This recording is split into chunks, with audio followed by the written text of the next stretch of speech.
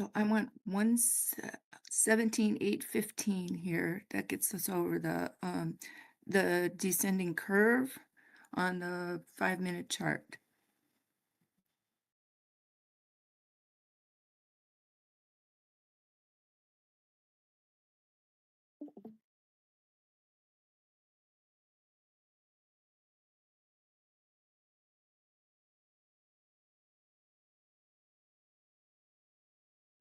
And then we need 117,908 after that. And that will bring us up over the ascending angle on the 5-minute as well.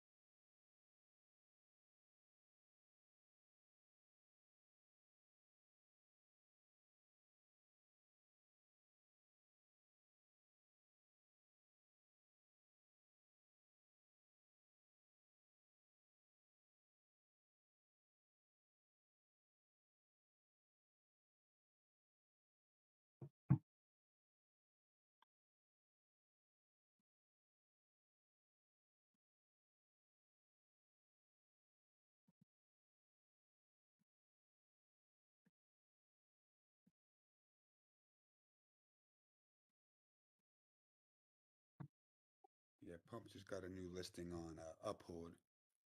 That's why we're seeing a little extra price action right now. Wait, what got listed? Pump? On Upbit? Pump Fund? Uphold. It's been on Upbit. I think it's been on Upbit.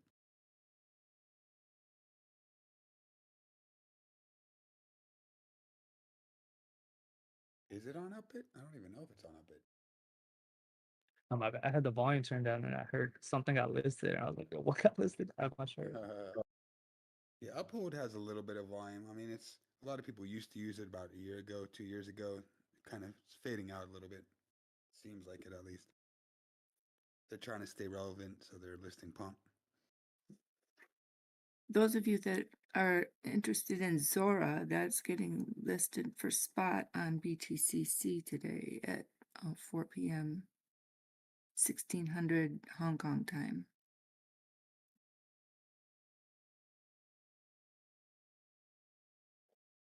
It's Zora. I don't even know what it is, but they had a crazy pump a couple of days ago. It's on Coinbase. Zora's a launch pad too. Yeah, and Zora is a basically becoming a tokenized network for content creation. And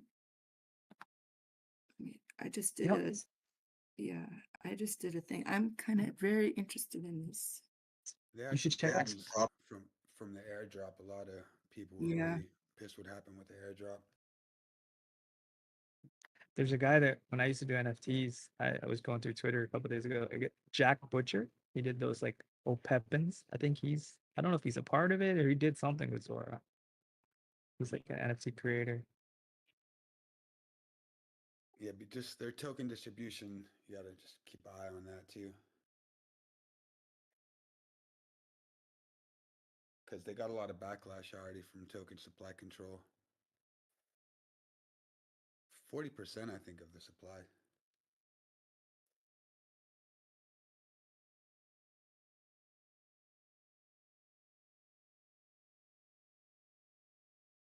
Oh yeah, Yeah, 38, 30, Mhm. Yeah, 38.9% of the supply divided between team and treasury. So it's pretty steep.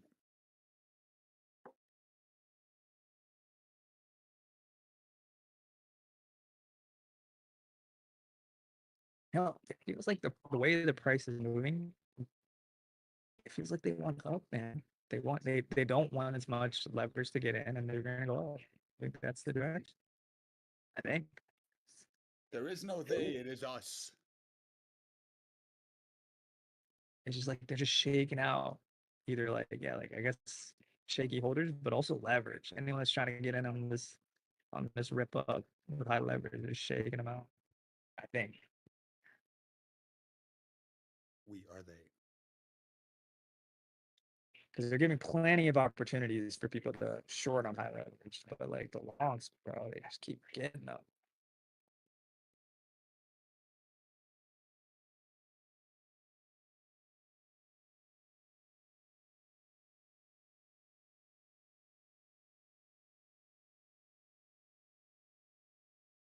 And you know what? This is the part of the market in crypto I don't like. It's not correlating to anything. Everything in the stock market's ripping. Nvidia is at all-time highs. It's just like crypto's just like, you know what? We're just gonna go down. Well, What? XRP did a very violent down and then up while I was sleeping. Damn. Yep. Well, good morning. Good morning. Well, right now, there's a lot of pre-market, or not pre-market, pre-faux FOMC jitters. Yeah, definitely. Hey, the GDP score was 3%. Yep. So good. Much better than expected. Yeah. It's like recession avoided.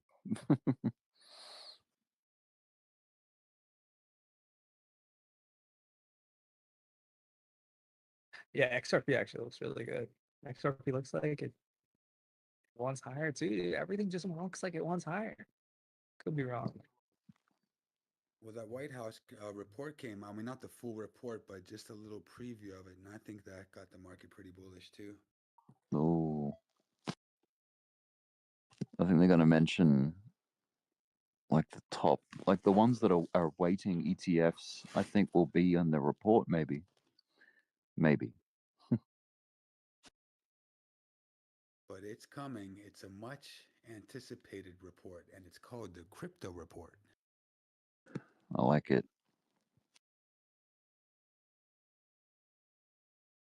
It's supposed to drop today, though. Yeah.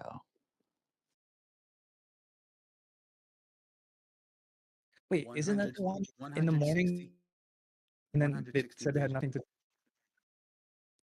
But what was that thing in the morning? I saw a notification saying that some report came out, but nothing mentioned about crypto reserve. Well, they didn't mention the Bitcoin reserve in the report. There's 160 pages, but they're talking about crypto policy. They're not touching any subject about creating strategic reserve of Bitcoin. It's more of a White House centric rather than Trump's goals. But it is a White House crypto report basically, so it's from the administration. But it's more like the federal government creation of they didn't talk about the stockpile at all in the report from what the preview shows.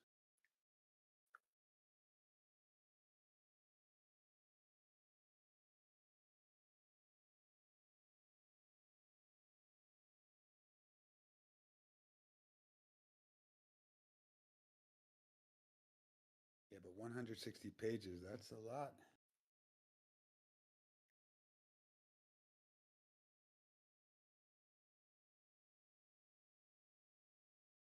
So they said they got input from Justice, Homeland, or Treasury, the Justice Department, Homeland Security, Commerce, and Homeland Security departments.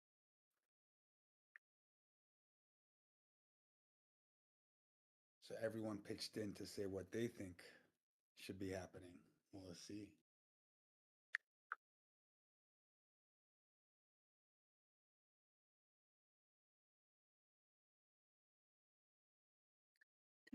Bitcoin miner Mara issues warning on Treasury boom, possible BTC price pressure.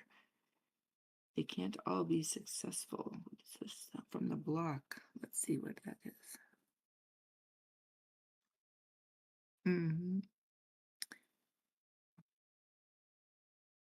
Any advantage in any market starts disappearing when you have lots of companies going after it. They can't all be successful, Teal said during an earnings call Tuesday.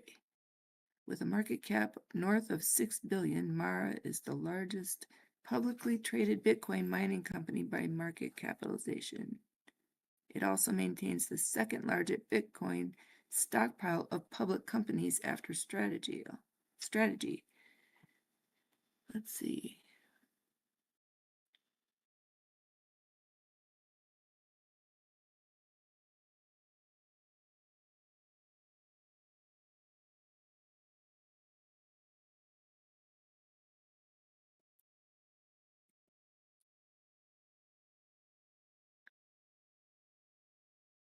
If Bitcoin price declines, treasury companies could suffer much more than ETF issuers.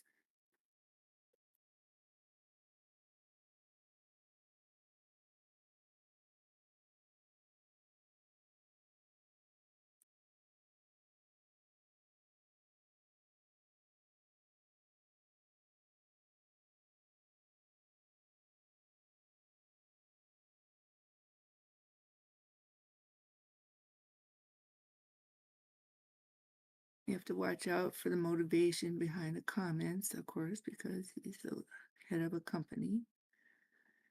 So I'll post this article.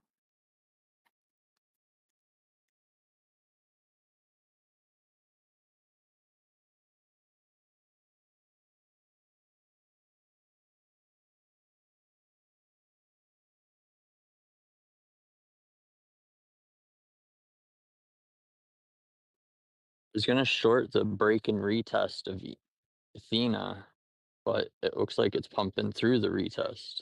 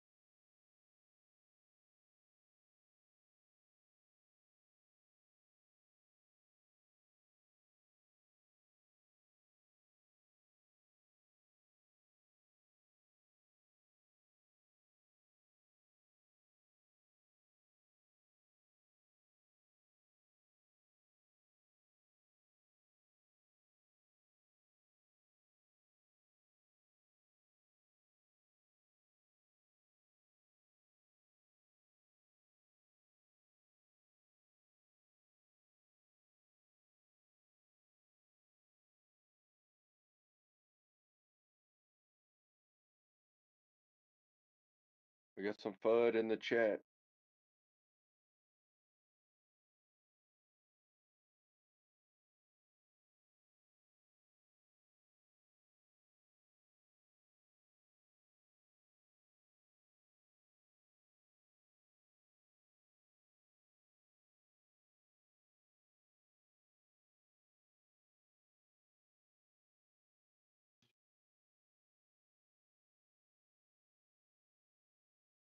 Give me that FUD, man.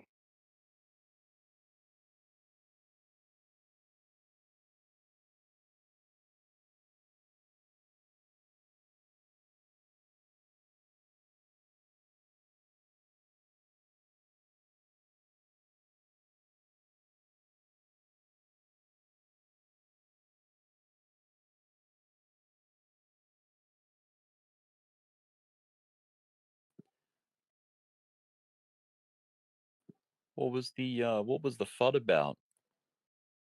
I call it discount fuel. It's all in the chat. Just go in there and read. As in YouTube chat or a chat within Discord? Yeah. Oh, YouTube. Okay.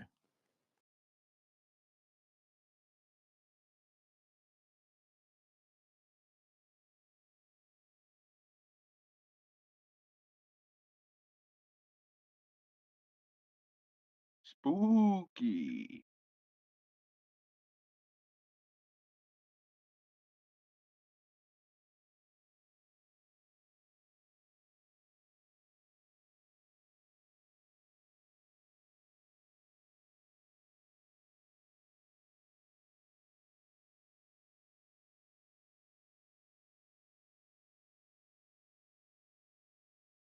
One hour to go.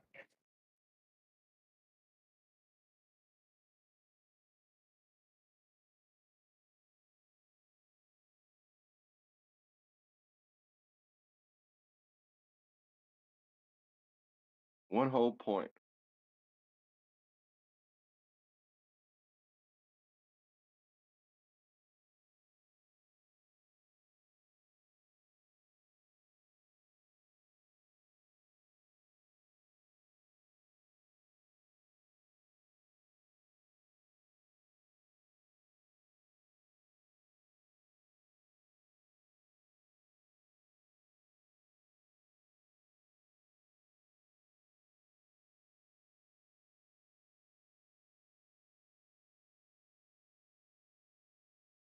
Oh, pump got a little pump.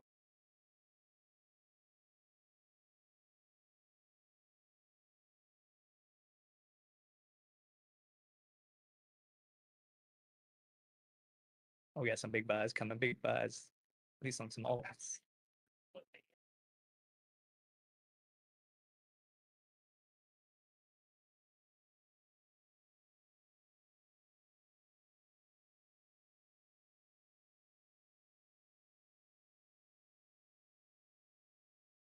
Yo, wait. So can you tell me, like, when is the report though? So they sent the. Just today. They sent me.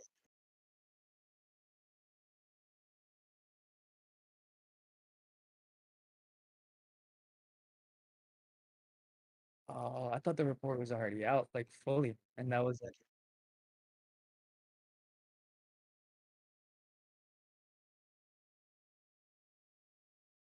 Is that the framework Atkins is working on?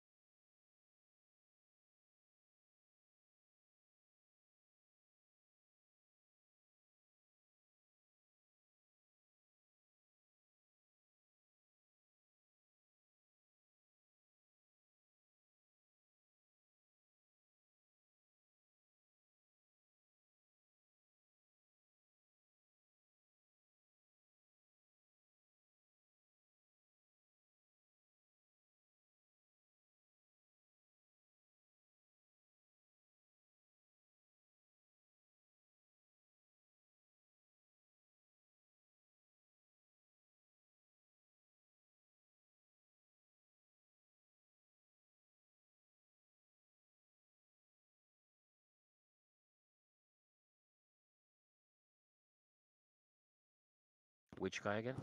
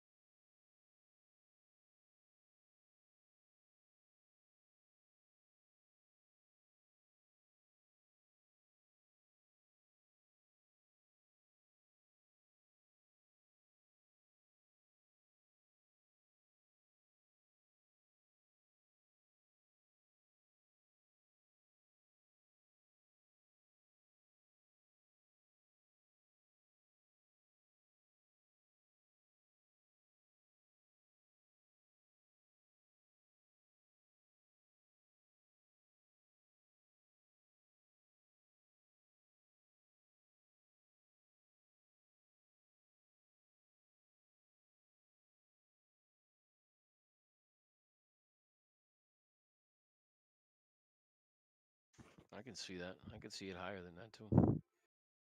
If they all jump on the bandwagon, I'm telling you, it's just there's not gonna be. Oh, 200K. Yeah.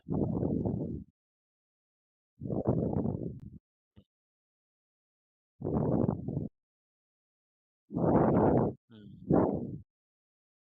Sorry about that. Yeah, I got this earpiece and it just fits funny. Try to gap it a little bit. Kinda. Is that better or what? Yeah. Yeah, man. I think that once it reaches critical mass, there's gonna be, it's gonna be hard to stop. And I don't know if it'll be by the end of this year, but I could see it going higher within this run. And you know how it is. It's all speculation at the end of the day. We don't really know. But once these companies start, yeah, once these companies start adding it to the balance sheet, it's just it's gonna catch.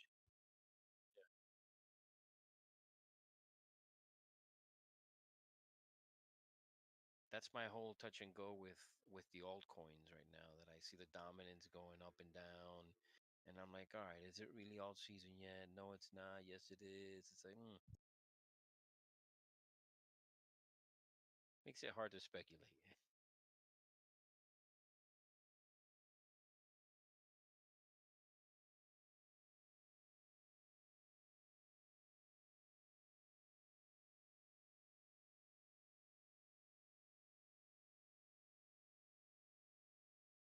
Yeah, that's yeah.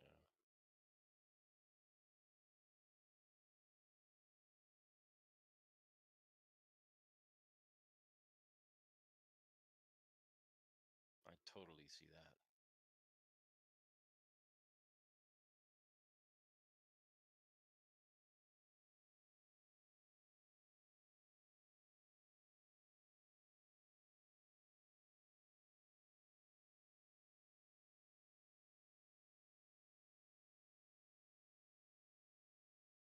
I know a guy who purposely was uh, terminated. He purposely got terminated so that he could have access to his. I can't hardly hear his volume.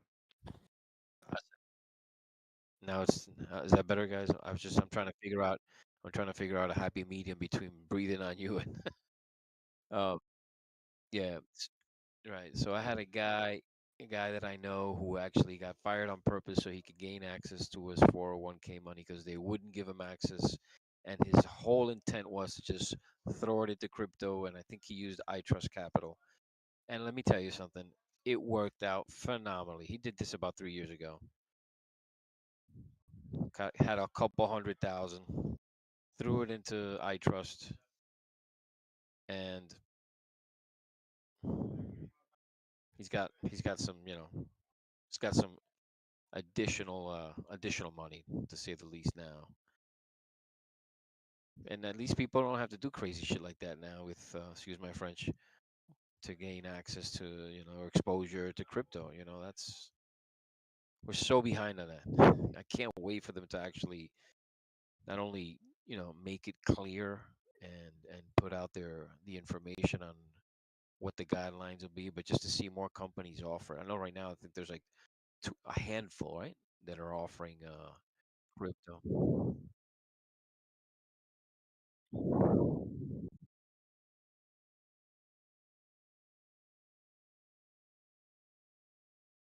Hey, go to the road, Jim. Have you checked your noise suppression? Because that might block out the breathing. Do you know how to get to the mics on it?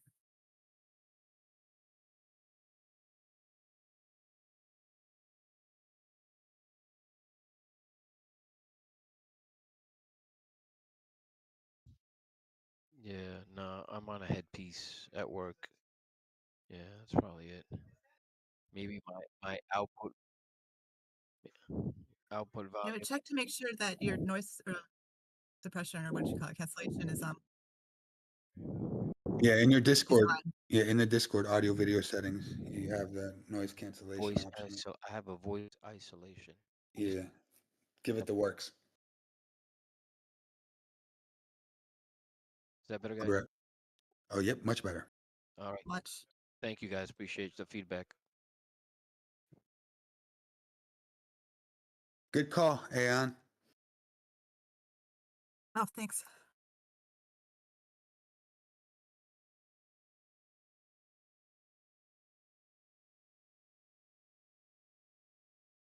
Bitcoin getting some nice buys here. Nothing major, but it's trying.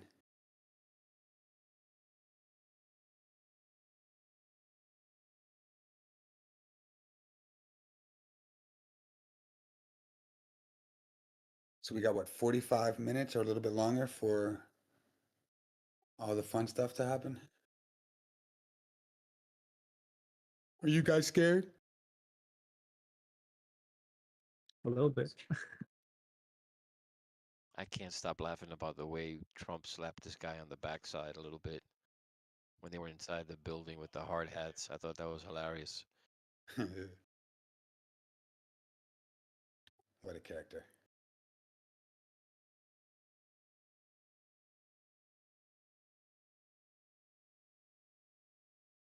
I mean, I just got to pat Trump on the back these next 3 years so he could pat my bags on the back and keep on pumping his bags while he's pumping my bag. Let's go, Trump. You got this. Let's go. Thinking Powell might have some bags too, or at least his wife, his mistress, someone. His dominatrix, someone. Yeah, exactly. His drug dealer.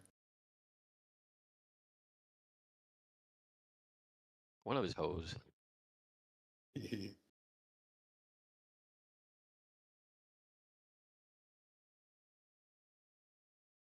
mean, imagine if he steps up in the club, he's good to go, man. He's getting champagne bottle service. Powell's in the house. DJ might stop that music for a sec. Come to think of it, that there's one individual who could go from being hated to being loved real quick. Oh yeah, at the drop of a dime.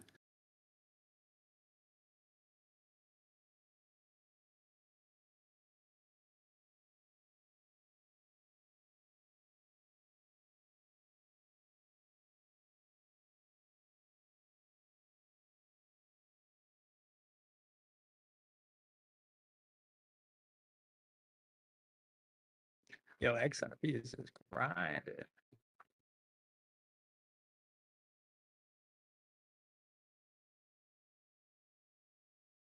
watching it. Like, go boy.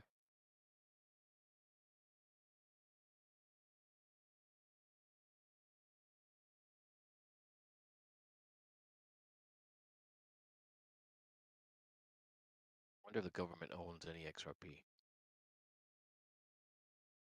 I got all types of crypto. We're gonna find out soon. They definitely got some confiscated XRP.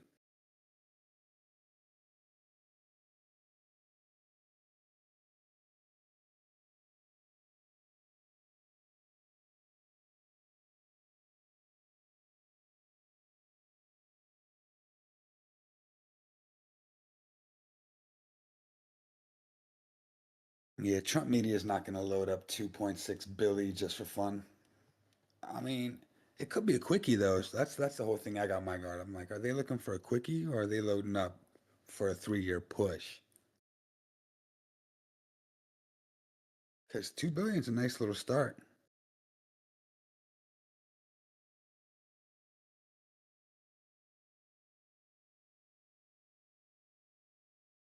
If I'd have to guess, I'd say they're gonna dump it right at the top, or as close to the top as possible. I mean, mofos are there to make money, bro. They're not. See, but I don't think they know the top yet either. That's the whole thing. And they're going to try to instigate the top. That's the thing. You're right. Now you have a guy who has the power to raise the top, Right? Exactly. vested in the top. And basically, like, he's been playing the market like a puppet in a good way too, not against the market, which is strange. Like, he spoon-fed trades for us, like, when he stepped in. Everything. Good time to buy, good time to sell. Like, it was spoon-fed. You're gonna love that. He This like laid it claim, out. Yeah, love he him or laid it hate out. him. I forget the words he said. He's like, there might be a little bit of turbulence coming or something like that. Okay, it's like obvious that's a sell signal. And I think he literally said it's a good time to buy or something like that before when it was. Oh yeah, I remember that one for sure.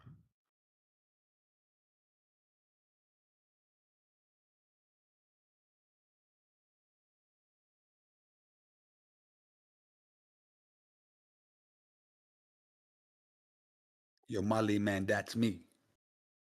What you got cooking there? You got a big short open, don't you? Marley, man, that's me. Got a 500x on $10 right now. He's putting all he got into it. He's out there flooding. He's working for his bags. That's what you got to do.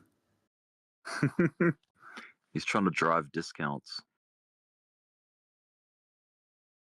I don't blame him, man. It's like, I think every drop in the ocean is part of that collective movement of the ocean. So you might as well make your drop count, right? That's how I look at things.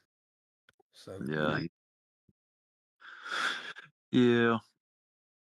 He going should on do down it there, in the mate? new year. Doing it now is like, you know, it's like it's not worth it. It's not worth the effort because the market's still strong and it's a bull market. Your yeah, efforts are futile. but if you got your last $5 on a 500x, you got to go out there. You got to give it all you got. That's his last $5 right now. That's so good. Yeah. It's He's like trying do to or push die. down the 5-minute chart. He has to. Do or die for him. He has no other choice. Yeah. He's trying to cause a dip on the 5-minute. I can feel it.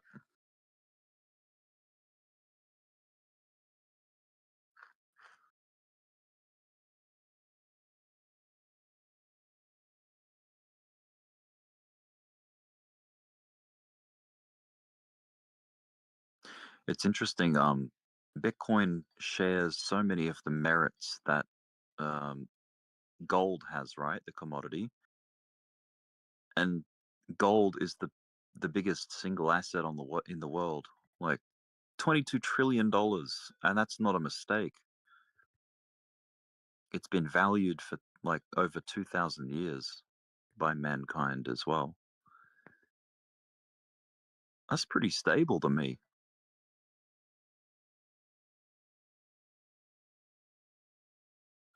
Yeah, I'm wondering right now. So, what's the largest commodity in the world? Crude oil, right? Now we got to think if Bitcoin's going to become a commodity, the SEC is not going to be regulating it, and it's going to be the FTSE, whatever it's called, the whatever. Um, I think crude oil has to be put in in consideration because that's the biggest commodity in the world, right?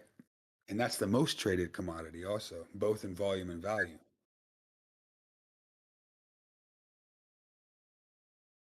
Yeah. Number 2 is aluminum. Yo, do you guys trade normal stocks Not me. like on Robinhood or whatever? I don't, but I'm invested in Um, through my like the Australian equivalent of a 401k. That's how I've got stock exposure. But um, yeah, Bitcoin is behaving a lot like gold, yes. But if you just like we would look at the ETH to BCT chart, if you look at the gold to silver ratio, silver has a shit ton more to catch up on. And so like I already put a majority of my stuff in gold because I think the devaluation of the dollar is criminal. But um silver is Silver, really where it's at. And it's silver, and just like Ethereum, it has a higher percentage gap up to catch up than gold, which has already done its run.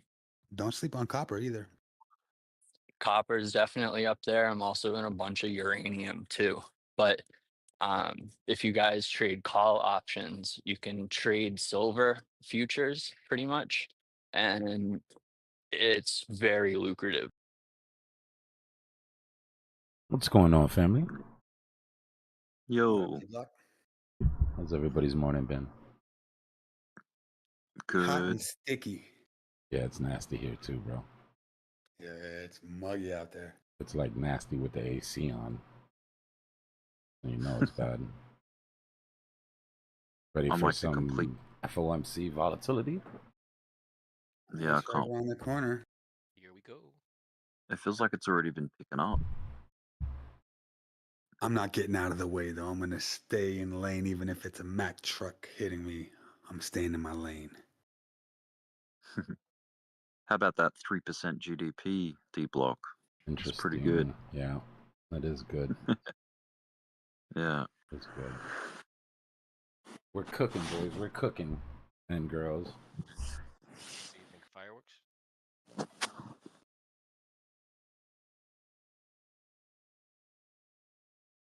Yeah, we're looking for our pivot today, Car.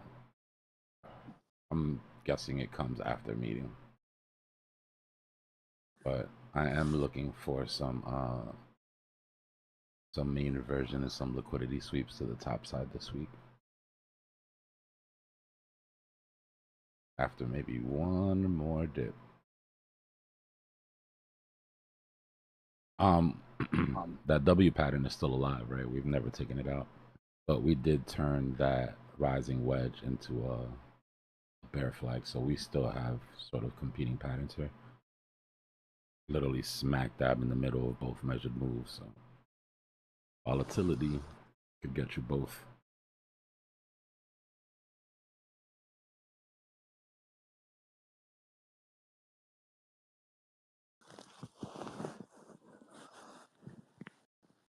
But yeah, to the dude that was talking about silver, I don't know if you were here a couple months ago, but yeah, I think silver is fractaling exactly like gold is. Copper and platinum's behind, so it's gold, copper, silver, platinum.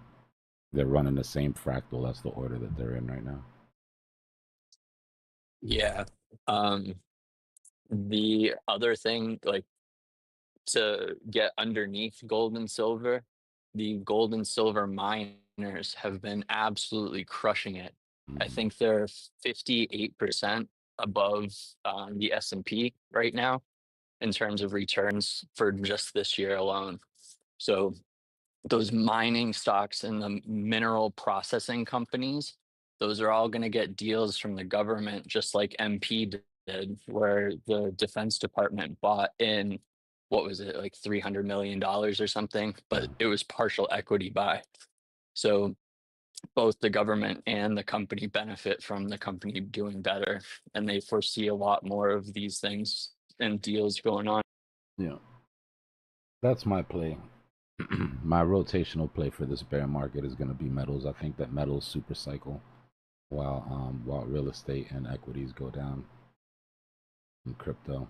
We're not going to become the manufacturing powerhouse of the world, right? As intended or as stated without metals. That's for sure. Yeah, you're for sure not going to make the same kind of money you could make in crypto, and that's why I haven't rotated fully over, but No. I have rotated a solid portion. It's a over. defensive play for when everything else is in retracement. Right, that 5 or 10% looks like shit now, but that 5 or 10% when everything else is down 25, 30% starts to look really good, you know?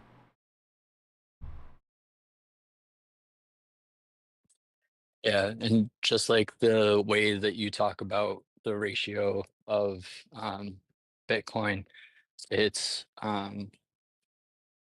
fuck. Language there. It's the ratio of like the US dollar to to gold. And so the whole entire market can go down and everyone can get really poor, but gold's price stays the same. So you're able to buy more of equity shares if you're transitioning in the gold pair rather than the US dollar pair.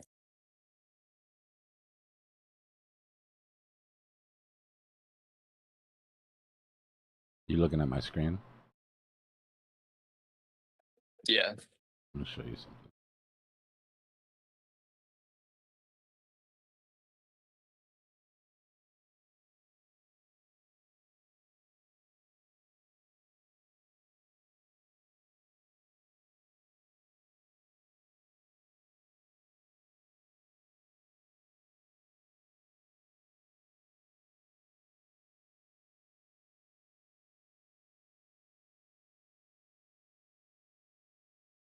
What happened to my chart? But let me fix this real quick.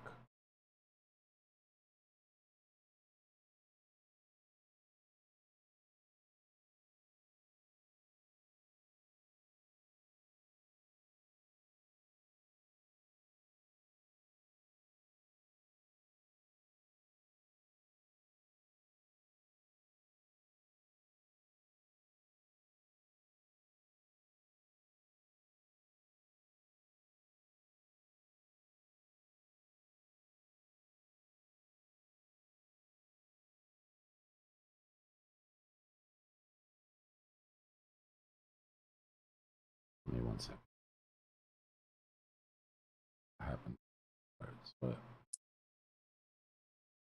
Yeah, uranium has that same pattern too. We're like definitely in the middle of a huge breakout.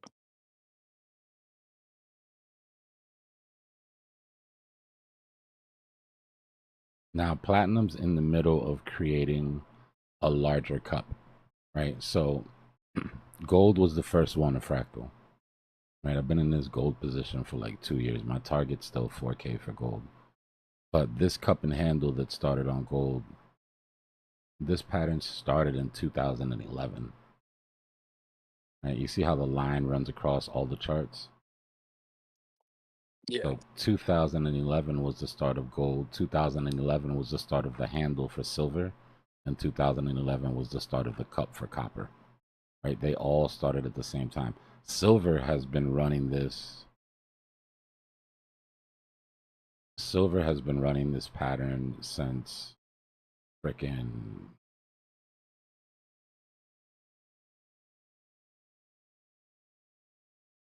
1979. From 1979 to 2010, it took it to build its cup.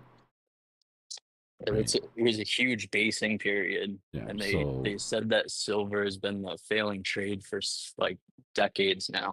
so the play for silver for me, how I'm playing this is I'm playing silver up to the handle. I mean, I'm playing silver up to the cup line. I'm playing the breakout on copper, the breakout on platinum, and I'm almost done with my trade on gold by the time it gets there. But my thesis is that they are all fractaling this pattern. They're all going to do what gold did to a different degree, right? But they're just taking turns. Literally one right after the other, after the other. Silver, Have by you the looked at time the we gold get, yeah, by the time we get to, hold on. By the time we get to the end of our bull market and the drop for real estate, silver should be breaking out. That's my so plan not the full anyways. breakout yet. No, we're just getting up to the cup. We're just getting up to the the rim of the cup now. And there will be, in my opinion, some sort of give there.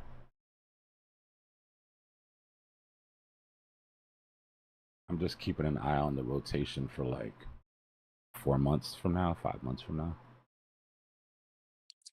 Have you seen the gold silver ratio? Yeah. That's what really did it for me. You just got to remember how slow these things move. But yeah, I mean, gold has already had an amazing run.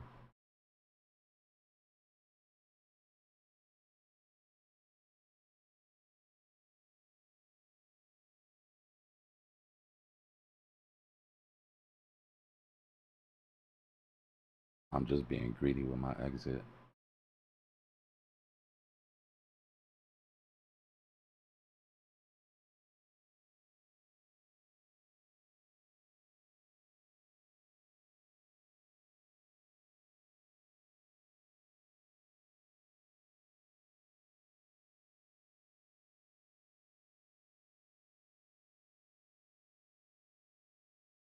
A little bit of time until we get word from the Fed. Not expecting huge surprises, obviously.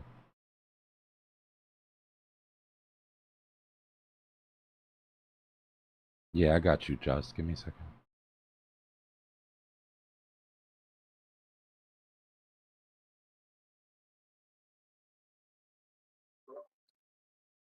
But do you think like we can get so much volatility that we like take out the liquidity up top and then come down, or?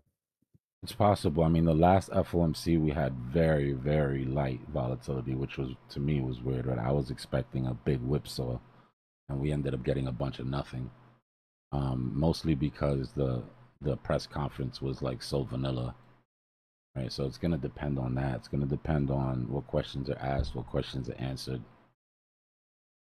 But yeah, normal FOMC volatility would see you take all this volatility. They would see you take all this liquidity out. Move, top move, bottom move. Definitely wouldn't be surprising. My target 2 is still where I'd be looking for that drop if we were to get it though. 14. Measured move from the bear flag is 115. But both patterns here are still active.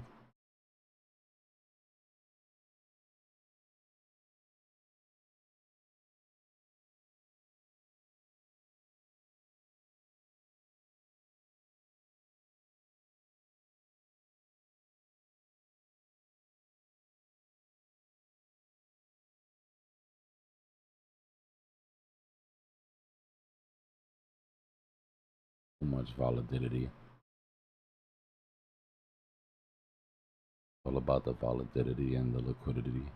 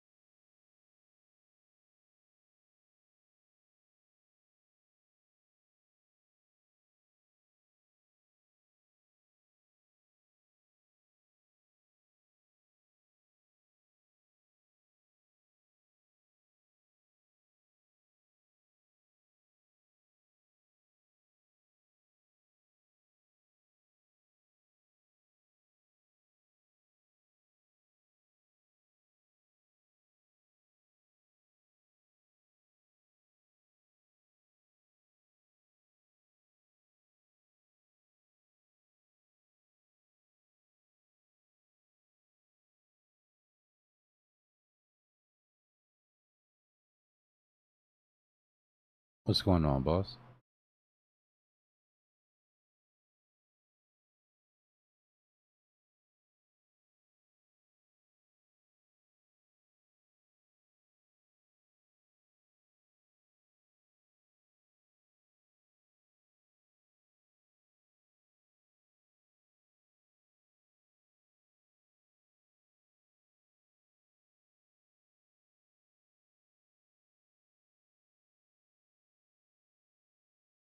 Are we gonna have to go down on the 1 minute or something just to feel alive here? I think so. That FOMC accumulation. Look at it. Nobody wants to move.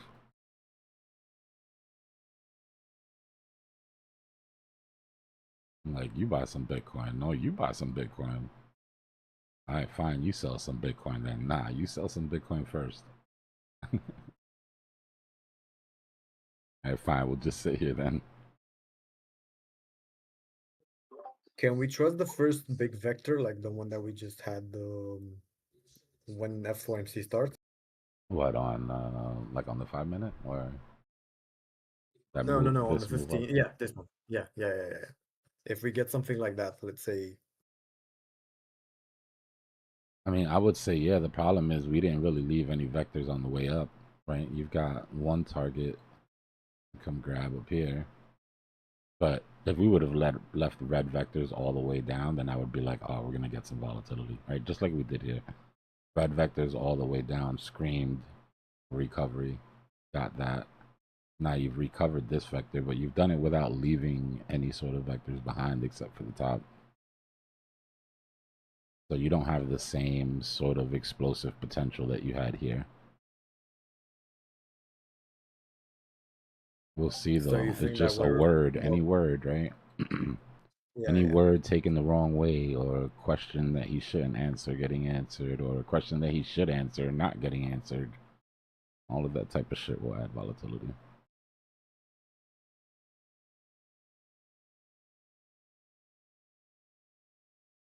I would think that guys like Powell have an innate ability to perfect their delivery when they're asked the wrong question that they know can lead to volatility, but who knows, right? Your mic is super low, JC.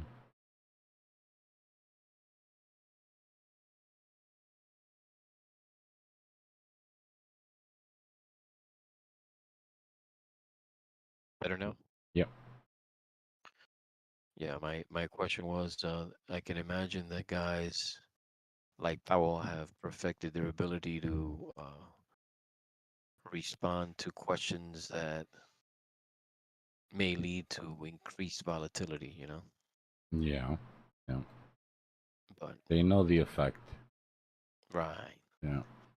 I'm sure as soon as they hear the question asked, they know where it's going, like they know what's gonna happen after they're done responding it or to it. Brett had a decent move here. It was looking like it was really gonna run for this head and shoulders, but it's slowly crawling back over. It'll be interesting to see if we can invalidate this. Be super bullish. Our invalidation be at 6257.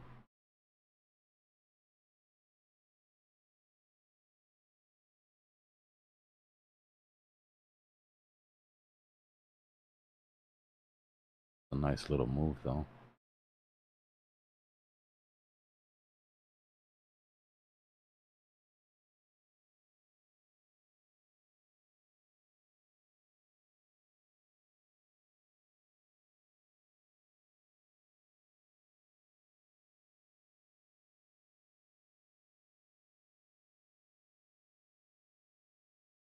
Came after those vectors.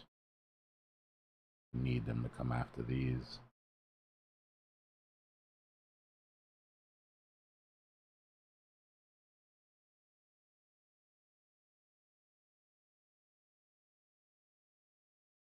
This right here reminds me of Jasmine. So Jasmine did this same thing, right? Jasmine came off the bottoms, went into a head and shoulder, faked it out, and then went absolutely parabolic. Watch, let me show you. Yeah.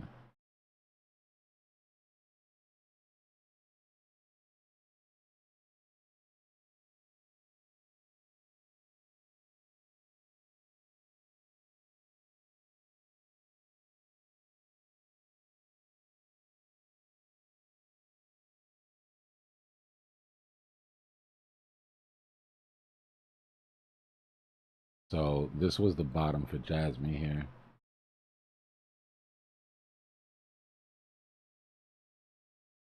Right, we had come off the bottom, pulled up, and then put in this nasty head and shoulders.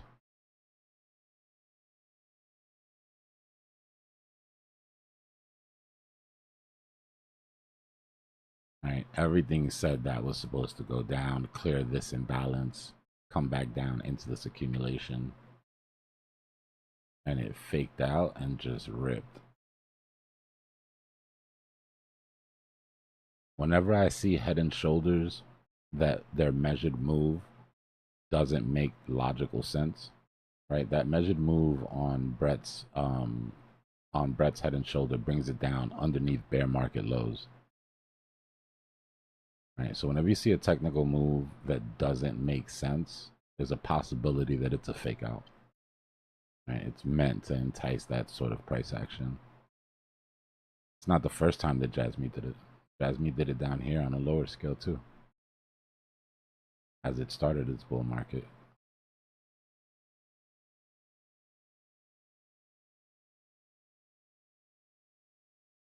Same thing, head and shoulders, measured move would have took it down underneath bear market lows, and it just ripped it. Tricky, tricky, tricky, tricky.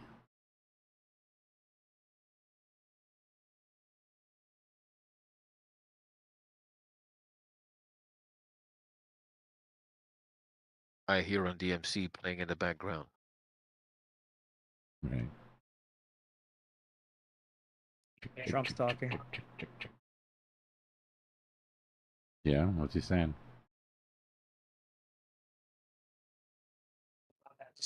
Powell's not gonna cut today. No shit, Trump. Thanks for the alpha, bro. Yeah, Trump's talking. Some of the alts are kind of moving now.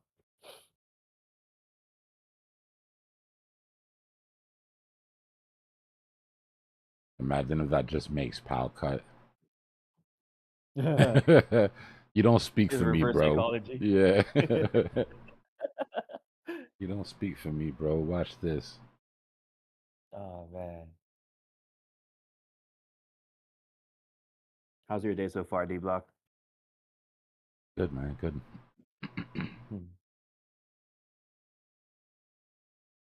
Yeah, alts are flagging. Let's see if it's real.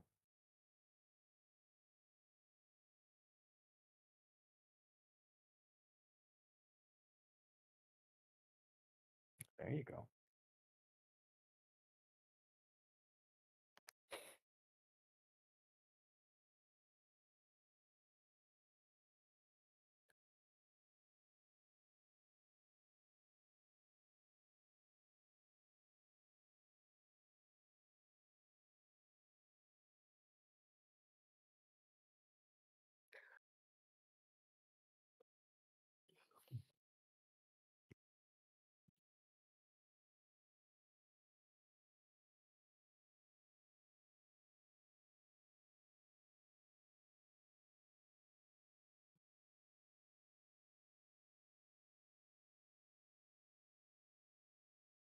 Zion, what's going on, bro?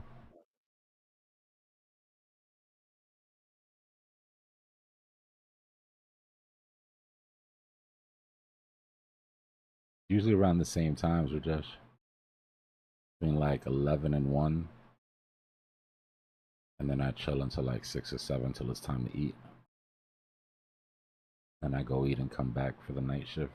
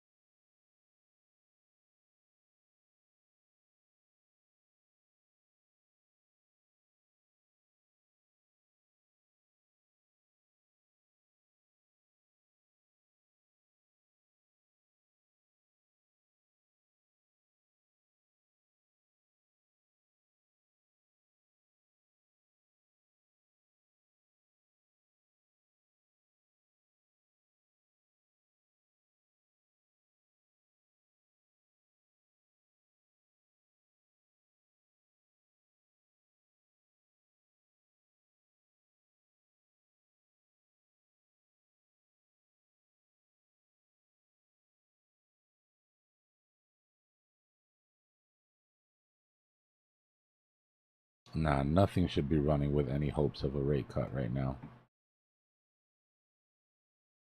And that's a good thing. Right? That's a good thing that we're not going into this with the expectations of a cut. Because then we don't have to have the negative reaction to not having the cut. Yes.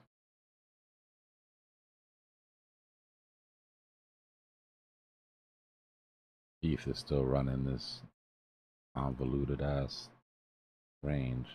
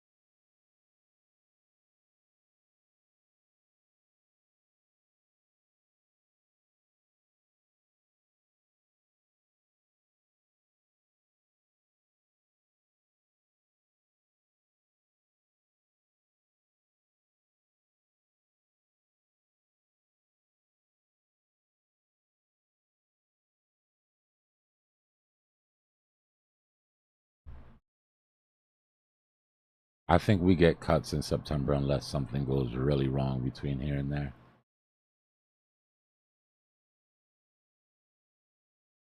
Yeah, it's gone up since yesterday. 57% chance. The 8% chance. Still 40% chance that we don't get a cut though, but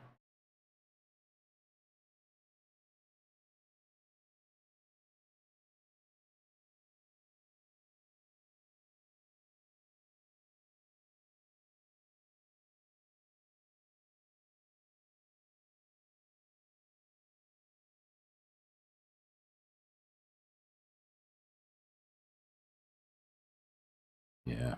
I think this is the last one. I think this is our last pause, guys. Well, not our last pause. I think we get September. I think they give us another pause in October. Just to double check the effects of the September cut. And then if all is good, we get another one in December.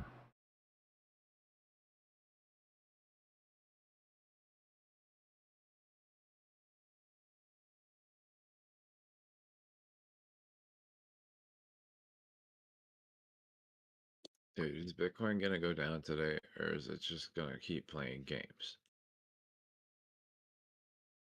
One fast wick. Get ready.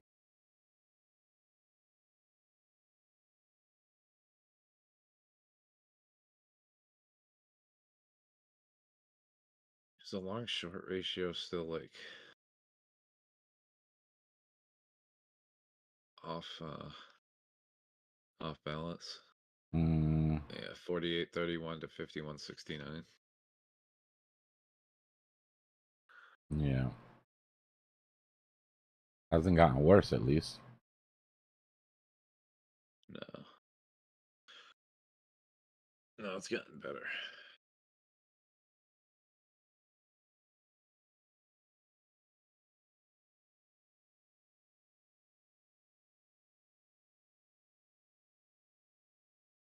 There's a lot more sell walls below 120 now on the whale orders chart.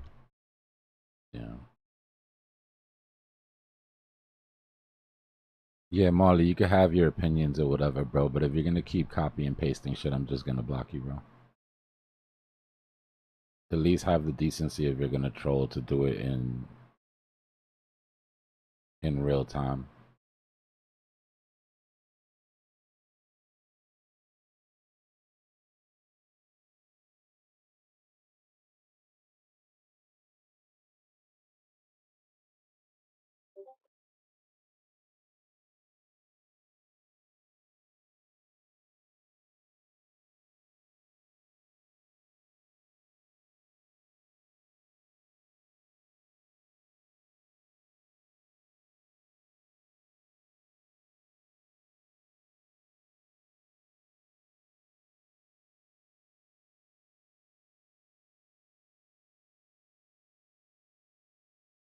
Just in case anybody thinks that I'm being hard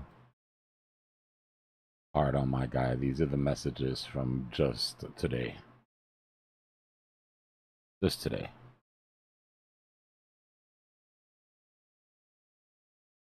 At least 7 of them just straight copy and pasted, bro. Give it a break. What was he even talking about? Dark pools. Somebody's got him freaked out, bro. Somebody's got him absolutely losing his shit. I don't know who it is, but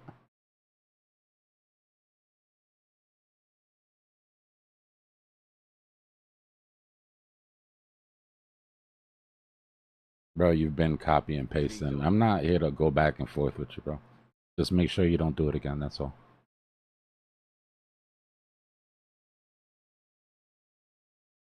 Warning shots fired.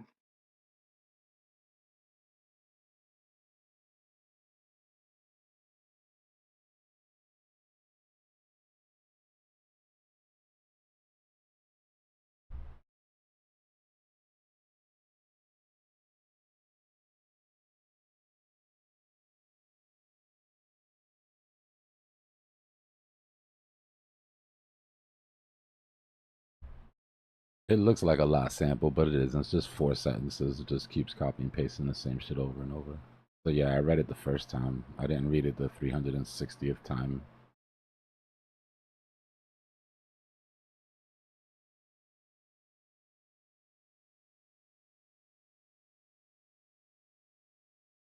That's what you're doing, Molly? You trying to save us?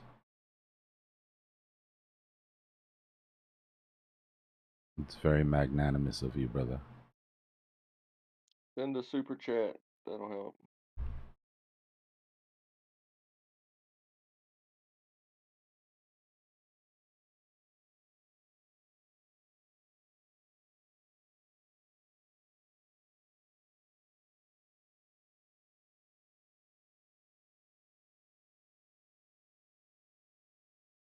Yeah, Dbloc, the big thing that I've been reading on Twitter is like how many people may dissent from, the overall consensus. We'll know by the dot plot. When the dot plot comes out today, we'll see exactly where the governors sat, right? How many of them were for this, for that? How many of them think, the numbers are going to be? We'll have a little more definition.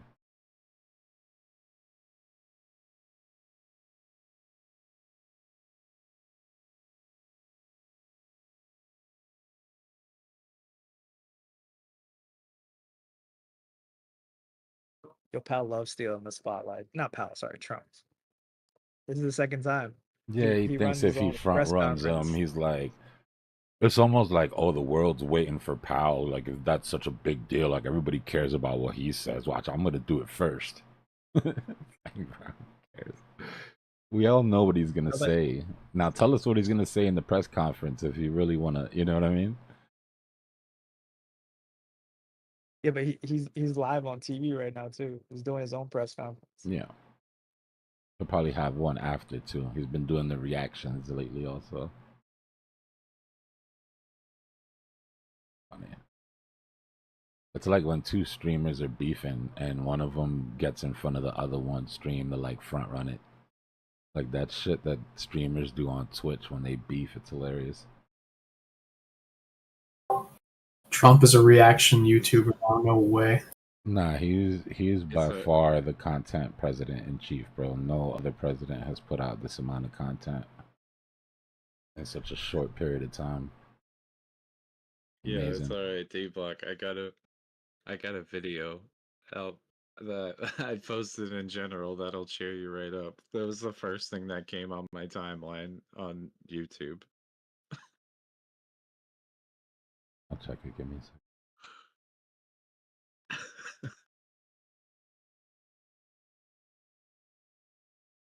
In the bubble chat? In the general chat.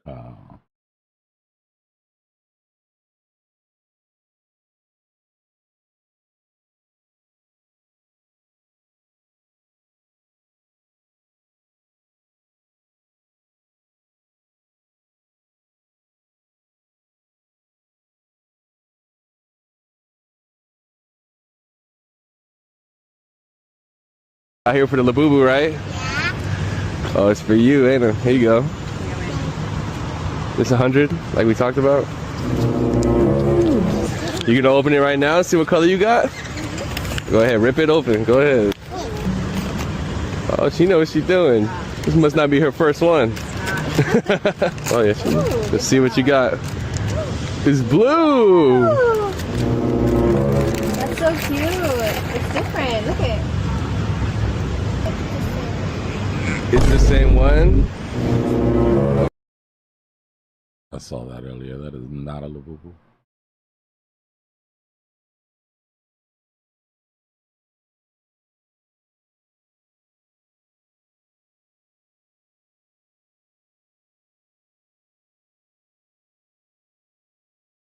That's too funny.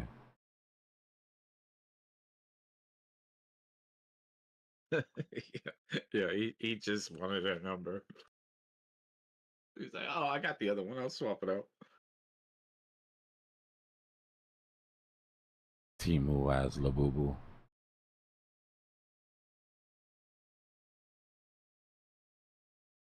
Dude, I haven't even like done a Google search of Labubu. I haven't looked at anything. You're better off. regarding You're not Labubus missing up on- nothing. That was the first thing that came up on YouTube when I opened my YouTube.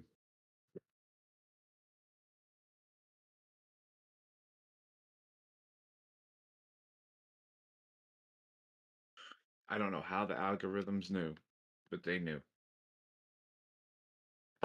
There we go. That should be it. Pending data.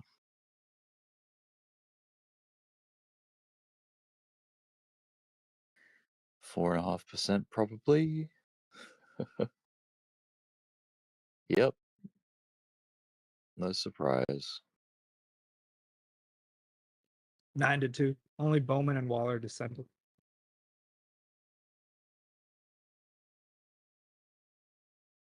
The strong majority.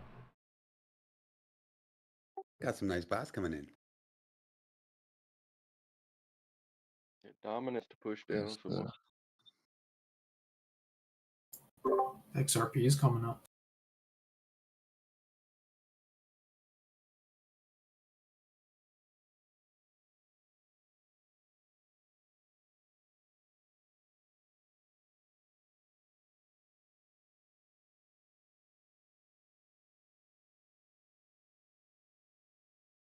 Does anybody know if we are getting that announcement from the White House on digital asset stockpile?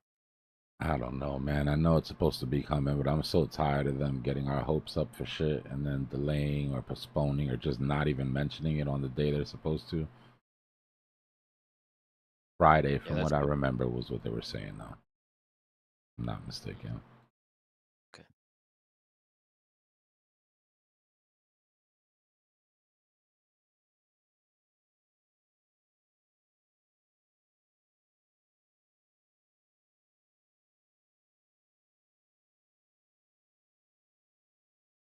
Two things I want to hear from that are the final specifics on how much money is going to be put into the stablecoin project, and if they've come out with delta neutral ways to buy Bitcoin for the strategic reserve. Those are the two things I'm looking forward to finding Big in there. sales. Here we go. What a fake out. I'm not scared of you, Carlos. Yo, have you guys watched Rebel Ridge on Netflix? When I watched it, it reminded me of Dbloc, bro. Dbloc, you gotta watch that movie. Nah, I haven't even heard of it. Yo, just check it out on it's nominated for an Emmy. It's a Netflix movie. Just take a look at the trailer and let me know after. Just the trailer, even if you Yeah. just watch the trailer. It's so good. So good. Who got time for movies? We got to be locked in 24/7 here. We got no time for movies, soldier. Bro, I'll be Nah, I like honest with putting you. white noise The last two movies that I put on, I was asleep before the credits were done, bro. Something about just taking my mind off. You know, like when you clear your brain, like, you know, I'm gonna watch this movie, I'm gonna clear my mind of everything and just pay attention to this shit. Right to sleep. Nah, I like playing something on the side, just to have some, white noise while I trade. So I know this might be a shocker to most people, but there was no change to the federal funds rate. Staying on course?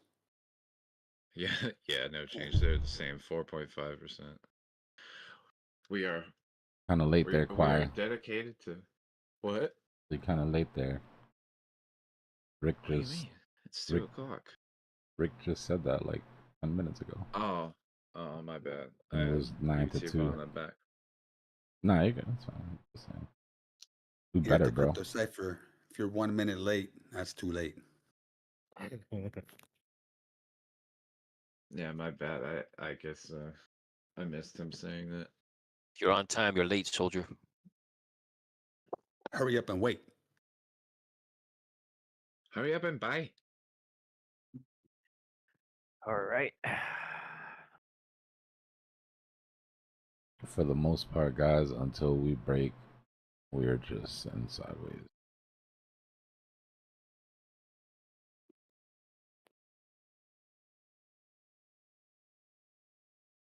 And the break isn't good enough. It's not good enough to get this break, right? We've got to invalidate the W pattern.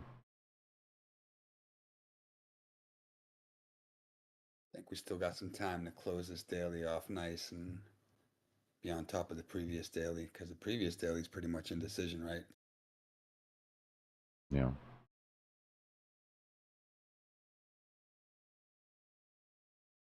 Yeah, we'll pop Powell on YouTube when he starts talking. Discord, you guys want to just watch Powell through YouTube, or you want me to mute Discord so that y'all can just talk? You watch it on your own, and you don't gotta be quiet for a damn hour and a half while Powell is yapping. Yeah, in my I'll opinion, let just y'all decide. keep the Discord rolling so we could still yap while he's yapping, I guess. Yeah. Yeah, probably mute the server, 'cause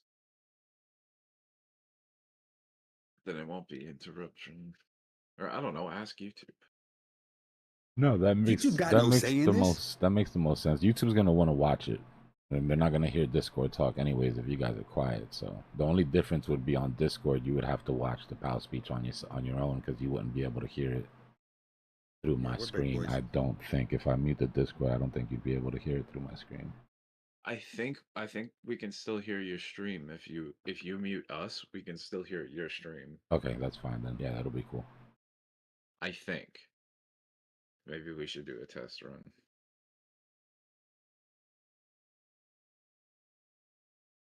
But I mean, I can always watch it on my own anyway, too. Yeah, I think everybody who wants to watch it could watch it on their own and just keep the Discord as is. Just mute us so we can start cutting up.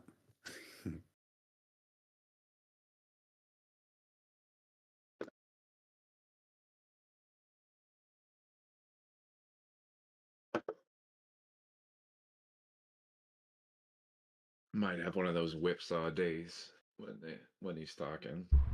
It might be Man, some whipsaw price action. I'm not stepping out of the way. I'm still ultra bullish. Nothing's shaking me out of this position.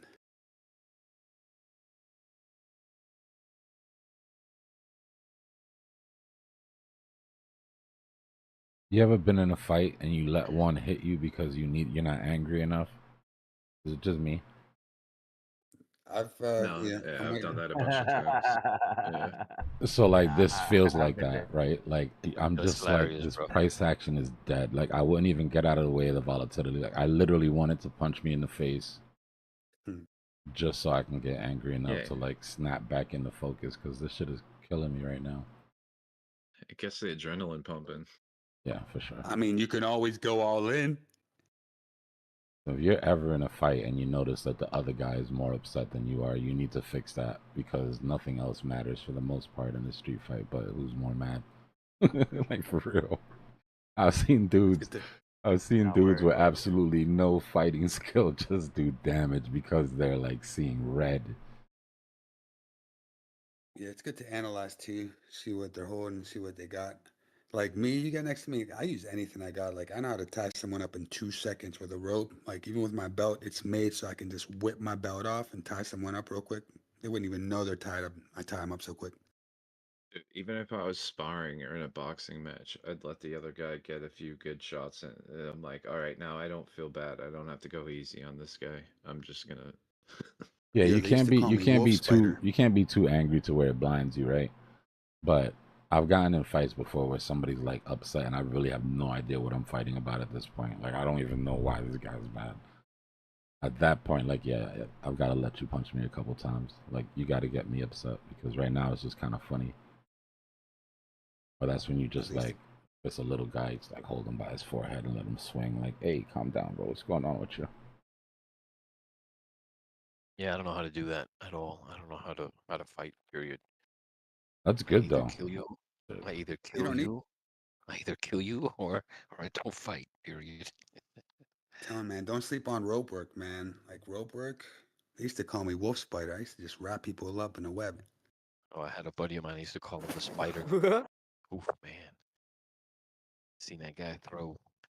He'd hit you with his fist, with his elbow, with his shoulder, with his head, with his knee, and it was just like a continuous deploying of,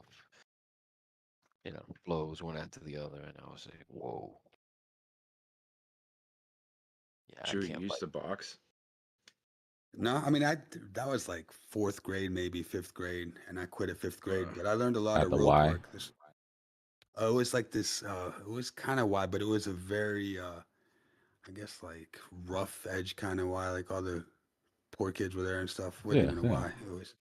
Yeah, it's the little community center. In New York, It was a community center. Yeah, it was a community center. you either ended up boxing or you were at the park playing ball, but there was really nothing else to do. I used to set up one when there was nobody else in the gym. I would set up a rope from one side of the ring to the other, and just be shadow boxing, ducking underneath it, walk from one side of the ring to the other side of the ring, and like be ducking and doing combos like whenever I came up. I thought that's what you meant by rope work. No, like lasso and like cowboy tying a hog tying a person in 2 seconds. Damn. Kind There's of nothing parties more you insulting than getting throwing, Drew? roped up, Drew. man. Drew, No, you're it's into this the dude, big man. girls, right? No, I had a friend, man. This guy, he was just Come on, like Drew. nuts. We He know was you're mixed into the big martial arts girls. guy. No, this dude was mixed martial arts, but he was like just straight like survivalism, end of the world, doomsday type of cat. He's the flat earther I was telling you about. Oh, But okay. this dude, he taught me this rope work, man, straight up. He taught me some cool survival skills too. And that was like back in the day. And then like he would always practice it. So I started getting involved in it. And like I love tying knots and things like that. But like rope work is like, even if you have a long belt, like that could be a really good weapon, self-defense weapon. And it's not even offensive. Like you can really tie someone up while they're punching you if you know how to Shit, do it. my mom made effective use of that weapon for many years, bro. I do not doubt the sir. power of the belt. Oh, Yes, sir. Oh, she'd use the buckle side too. She won't use Ninja. the other end. Nah, let me For tell me, it you was one my time. dad. I can tell you specifically this one time, bro. My mom found like 3 cartons of cigarettes in my closet, and I was selling cigarettes at school, right? So she freaked out. She whooped my ass, but she had one of those. She grabbed, you remember those military belts that are like cloth and then they have the metal buckle? You with the metal holes? Yeah, yeah. So she's hitting me with the cloth side. And my dumb ass, bro, I turn around mid swing and look at her and smile. Like it's not hurting. And she said, oh, she hit herself. I knew I messed up when she hit herself. Right? She stopped hitting me. She hit herself twice and said, oh, it doesn't hurt. Threw the belt up in the air and in one swift move, caught it by the cloth side and brought the metal side down. And I was squealing like a pig, bro. What kind of anime ass Listen, beating is that? I learned a very good lesson after that. Whether it hurts or not, you scream bloody murder. Okay? Yeah, After that, bro, I would scream before she even hit me. Like, she would get close to me and I'd start screaming. You know what, Dbloc? Yeah, man, those were the days, man. I deserved it, though. I mean, I would whip my kid's ass, too, if I come home and he's running a damn tobacco ring. 5th grade or something. 4th grade. Oh, you're going to say crypto Discord. Dbloc saying I didn't hear no bell, right? Still going, still fighting. But for real, man, like hog tying, square knot, tomfool knot, like Honda knot, if you know those things, like the Honda knot's really good, man. But you know, once you know how to do these kind of knots and they're so quick, you don't have to have a rope. You can do with a specially designed belt that I always carry on me. So come test. You're in the They're fight, listening in the and you background. get tied up. Drew's doing some kinky stuff, man. I can't lie. That's pretty. Dude, if you're in a fight and you get tied up, there's no faster way to deflate an ego. You're just all tied up and everybody's watching. Drew walks around with those ropes with like the 3 balls attached on the side. He just like throws and trips people up by their feet. You seen those things? Those man. Yeah.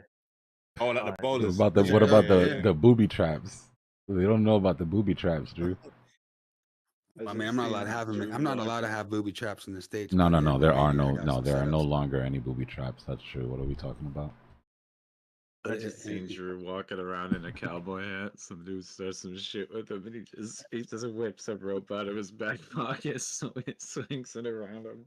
Dude, hog tying a pig is the same as hog tying a person, basically. If you can hog tie a pig, you can hog tie a person. Listen, you know what? That you unlocked a memory. By the way, Dbloc, right? I remember I was misbehaving like sort of school days, and then like, I think I got home. Mom was like, "Yeah, go get the belt." So I'm sitting there like 5 minutes pass. She's like, "Have you got the belt yet?" I'm like, "No." I'm sort of like padding around, pretending I can't find it. She's like, "Just get anything, get anything." I'm like, "All right." So I get this like fuzzy slipper and I go down and I'm just handing it to her, smile on my face, thinking, I got her, right?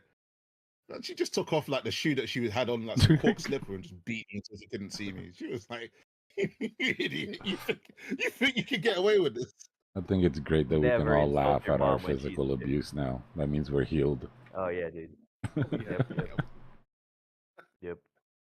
Yeah, for me, it was my dad that used the belt, but like my grandfather, like by the time I was like, I don't know, 6, you know, if I was misbehaving, I was at my grandfather's house, I was misbehaving, he comes out and he takes his belt off. As soon as he takes his belt off, I stop doing whatever the hell I was doing. Yo, my dad used to pick me up by my ears, but then I figured out all I got to do is hold on to his hand and pretend like it hurts, and you know, That's get the pass. bro. I'm telling you, that's the cheat code. You gotta scream bloody murder, I had bro, whether it hurts or not. And I'd let him pick me up, but I'd be handing on to his wrist, so there's no pressure on my ear, and he's thinking he's like yanking me up by my ear, but meanwhile I'm holding on to his wrist, so I'm like, ow. I knew you guys had something in common: the battered children of crypto. Something drew us here, right? That shit Something builds drove us character. Bro, I'll be Yeah. the first one to tell you that I deserved every single ass whooping I got. Yeah. And You realize it when even you the get ones, older. even the ass whoopings I got for reasons I didn't deserve, there was shit that I should have got my ass whooped that I didn't, that just karma came back around and caught me for all the shit I got away with, basically. And I think Drew was practicing with fat chicks how to hog tie people. That's why he made that reference of it's easy enough to learn with pigs and people, and it's the same thing. So I think maybe that was your incentive there. All right, can we get past the hog tying people portion of the live stream? Oh my god. All right, bro. Okay. Thank you. Freaky FOMC. I was thinking that R. Kelly interview, you know. I'm not gonna forget. Oh my god. Yeah, copper's on a good dip. Silver's on a good dip.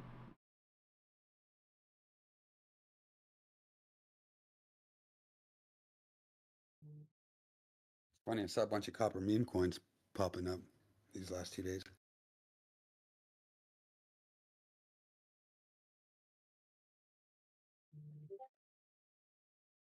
There's going to be all type of narratives, rare earth metal narratives, commodity narratives.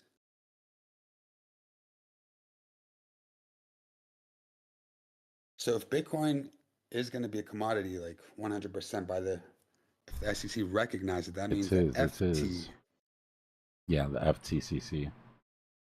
they would have to regulate, right?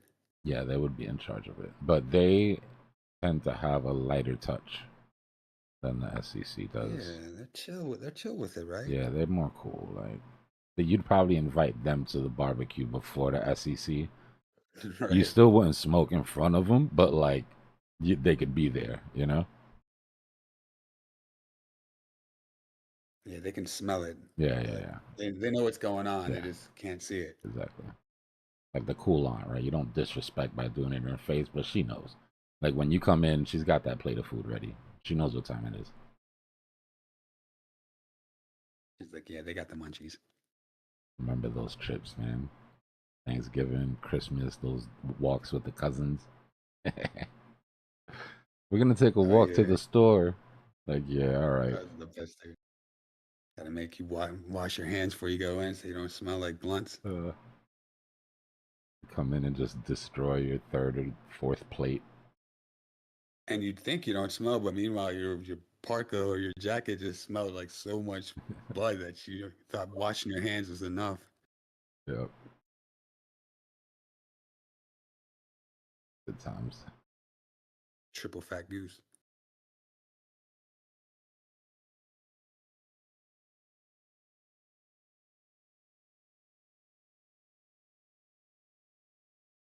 I like this little pattern Bitcoin did on a smaller time frame. It's just like, all right, little swipe up, swipe down, and keep it moving. It looks hideous. I'm not gonna lie to you, but each to their own, right? It's all That shit is on the 15-minute looks like one of those double-edged lightsabers and shit. Exactly. It's like some Darth Maul shit. Yeah. It's horrible. Yeah, I'm on the Whoever's local. supporting that is like, you know, I'm just victims on seeing, both sides. but look at the 1 minute. If you look at the 1 minute, the recovery of that dip is really nice. That's what I'm talking about. Just like it hit hard, and it was like, what? Bitcoin's like it can't be faded. It gives no care. Let's take a look. Yeah, they dropped that red vector, stopping volume candle, recovered the red vector. Very clean on a 1 minute. Mm-hmm. Stopping volume candle right into support.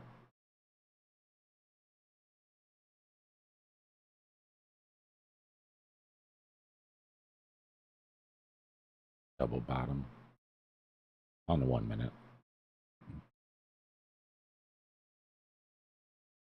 You're funny, Ramon.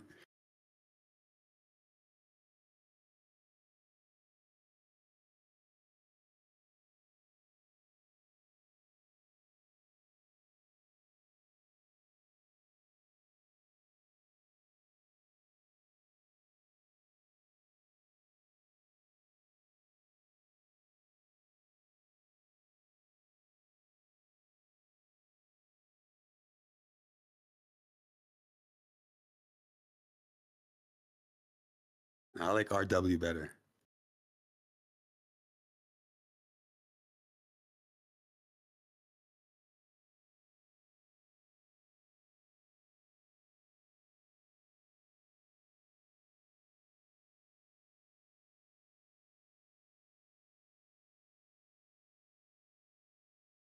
Let's keep an eye on Powell.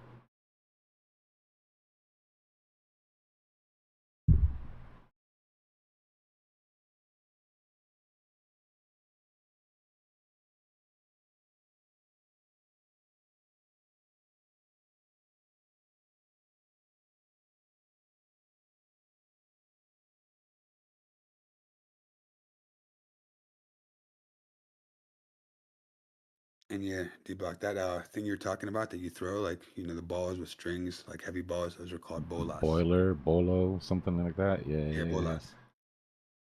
I always thought those were cool. When I was a kid, I was like obsessed with like ninja stars. Anything you could throw, throwing weapons was like my shit. Probably all those like Sunday afternoon kung fu. A lot of people in like South America use those for catching cattle and game and stuff like that. You guys familiar with that rope dart martial art? That stuff is Oop. nasty. It's called a rope dart. It's like a knife with a rope on it, more or less. Ooh, I gotta check that out. Oh yeah, look it up, bro. You'll see this guy fucking smashing the soda can. Pardon my language. Language. Yeah, throwing it up and hitting it, yo, pinpoint accuracy, unrealistic. Now my current favorite martial art is Karjitsu. You said Kajutsu. It's the most ridiculous shit you ever seen in your life, bro. What is that? Two dudes in a car, front seat, bell rings, submission only. What the hell is that? Yeah, bro, I'm not even, just go Yo. on YouTube. I wish I was making this shit How up. big is the car? It's just they do it in small cars, big cars, No, minivans, two-seaters, four-seaters. Yo, what are they gonna think of next, man? Bro, the opening, it's funny though, because it's like, okay, it's dumb, but it is tactical, right? Like, the bell rings, dude goes, reaches over, grabs the thing that drops the seat, wraps the seatbelt around the dude's head, drops the back of the seat, yanks on the seatbelt. I'm like, yo, this is nuts. This is absolutely crazy. It says, seriously, BJJ in a car. You guys got an alert. I'm Said telling you, White it's House digital nuts. asset report gets published. When? Oh yeah, 160 pages of bullishness. Get ready. When? Right now. It just said it just got published. All right, let me see if I can get my hands on it. Run that through AI. See what AI has to say about this crypto report. 160 pages. I'm gonna download that right now.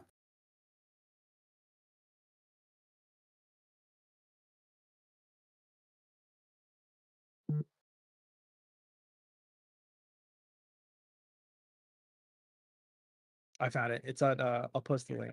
It's at whitehouse.gov. Just put it on the bubble chat. /white. Appreciate you. Like the VC. Yeah. I just put it there. Appreciate you. Do you know what? Speaking of which, have you seen the video of the guy who throws playing cards and he slices through like various things? That guy's a beast. Like he just cuts through all kinds of stuff with a single playing card that he just dashes. Things like world's fastest card thrower. If we can find it.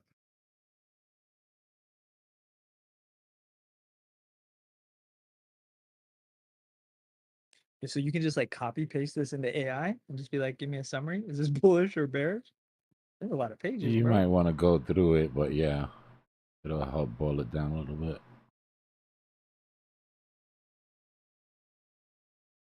This is what I'll be reading while Powell is dodging questions. Bitcoin's getting a red.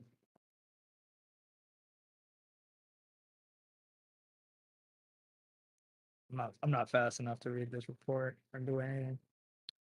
Oh, I already read the report, man. 160 pages. It's a formal demand letter. Oh no. Oops, wrong report. I was about That's to give your you guys my last demand letter. I was about to say that's your last search, bro. Be careful with that.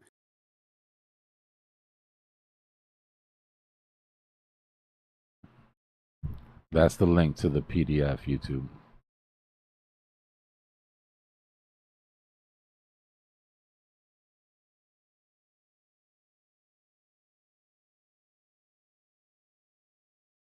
The hell is wrong with Cloudflare right now?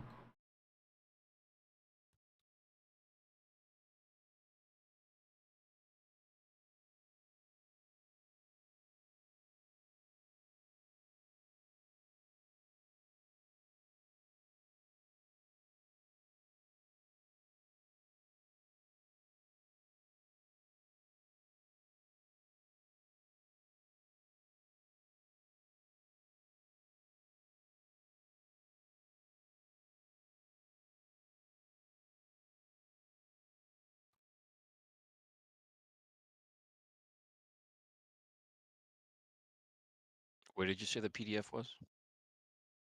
It's in the bubble chat and it's in the YouTube chat.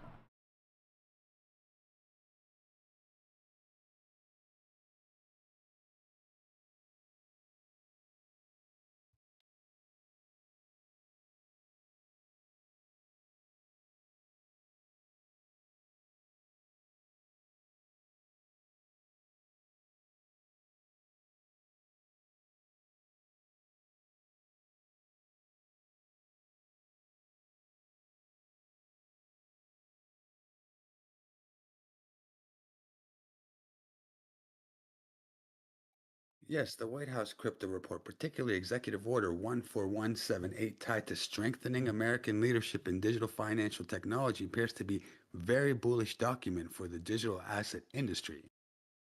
This is via Gemini. Here's why. And if you guys can cut me off whenever you want. Just Pro post crypto it. stance. Just post it, Drew. You don't have to sit Post there it, and alright. read the whole thing. Okay. All right. Man, I was enjoying that narration. Yeah, but I'm sure it's 3 pages. No, it's pretty quick. You gave me a little rundown.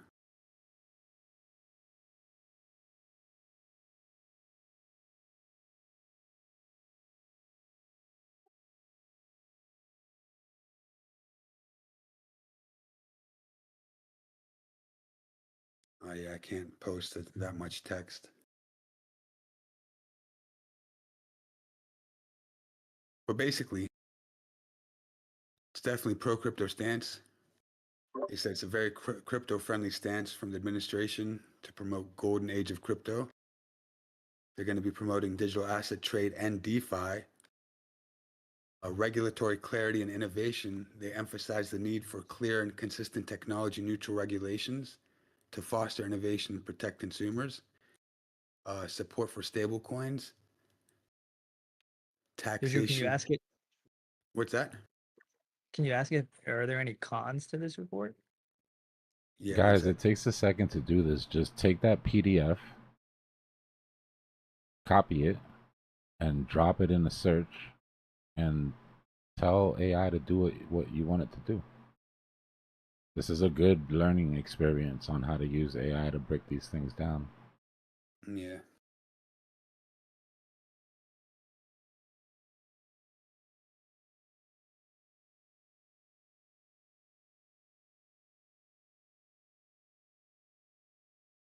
Yeah, basically, it's drawing the line between Bitcoin and digital assets. Also, like it's bullish. One thing I can see from what I'm reading that isn't good is in the tax guidance section. They're saying it is expected to issue updated rules on staking, mining, wash sales, and token wrapping. Well, we kind of knew the wash sales were going to end. That era is going to be finished anyways, right? Yeah, I was kind of hoping that flew under the radar for another, Yeah, right. for just one more cycle, you know? Like, That's a little hit, but it's not that bad. no, I mean, with regulation comes the end to some of the shit that we know we probably shouldn't be doing anyways. So. There's still not a loophole, but you can still kind of premeditate some of those things to get like the less hit on your taxes when you do your trades. But I guess, you know, it's the timing is everything. So now you can't really time that.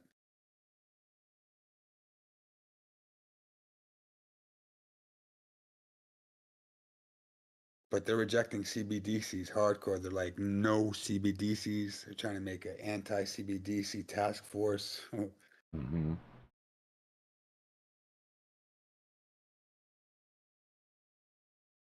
So it looks like there are mentions of establishing a strategic Bitcoin reserve and the administration's intent to accumulate Bitcoin. So that was FUD. People put out that there was no mention of it. I guess there is mention of it. Everybody's doing the same thing. Everybody's running this shit through AI and then posting shit on Twitter without reading the entire thing, thinking that AI is gonna catch every single, you know what I mean? Yeah. So yeah, they're gonna, the first couple tweets and shit, they're gonna miss a lot. Just trying to be first.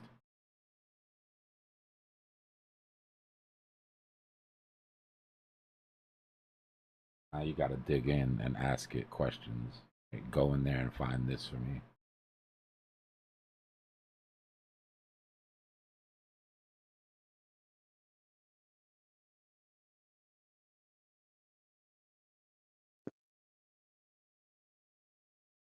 Yeah, my question was like, overall, what does the document aim to position or what to do? And then it just says, it's to put United States as a global leader in the digital asset economy. Basically, that's the whole thing. What AI, Gemini understood of it.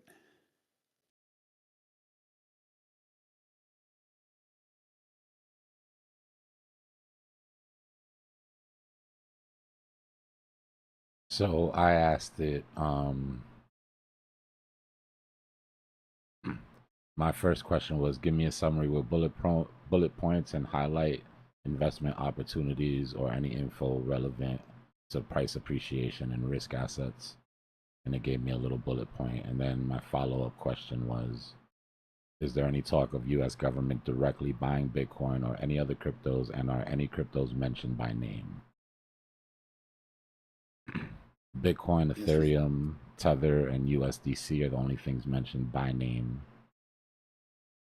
Ethereum mentioned in reference to smart contracts and as a key example of a platform used for tokenization and DeFi. Bitcoin was referenced frequently, emphasized as a store of value asset.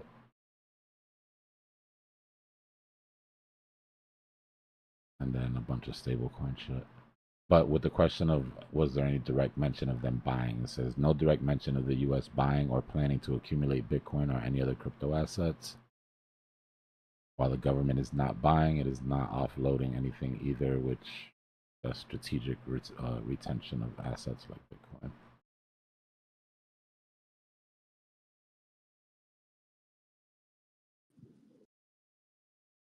All right, Pal should be coming on soon. Let's find him real quick.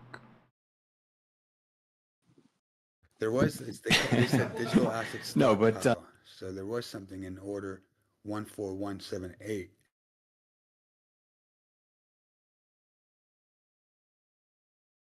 And the balance of risks. Changes to government policies continue to evolve, and their effects on the economy remain uncertain.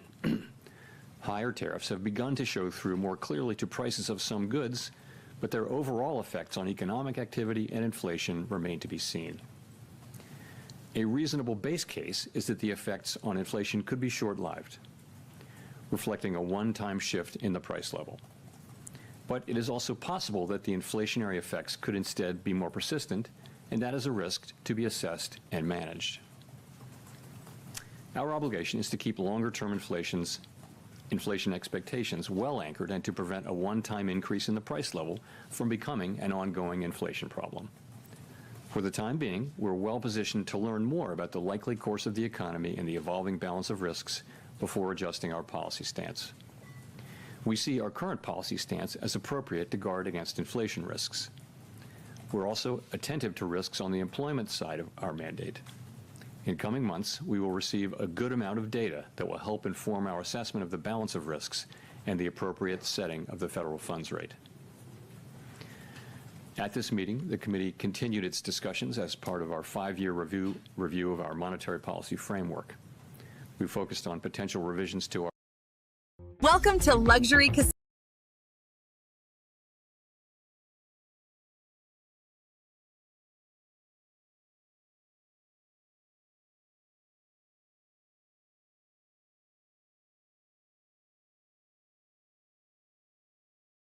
across the country. Everything we do is in service to our public mission. We at the Fed will do everything we can to achieve our maximum employment and price stability goals.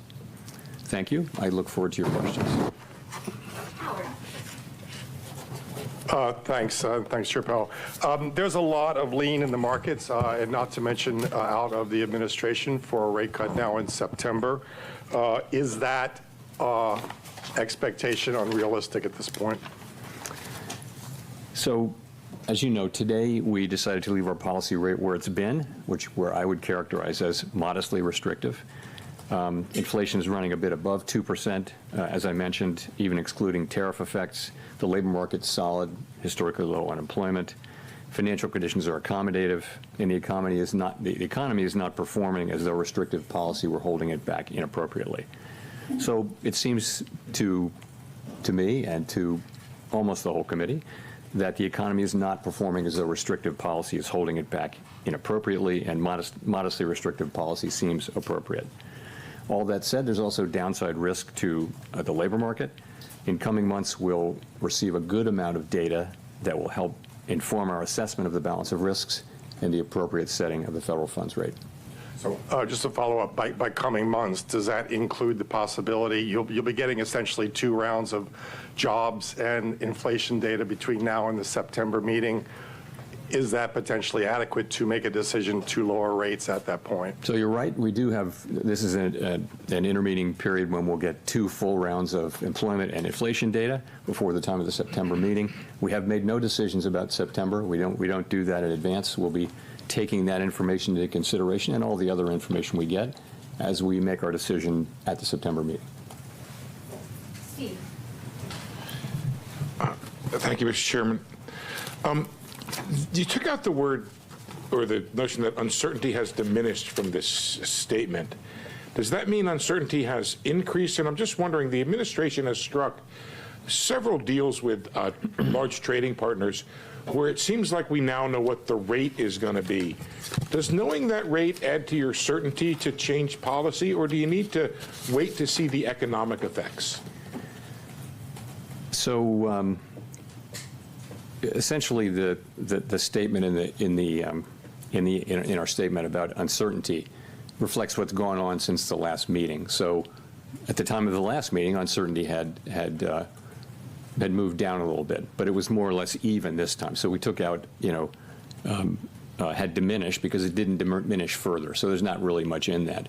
And then your second question is, say again?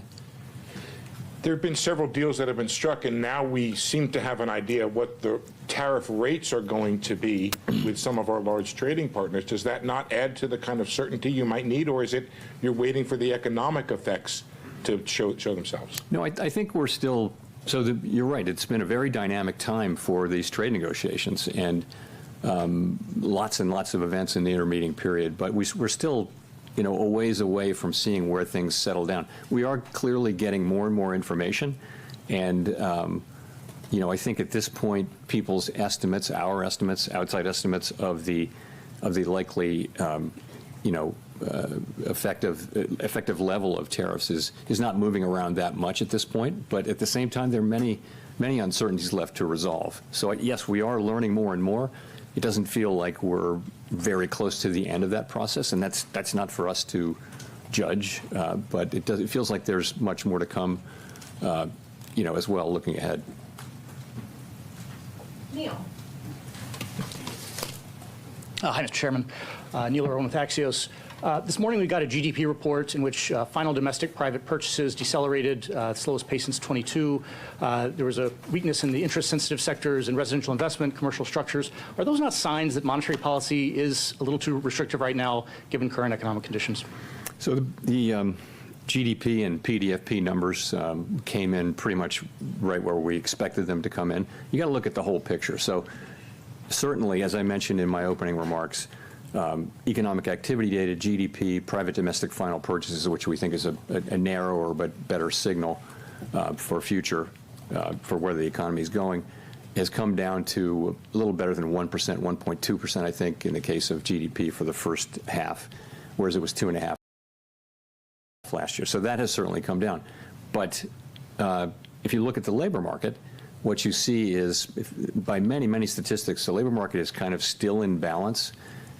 It's things like quits, job openings, and let alone the unemployment rate. They're all by many measures, very similar to where they were a year ago. So you do not see weakening in the labor market. You do see a slowing in job creation, but also a slowing in the supply of workers. So you've got a labor market that's in balance, albeit partially because both demand and supply for workers is coming down at the same pace, and that's why the unemployment rate has remained roughly roughly stable, which is why I said we do see downside risk in the labor market. I mean, our two mandate variables, right, are inflation and maximum employment, stable prices and maximum employment, not so much growth. So the labor market looks solid. Inflation is above target, and even if you look through the tariff effects, we think it's still a bit above target, and that's why our stance is where it is. But as I mentioned, downside risks to the labor market are certainly apparent. So on labor, given the fluid labor supply situation, is there a number for this jobs report we get on Friday that would look to you like equilibrium job growth? The main number you have to look at now is the unemployment rate, because it's true that the demand for workers in the form of, let's call it, just say payroll jobs, that number has come down, but so has the break-even number, kind of in tandem. So, as long as that puts the labor market in balance, the fact that it's getting into balance due to declines in both supply and demand, though, I think it is suggestive of downside risk. So we of course will be watching that carefully. Thank you. Colby Smith with the New York Times. Two of your colleagues called for a quarter-point cut today, and I'm wondering what aspects of their argument were most compelling to you and how you're weighing their views against those on the committee who, as of the June forecast, were in the camp of the Fed holding interest rates steady for the remainder of the year. And just in terms of the June SEP in particular, is that still the best representation of where the core of the committee is?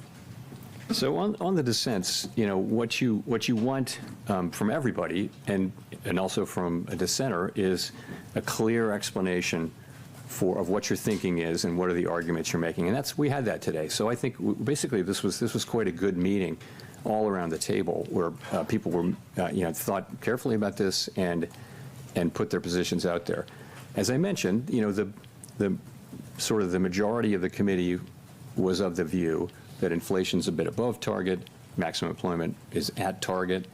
That calls for modestly restrictive, in my way of thinking, modestly restrictive stance of policy for now. But we had two dissenters who I think, you want that clear thinking and expression of your thinking, and we certainly had that today, I think all around the table. In terms of, you asked about the June SEP, I wouldn't, you're right, that's what that's. Okay, if there's one AI site builder you need to meet, it's this dope tech from Wix.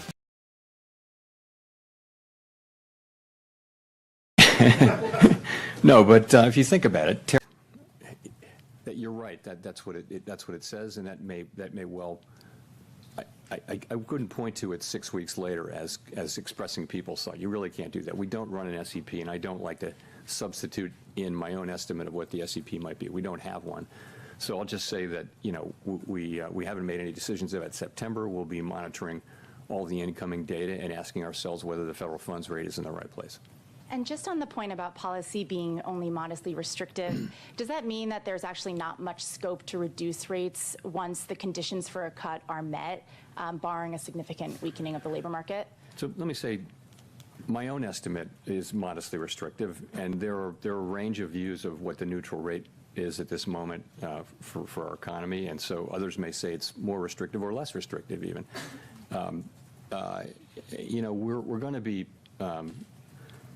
at some point when we return to moving toward a more neutral stance, we'll be making that judgment as we go.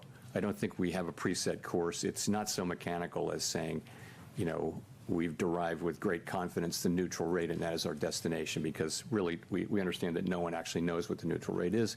We know it by its works, and that will be the way the economy reacts over time to slightly looser policy.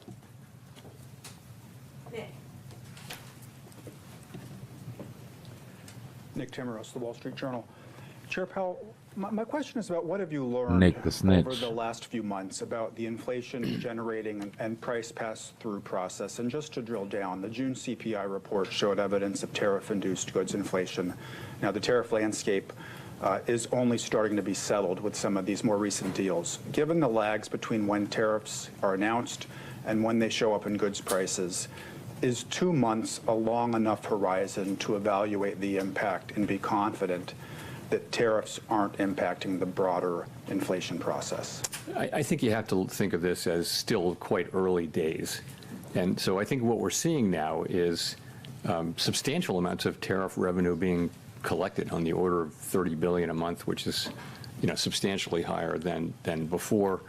And the evidence seems to be mostly not paid only to a small extent through exporters lowering their price, and companies or retailers, sort of people who are upstream, institutions that are upstream from the consumer, are paying most of this for now. Consumers it's starting to show up in consumer prices, as you know, in the June report. We expect to see more of that. And we know from surveys that companies feel that they have every intention of putting this through to the consumer, but the truth is they may not be able to in many cases. So I think we're just going to have to watch and learn empirically how much of this and over what period of time. I think we've learned that the process will probably be slower than expected at the beginning, but we never expected it to be fast. We think we have a long way to go to really understand exactly how it will be. So that's how we're thinking of it right now. So if I could follow up, is the reticence to look through core goods inflation being driven by the judgment that during the pandemic expectations proved more adaptive than anyone at the Fed expected? Is it being driven by uncertainty over how restrictive policy is? You could argue we are a bit looking through goods inflation by not raising rates. We haven't reacted to new inflation, but I mean, I wouldn't insist upon that. But I don't think, I think the base case, as I said, a reasonable base case is that these are one-time price effects. Of course, in the end, there will not be. This will not turn out to be inflation, because we'll make sure that it's not. We will, through our tools, make sure that this does not move from being a one-time price increase to serious inflation. We want to do that efficiently, though, and that means we want to do it. If you move too soon, you wind up maybe not getting inflation all the way fixed, and you have to come back. That's inefficient. If you move too late, you might do unnecessary damage to the labor market. So there won't be, in the end, a big inflationary problem. What we're trying to do is accomplish that in a way that is efficient. But in the end, there should be no doubt that we will do what we need to do to keep inflation under control. Ideally, we do it efficiently.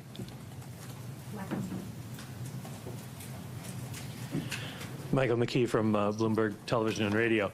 The one big bill, leaving aside the adjectives, do you expect it to add stimulus to the economy in 2026? And would that be an argument for remaining on hold or cutting back on the number of rate cuts you would expect for next year?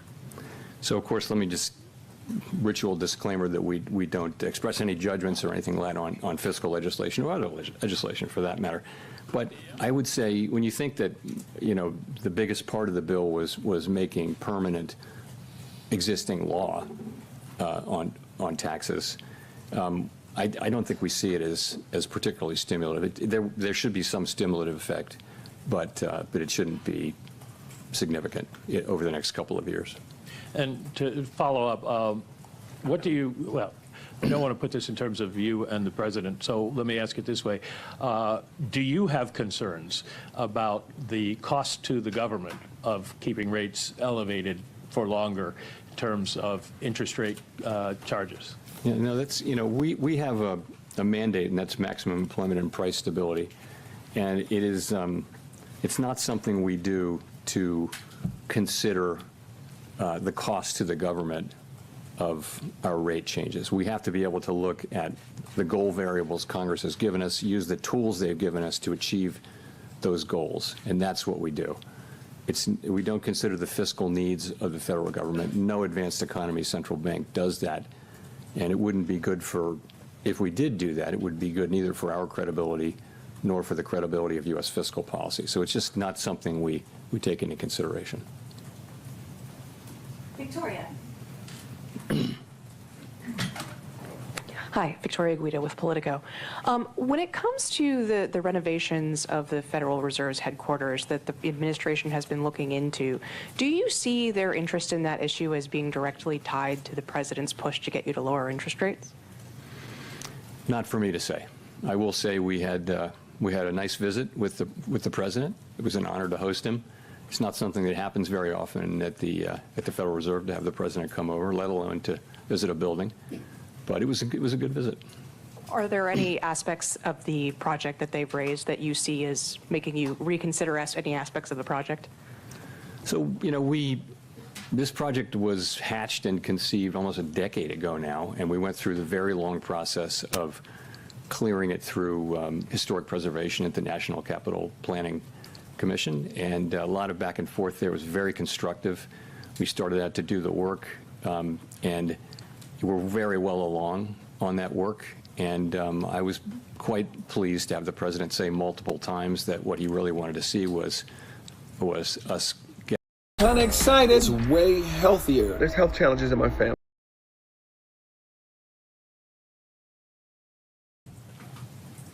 Thanks, Mr. Chairman. Andrew Ackerman with the Washington Post. What message do you take from the fact that inflation hit 2.1% last September and has bounced higher since?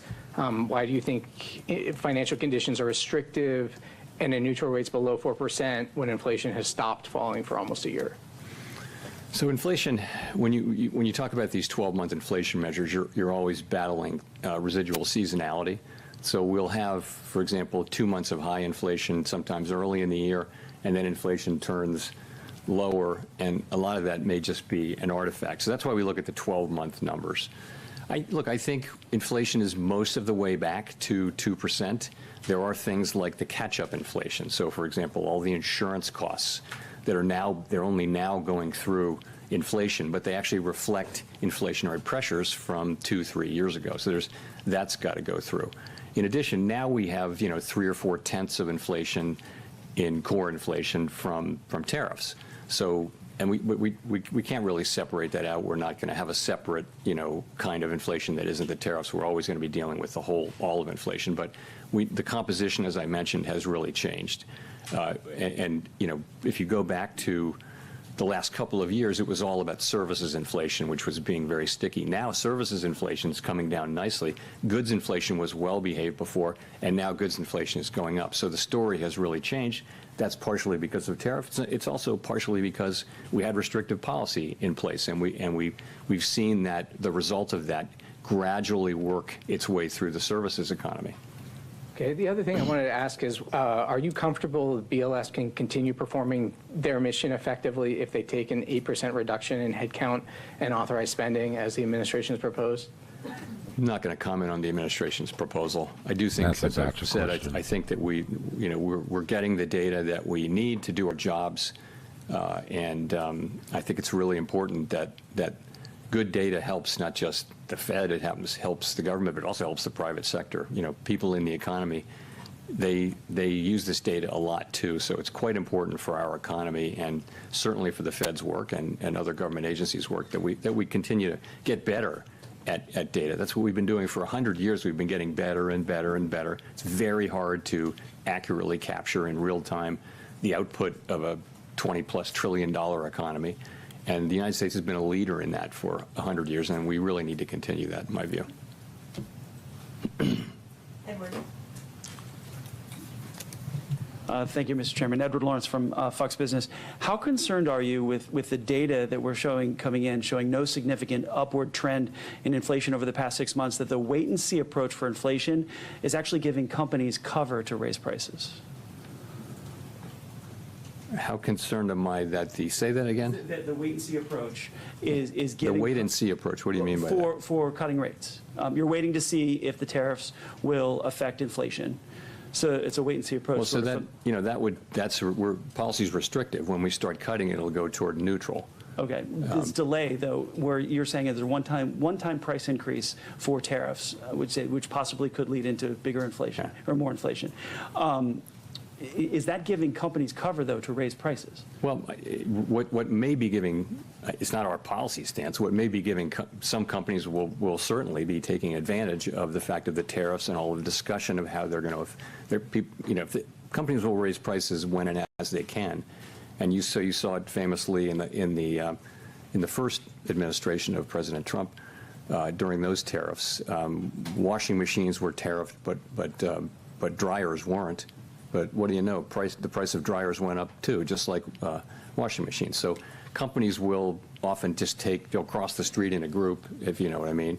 That'll happen. We don't see a lot of that. I mean, what we see now is basically the very beginnings of whatever the effects turn out to be on goods inflation.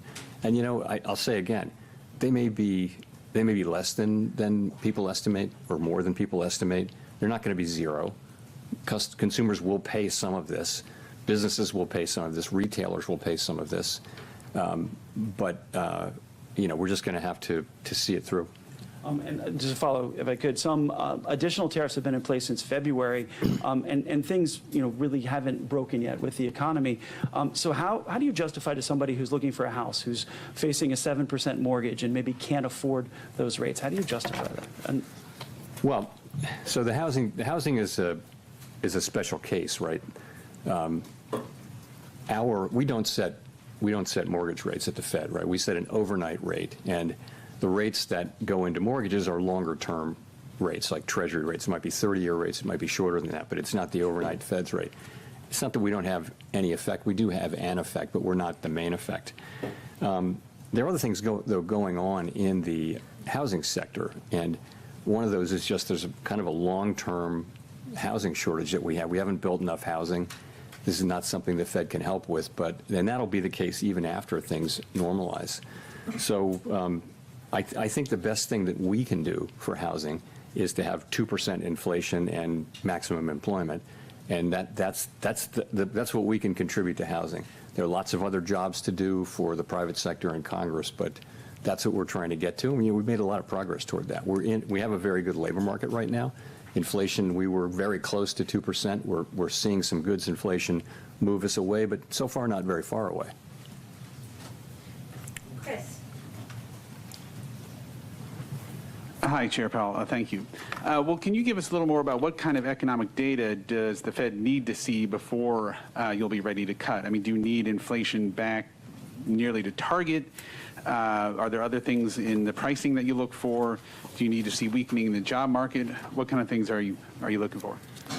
I mean, ultimately, it could be any of those things, right? But you know, if you saw that the risks to the two goals were moving into balance, if they were fully in balance, that would imply that you should move toward a more neutral stance of policy. This is the special situation we're in, which is we have two-sided risk to both of our goals. When we paused, inflation was above target and the labor market was pretty good. So you know, that was a time when policy was restrictive when we paused. And to be restrictive is to be supporting a return to our inflation target, right? So as the two targets get back into balance, you would think you'd move in a way closer to neutral, and that the next steps that we take are likely to be in that direction. What will it take? You know, it'll be the totality of the evidence. As I mentioned, there's quite a lot of data coming in, which before the next meeting. Will it be dispositive of that? You know, it's really hard to say. We don't make those decisions right now, so we'll have to see. Well, I guess just in terms of inflation, though, for example, like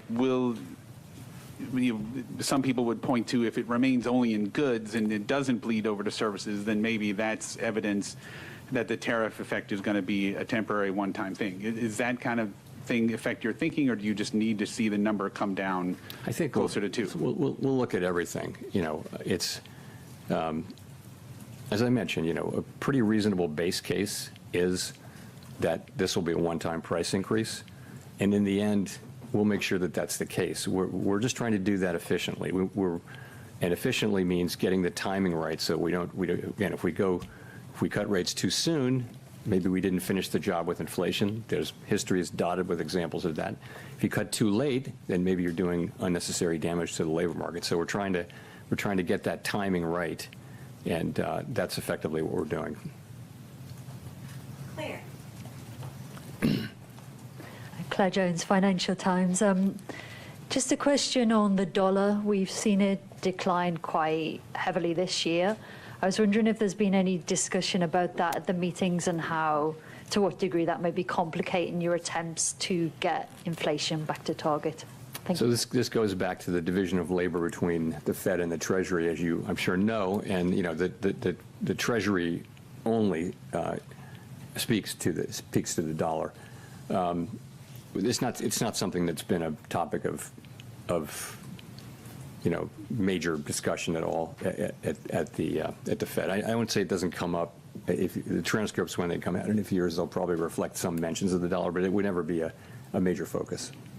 And just to follow on, if I may, to Andrew's question, I think the amount of imputed data in CPI now is up to 35%. I mean, is there any discussion of that as well? Is there any consideration of looking at alternative measures, data scraping and so on, in order to just ensure you've got a good read on what's happening to prices in the US economy? Thank you. We're monitoring the situation. We do, of course, I mean, as you know, during the pandemic, we looked at a whole lot of new kinds of data. People are looking at big data sets that you can get from all sorts of places, and we do all of that. But we really need, the government data really is the gold standard in data, and we need it to be, to be good and be able to rely on it. And we're not going to be able to substitute for that, but if we have to make do with what we have, but I certainly hope that we get what we need. Jay O'Brien. Hi, Mr. Chairman. Jay O'Brien, ABC News. President Trump has obviously invoked your name a lot. He has personally pressured you. Are you concerned the way that conduct might impact the Fed's independence going forward? I'll just say that, I think that having an independent central bank has been an institutional arrangement that has served the public well. And as long as it serves the public well, it should continue and be respected. If it didn't serve the public well, then it wouldn't be something that we should just automatically defend. But what it gives us, and other central banks, what it gives you is the ability to make these very challenging decisions that in ways that are focused on the data and the evolving outlook, the balance of risks, and all the things we talk about, and not political factors. And so governments all over the advanced economy world have chosen to put a little bit of distance between direct political control of those decisions and the decision makers. So if you were not to have that, there would be a great temptation, of course, to use interest rates to affect elections, for example. And that's something that we don't want to do. So I think that's pretty widely understood. Certainly it is in Congress. And I think it's very important. I'll just say that. Maria Eloisa.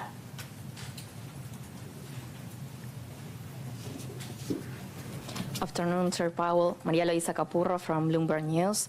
You mentioned a slowdown in consumer spending, and I wanted to see if you could walk us through what was the discussion with the committee around that. We've seen delinquency rates. Imagine being able to build anything.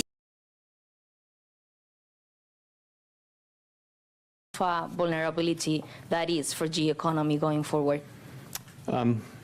Consumer spending had been very, very strong for the last couple of years, and had repeatedly, forecasters, not just us, had been forecasting it would slow down, and now maybe it finally has. So I would say, if you talk to credit card companies, for example, they will tell you that the consumer's in solid shape and that spending is at a healthy level. It's not growing rapidly, but it's at a healthy level. And delinquencies are not a problem. You mentioned high-end delinquencies. I don't know what to make of that. I read the same thing. But so generally, if you look at the banks, and when the banks talk about in their earnings calls, the performance of credit has been good. So essentially, you have a consumer that's in good shape and is spending, not at a rapid rate, but it's true, and it was again right in line with what we expected. The GDP data that we got this week. And I think it's still a little bit difficult to interpret because you have these massive swings in net exports, which may also be affecting, some of that can be can affect consumer spending as well. Look, it's one of the data points that we pay most careful attention to, and there's no question that it's slowed. And we're watching it closely, but we also watch the labor market and the performance of inflation. Those are our two variables that we're assigned to to maximize. And just to follow up on what my colleagues were asking about this dissent, Governor Waller said that the labor market is on edge, and he was pointing to weaknesses on the private sector. I was wondering, you've said that the main number to look at is the unemployment number overall, but what was the discussion about the state of the private jobs market? So I'm not going to talk about any individual's, any individual's comments. I wouldn't do that. But look, I think what we know is that private sector job creation, certainly in the last report we'll see on Friday, but had come down a bit. And if you take the QCEW adjustment seriously, it may be even lower, maybe close to zero. But the unemployment rate was still low. So what that's telling you is that demand for workers is slowing, but so is the supply. So it's in balance, oddly enough. You've got a very low unemployment rate, and it's kind of been there for a year as job creation has moved down. But also we know that, because of immigration policy, really, the flow into our labor forces is just a great deal slower. And those two things have slowed more or less in tandem. If you look at things like I mentioned, quits, look at wages. Wages are gradually cooling. Look at vacancies to unemployment. Those things have been pretty stable they haven't really moved a lot in a full year. So I think if you take the totality of the labor market data, you've got a solid labor market. But I think you have to see that there are downside risks. You don't see weakening in the labor market, but I think you've got downside risks in a world where unemployment's being held down because both demand and supply are declining. I think it's worth paying close attention to it, and we are. Nancy. Hi, Chair Powell. Nancy Marshall-Genzer with Marketplace. One more question on the lack of unanimity in today's decision, the two dissents. Was there talk during the meeting? I know you're not going to talk about exactly what individuals said, but in general, was there talk during the meeting of cutting rates, and what was the case against that at the meeting? Sure. So, we have an economic go-around where people talk about the economy, and then that's yesterday, and then today we have a monetary policy go-around. All the way around the table, everyone gives their views. So the discussion around policy was, the majority view was still what it has been, which is that inflation's running above target, maximum employment is right at target. That means policy should be a little bit restrictive, somewhat restrictive, because we want inflation. All right, I've heard about enough of that. Let's get some money. You guys want to watch, you can continue to watch. We're not getting anything more out of him.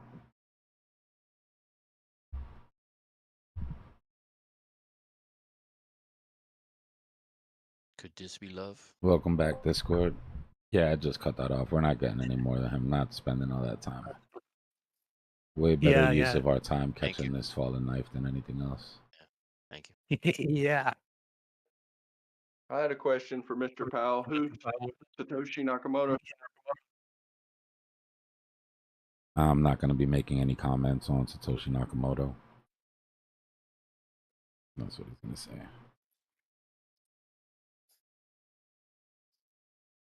I can't tell you.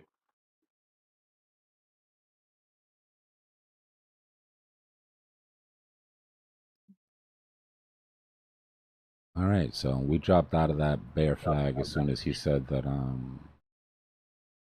those questions are set up questions, man. You can't ask Powell what he's going to do next FOMC. He's going to answer exactly the same way every single time.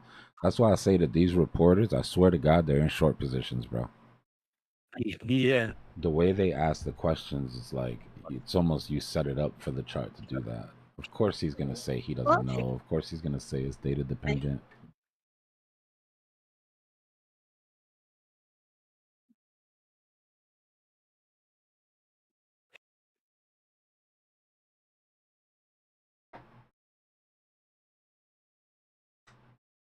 All right, let's see what we get here. Target 2 is not that far away. Guys, you got an open mic, brother. Like some background noise or something coming through. Oh, sorry, my bad. You're good, you're good.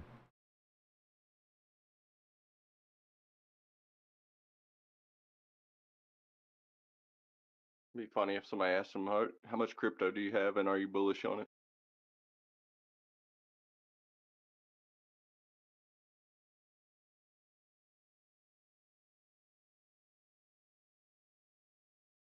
We took a lot of liquidity. There's not really a whole hell of a lot left, guys. We're bound to have some seller exhaustion here.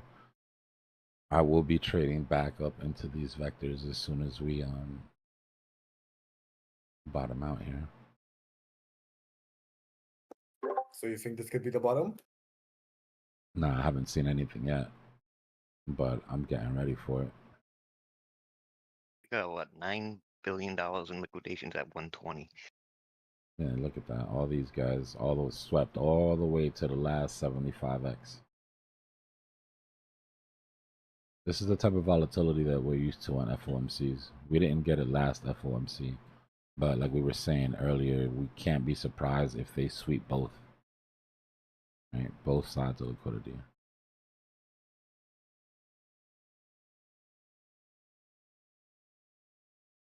Super tight stops here, guys, if you're going for this fallen knife catch.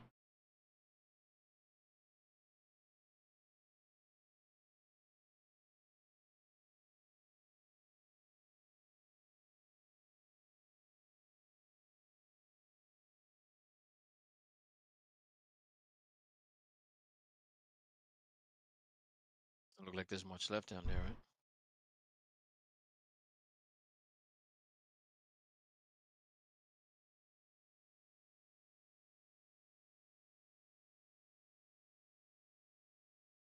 Yeah, there's a decent amount of volume on this, but like I said, tight stops.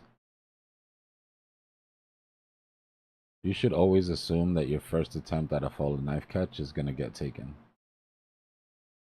So don't get emotionally attached to it. Don't worry about leaving it enough space to breathe and all that shit. My first fallen knife catch is always my tightest stops. If I'm right, I'm right. If I'm wrong, I'm out. So where would you put the stop loss? Right at the stopping volume candle or a bit below? ATR underneath Yeah. the body. But yeah. I leave one ATR underneath the body of the candle. The body of the candle invalidates the stopping volume candle. The ATR gives a wick an opportunity for a wick to invalidate but still close over. Right? If you have your stop right at the body of the candle, then you can get wicked out and that candle could still close and not invalidate, right? Like this right here. This candle came down underneath, but the body didn't. So having it at ATR underneath saves you from any of that sort of action. Yeah, I just went in.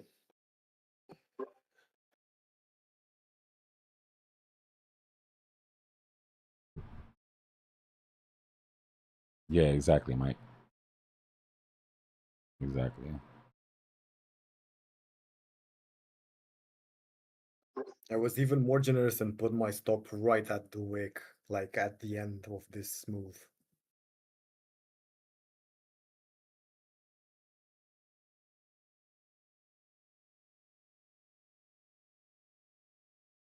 See how it Oh, still okay. shows the liquidation? Yeah, I turned it on so it shows them. I turned on the dead bodies. Oh, okay. That's what that means. Right here where it says hide filled levels. If you turn that off, it'll just get rid of it. I just wanted to show that we had taken it and gotten to the end of the liquidity. Right. Nice, All right, nice. I closed my short bot. It might be a little too premature, but I closed it. Profit, profit, profit. Profit, Hey, profit, excuse me, the profit. tape is lighting up. Gains, gain. Take the what? The tape is lighting up. Oh, there you go.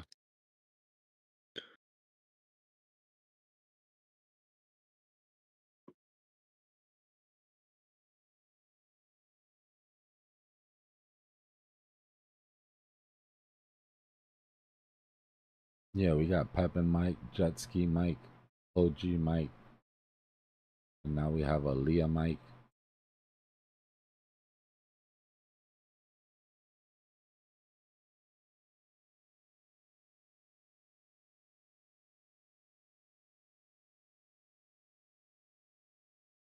Yeah, I wouldn't pay too much attention to the odds dropping in September.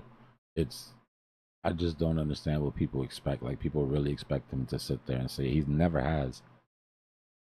Like, he's never given any forward guidance to the next month. That's why I said it felt like a setup question.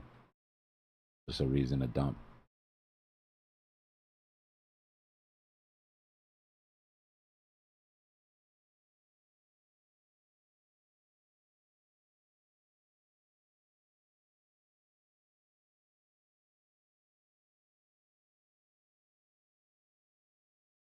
When do you move your stop up?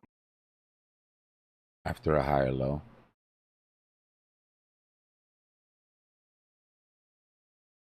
So if we were to pop up and then come down and put in a higher low and break, then I move my stop up.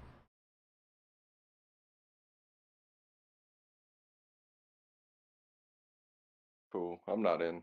I just was wondering.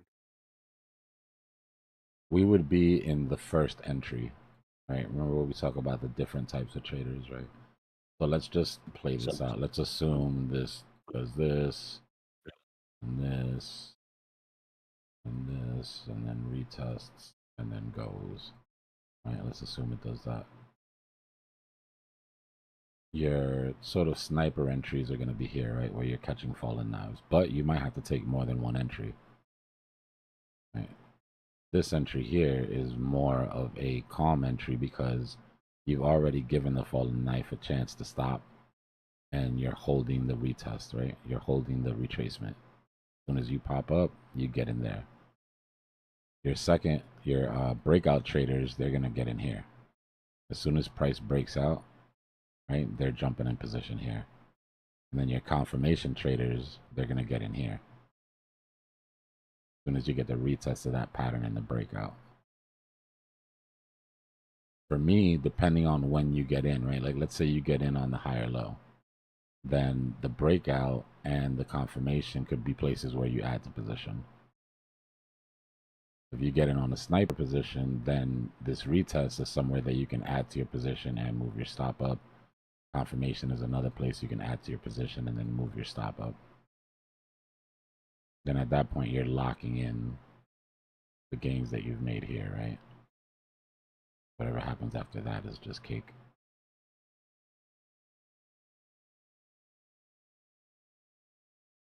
You don't get that TA nowhere else, so smash the likes for that. Bro, he deserves so much more. I appreciate the kind words, y'all. See that? Those 100Xs just building up. Mm-hmm.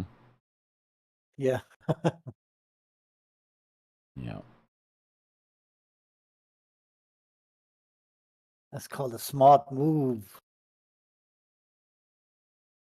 We'll see. But yeah, they are underneath. As of right now, these are what you would consider good market participants. Right? They're underneath the band. They're not chasing price. These guys up here that are underneath the 50, guys are in danger, right? Because you can get just a regular mean reversion and a continuation and still get wiped because of positioning. But I have a question. These liquidations, they are like when I put a stop loss, it appears, or when my account goes to zero? It's the liquidation level, right? It's where it would get, like, it doesn't show the stop losses, it shows the liquidations, where the account would get wiped, basically. Where the trade would get wiped at. How can someone put a trade with this small of a liquidation point? Like, it makes no sense. Who would do that? It really doesn't, bro. And the crazy thing is I've got it set to $1 million positions plus. So this isn't small retail, dumb money, making mistakes. This is just big, frothy, stupid money that's being greedy. Jesus. I like to think sometimes that it's hedges, right? Because if you were sitting here and you saw this break this high, you'd probably close your position. Right, but we see them get hit over and over. So to me, it feels like these guys are also down here, right? And there's a bit of a hedge position going on, but maybe I'm giving them too much credit.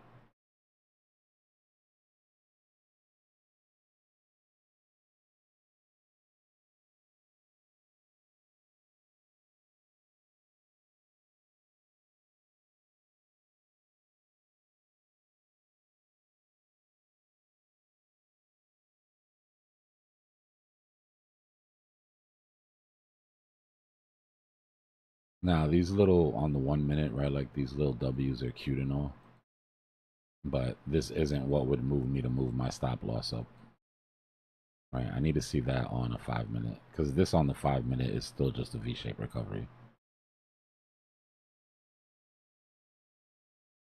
Not enough price action. What about dominance? Do you think we can top out here and come down? I don't. We still haven't got to all-time highs on Bitcoin. This thing is moving up when Bitcoin moves up. It's moving down. It's moving up when Bitcoin moves down. It's been erratic, right? So, like, my argument is, what are the chances that Bitcoin gets the all-time high without dominance getting back at least to the 382 or the 0.5? As Bitcoin moves through all-time highs, it's gonna get down. It's gonna reclaim dominance.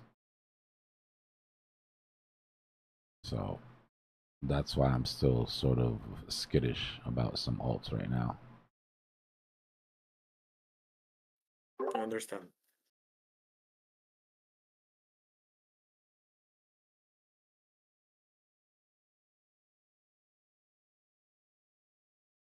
Until we can see this thing running counter, meaning Bitcoin goes up and it's coming down, meaning as Bitcoin is going up, people are taking risk into alts. Is really what we're watching, right? Right now, as Bitcoin goes up, people are de-risking alts into Bitcoin. We need to see the opposite.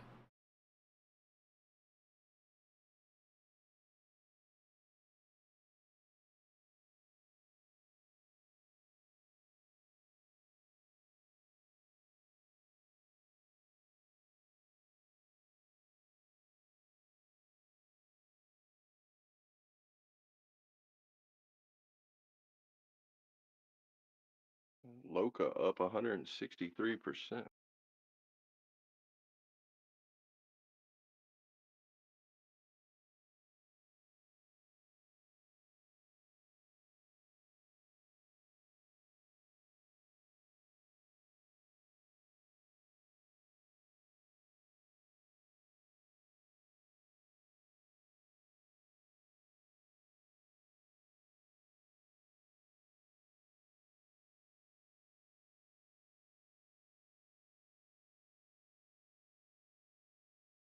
Yeah, Big Red. We see all-time highs again on Bitcoin.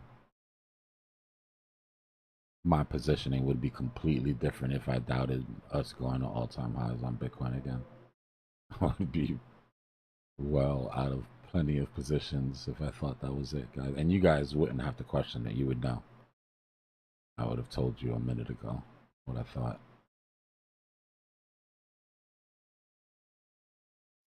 We're at $116,000 for Bitcoin, guys. Like, just let that sink in for a second, right? Based on this move down, how quick it was, can we assume that the bottoming structure would like form quicker than it did last time when we dropped? I would like to see a more significant wick. That's why I don't think this is the bottom. I still think that we come down. If we come all the way down 115, 114, let's check. We still have, let's see if we got all that liquidity. So you see the move we were talking about yesterday? Where we had both. We took all the liquidity. Yeah, we had both to both sides, and we said they're going to sweep one and then they'll sweep the other. Right, so yeah, there's more to go. There's a couple mil down here that can get grabbed. Nothing serious, though. Nothing compared to what's waiting for us on the top side. Right, that's what we were looking at yesterday, basically, the heat map. So we're waiting for this impulse to be over. And me personally, I'm trading into those liquidations up there. Now let's check what the liquidity looks like.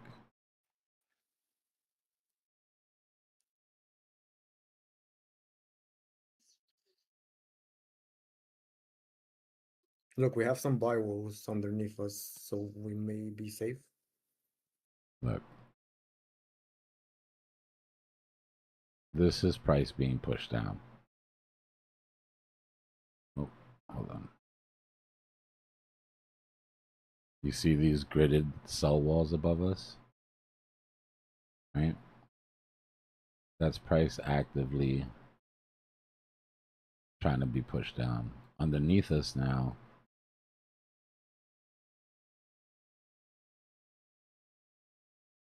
$45, 520 Bitcoin sitting at 115.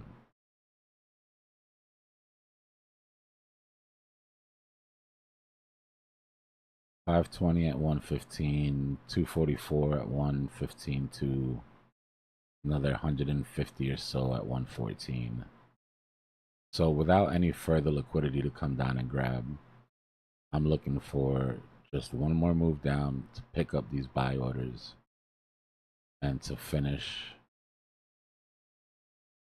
up any unfinished business we have down here. 19 mil in liquidations, 15 mil in liquidations at 15.4. We go to 14.4. That's when it starts to drop underneath double digits, right? Right at 14.4, 10 mil, and then under there you go to 9, 8, whatever. Up here is where all the juice is. I remember when we had the dip down like the last time, we had the exact same problem. We had like right underneath when we bottomed out, we had some liquidity there and we just left it, and now we came and caught it.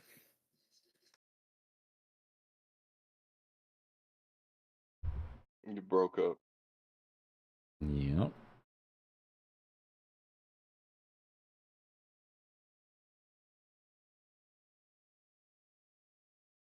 Little tiny W is cooking.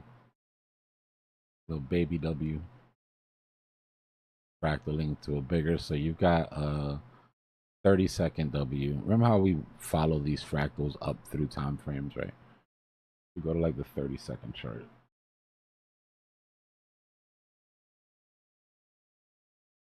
Right.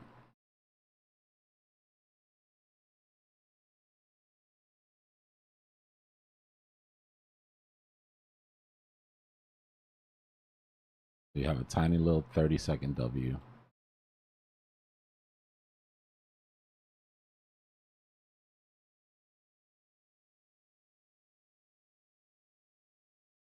And you go to the minute. That is the 1 month chart. Dbloc. You go to the minute now and you see it fractal right into a 1 minute W.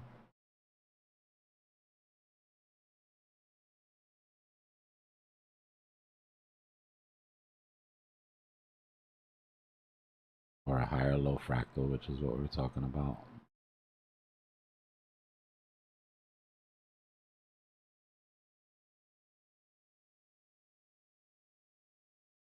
Right. And then now you go to the 5 minute.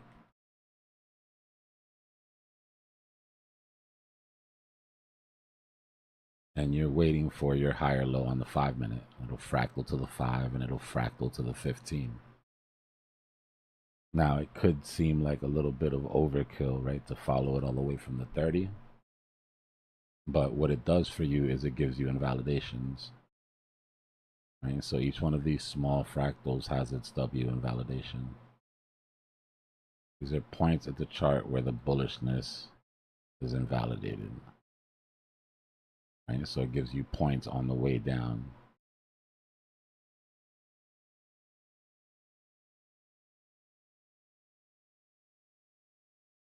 Now, to clear your chart up, you can sort of get rid of it because it doesn't matter, right? One measured move is inside of the other. But you can keep your invalidations in place so you know what levels to watch. Would you move your stop up now? No, I wouldn't. It's not strong enough. Remember, on the 5 minute chart is where I'm looking for. On the 5 minute chart is where I'm looking for that higher low, right? Because that's the stopping volume candle that we took was on the 5 minute. My trade was taken on the 5 minutes, so I'm not going to change my stop loss until I get a higher low on the 5 minute.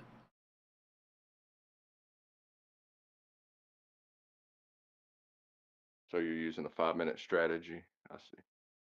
I mean, just because I took it on the 5 minute. On the 5 minute strategy, we've still got bearish momentum. You haven't even got anywhere near a crossover. There would be no entry. So it's not the 5 minute strategy per se like we use with the with the EMAs. But if my go signal was on the 5, then my risk, right? Me changing my risk has to be something that I see on the 5. I can't jump in on this candle on the 15 minute and then change my risk for something I saw on the 30-second chart. Makes sense? Yeah, you follow along with where you get in. Yeah. You keep that same. Yeah. We can go down to the lower time frames to sort of check the health of the move and everything, but nothing on this time frame is going to move me. Right. This rejection off the 50 on the 1 minute would give us the higher low if we're going to get it on the 5. Right. So this way down, now we're looking to see, can we get that higher low without invalidating that? Does it come all the way down? If you really wanted to like super micro manage this, you could pull a fib.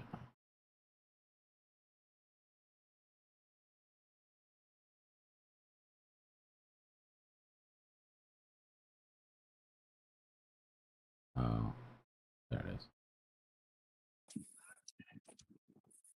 Right, and then you would look for levels of confluence inside of the fib. So you've got support and resistance from the top of that small W to where price came down, right? And that's sitting right on top of your 0.5 fib. Right? So your 0.5 fib has a high level of confluence for a retracement if it does come down, for that to be where it holds. If it holds, it's bullish right there. Yeah, on the 5 minute, what that would look like.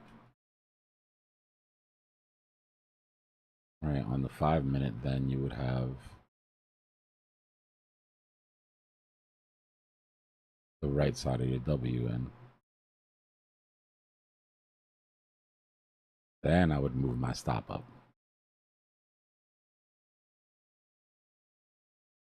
Needs to prove that. Yep.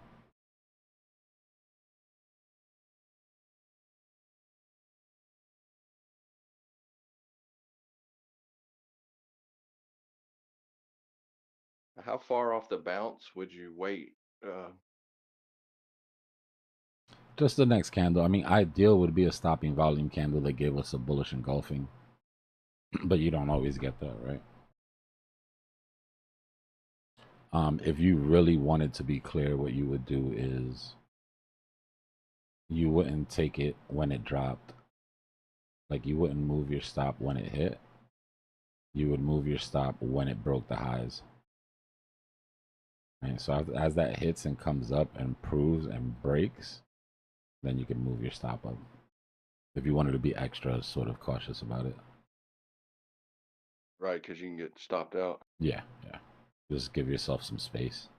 I mean, the trade's already going in your favor. You know what I mean? There's no real rush to move the stop up if you're in front of the screen. If you got to go do something, that's a different story, right? But if like you're sitting here, then you have the luxury to sort of wait and let it play out.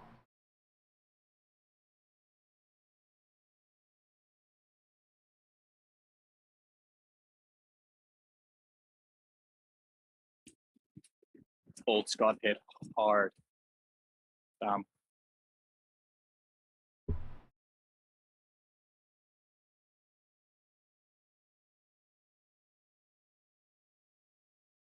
be right back.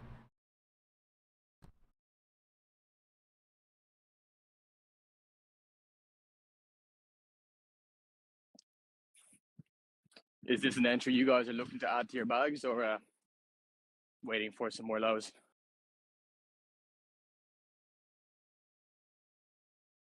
I got a spot buys in. Yep, spot buys. Yeah, that's what I mean.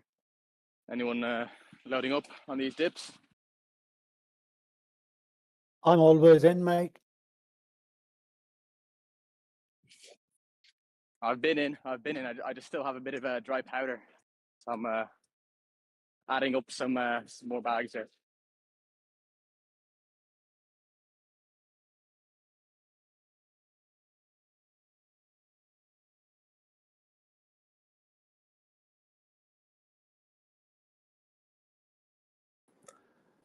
I got to say, taking some profits up at the top and DCAing on the way back down, I feel a lot less anxious to get back in personally. So thank you, Dbloc, for the strategy up at the top. And so I'm just going to kind of wait to see what happens. I'm good either way.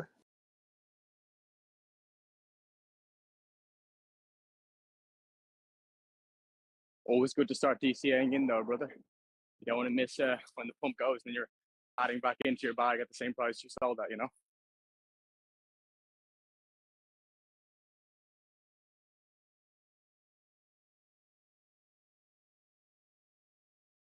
Yeah. I appreciate that.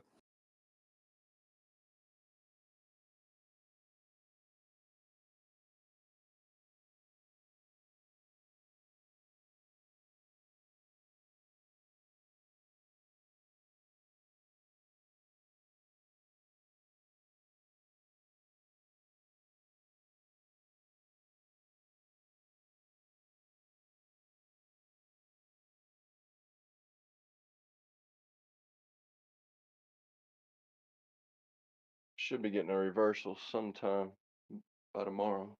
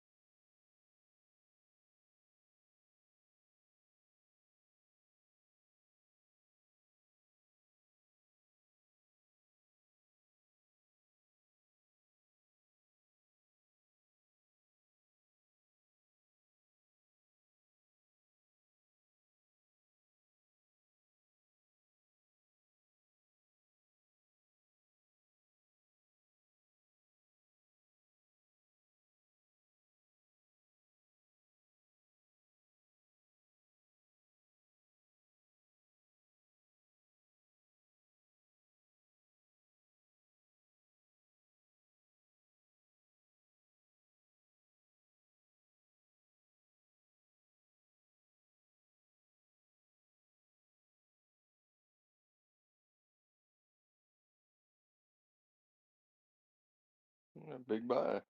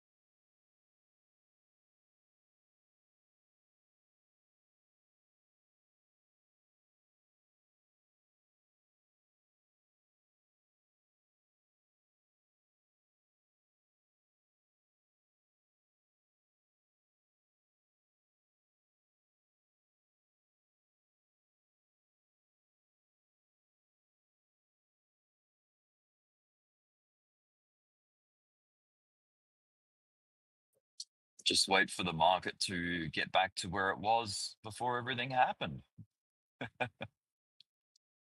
Back to equilibrium. It's recovering a little bit here. Yeah. Yeah. I'm confident it'll get there. I mean, I don't know the future, but You know, these are the trades when you feel confident, because we've seen that in the past when Powell came and the price came down and it oh shoots yeah, back up again. Yeah. So these are the trades where you feel confident about that it's not going to go back there. yeah. So It it's pretty produces. decent. Yeah. And especially if you cut the bottom, you're still in Yeah, profit. dude. It's like one of the best things about the FOMC thing is that there's gonna be Yeah. activity topside and bottom side. So if you're careful about, Yeah. you can pick out where that pivot comes in and you can buy it. Yeah. Yeah, exactly. But it's definitely not easy, but it's possible. Yeah, About and shorting, it's like short. fast results too, How and the about short side shorting? too. Yeah, Yeah. How about yeah, short shorting the side. Yeah. spike up, shorting the spike up before, and then longing the drop afterwards?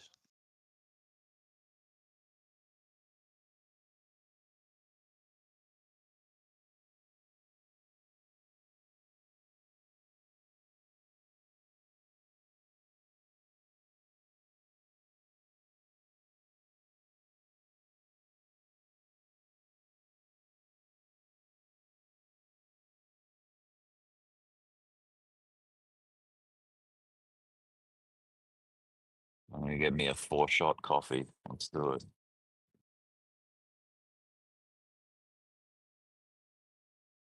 Yep, way ahead of you. Mm, So, I've as soon got as I like an saw that, 8.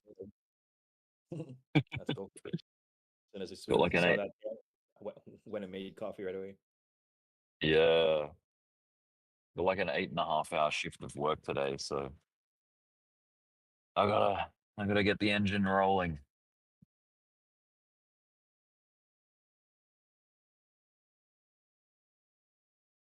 Yesterday I was doing jumping jacks to stay awake. Better than coffee. Oh yeah, yeah, true. Get the blood flowing. Well, I'm receiving a huge delivery today of all the alcohol. So that's like 2 pallets of cartons that I have to move around. Sounds like you were having a party there. Yeah, 2 pallets of alcohol. Yeah. Oh God. What's that? Your divorce party or what? We gotta like stock it or something.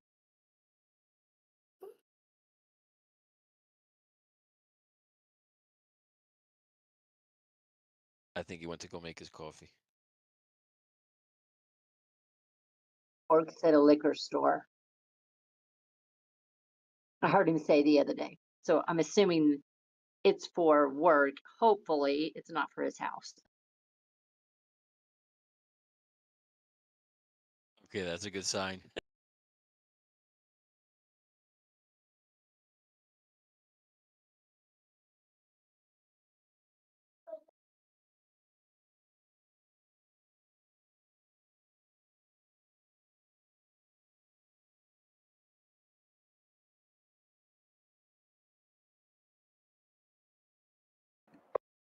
Yeah, people realizing this is a good price to get in. Look at these buys coming in.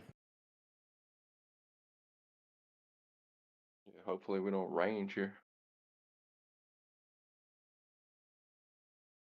You know, smart people wait for these types of events. They sell on the top and they buy in the bottom. It's a smart play, quick money.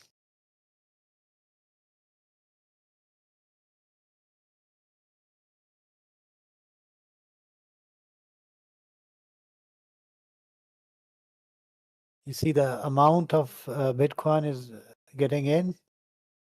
Type is really lit up. Yeah, volume's picking up.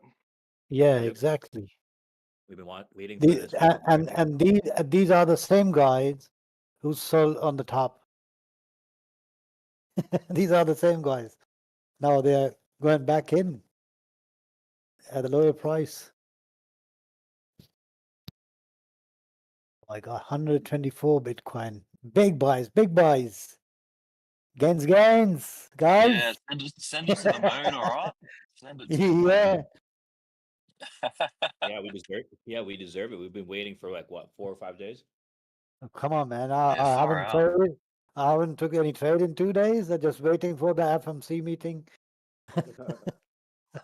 How generous are we, the Bulls? We're so generous. We like gave them a little dip to play with. Yeah. Like, Yeah. so generous to those Bears.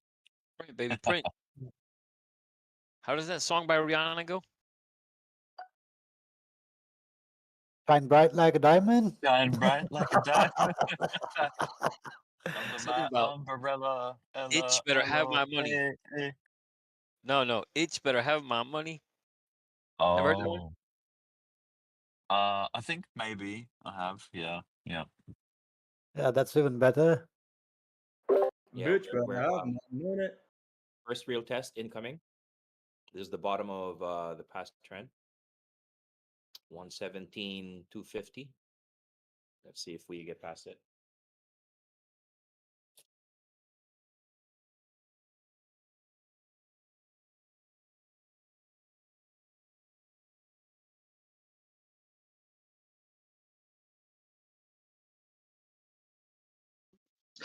Ghost, are you in yet or are you waiting for the retrace? Just Me? curious if you don't mind. Uh, Yes. I'm writing this trend at the moment. I saw the wick, sorry. so I'm Okay. writing this. But my stop loss right now, since I've seen like on the 5 and 15 minute, I've seen multiple candles kind of push up. I moved my stop loss on the in profit. Gotcha. I'm back, y'all. I'm not trading it. I'm just trying to learn. So I'm trying to I'm understand trying when to you like, even though it looks bullish, like you still have to like see the other What side do of you mean it looks bullish? It is bullish. 110%. Yeah. you know how this market is. Yeah. Want to make Oh sure. yeah. GG's. to be Anybody honest, that took that fallen knife? Oh, yeah. Yeah. We never miss that. I did. Hi there, BJ. Hello. Especially this week. What up, BJ? Hello. Don't know high or low on the 5 minutes, so my stop is still in the original position. I found like there's an interesting mindset that you could take if you're a scalper or a trader of a bull, right? As bull, is that you are a price defender. Like if there's a dip, man, it's up to you to hold that dip. You end up getting in on the dramatic lows, because you're defending. Yep. But yeah, buys do step in and they do defend it, and that's how you get those big tails, those big wicks. And the good thing about the wick, the tails, if you know how to not to over leverage, you're not gonna be too worried getting in those tails. Yeah. I got to stop out on the first on the first candle, and I had another one set on 720, 115, 720. That one got triggered, which is the last tick of that freaking knife. Nice. Now, what I do is I don't over leverage on the first bag. Wait for the knife to start filling up. Like literally, it was 721, and it went down to 720.8. The knife wasn't meant to be a target, but not bad. It was funny when you had it with the eyes, and then it looked like a face. I couldn't take a picture, but it was funny. Powell was down there for a minute. You guys on the Dbloc, 5 minute that are we need still to looking swipe for a place 120. to move your stop loss up. You'd have to get above your Yeah. 50 if we're not gonna get this higher low. Right? Until you get above your 50 and hold, and that would become where I would put my stop loss. But if we get no higher low, we're rocking with our original stop losses here. And what time frame is that on? This is the 5 minute. Okay. Yeah, and it's specifically because I took my entry signal on the 5 minute. So to move my stop, I need to see evidence on the 5, or else you can just get caught up on smaller time frames, like trying to make something happen. Okay, so like I was saying when you were away just a minute ago, I'm not trading this. I'm just trying to learn and understand this system. So you're waiting for this to cross the 50 and then retrace or cross the, am I saying that right? Cross the 50, come back and retest it and then move forward and then you'll move your stop up Yeah. under the 50. Is Yeah. that right? Yeah, exactly. So Okay. I'm looking for this retest of the 50. If it doesn't just go through, right? If we don't just get a V-shaped recovery, we'll come back Right. to some of this support.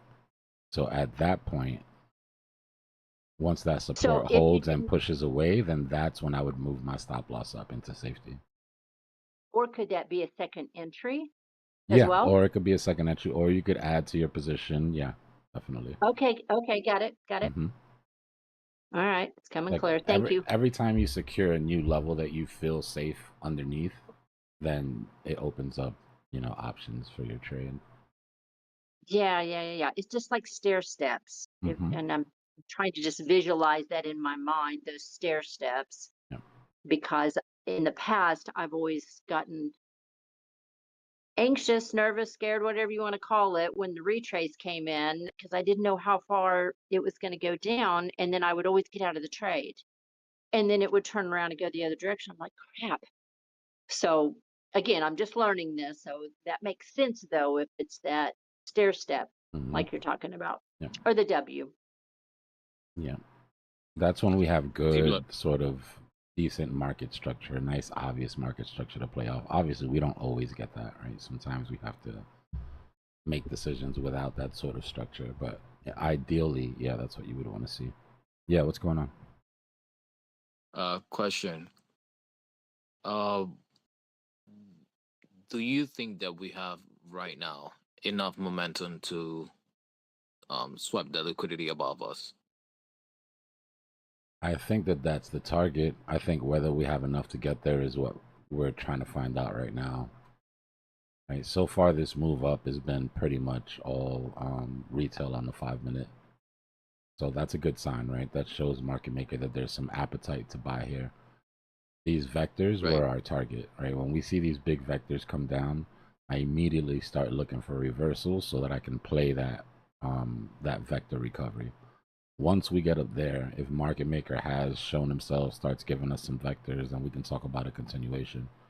But if there isn't, if this whole thing is just a retail run up, then the chances of this being the retest of the break of our bull flag go up, right? That Livermore pivot that we look for, right? A retest If the that price would goes come above, up and then if the reject. price goes above your second vector that you have right there, when it start breaking out, right, on 5 minutes, can that be a confirmation of bulls on control on your strategy?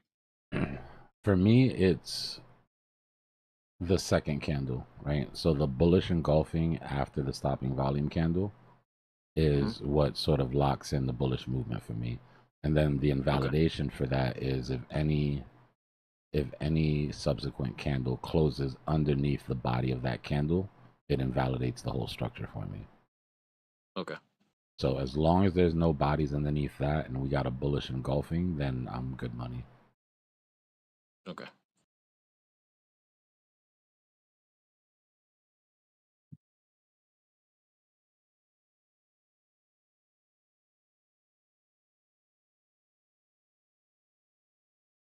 Raj, what's going on? What's good, YouTube?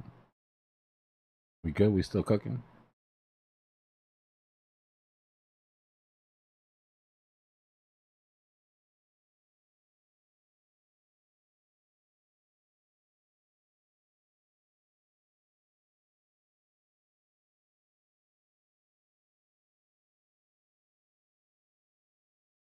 Dominance kind of shot up there for a minute. Mm-hmm. Dude, dominance is pissing me off every time I see dominance. Sticky, huh? Yeah, because every time you see dominance going down, then Bitcoin is doing the opposite. Let's find our retracement here like we did on our last one. There's our fib. Golden pocket is now at that demand that we were looking at. Hold on, we can move this up. We made new demand.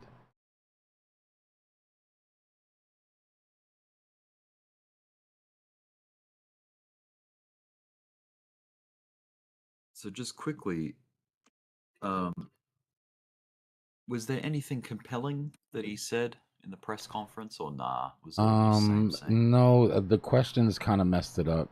The way that they structured the questions is what screwed it up. One of them asked the good questions. They asked about the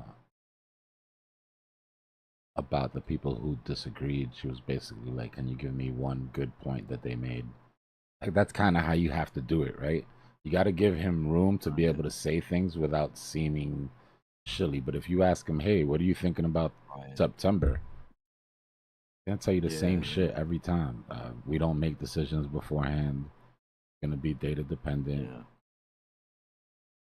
Exactly.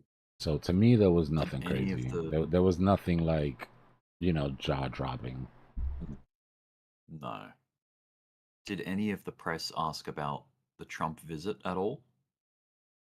They asked him, I can't remember. They asked him a couple Trump questions. I cut it off about an hour into the press conference because it was just too much already. But no, they asked him some questions about policy, and he was like, "Oh, we don't, we're not going to comment Yeah, on the stock standard. Yeah. Yeah. No, good on him. He's very stoic and very, now There's that's nothing. discipline. That's Yeah, sticking that's to a strategy. he said nothing special. Actually, he said nothing special. No. You can Yeah, I was almost watching do a him. meeting Yeah, in your head. You don't Like even if he have to says watch something it. So you special, know then that what's should gonna happen. surprise you. That should yeah. make you look, Yeah. hit the charts and go like, okay, what's gonna happen? Yeah. Him being the way he is allows us to measure. We can measure what's about to happen. When as soon as I saw that stopping volume candle, I said, "Thanks, Jamie. Thanks, Powell. Job's done. Yeah, I don't need you anymore. Thanks." You saw I turned off the conference as soon as that stopping volume candle hit. Exactly. As It soon as was that stopping exactly at volume the candle hit, I was like, "All right, I've heard enough of this. Let's go get some yeah. money." It was exactly at the same time when you took that off. I said, "Well That done. Job's done." that are you talking about that picture of Jerome in the hard hat? Hey, Dbloc. Yeah, I had that up there too. Yeah, That's what's great. going on? Oh, that's great. 2-hour candle just closed exactly above yesterday's low. That's a good sign though. Okay. All right, so measured move from our original W is done. If we can get above this 200, we'll clear some licks. This is going to be the important point here. Is this a deviation out of this range, or are we just going for a little more pivot, bearish rejection, and a continuation lower? You move the stop loss. I don't mind if it just cleans up the vectors. This is a good range. Cleans up the vectors. Comes That to the was my 0.5. intention for the trade. Goes to the 50 EMA, creates a wick, goes to the 0.5 at. I think you have this target also 150 and 350. I'm perfectly all right with taking profits at that psychological low or daily open area, even just right underneath it. Is that almost Nice, Yeah, we got 2K earnings. per Bitcoin? Who's calling out earnings today? Microsoft and Meta just came out with earnings. How's Meta doing? You better start buying some Bitcoin. Microsoft's ripping.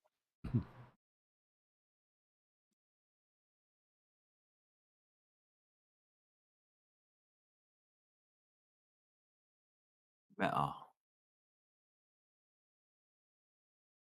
Yeah, Microsoft is ripping right now. Amazon That buying should help some the SPY and crypto, I think.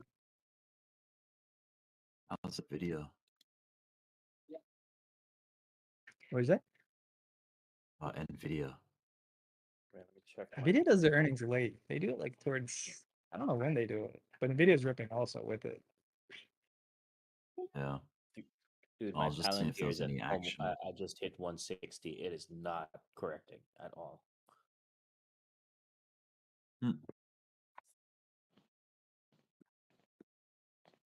Yeah, Nvidia's gone. This is what Bitcoin needs to do, dude. As soon as it made a new all-time high, Nvidia has just been, hasn't looked back, dude. Hasn't looked back every day. Yeah. Oh wow, Meta just came out. Meta's ripping too. Yeah, tech is ripping. You heard that, Bitcoin? Let's go. Okay, Meta just came from double bottom. Yeah, this is a great spot for Meta. Looking at the 1 hour, looks perfect. Dang, Worms, it's a little too early to call that. That we could have some more volatility between here and the weekend. I don't think that this move down necessarily is the trap shorts. Too early. Still got 2 days left.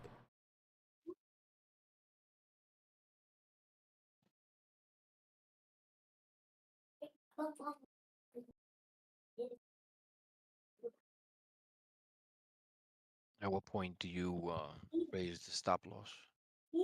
I probably won't at this point. V-shaped recovery. I'm just gonna take profit. My stop will never have moved, unless I just think it's gonna keep going and I move my stop up, as a placeholder to my take profit, right? So there's times where I'm like, okay, that's gonna retrace. We get a hard rejection, whatever. I'm out. But if we start coming over and sort of holding, then I might move my stop up underneath the 50 and just let it ride. If you're at your computer, what you can do is you can use your 50 EMA as a trailing stop. Right, we're getting to the point on the 5 minute where we should be getting. All right, we're getting really close to bullish confirmation here, right? We had this recovery. Obviously, this is bullish, but the momentum on the 5 minute time frame is not bullish yet. Right, overall momentum isn't bullish until you get above that 50, and until your 13 drags above that 50. So in that case, I would use that as where I put my stop loss. Right? Once we got over, held, pushed away, I'd probably just drop my stop loss at the 50 and then let it ride if I thought it had any more juice in it. Eventually, at some point, you will get a right side here, which would probably be a re-entry for me. Right? If we were to, let's say we were to pop up and reject off of this, I'm going to assume that this breakout is legit and that this is going to come down under. Right? If it doesn't, if it happens to hold and start to push, then I can re-enter.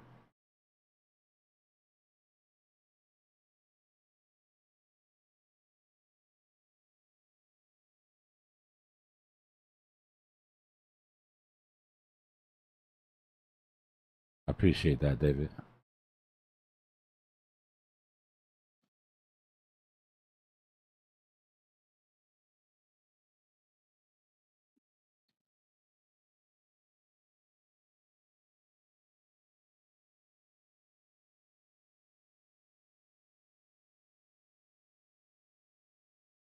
Yeah, I'm gonna wait for a retest and see if it puts in a W or something because we might have some turbulence here.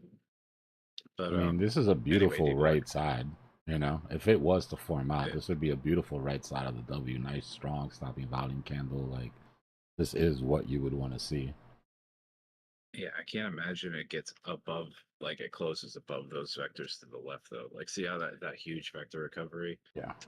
And like, I mean, really, in my mind, it has to close above that before it really change character. You know what I mean? Awesome. Yo, look at ENA. ENA is just insanely bullish right now. Why is it so bullish? But Stable that coins. looks like a good start of a W if it was to reject and came back down. There's a lot of good Higher stable low coin or stuff in that build relative today. equal low. Sorry, not build, but that meeting. My bad. I didn't mean to step on you. Oh, is it that bill? Yeah. ENA is completely recovered and it's on its way to. Yeah, any Really? stable coin news has been really, really bullish for ENA.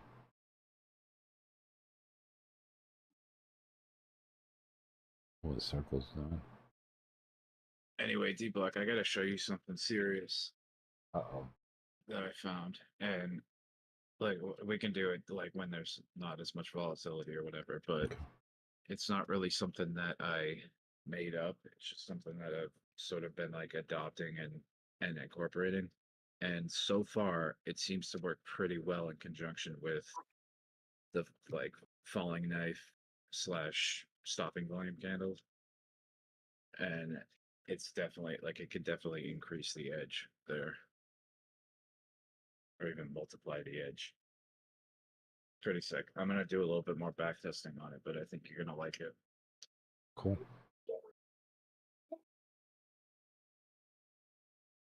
Yeah, not bad, man. Not bad so far. Circle's reacting a tad bit.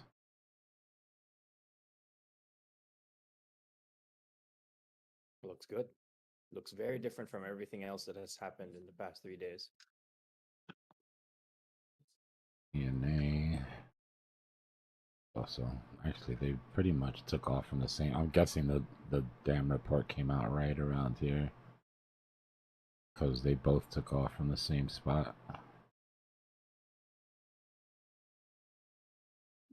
We are looking for a reversal sometime, either tonight or. Yeah, we're in our midweek reversal now. This should happen today. Usually you would wait for Thursdays, but days that we have FOMC meetings, it tends to get pushed forward.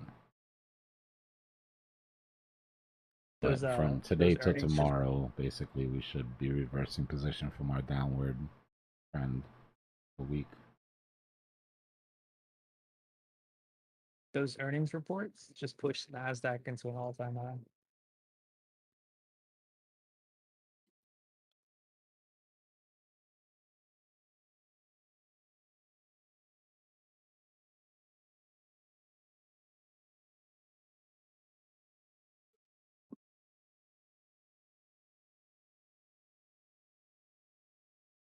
Oh wow, Robinhood had earnings too.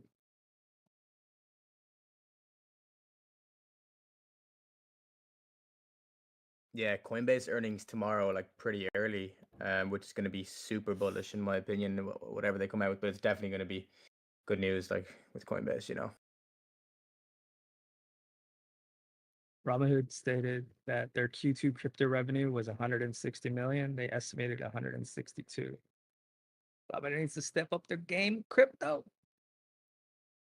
Meme cat, there comes a time where you have to DCA up or you're leaving money on the table. There's 1000% good times to put money into a position that's already positive. Don't worry so much about your entry. People like get married to their entry because they get such a good entry. But there's times where you can add to your position and your entry is still below support. Right? Just think of it like this. Like if you bought $15,000, if you bought a Bitcoin for 15K down at the bottom, right? And you didn't do anything, it's cool. You've got 117K right now. But let's say you have a job and you got money coming in. If you keep yourself from DCing in just because you don't want to screw your average up, you're leaving a lot of money on the table, right? Somebody could have fed that Bitcoin position through the 19s, 20s, 30s, 40s, 50s, and still been doing okay. So there's a proper time to do it. DCAing up is something that I think a lot of people have to get used to, because it's true. You look at that average and like, but I got in at 19 cents, and if I buy now, my average is going to be, 32 cents or something. It's like, yeah, but we're at 80 cents. We're probably going to $3. So who cares if it's at 19, 20, 32, 50? The point is you need to have more coins when you get to the end so you can sell them.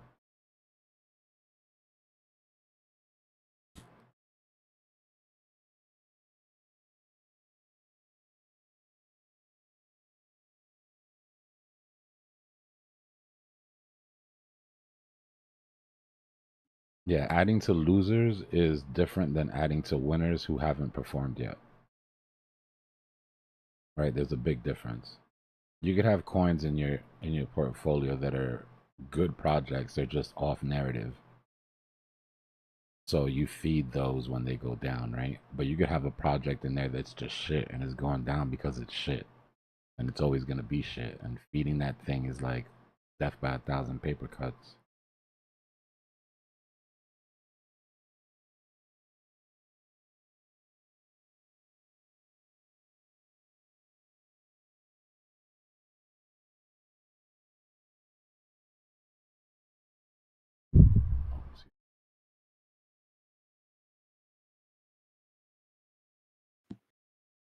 Yeah, I loaded up on some alts on this dip for sure, just in case, you know.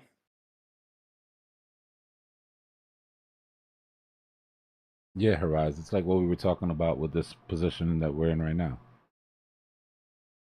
Right? You catch the fallen knife, you add to the higher low, you add to the retest of the break. Like there are places where you can safely add to your positions as you go, taking and holding support.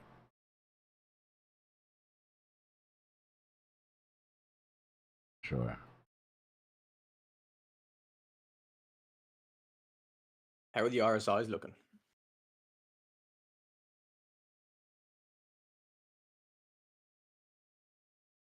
Your shorter term stochastics are getting kind of high.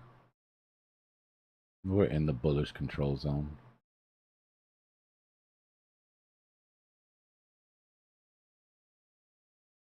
Not too far overextended. We got a pop here. It's got to be a big pop.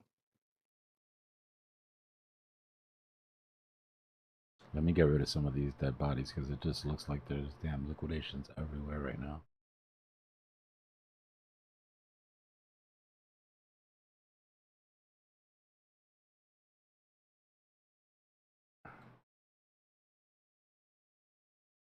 Okay, sorry for the rookie questions. What is that? Getting rid of the dead bodies? Oh, sometimes you can turn on the liquidations that have already gotten hit, or basically the people that Oh. have the traders that have already been killed for the most part. But then it just like floods the screen up and it's distracting. And I have OCD, so my Gotcha. brain starts to glitch out. I gotcha. I went through and cleaned my whole screen last night, got rid of all the noise. I'm like, crap, I hope I can trade now. No, I'm just, I feel like there's so much space out there. But real quick, Ron, what is ATR? So it's I your see that on average, an average true range, right? So it average basically, true range. Okay. yeah. So it gives you like the average true range of each candle, right? The mix basically, right? Which right now is $94.50.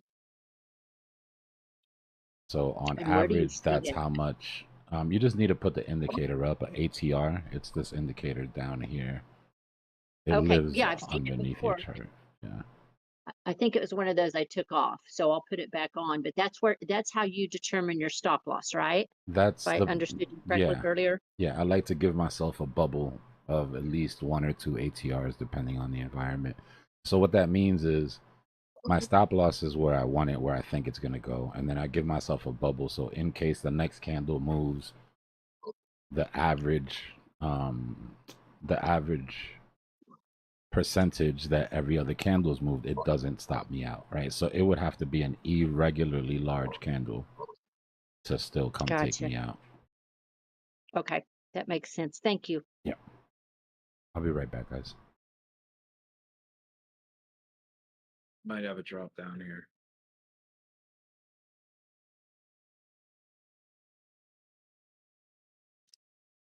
On the 15, it's just retesting the 13. Let's see if it keeps it. And a 50.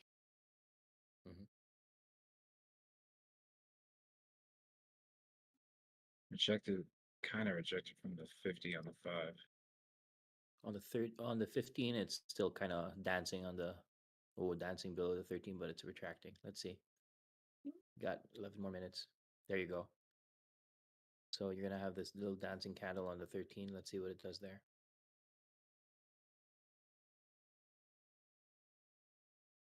Okay, did you keep that future trend channel indicator up when you cleared your screen last night? Yes, I did. I'm still learning it though. I've got it here I've got a split screen. So I've got Tino's on the left and I've got it on the right. And I was going to get with you when there's not so much activity going on because sure. I need to still understand how to read it and find the right YouTube video because I was so excited a couple of nights ago. It was changing direction. It was a red going down. For 2 hours, I sat there at like 11 o'clock at night, and all it did was go straight up. And I thought, crap, I'm just going to go ahead and get in this stupid thing. All it's doing is screaming up. And then the red flipped green. Right. I'm I'm like, holy crap, what just happened? Were you just doing 1 minute? No, I was on the hour or 30-minute when that happened. Yeah, I should do like Anyway, I'll get with you later on it, but yes, I definitely still have it. I'm still trying to kind of, with everything going on in my house right now, the AC out, and now it's fixed, and trying to jump in here real quick and understand how Dbloc gets into has these entries on these falling knives. I want to learn more about it, but not when there's 1,000 people on here. So I'll reach out to you a little later if that's okay. Yeah, no worries. Okay, thanks, son.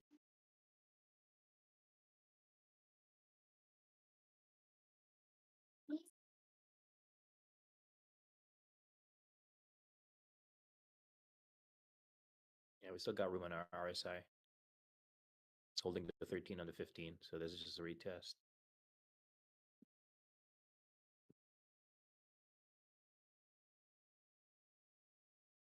So if a person hadn't entered yet, would this be an entry level for them? Or if they had already entered, this is where they add to?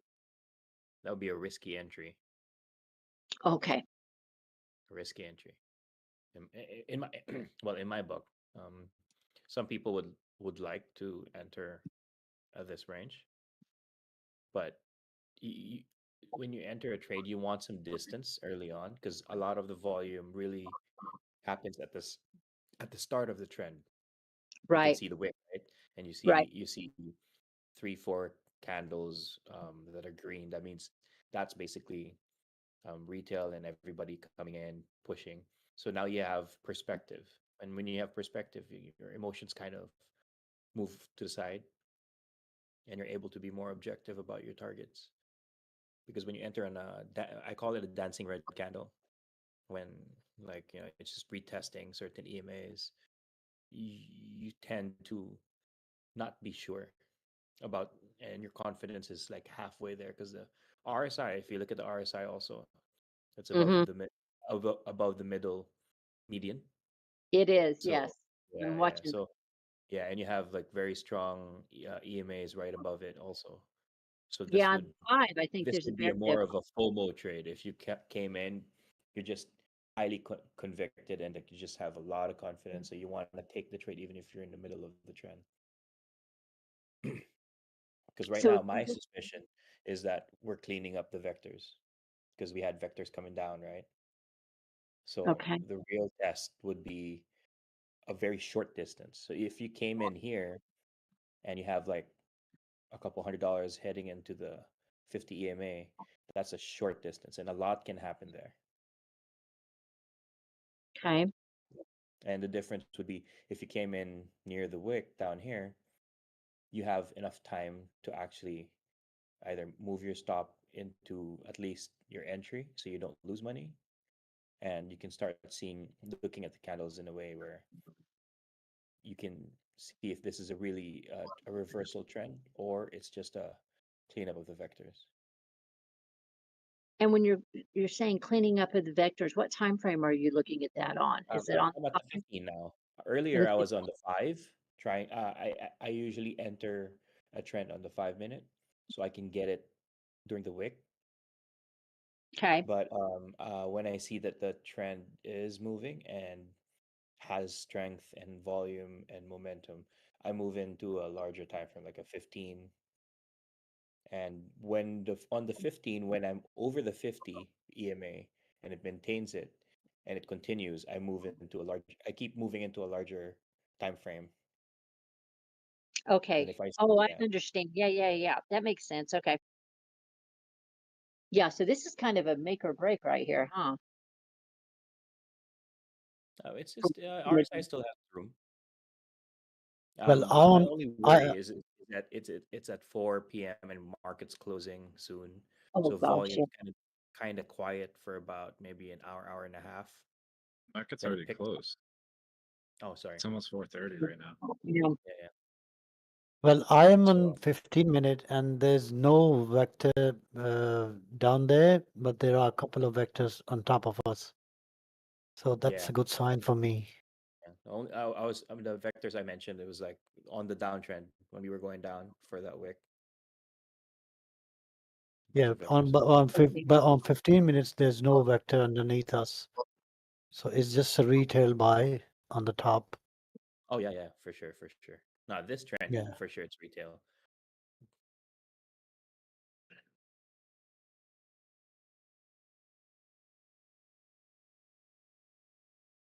Looks good so far. Yeah. Just waiting for Biddy to close above the 13. That's a really good sign.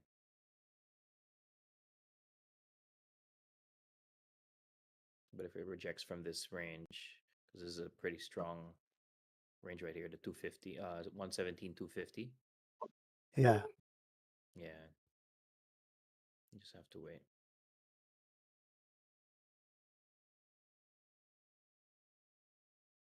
The alts look good though. They want to take Yeah. this trend.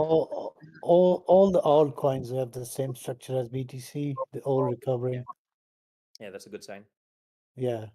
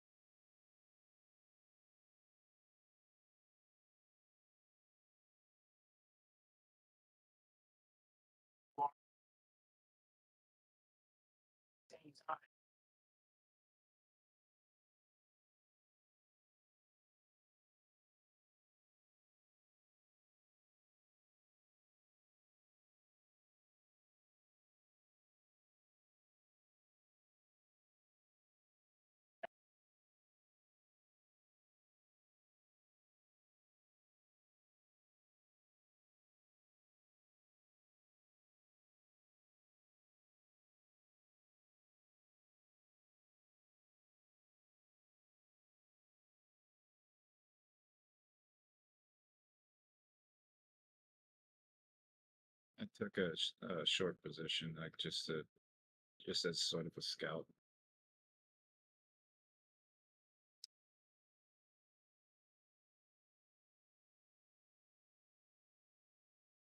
He's got his I bear risk it. costume on. 117.5. No, I don't think it's gonna go down that much. I just think it's gonna retrace a little bit from this little bump here.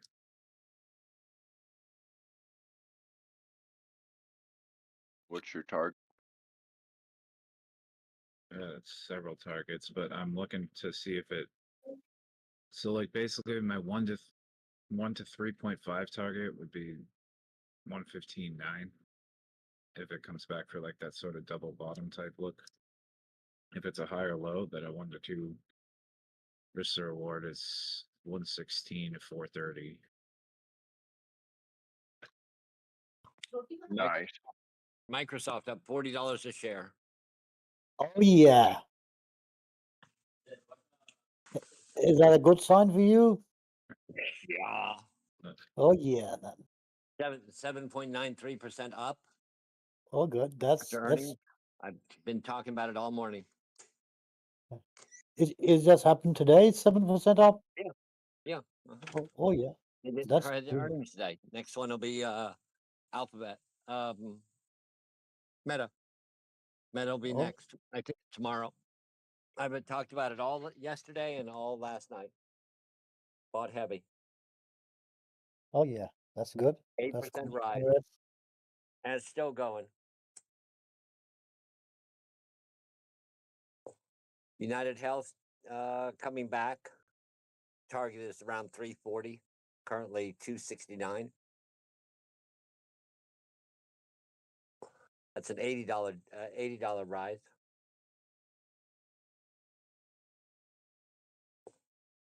On $300, if you make $80, you're doing pretty damn good.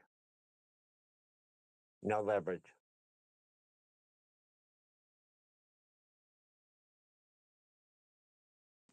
NVIDIA getting closer to my 220 target.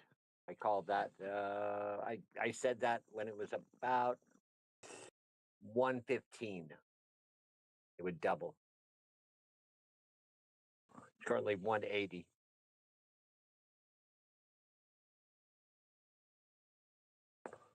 Okay, back to your regular station. Over.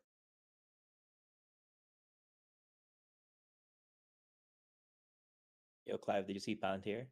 It's not. It does not want to dip. Yeah, it doesn't. Yeah, I'm in and out of Palantir almost on a daily basis. Yeah, I'm up almost 70% on Palantir. Cool. How long Crazy. you held? Couple months, but like I've Oh, been taking profit and coming back in. I got you. I got you. Yeah, I'm I up took about profit on our last high, beginning of the week, right. but it did not want to go to a proper fib, so I just came back in. I didn't want to be left behind. Yeah. In 6 months, I'm up 470% on it. Yeah, it's crazy. That thing's crazy. You just keep buying the dips, back and forth. Make 2-3%, compound that, compound that, compound that. Yep. Started with maybe 10 grand. It's not my biggest position, but it's doing very nicely. I should have put more in Palantir, to be honest. Yeah, don't. It's doing way better than my do- gold. Don't do that. Yeah. Be happy with the profit you have. Yep. I stop listening to you. I mute you when you say things like that. No. It's just an idea in my head, but I know I have my rules of this cycle. Yeah, stay with if your rules are working, stay with them. Don't worry about somebody else making more. I have some huge losers, like Enron, 6.8 million. That company's still alive? No, my God, no. I haven't made profit in my family hasn't made profit on GE in 119 years. Damn.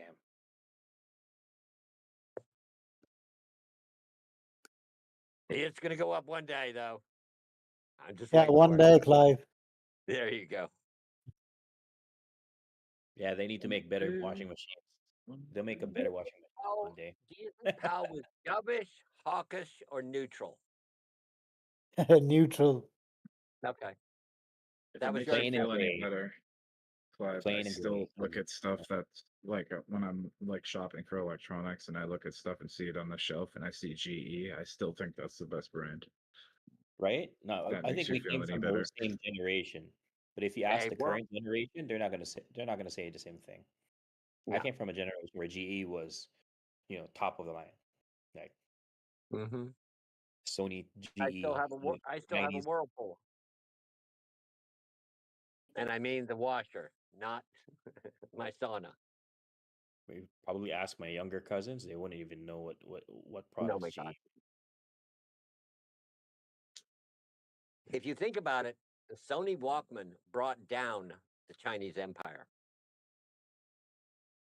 Look into the history of that. And the iPod brought down the Sony Walkman. And then the Spotify iPod. brought down Yeah. the iPod. The Sony Walkman, not iPods, not that. There were only 9 songs you could sing in China. 9. That's it. And again, they cross 9 time zones. They only have one time. Period. Across 9 time zones. So you could only sing 9 songs. And then the Sony Walkman came out, and everyone just started listening to other music. And that was the end of the Chinese Empire. The other factor, of course, was the one child policy. Imagine being told you can only have 1 child. And of course, you abort all females.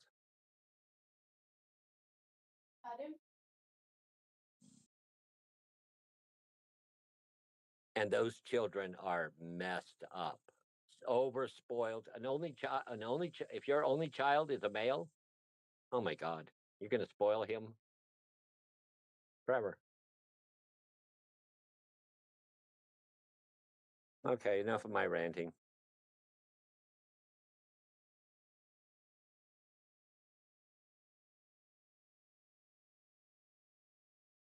Yeah, a few of the alts want to do their retest.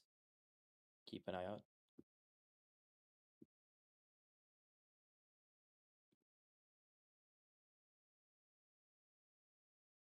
Where was the lady asking a while ago if this was a great place to enter?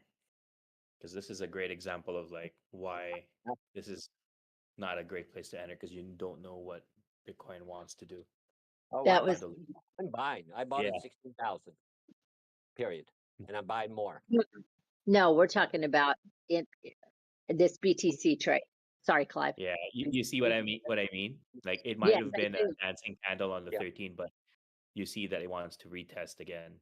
So this is where it kind of messes with your head. Yeah, But if I you come understand. in at the right level, you have perspective and confidence on the trade. And Right. you can, Right. if you want to add to the bag because it bounces on a higher low, Mhm. or you want to take profit and reposition because there's always another trade. Right. Tomorrow. Yeah, go ahead. Go ahead. No, I was just he was just explaining something to me. Yeah, boy, it is really retracing now, isn't it? Okay. Yeah, but if you look at the alts and BTC, what it wants to do right now is retest because that's a hard bounce, right? When you bounce up from a support area really hard, you always have to come in and retest that. And that's where you see if you produce a higher low. The higher low retest allows you to see if it wants to continue upward, or if it fails the higher low, then it continues downward and looks for support further down. Well, whether I buy at 116 or 116.5, it really doesn't matter. It's such a nominal percentage. I'm buying the IBIT. Oh, if you're just on spot, then just like buy Yeah, the I'm always on spot. dip. Just buy the dip. Yep.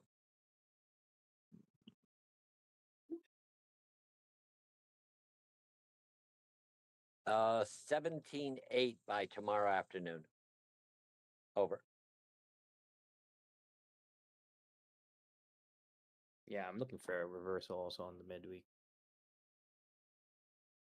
because the volume's been crappy all week. So seeing some volume come in is really nice to see.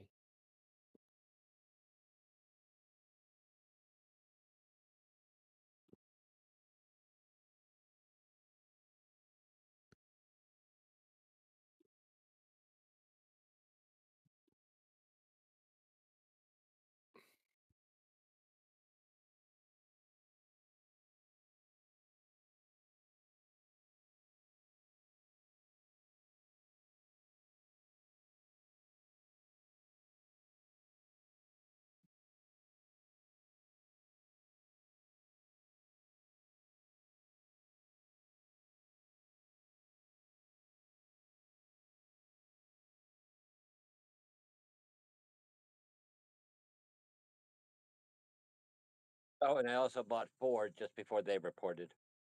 They didn't do too good, but they'll come back. At 11, I'm perfectly happy.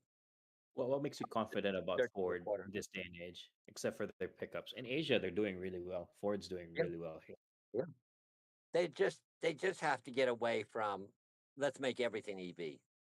Let's do hybrid for 5 years. Oh yeah, hybrid's the way to go.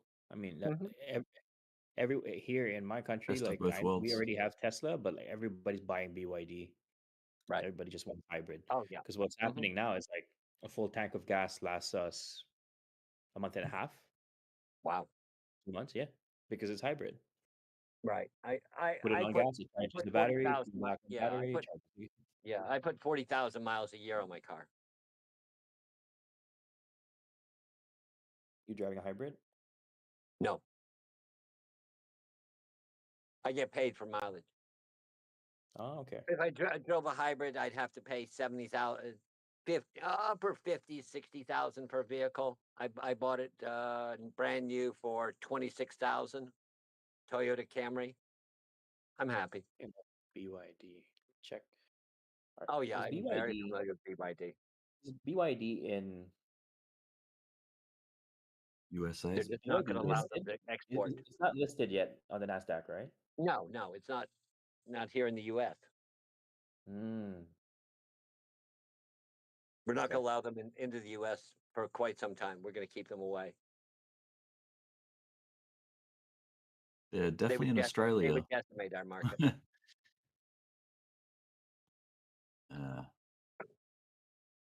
Australia, they're everywhere. Same with Teslas. Teslas and Mhm. BYDs everywhere. Tesla's trying to come out with a less expensive car, but until you hit the $30,000 bracket, it just the average person can't afford it. Yeah. 60, 70,000 per vehicle. That would about 10 of my parents' homes. Yeah, they're pretty pricey. Yeah.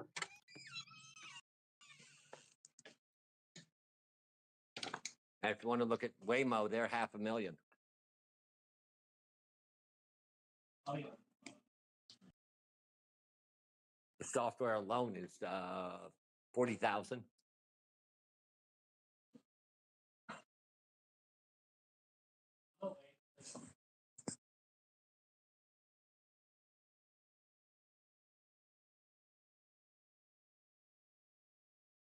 What am I saying?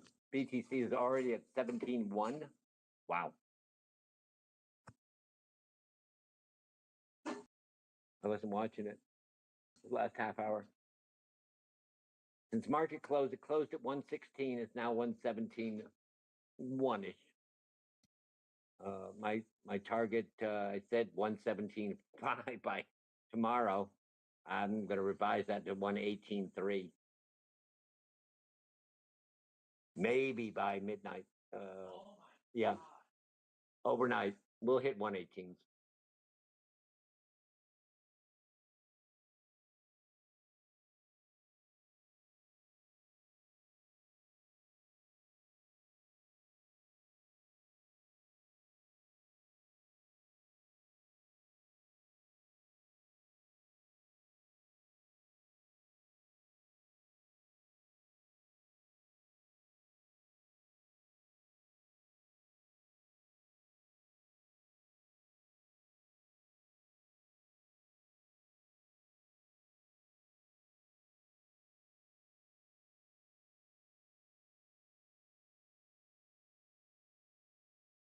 Yeah, Ford crashed after earnings.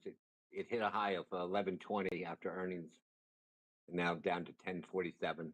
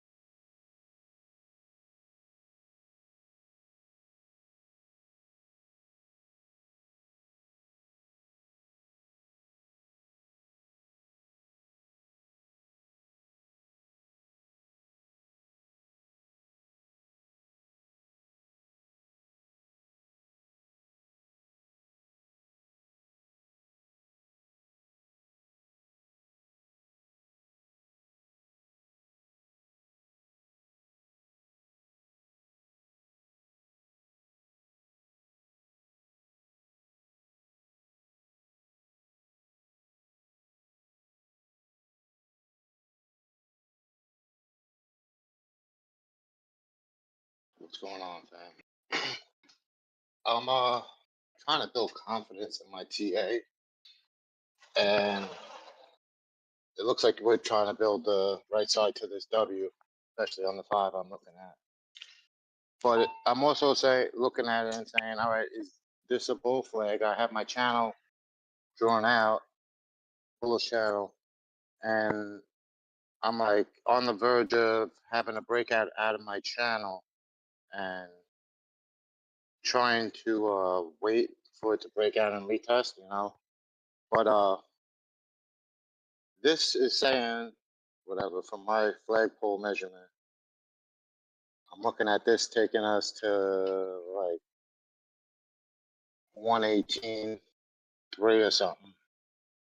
Now, it's like I'm trying to wait for bullish confirmation on the 5 crossing the 13 over the 50 for confirmation of the bull. But, you know, like, can someone, you know, give me some input on what they think on that mindset or thought process? I think it sounds like you have a plan, which is great, and I think you should stick to that plan. If your criteria is met, then put on the trade, use proper risk management, and then see if it plays out.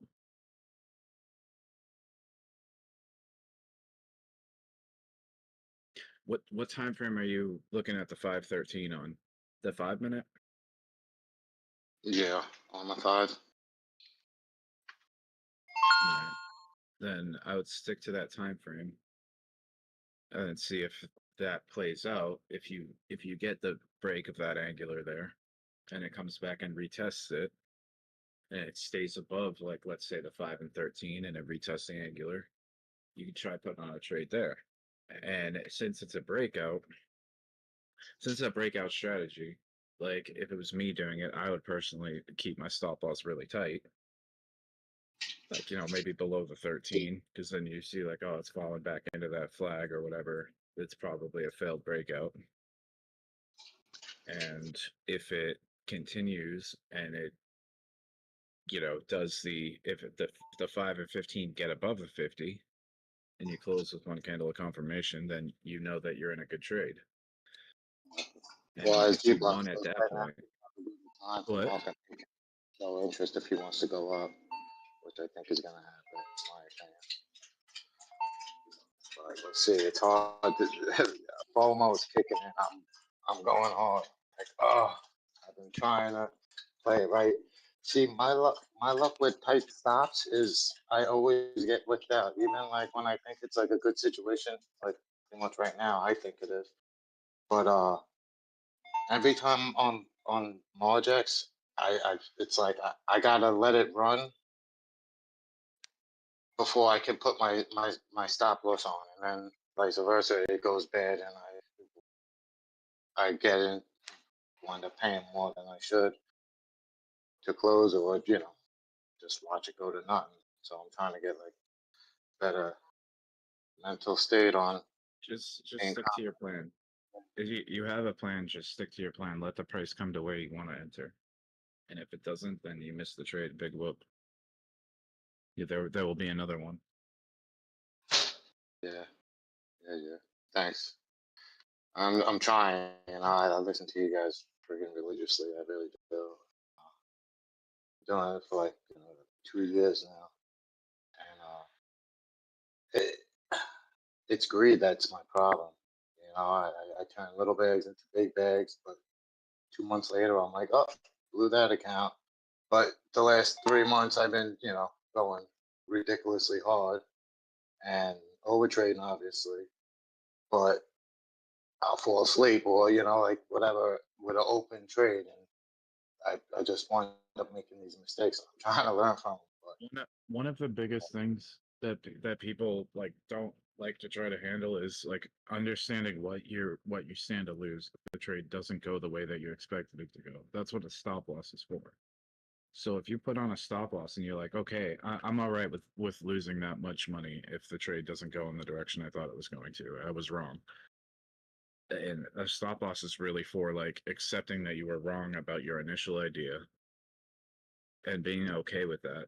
And you have to be okay with that kind of a loss. You can't just let a position run itself into the ground. If you do that, like that's the way you blow up your account. You know what I mean? So keep Yeah. your losses manageable. Again, my risk management is whatever tolerable to say, if I lose, I'm throwing 100 on that account and whatever. Again, on average, I run it for at least a week or two, but I get up to 4, 5, 6, and then I'm like, let me double again, and again, greed. That's where, because I'm like, all in, all out, or whatever, a little. It's definitely like an addiction, to be honest, for me. But I'm like on the verge of being profitable, but I just make these mistakes that you don't normally. I mean, I could plan to be tired and fall asleep or whatever, but it's like I got the bug. I'm on the bite. You stare at this market for so many hours in a row. You got the Since when you started, have you noticed that you've improved though from when you first started trading? Have you improved at Yeah, all? definitely. Well, that's good. Definitely. That's yeah. If you have noticed improvement, again, that I got you're on the right track.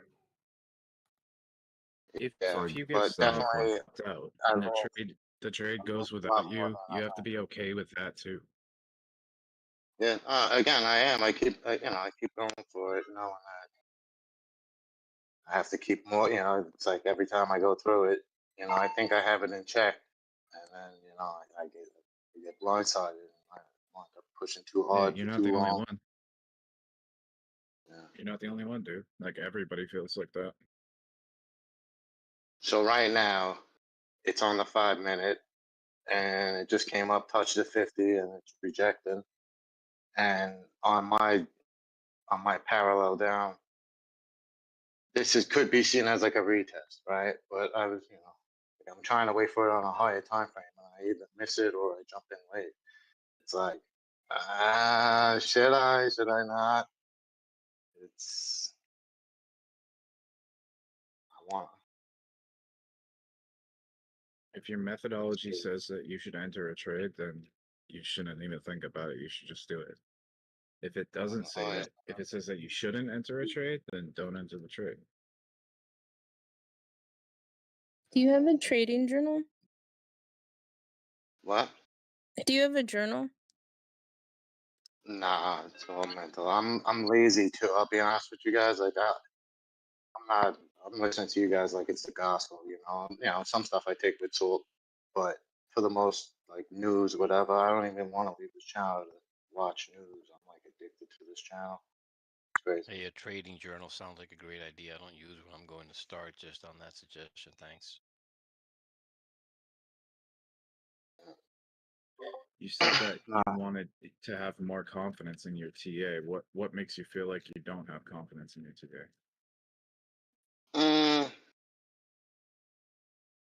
I had a totally different view on Soul, and I overlooked a big whatever. Recently, this was like something like oof, because I was planning on jumping into a Soul expecting one movement, and I was just like, again, underneath us, we have this big possible move that could be a pattern that I didn't see. I was gonna go heavy, and luckily I did, and I seen that, and I was like, wow, I didn't even factor that in. Like I was blind to it, thinking that the chart was much more bullish. And he was like, yeah, well, everyone's just looking at this, and that's why whatever, and it was like common knowledge the way that he said it on like, again, when he pulled it up, I obviously seen what he was looking at. It was a big M or whatever, but for some reason, me flipping through my timelines, I didn't see it. So again, this is, let's see. Looks like we're gonna fall back into this. How many hours would you say you have spent staring at a chart? The last 12 months, 16 months, like all day it's on, and I'm like, luckily enough to be home to stare at it financially, whatever. But it's just like I feel like soon it has to click. Like I kind of had times How many with your hours per guys' day would you guidance. say? Huh? On average, how many hours per day? I'll be in an earpiece pretty much as long as I'm out. I'm somehow half my ear half my ears listening to you guys. Sometimes I have to turn it off and deal with real life, but not for all. Yeah, but I'm not talking about listening to us. I'm talking about like listening to us and doing something else. I'm talking about like how many hours would you say you've spent actually staring at the chart on your computer and like just watching the candles move and watching patterns play out, watching levels get hit? 24 hours again is if I'm up, my computer is right next to me. Like I don't even like going to the bathroom without my laptop. So literally, there's whatever 16 hours a day for the last. I don't even know. My girlfriend will tell you. Yeah, for a long time, it's actually a problem. Join the club, bro. It's hard, man. You know, like I'll be in trades and I'll get into a conversation. I'll look away. You know, riding dirty with no stop loss, waiting for the position to set right, and I keep getting smoked. You know, not a happy name for person. this. Yeah. Hard And stuff. you know what that is? This is What is called cryptocranial disorder. And there are various levels of cryptocranial disorder. Just teasing you now, but Have you yes. used any AI to research and look at top indicators and strategies? Yeah, just get on there and I just, mean, you I know, definitely spent many hours looking at people's, like, you know, whatever, people with good yeah, advice. this will save you. This will compact your hours instead of looking and watching videos, which I've done tons of for the last 7 months and everything else.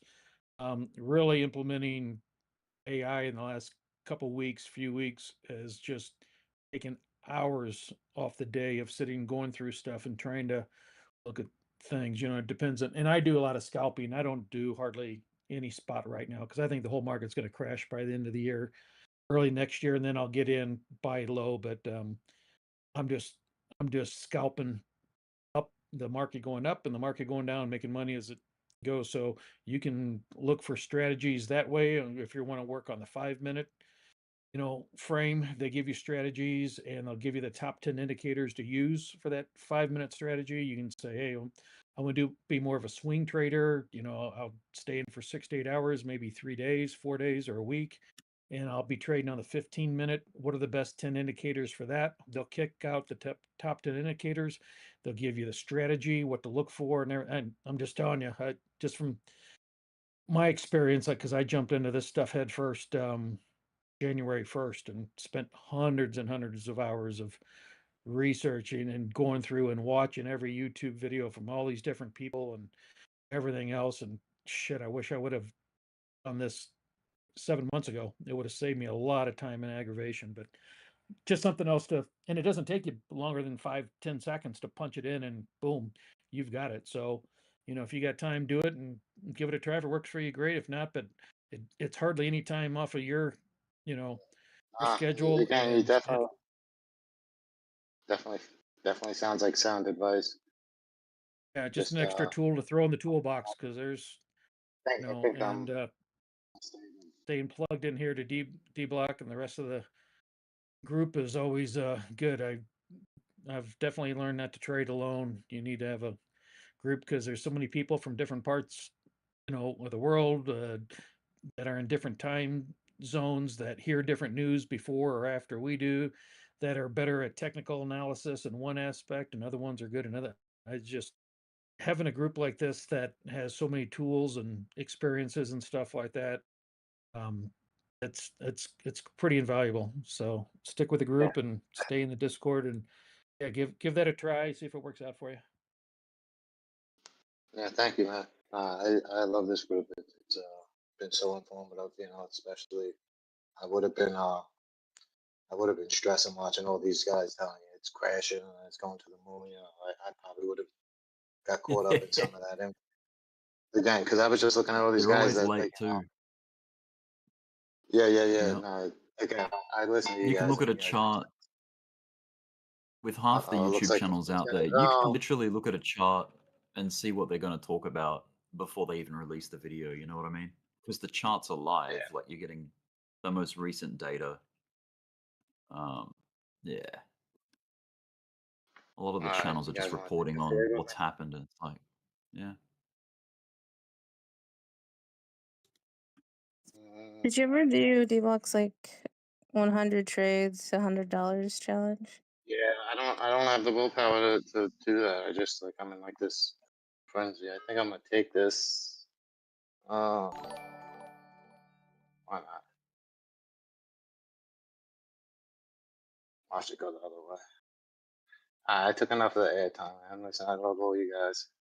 No homo. Wait, can you? I'm a new trader too, but and I struggle similar. I've struggled similarly, and I've started like making myself write things down before I trade. It's like a step. Like you have to stop yourself and you have to look at it, and you need to write down an entry, a stop loss. You need an invalidation and like a target. No, I've been doing it. I'm just kind of lazy and not writing it down. But I'm You definitely are you doing all those things? Like, do you have all of the components, like the entry, exit, yeah. invalidation, stop loss? Well, then invalidation will be the same. Well, I guess it's not necessarily. Do you know what I mean? Yeah. But D- again, I just feel like I really feel like the exchange I use is kind of like real loose on the slippage because every time I get into a thing, I'm like automatically like 7% down, even like very second I'm in, and What exchange? so it's Are you always like you doing get in. market Yeah, orders or limit orders? I'm doing market orders and high Yeah, well, leverage that has 50x. something to do with it, and also the trading fee, the exchange fee for when you enter a trade, that's going to be higher on market. Also, if you're going against the funding rate, then it's going to charge you even more. It's going to charge you the funding rate as well. Should I get out? Mm, I'm retesting the top of that channel if anyone's going on this trade with me. So Man, I we got got in. wicks on the Look, top here that are yeah, I don't looking like it. cool. I'm about to pull out. maybe like Quai or Rick can recommend. They've been doing it a long time. A good journal for you. No, I get it. I'm just like, No, I mean, but you said you don't have I a mean, journal. Like, can you guys recommend him one?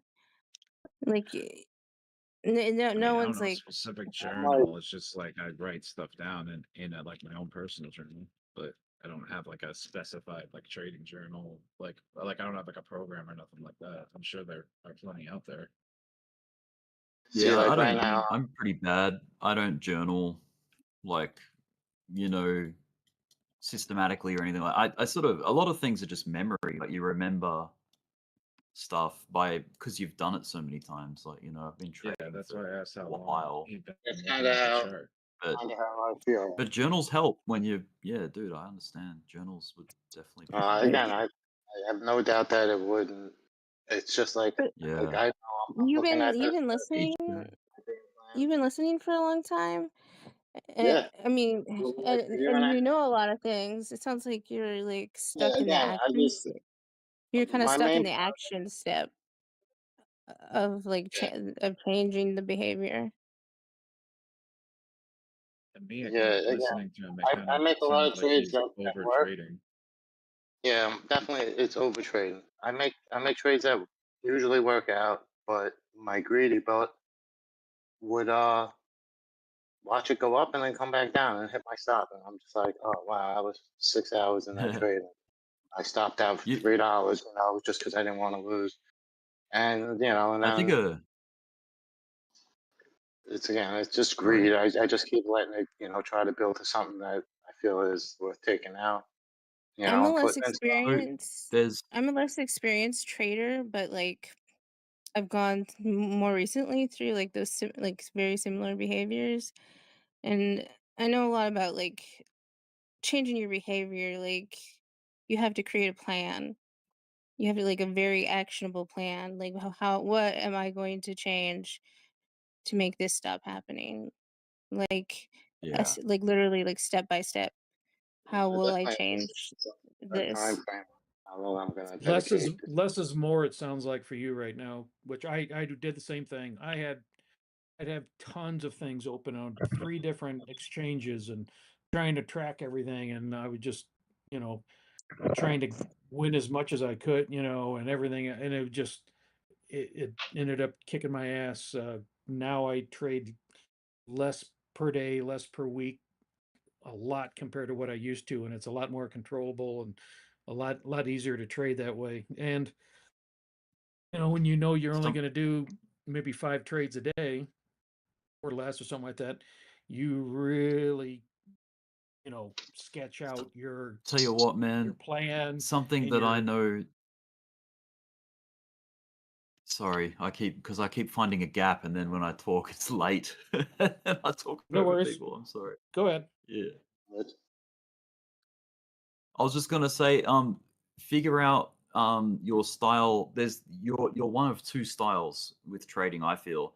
You're either reactionary because you're reacting to something happening on the chart, or you're proactive, like as in you're finding like the entries and exits to a system.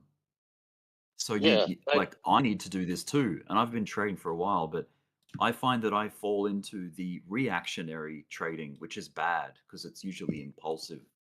Like you got to control those impulses and become more methodical and premeditated with your trading rather than reactions. So reactions are not necessary because you've got stop losses and take profits that handle the activity without you having to react. You know what I mean? yes. And I need to like, dude, I need to practice what I'm preaching here, like, because I need to like get better at that too myself. I Is think he everyone can lazy? benefit from that.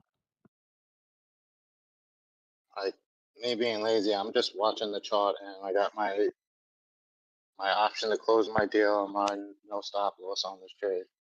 And I just can look and say, all right, well, if it goes over the last previous low, I'm out, you know, and I try not to look at how much I'm going to lose because then I get lost in, oh, if it's just a little less or whatever, and I watch it go the opposite way. So it's like, it's definitely the psychology of it. But, It's not easy. again, I have a plan to get out and I'm just sitting here watching and hoping that it goes my way. Yeah. It's a Like thrill or whatever, Dbloc but has said it. this is, 3 to 5% of my major bag, which is long term play.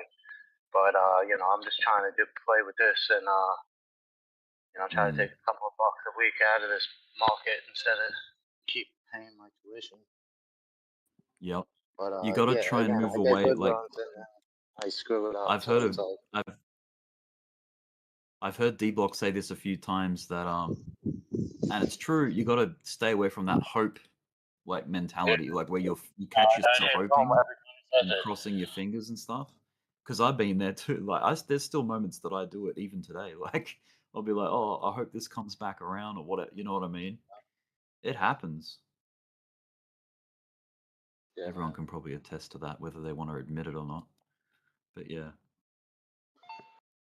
Yeah, Trading less. it's just like I'm trying to make this my daily bread and butter, and D-Block has something he says about you have to be able to weather a bear market and and still be able to live your life, and like I'm like Yeah. on the verge, like I got way more than I got like whatever 80% of my net worth in on these on mainly Bitcoin, but I got ripped with the alts buying, a year ago. Well, probably a little longer.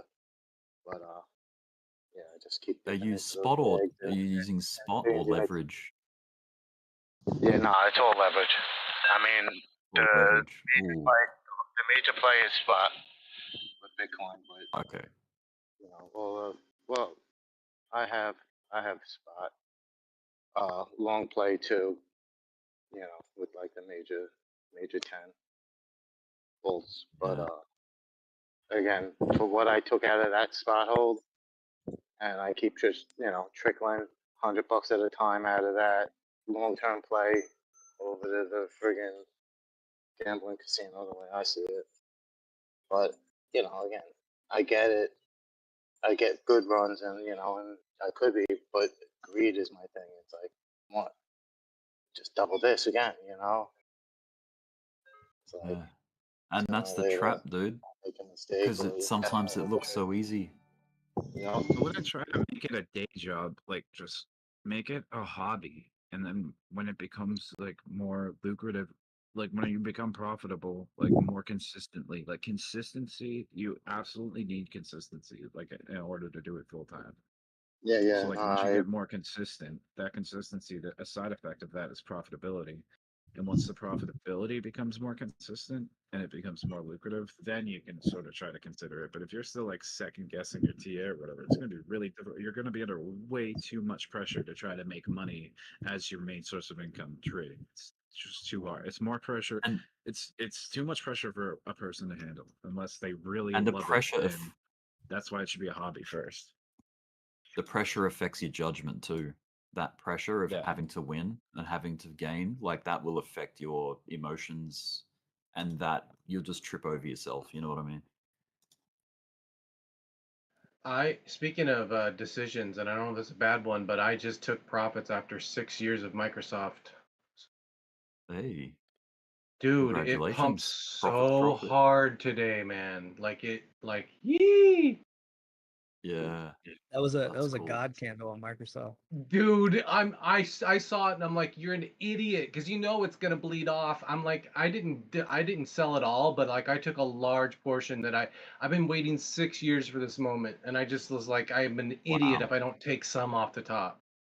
Good for you. That's what it's about. Nice, man. That's cool.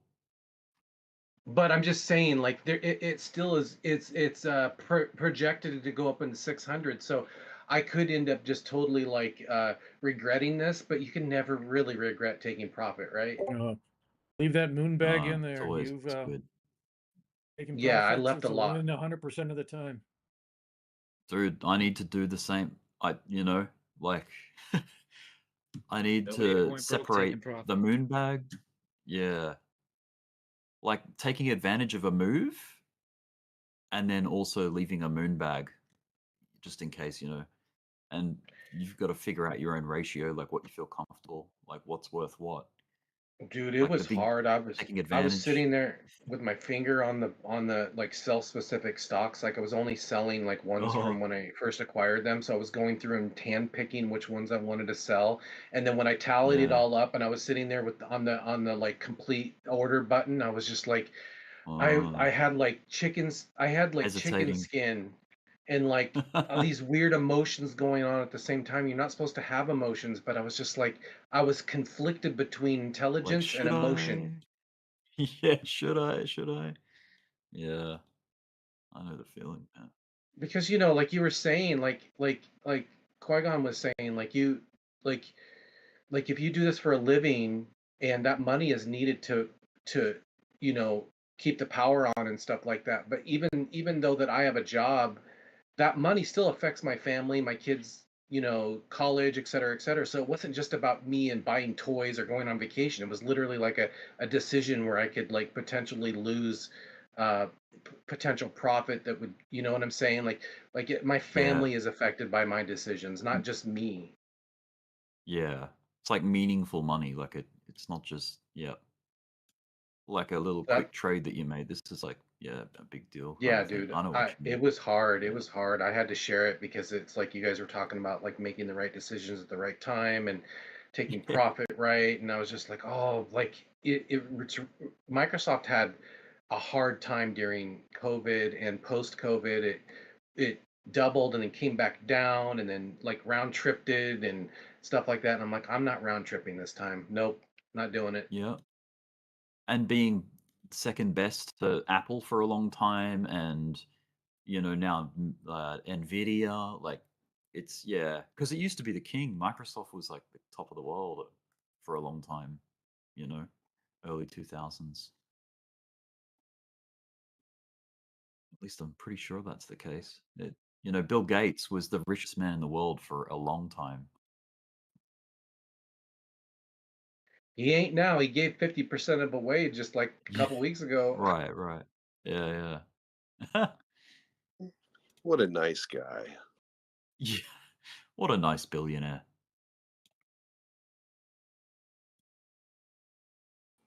A risk factor. Are you still there?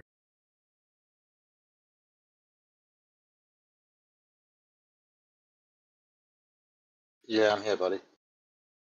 Yeah, I was just gonna say, and then we can move on. But as far as the word greed, you brought that up a lot. Maybe try to get to the root cause of that. It may be something that might be easily manageable and may give you a different experience with your trading. And be kind to yourself and be positive, man, because it's a tough market, not for the lighthearted. So try to figure out a sense of joy and happiness you can weave into this whole experience. We're here for you. Thanks, man. Yeah, Yeah. I'm definitely revenge trading. Again, I blew through blew through a couple of grand that I'm not in a position to Yeah. no one wants to lose money, you know what I'm saying? But yeah, I had some long-term coin plays, and I just kept dipping in the bag and not too happy about it. But at the beginning, I made some stupid large bets. But Everybody now makes it's all, mistakes. As long as you learn from it, that's what's important. But yeah, I just I want to say definitely real quick to what the gentleman just said beforehand. Like I want you and everybody else listening to understand something. Like it's not that you suck. This is just really, really hard. Yeah, it is really hard. Yeah. And there's definitely practices within crypto that you can choose to make it a little easier on yourself. And there's definitely ways to make it even harder, like playing it on hard mode, like trying to day trade with high leverage. That's hard. That's not easy to be consistent with. Like you might have a good day, but do that on repeat. That's a big ask. I can't do it. I'm not very good at it. My goal is to flip it, like at 1,000, make a stable coin, well, not stable, an altcoin stable spot position. What I'm trying to say. But again, I get up and then I want to make more. That little voice comes in. You can double this again, and now you have larger margins, so you can make the play better. But I definitely am interested in what you were talking about the other day about going in heavy on low leverage and letting it Yeah. letting it move a bit and then taking Well, that out and by increasing your yeah. leverage slowly It's and then maybe reinvesting again. That's heavy's the definitely wrong word. well, All I mean is that's the way you say that's the way you I keep the trade at the same value. So instead of going, I don't know, because you know how you can go 10x, let's say 50x. You can go 50x of $100. That's what's that? That's like $5,000 value trade, isn't it? 50. Yeah. Yeah, 50 times a $100 trade. Yeah, you put in 100, multiply by 50. Yeah. Anyway, so 5 grand. You can do 2.5 grand at 2x, and it's the same value of trade. Like it's going to return you the same profits, but the risk is like way small. Like as in, you're not dealing with a local liquidation level and just things like that. It doesn't have to be. Yeah, That's just no, an again, example. But those plays yeah, would definitely be for like monthly support. I wouldn't be like just looking yeah, at yeah, let's go now. Like again, I've been watching and I kind of see where we're going.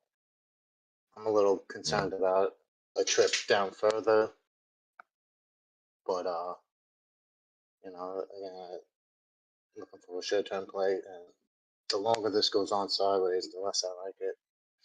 But for the play that I'm in, I'm right bounced off my about to pull out spot, which was yesterday's low. because there's just a little wick beneath that, so it's a higher low, right? Lower high. Yeah. But yeah, we'll see. But this is definitely like this is where the FOMO kicks in. Like this is not a good spot to be. The market's just turning, Yeah. you know. We're gonna go back down and make a bigger part of the W.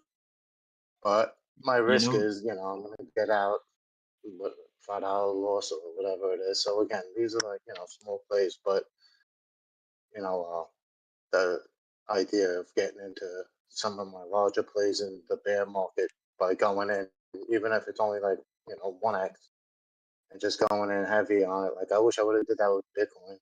You know, if I would have went 2x when I got in the 30s, you know, it would have been, And that's push like up. a we'll play, but I would have to really figure out how much I'm going to be paying in funding fees over a long play. That's like, again, me being lazy and not doing the research. Like last 2 days something ago I'll and everything, admit. and right now it's not the The, best. Not the best. the reason I still do leverage is not good. It's because I'm greedy and impatient. Those are the two main reasons I'm still like playing around with leverage. And it's You know what I exciting. mean? Well, yeah, that too, but mostly because I'm greedy. Like I want the return, and I can't wait. I don't have the patience to do like exclusively spot trading. Mine, Like I could do it. You know what I mean? you could do it, Rick. Mine is because I Yeah. have no damn money, and the amount of money that I have to play with, I'm not willing to risk any more than that. So Right. Okay. that's what I put on Yeah. leverage. Maybe mine's a Is it bit a of that too. is it Yeah, a but I'm thing? greedy. Tell me if this is a thing. Like you're not even thinking about what you would do with the money, but you just hate losing. Not necessarily losing money, but you hate losing intellectually. Like you set up a trade Like the and then you principle of it. yeah, like Mm. that's what so when people say I revenge trade because I want to get the money back, it's like no, I want to actually see if what I'm doing is actually going to work in practice. Like I'm Yeah, tired of losing, right? Like does that I don't know if that makes sense. Yeah, definitely. It's like It stubbornness. definitely You run are through. stubborn. Mm. You can run through a bunch of practice trading on leverage. Just the whole interface, like knowing the way the chart moves. Like I feel like you can practice easier on leverage, and like the risk management, you kind of have to keep a lot tighter on leverage. So it's you kind of it sort of forces you to train yourself to be a better trader. And if something's not working out and you're losing money as a result of it, you're like, all right, this sucks. I need to switch it up. I need to change something. You know, like leverage helps you figure those things out a lot quicker. But one Yeah. practice that I did over time that seemed to help me was I said, okay, look, I'm like not increasing my position size. Like say, for example, it's like I'm only gonna put 10% of my account on each trade, and I'm only gonna risk 10% of that.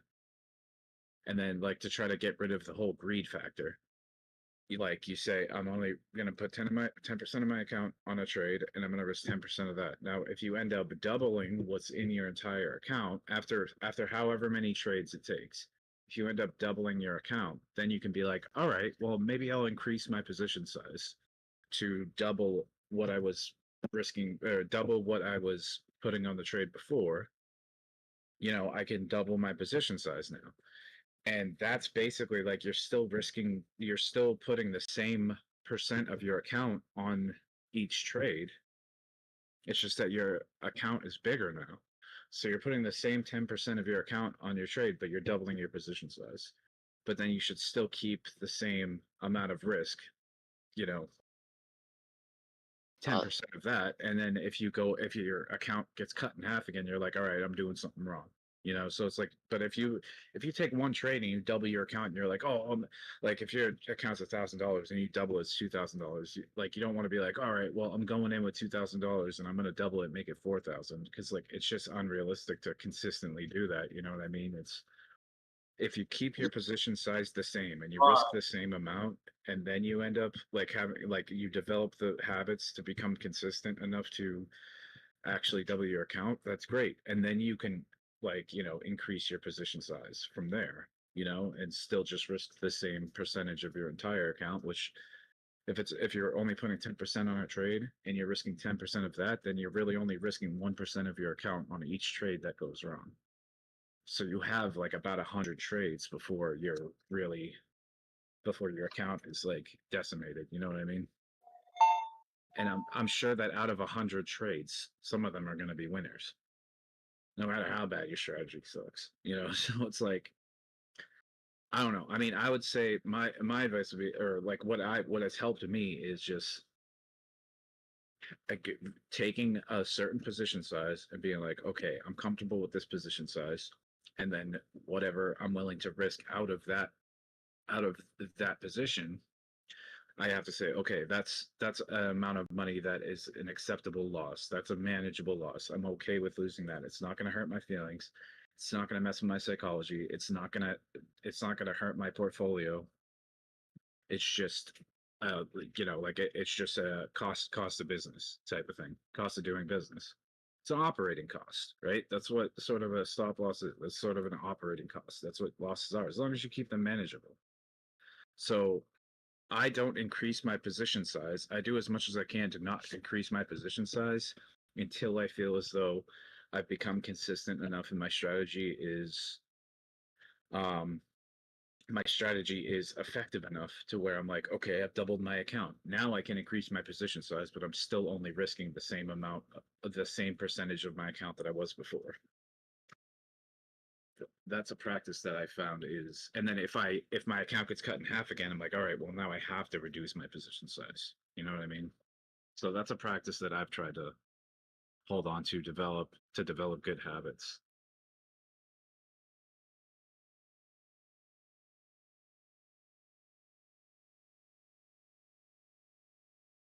That's all sound advice.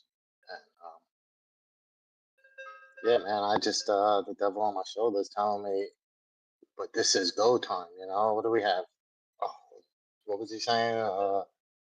140 days of like, pretty much up only. And the way I look at it is, I'm like, it's like fishing, and I'm just dropping hooks trying to catch a nice ride. Like I'm hoping, to get the midweek reversal here, and and ride it into Friday or Thursday, Yeah, but And get rid of the hoping and dreaming. Just use logic. yeah, That Hey, dude. mindset over like anyone else have DCA. problems? Oh, pardon me. What? I You had saying I something? had I had that same mindset where like, oh, like I'm gonna miss it, like you're gonna miss out on this like write up on the bull run, like it's ending, and you've got to make the money now, and it's like it's a losing mindset, especially when it comes to leverage, because you're just adding more pressure. Like, I realized that pretty recently, honestly. And I had to like cut that away. Like there is always another trade. Like leverage is so different from spot. So even, when we reach the top, you can keep trading leverage. Like I had like it sounds like you're thinking of it like a finish line or like the end. Like I have to get it all done, by the time the bull runs over in October or something. Like I don't know if you're thinking October specifically. But I know the feeling, and I was doing that, and it was a lot of extra pressure, and it was not helping. And I had to change things to like, there's always another trade, like slow down. There's no rush. And this is the hardest place to trade right now. Like I don't care what anybody says. It was so obvious when it was at 92. There was no doubt in my mind that was a great place to get in, right? And I mean I'm using Bitcoin as a metric, but I'm saying even if you were in altcoins, it might have been even a good place. Right here is even hard for people that have been in this Discord. You can hear it in their voice. They get frustrated. They walk away. They just can't find the trade. They may not get their ass handed to them, but they just cannot find good productive use of their trade. So this is the hardest place to trade. Yeah. we're not really at the top of the range. We're not at the bottom of the range. We're fiddling around playing games.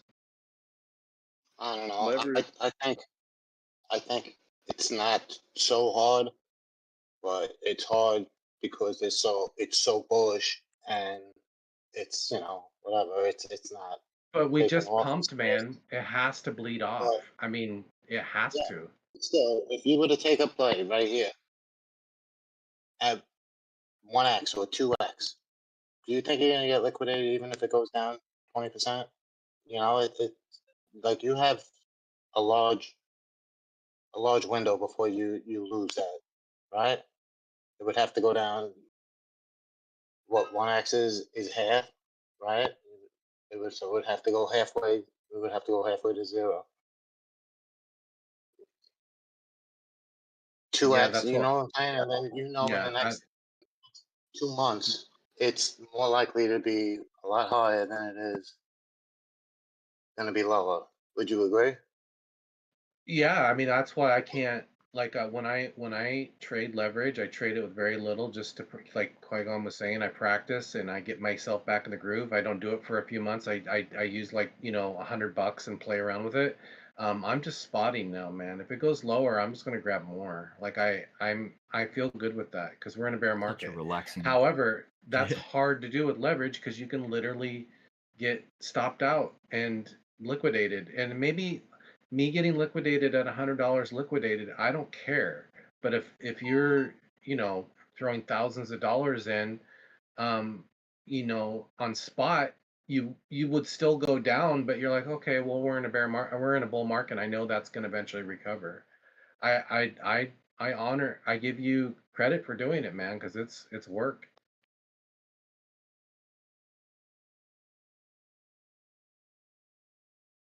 Personally, I'm not in no low leverage trades. I'm either in spot or I'm on high leverage. But again, that's a little, Yeah. percentage You're of what it is. you're I have, it's but like you're all in or you're all out kind of thing. There's no middle ground. again, but In a it's just bull market, I know the feeling. it's more right. comfortable to be on I'm just spot trying to because touch even on. if you like Jacket was saying, even if it goes down, you still since we're in a bull market, you still have enough confidence to be like, okay, it should at least get back to my break even. Even if it doesn't make a profit, it should Exactly. at least get back to break even. I'll have a chance to get out. But with leverage, it's like if you don't have a stop loss, you're risking your entire account. And if that's more than 1%, 5%, 10% of your net worth, that's a problem. Like risking that much, not financial advice, but I mean, like risking that much, I've done that before, and it's like I've gotten wrecked. So, it can be detrimental. Like if you're gonna be trading on leverage, you have to understand that you're increasing your risk factor by like a million. Like this is like so your risk, you have to really practice tight risk management. And if you get stopped out of a trade and it goes against you, you're happy you got stopped out because you didn't lose as much money or you wouldn't be in as much drawdown as you would if you had kept the trade. Now, if the trade gets stopped out and it still goes your way anyway, you have to just accept that you missed out on the trade. And yeah, it's not easy to do. It's just like, stick to a plan and maybe adjust your plan a little bit. Like, oh, look at the trade that went wrong and be like, oh, okay, well, was my stop loss too close? Like, how can I make it so that my stop loss is close enough where I'm not risking too much money, but not, so far, far enough away where you're not going to get kicked out of the trade. You can let it breathe a little bit, but close enough where you're not risking too much money in case it doesn't work out. The biggest That's the struggle. benefit to spot is if you buy something spot, it goes down, down, down, and then it flattens out and comes up a little bit, goes and dances around for a day or a week or a month or something like that. You still have money in there in value, so that if and when it does go back up, you're still going to benefit from it. The thing that sucks, and believe me, I know because I do leverage trading 98% of what I do. Once that money's gone, it's gone. Like once you get stopped out, like you have no value in there. You're done. Like that's gone forever. And at least with spot, you've got something still hanging there that if you put it in a decent coin, it's gonna come back and then And you can also average down too, like on spot. If it's something that you believe will come back, you can average down. It gets you closer to break even. You can't really do that with leverage because you're just adding to your losses. If Well, yeah, but if it continues to go against you. again, I am not saying that people should jump in and foolishly play leverage the way I'm playing. I'm definitely the risky person. I stunt motorcycles. I like whatever crazy lifestyle. But the way that I played this cycle is I got in, 18 months ago or so, and it was spot. And then in the last year, I've been dipping my toes in with leverage. And again, overall, I'm down thousands of dollars. And whatever, that was my tuition. And when Dbloc said it, it made a lot more sense. And those plays, the bad plays, were before I really. It was more like when we were on the other channel that always talked about 40,000 Bitcoin. It was, again, I was watching his chart and I was making plays off of that, and that was when I was fresh, and naive. Now it's it's a play, but next season my game plan is to do something like, if you look at Dbloc's the cyclical cycle or whatever, where he has all his take profits and stuff with the green bars, you know what I'm talking about? He always talks about his birthday, look, on my birthday, and within what? Let's give it a month. So in that month, I plan on taking whatever a play at 2x long on something. You know what I'm saying? And it would have to go down a lot. And again, and with that run for You have 50% drawdown in the price before you get liquidated. With a 1x, you don't technically have a liquidation. If you're on a long position on 1x, you don't technically have a liquidation price. With 2x, you only have really you can only afford a 50% drawdown in price before you get liquidated, which that's totally possible. Like with Bitcoin, it's less likely to do it immediately. You might be able to rescue the trade if you're patient enough, but I mean, 10x, 25x, 50x, 100x, it gets a lot more tricky. You're increasing the difficulty. Could I ask you a question? The gentleman that's speaking, that's having the issues. Sorry, I don't know what your name is. I'm Chris, but Chris. on the Chris, hey. Two questions for you. Would you be willing to stop trading and stop listening to the channel for 2 weeks? Step away. Would you be willing to do that right now?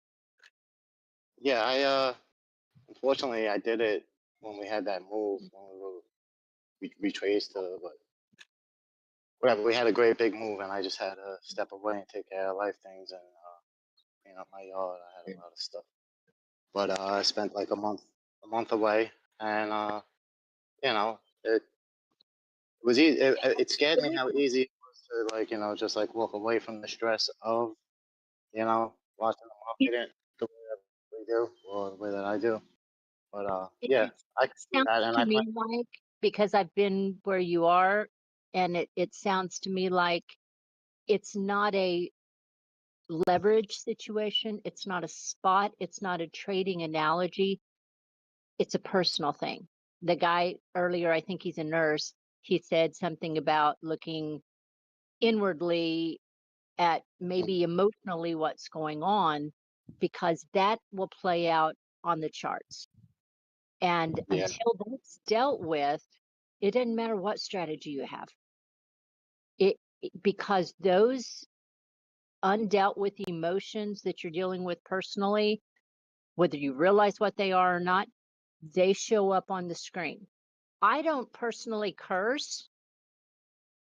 And I find myself when I was I was cursing. And I'm like, where did that come from? What is going on? I mean, that's just a personal thing for myself. I had to step away and address some things that I was dealing with emotionally, personally, that were just coming up and causing me stress, that I didn't realize were affecting my trading, and they were. So I don't want to get into my situation or anything like that. The point is that I just hear in your voice you don't want to journal. You say you're lazy. You don't No, want no, to, you don't need a journal whatever it though. is. No, I'm just saying you might not be wanting to address what the core issue is. And it's like when somebody said, do a higher margin and lower leverage 2%. I thought he's not going to do that. Ain't no way right now he's going to do that. That's not what he's looking for in his trade. In my opinion, you live, you learn. I think he's good. He's a rider. He's going to ride it out. And if he sticks around, he's going to learn. And he's already learning. He knows what's up. You win some, you lose some. You could be in the best mind state and still keep on losing. That happens, you know. So, Absolutely. It's but just sometimes when you take that step away and shut everything off, you have such a fresh perspective emotionally, and yeah, that's what I that was saying. He's a comes out rider on because the if he trade. goes on a bike ride, he's going to be good. After he comes back for like an hour bike ride, that's like what riders do. They only Then need why half an hasn't that hour and happened? they reset. He's a rider. Then why Yeah, hasn't that happened for him? It's not. I mean, it doesn't happen. It doesn't happen like that for the best traders because the thing is, we're still speculating here. So no matter what mind state you're in, we're still speculating whether we're in a good mind state or a bad mind state. And sometimes, just the cards don't fall on the table the way you want them to, and that's a fact. So it's just maybe he's not in the rhythm, and sometimes you feel like you're in the rhythm, sometimes you don't. But yeah, resetting is good, but I don't think you need 2 weeks away. I think that's It ridiculous was in my just a opinion. hypothetical time frame. It was a total hypothetical time frame. Whatever time frame you feels like maybe would just give And I him think that. It's kind of like when you go on yeah, vacation but you and you also told take him to a step couple of away days. from the channel. I don't think that's also, I think it's good to listen and just not be so over invested. As long as he's managing his risk and he's able to live his life and not have to sell his motorcycles and stuff, he's good to go. I mean, you still got your bike, right? I got like 15 of them. Exactly. So I think he's probably doing better than half of us here. So I think we just need, support and keep it moving. All right. Again, I what the lady was saying, that again, it makes sense, and I'm definitely like, an all in, all out type of guy. But again, I made long term plays 18 months ago, and I'm not planning on taking that until whatever September ish. Gonna watch the market. And with Dbloc's advice, I'm gonna piece out, 20% here, 20% there, regardless of what the price is. And yeah, I'm gonna leave my moon bag. But this is me, getting trading down to the point where I stop making these mistakes. Because like I said, at the beginning, like I catch wins. Like right now, I told you guys the trade I took. And I said, I'm gonna check yesterday low is my out, which I was gonna just manually pull out. It came down to it. Luckily, it only wicked it, and now I'm up and I'm in profit on this second trade I took from the bottom. But yeah, it's high leverage, but it's a smaller amount, and the risk is worth the juice is worth the squeeze on this for me, and again, for me, it's exciting, and it's, what Drew said, riding a motorcycle. When you ride a motorcycle the way that I do, well, I don't know about Drew, but when, I used to race motocross, and you get on these bikes and you ride them at this high level of like performance, and the only thing you think is do not mess up. Like there's no thought. Like some people get it through meditation, some people get it by going to the gym. You get to that point where you just silence your mind and you like reground yourself. And I definitely can relate to doing that through a motorcycle, as I'm sure Drew can. Yeah, But that's all I need to do is go for a ride and I reset. But I Yeah, do yeah, agree yeah. with what she said though about your personality and the way you conduct yourself, like through your behavior, can manifest into the chart. Oh, totally. Talking about manifesting, like, all right, so when I was a kid, whatever, I made some mistakes and I did some time. And then I love motorcycles, right? Always as a kid. And I love them so much that whatever, when I got financially able, I bought myself a bike, and then whatever, started riding, got into the whole love of the sport again, and then I was a carpenter, New York City carpenter, and then I got laid off, and I took a little bit of the money that I had saved from there, and I bought another motorcycle, and I cleaned it up and whatever. I sold it, made $1,000. I was like, oh my god, I'm making more money out of work, right? So then I did that for say 15 years, right? And then from there, I had pretty much like a bike shop, whatever. Moral of the story is, I love something so much and put so much energy into it that I manifested that thing to somehow provide for me. You know, I learned how to fix them. You know, I can diagnose a bike before I take it home. I already have 3 ideas of what it could be and what I would have to replace and how much it's going to cost. You know, and I know if this is going to be worth it or not. Whatever. That was a play that I did for a while, and then I had money from that. And I just been like coasting in life, and I'm kind of losing the passion for that type of work or dealing with people selling stuff because it's just a different market. So like I'm like putting all of it into this, expecting to adapt and really get my You my hand on the motivated, pulse. man. You're motivated, and that's a nice quality. You're a producer. You like to be productive. It's freaking awesome. But what I said earlier is when I had to go and clean up my property and I had to walk away from the chart, I didn't want it because I know it was like, go time. We just had that big drop to like 74 or whatever. And we were coming out of there and I was like, this is where I'm going to set my hooks and ride this thing all the way up. And I had to turn off. And the move happened in that meantime. And I was a little upset about it. But I lost what I was going to say. Either way. Channel's Well, awesome, man. let me just finish by saying this: we're all here for you. Just like I listen to this, I have it on 24/7. Rick has no idea how often I'm waking up to his voice and listening to him all through the night because I didn't sleep very well. So everyone is encouraging. Everyone is here for to support each other, and I hope you didn't take anything I said offensively because I could just hear some of your frustration in what I just went through. And I thought, good night. I hear the same things. I feel the same things. I'm either all in or I'm all out, one or the other.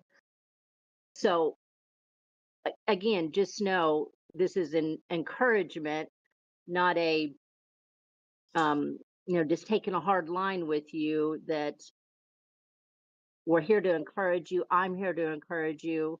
I'm not one to answer a lot of questions from the technical side because I'm learning that, but I'm a little bit older than most of the people in here, so I do have some wisdom in some other areas. So again, you'll do well.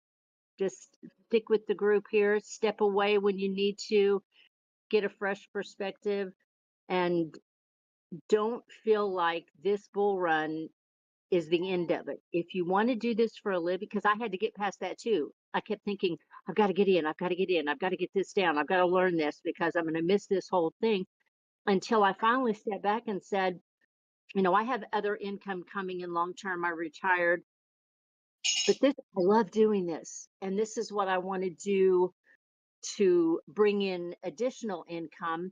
So that's going to be for the next few years. And once I finally kind of got that in my mind and settled that, I thought this is just one bull run that I'm going to be able to profit from, but I'm also going to be able to profit from the bear when we go into the bear market.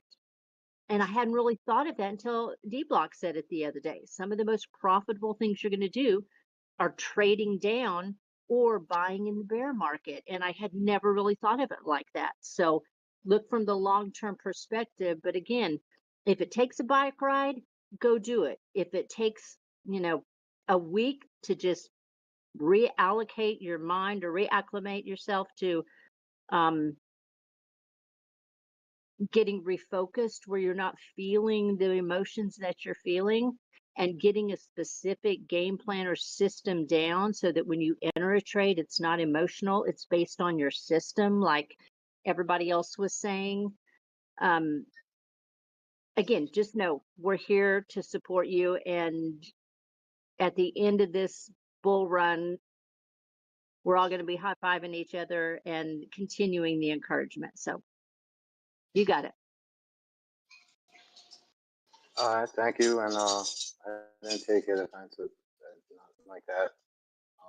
There's definitely some truth that you touched on that I could feel, but yeah, again, we're all here to win. I just thought a lot of other people were thinking the same thing on whether they wanted to get in on this retest of this W, and whatever. Thought it'd be fun, take a trade. Either way, sitting here watching it. Yeah, definitely need to tune out a bit more. Make a time schedule that I'm gonna dedicate to staying at this friggin' computer. But yeah, man. Have a plan and manage the risk. You'll be all right.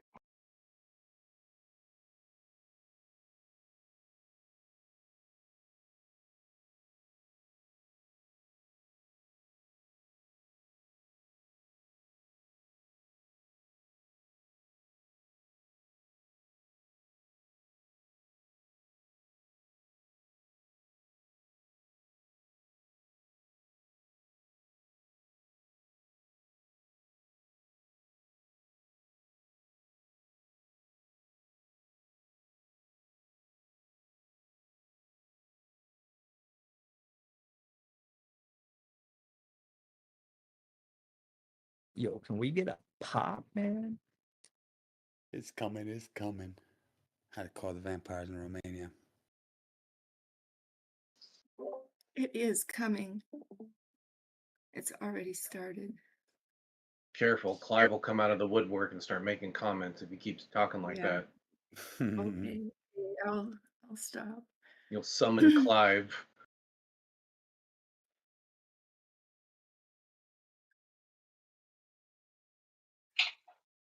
I feel like this pop's gonna be violent though. Violent to the upside. It's gotta be, dude. It's gotta be. No Clive 2.0 though. It might be quick.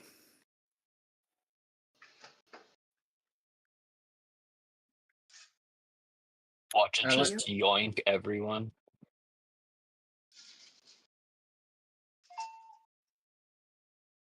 Yo, Drew, I posted something in VC around the SEC today. Like, I guess they updated the listing standards for crypto ETPs. Mm-hmm. And pretty much, like, bottom line was like any coin that has futures tracking for greater than 6 months on Coinbase Derivative Exchange would be approved. And then it has a list of all the coins. Nice. How many coins were there about? Like a dozen, like all the ones that we know of, but this is like Yeah. this is like official. Like they're like it. As long as it's on there, it's officially going to be it. Like Doge, Litecoin, Bitcoin Cash, Polkadot, Avalanche, Chainlink, Stellar, Solana, Cardano, XRP.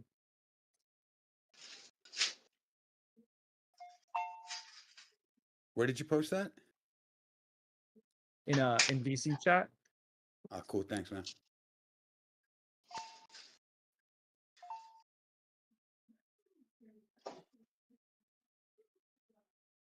And then if you look at the link tweet to it, it's got like a detailed listing of everything that was in the ruling from like a lawyer standpoint.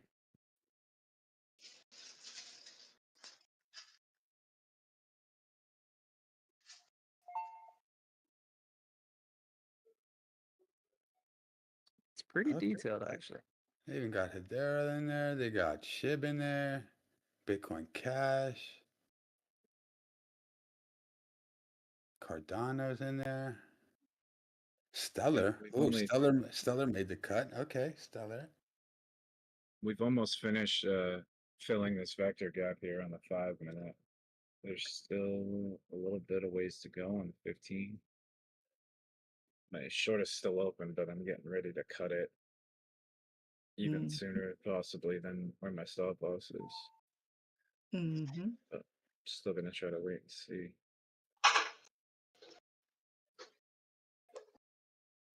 BJ, have you got some wisdom for us? I always love to hear what your perspective is.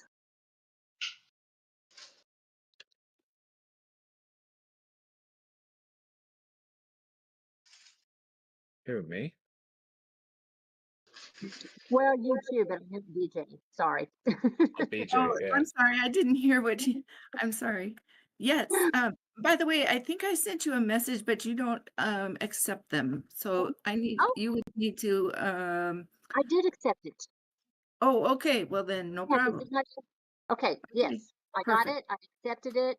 For some reason, I'm not getting the notifications. Shark sent me one as well, and for some reason, I can't figure out why it's not giving me an alert or something. But I finally remembered, and I went in and I thought, okay, good. I've got messages, so I did accept it.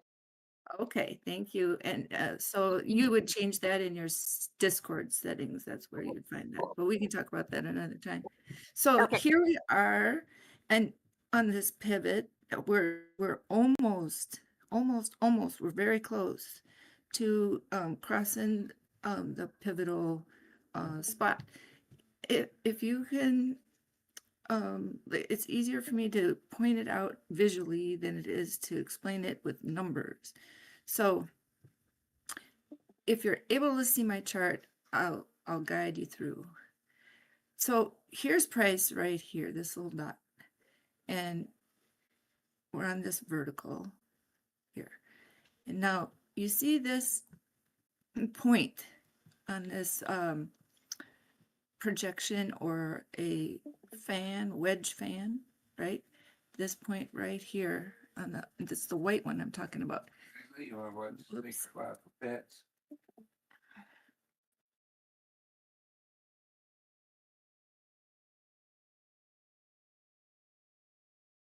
Okay, so that point is about 123,400.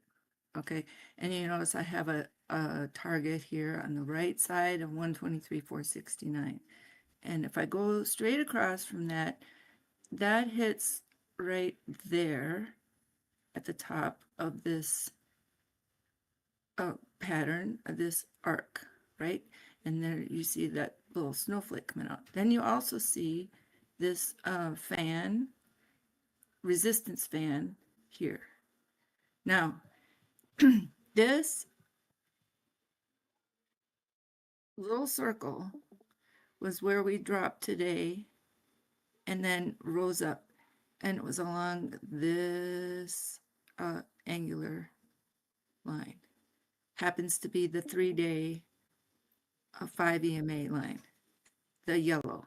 Okay, so this is the 1 minute to 3 minute where we rose up from the dip, and so now we're attempting to continue up through this fan along this angle where you see that the edge of the fan that's in white. Now, if you can visually take your mind and wrap this structure of this fan, this circle, and complete it and move it from down here, swing it around and bring it up over there. The smaller circles close together. They're close together up here, right? And they're on the left side of this vertical. And then our point is here. Then you see this arc coming down, right, in white. And notice where that hits, right there at the tip of that arrow. And that is, again, that 123,000, between 400 and 500. Okay, so now the other thing to look at is this swing here, these arcs. Look at that pattern. Look at that. See that fishtail like pattern from here, this point, straight across to here, up like that, the fish.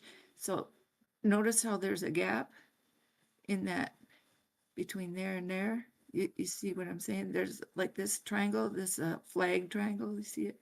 Boom, boom, boom, boom, boom. But this arc changes our direction upward. okay, like that.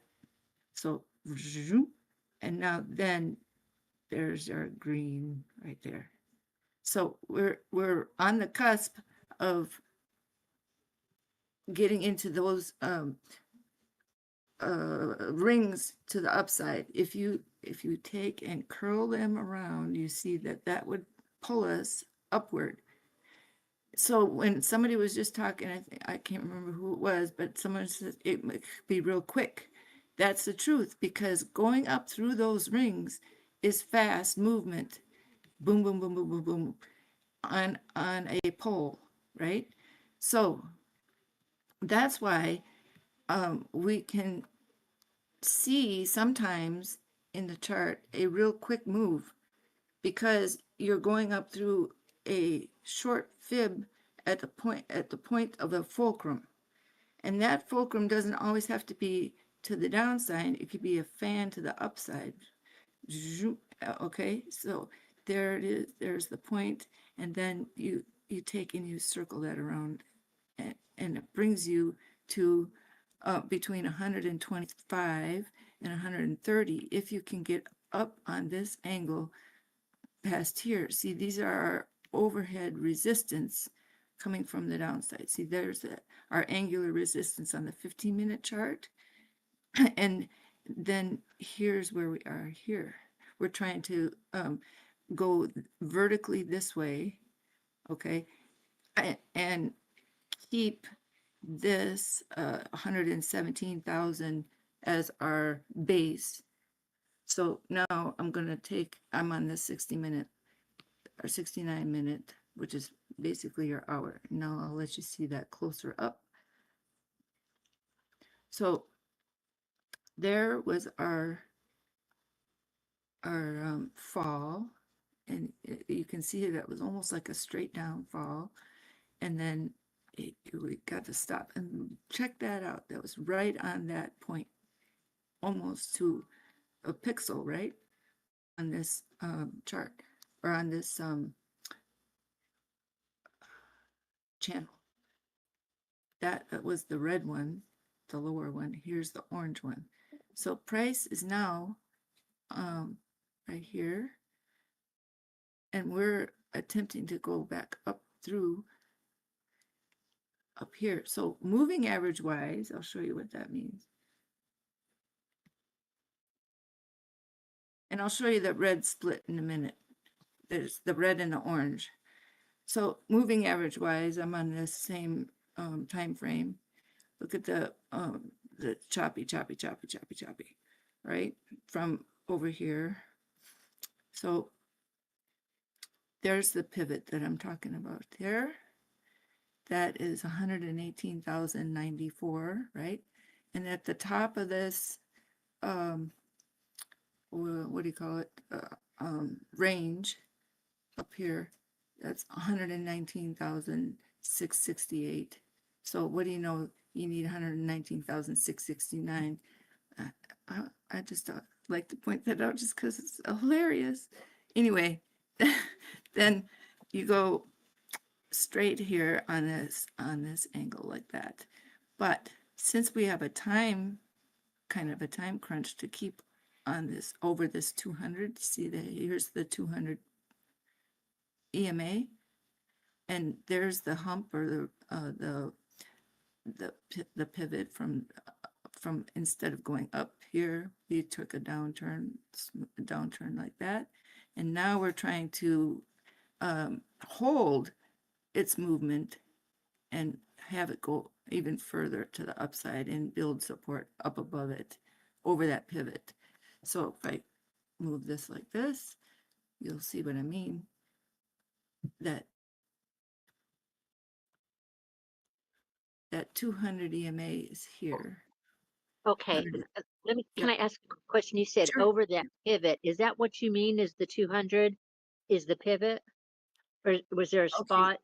So this pivot, the pivot is calculated every day, and I keep that. And the you can calculate it yourself, but this indicator I use and Dbloc uses, it's the Trader's Reality one. It gives it to you automatically in the indicator. So Okay, I if didn't you're know if that's what you were going off of, or if you had some specific thing that was a pivot point other than what those EMAs were. Okay, go ahead, sweetie. no, and that's true. I also use the volume profile. And this is a fixed range volume profile here. That's an indicator. It's AAVP if you want to get it.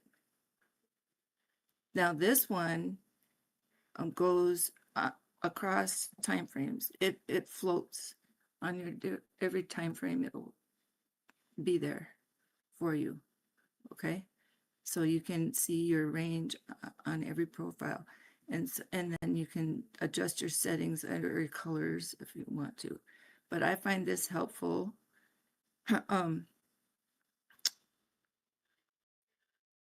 Along with the ribbon.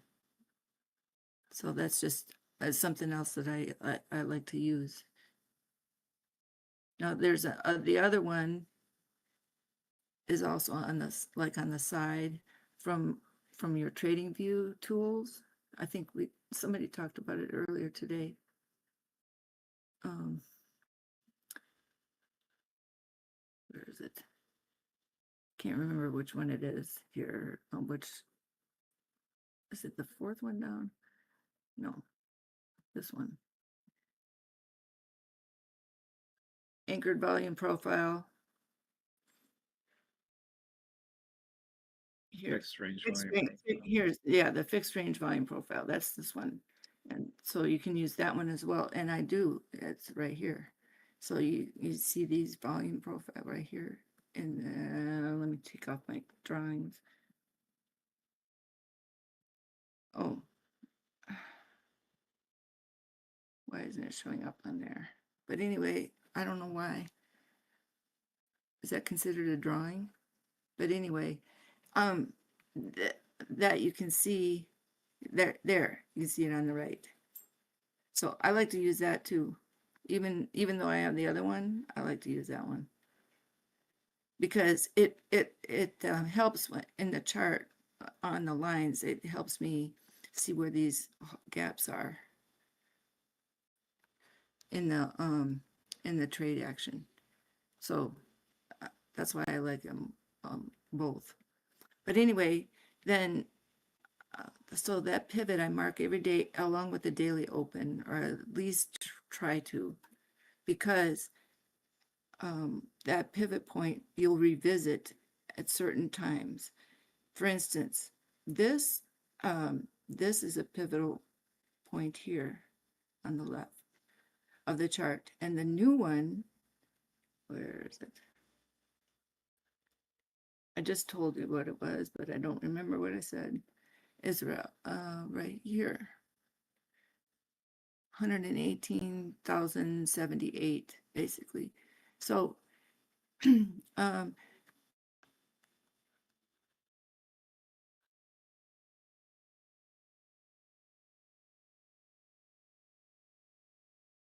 right there,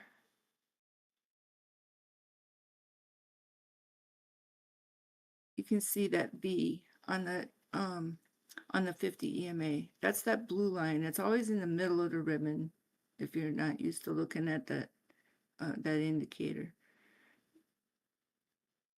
That B right there is a soft pivot, or okay, so price went down through it and then went back up right here.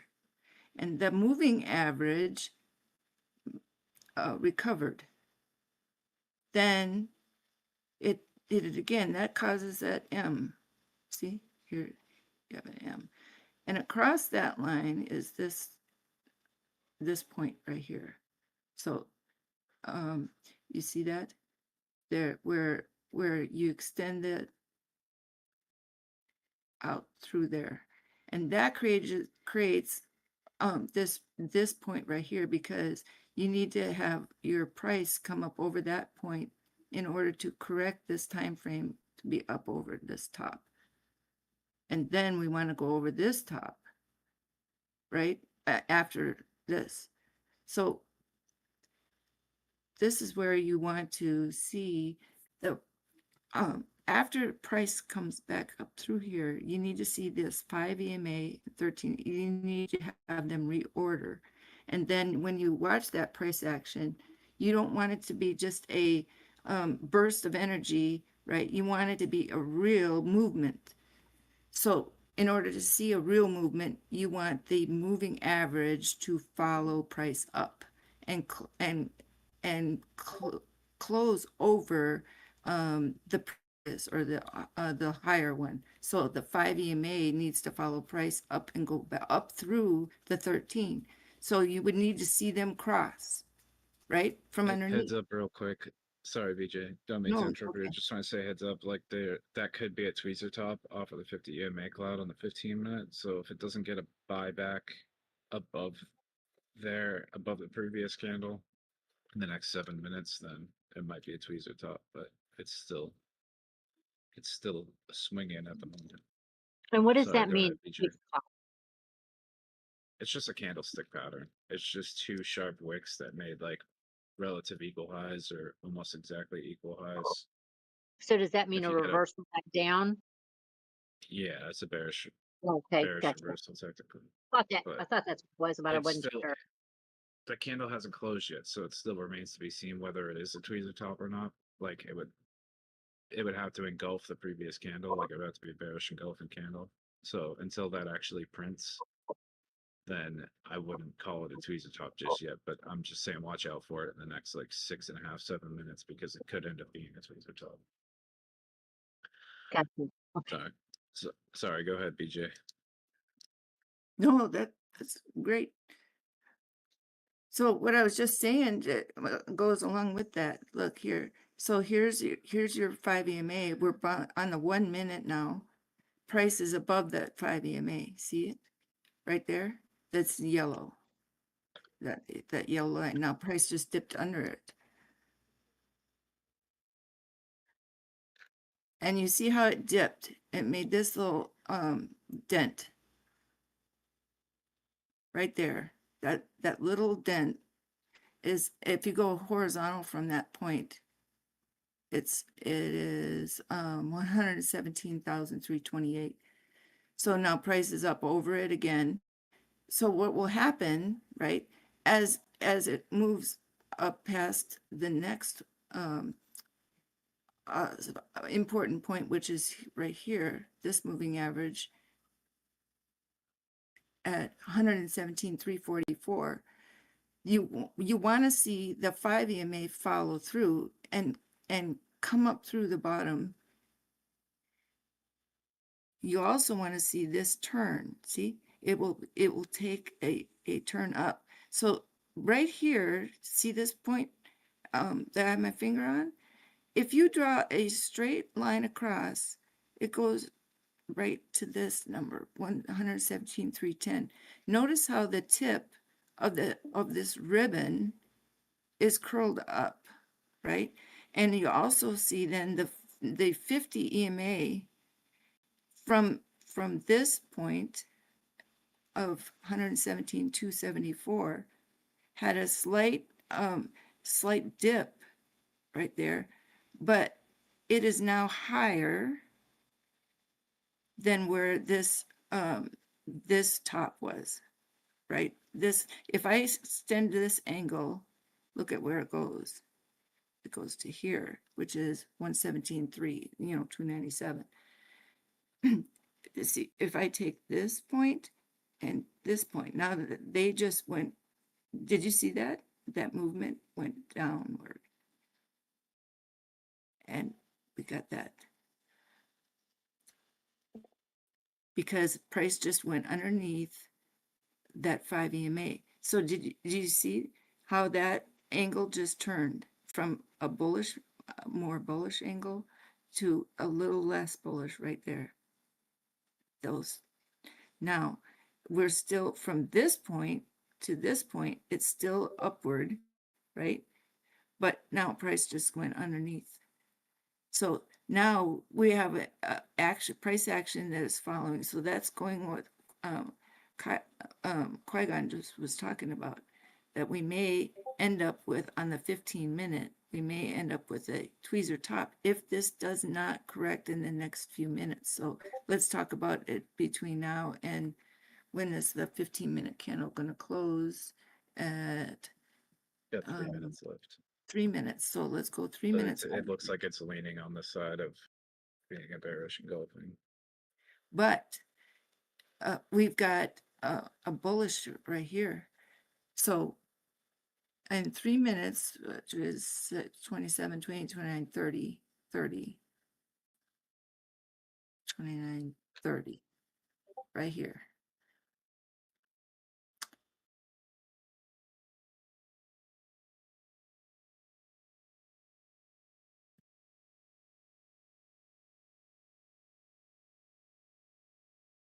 We would want it to, we would want to see it over 117,342. We want it to rest here. So we want this movement to be along this path and not come below this number, which is 117,291. So there, so on the 3 minutes from now, or now it's 2 minutes, we want to be above here, 117,322.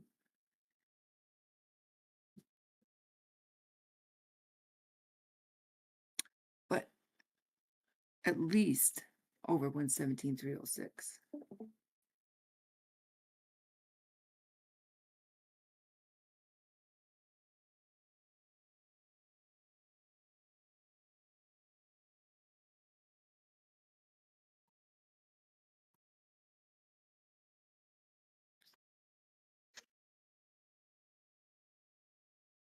See, there we got that.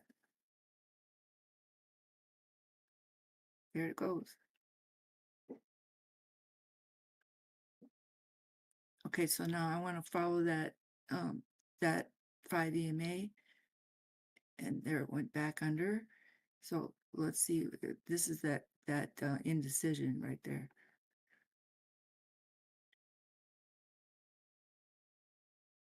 And we have 2:29, about another minute and a half.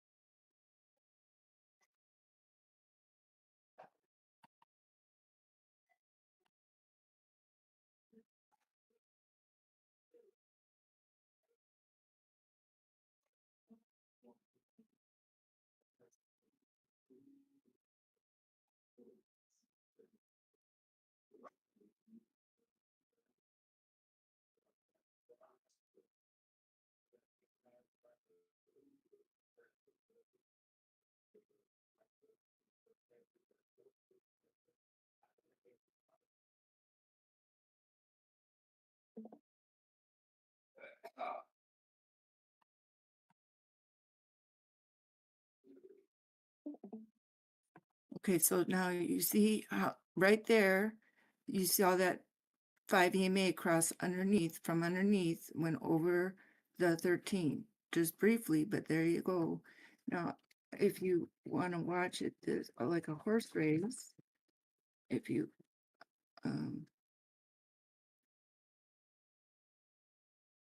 This 15-minute candle starting off pretty green, but if it ends up turning red by the time there's 7.5 minutes left, so if it's halfway through and it's red, then that's more of a sign that it's gonna retrace. If it's green, then And especially if it's engulfing, then that tweezer top is gonna probably be invalidated.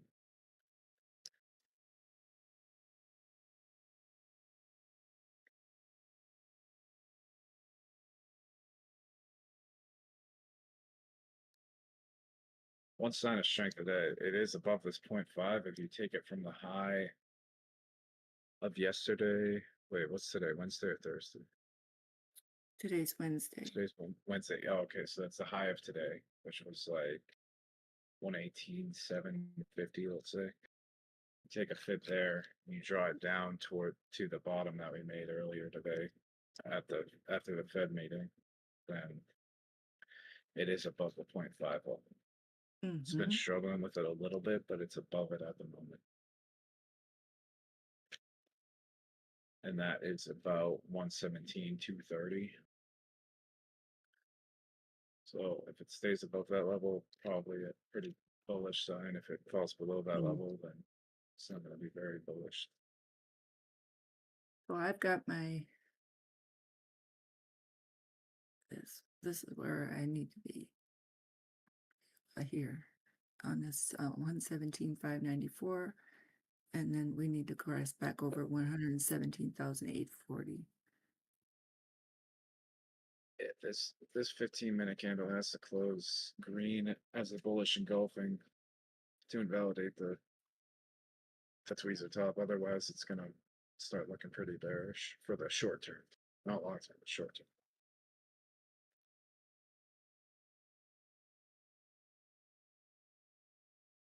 These wicks on the 15-minute not looking great. So give it another 5 minutes. Take a look to see if the 15 is red or green. If it's not green and bullish, if it's not green and bullish engulfing, then that's more of a bearish signal. Guys, I just want to jump in on the conversation. Mhm. Right now, the most important is to close above 117.7 on the daily. Uh, that's what is going to give a little bit of control on the bulls. Closing under 117.7, that could be bearish on the short term right now. Yep, I agree. We need 117,735 right there.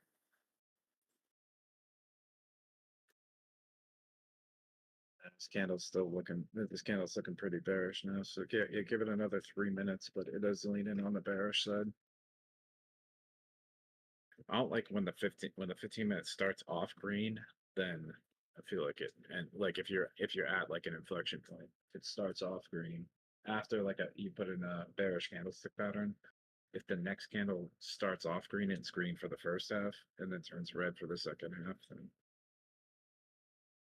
I don't like when it starts like it doesn't like after a bearish pattern, if it starts off green, I don't really trust it.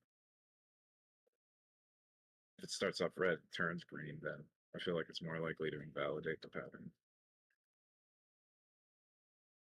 But if it's the opposite in this case.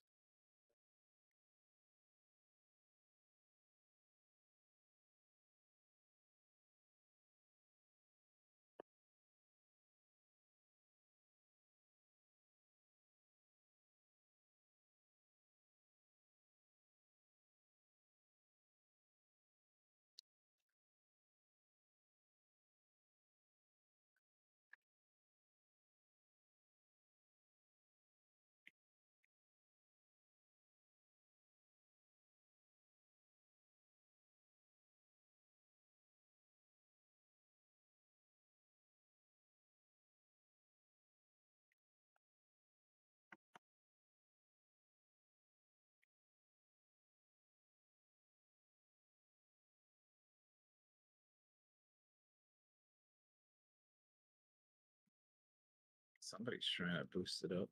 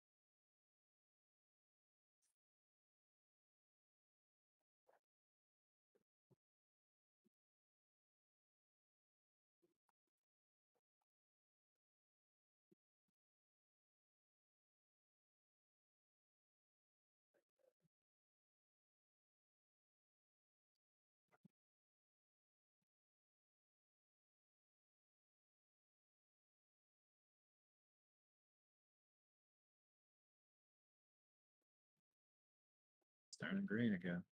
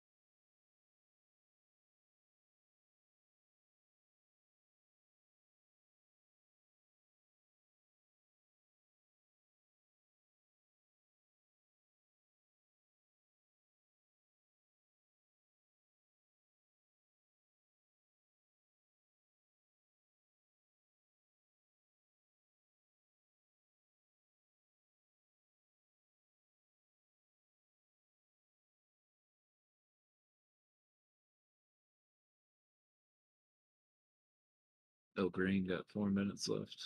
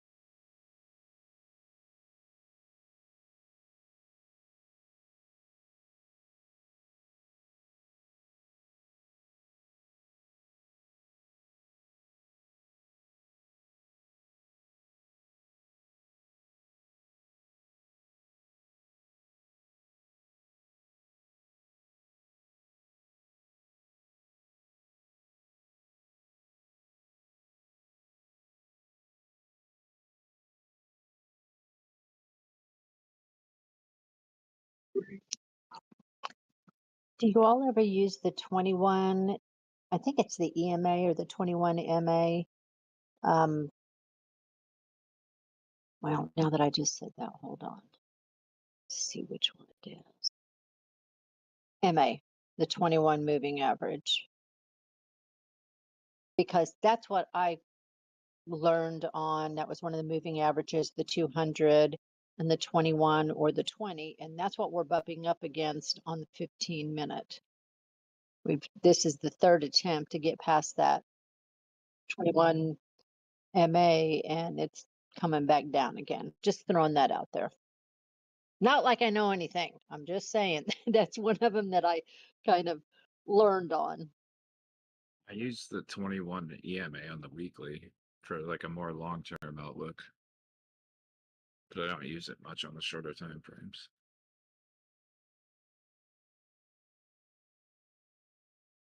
Put it on the 15, see what it looks like. BJ, check the chart on 3 minutes.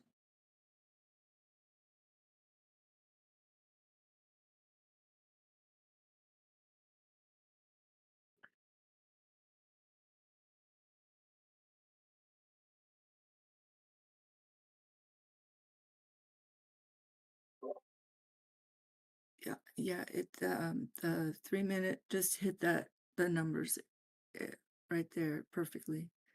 That's what we need right there.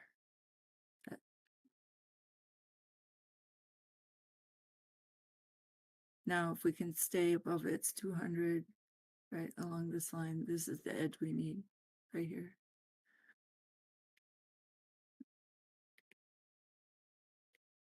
So remember when we were talking this morning and we talked about the 116.6 and 116 and 15.9. That's where right there is where it hit.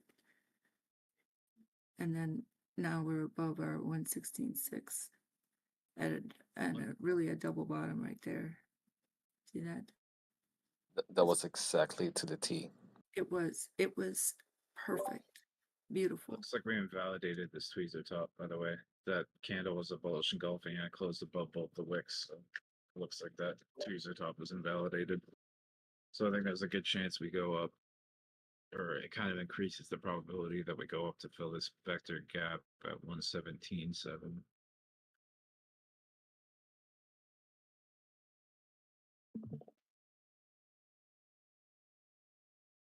That's what I told you to move the chart to the 3 minutes because you can see the V shape recovery right away and exactly at that point 116.6 making that double bottom.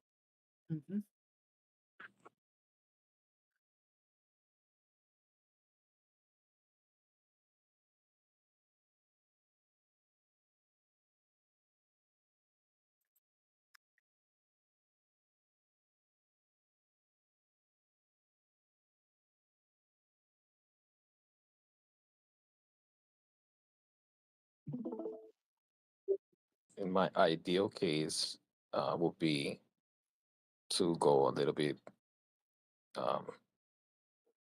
above 118.4 Yeah. before today's close. But I don't know if we can do that. But that will be the best to go into the Asia and UK session. Yep. You and I are on the same exact page because right there, this is the chart 118.363. That's what we need right there. And here's the angular. So this is the edge of that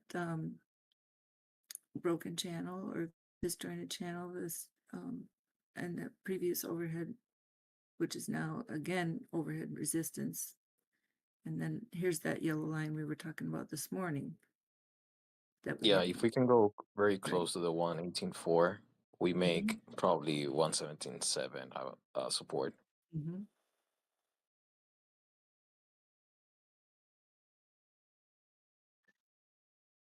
Okay, Kwai, can I correct myself? That was not the 21 MA.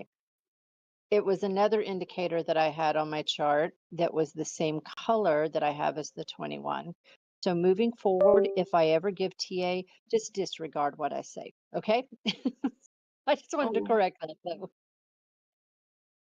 I'll just double check what what it was before you say it. That's all. I don't have to say disregard what I say.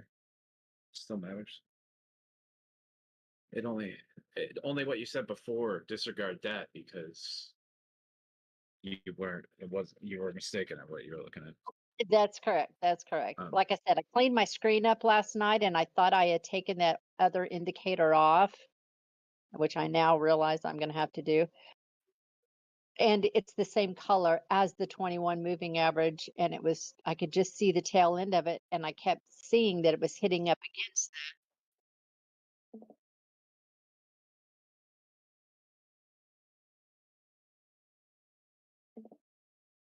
Is Dbloc here? I haven't heard him.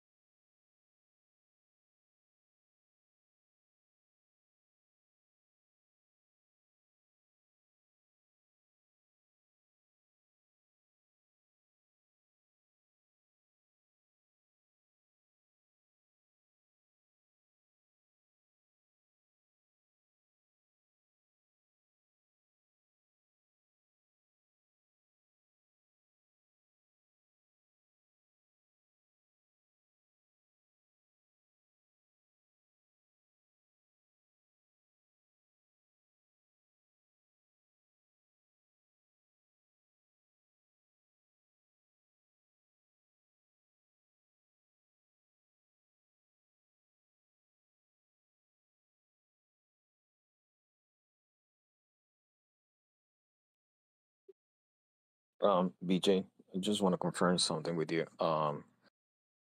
In my analysis, I Mm-hmm. don't see no retracement right now under 116,880 until we touch.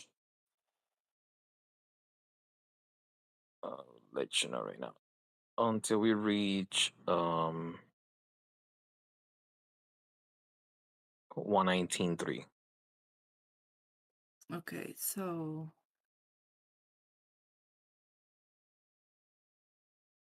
I think I was just mapping this out, and there is a spot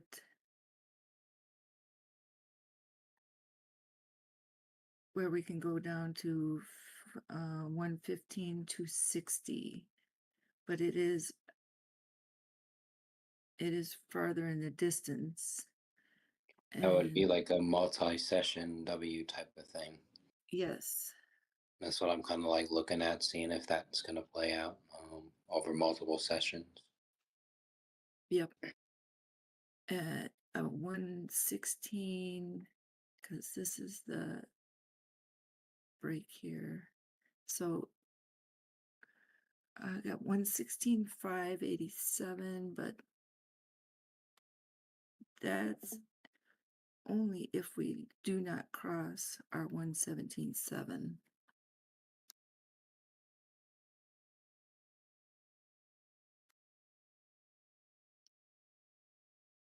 I think 115.6 is now our floor. That was what it looks like to me.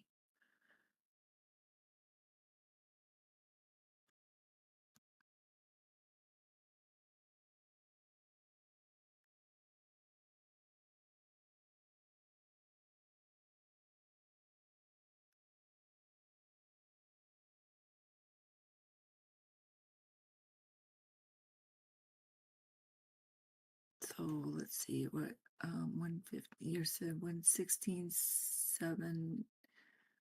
So there's a bow tie here. 116,583. What number did you say?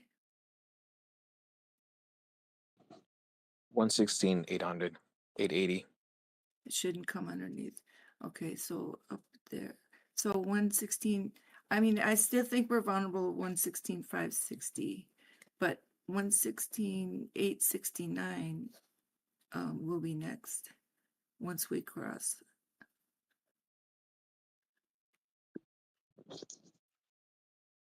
Once we cross 118.5. You think? Yeah. Anything above the 118, anything above the 118, 100, Yeah.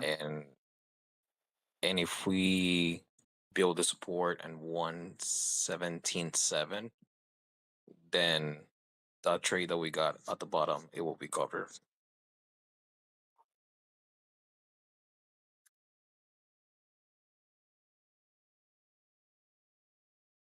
Let's see. Well, only through though, but we're vulnerable through tomorrow morning.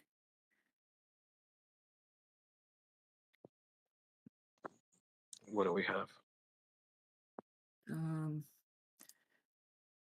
Let's see what we've got going on tomorrow.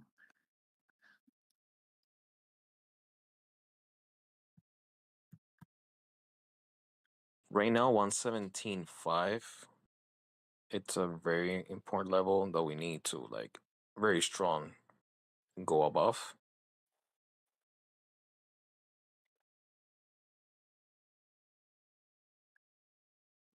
Tomorrow we have core PCE, employment costs, jobless claims, initial job, everything, 8:30.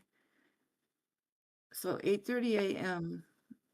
we do have jobless numbers coming out, PCE numbers coming out. We have Bank of Japan too. Oh boy, yeah. So That's a big one. yeah, it sure is. I think last year's at the anniversary where it dumped on that hard. I seem to remember that too. Yeah. Now we have a new prime minister in Japan. Is that right? Did the one step down, or is that not taken place yet?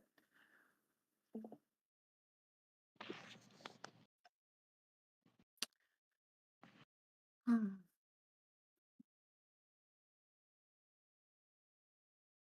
I believe that we have a new prime minister in Japan.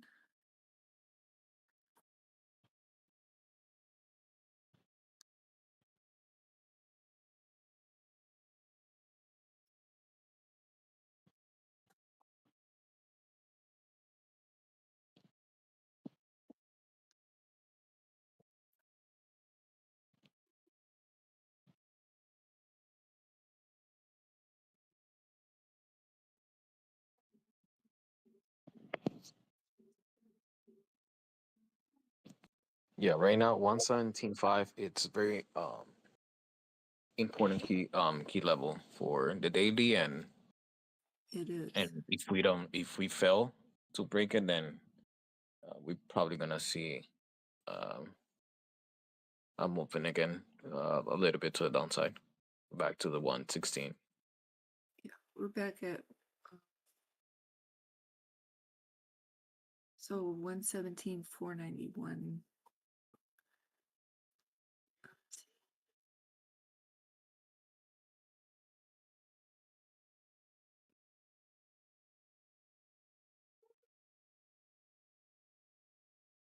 I think we can handle 436, and that's about it.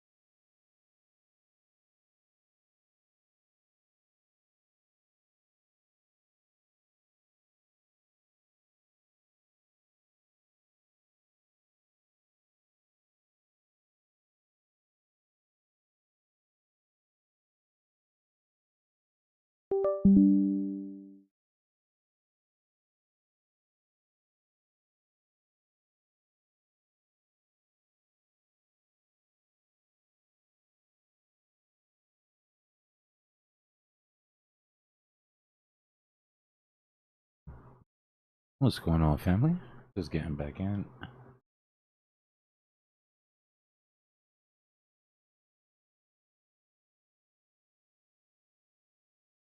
Yeah, What's up, welcome Dean? back, mate.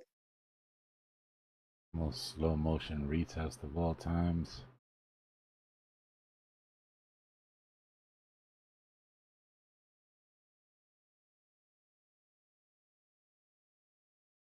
Yeah, it's also a 618 from the drop from today.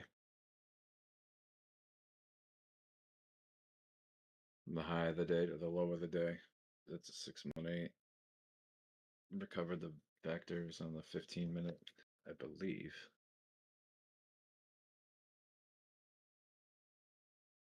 Still got a little ways to go, but it's almost there. With the 15-minute vector recovery.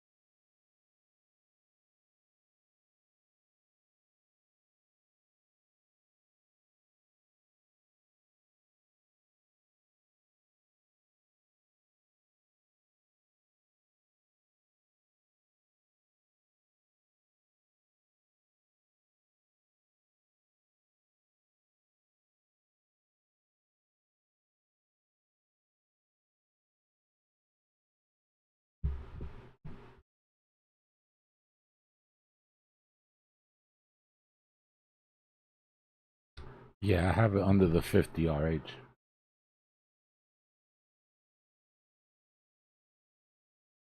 Alright, everything looks decent. Was just taking a look at my other trades. Everything's alright. Nothing spectacular.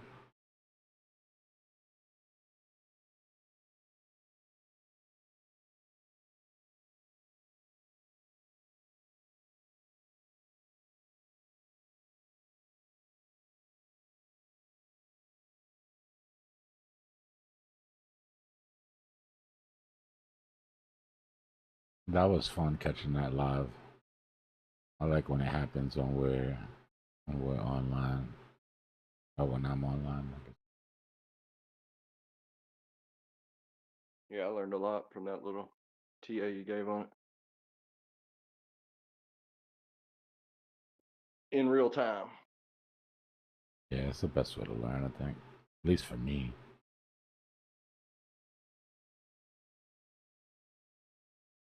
Yeah, for me, it works all the time.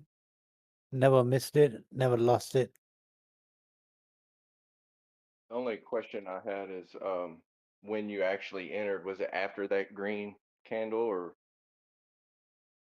There was still some time left on the green candle, but right when I realized it would close, right when I saw the bullishness pick up, but the candle hadn't closed yet. Right, but it was fixing to close. You knew Yeah, it wasn't yeah. going to go red, right? I knew it would end up a stopping volume candle. Worst case scenario, it would have came down and became a red stopping volume candle, but it still didn't have enough time to consume. The tape was picking up. Mostly it was the building of the stopping volume candle and the tape lighting up.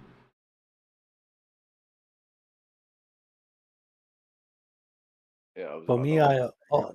yeah, for me, I always wait for the stopping volume candle, then a next candle that should be a bullish engulfing, and then I'm all in. That is how I That's suggest it to be done. Yeah, wait for confirmation. Do as I yeah, say, not as I do. because that gives you, that gives you more confidence. Yeah, for sure.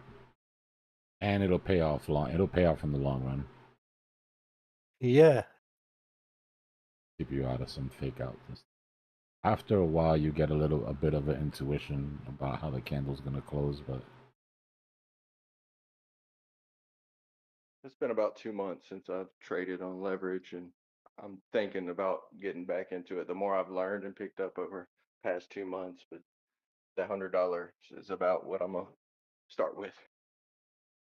nice. Yeah, run the test and see how you do.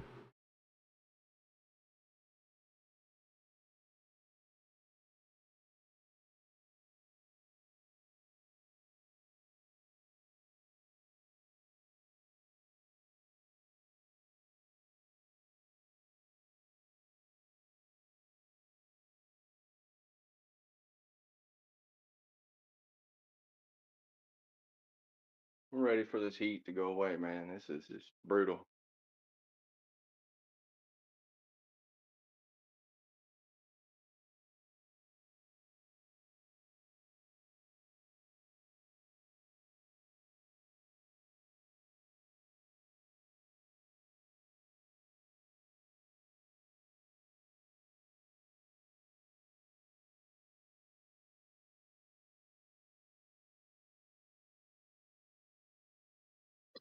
What part of the country do you live in where it's so hot?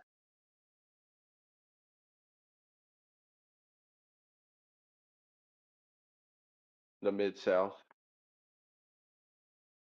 Me too. It is brutal. Yeah,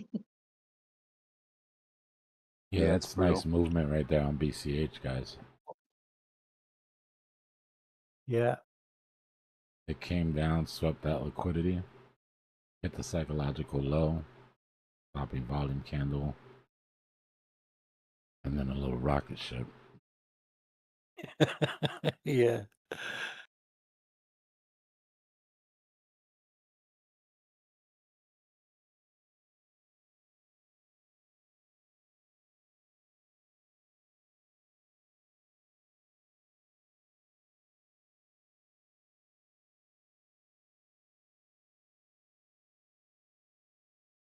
It's a decent spot for it to hold too, man. It's the old SR flip.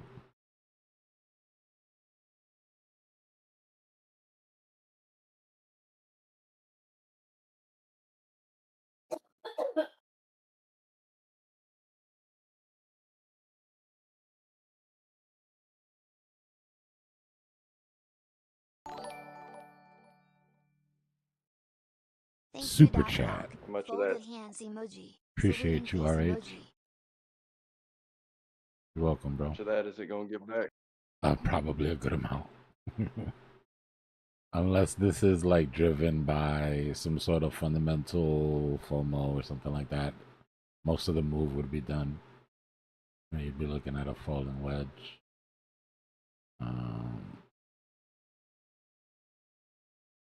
It's a little TP area. Well, if you look at your falling wedge and you draw your measured move, you'd be getting close.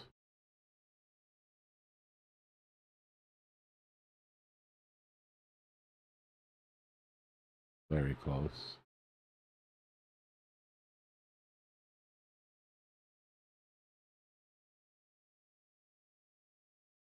Would you call that like a falling wedge or like a bull flag? Or like a what you said? Like a bull flag. Like I guess that couldn't be a bull flag, huh? It would have to be more one the More up. yeah, but the excuse me, the flag would have gone for too long in my opinion. Like you You're generally giving like to it be all more like back. a bull. Yeah. Okay. But if you take Is your that the daily? resistance there and your support and that last wick, right? So error on the side of most touches 1, 2, 3, 4, 5, 6, 7. I will always err on the side of most touches. If I'm wrong, but I'm gonna err on the side of most pivots or most reactions.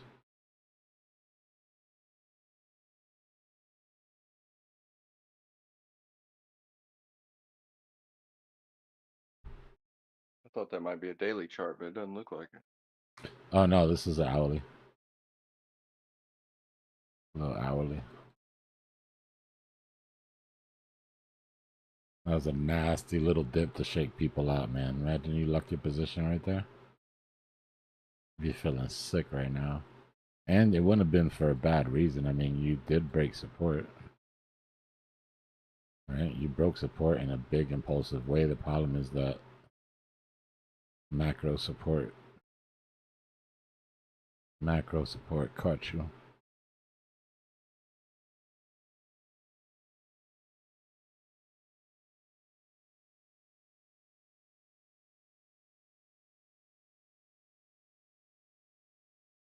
What did the best today? IOTEX What is Prime. BCH?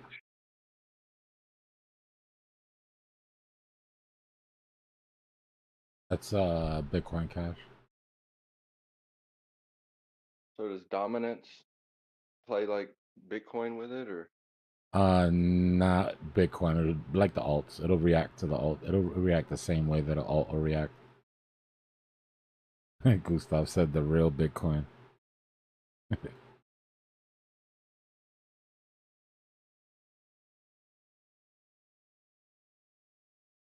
Yeah, be careful here, guys.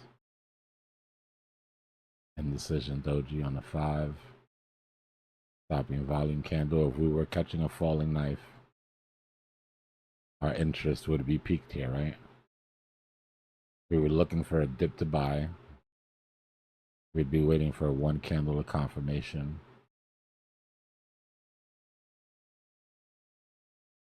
Yeah, the bearish engulfing. Mm-hmm.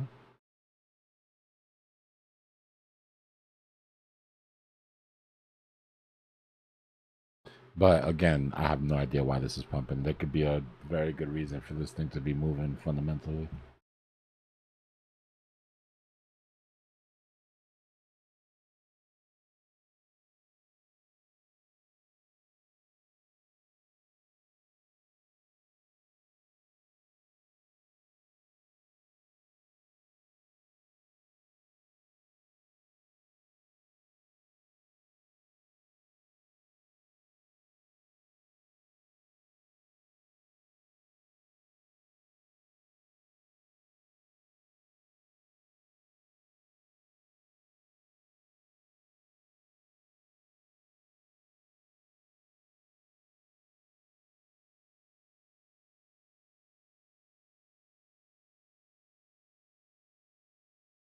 Fighting.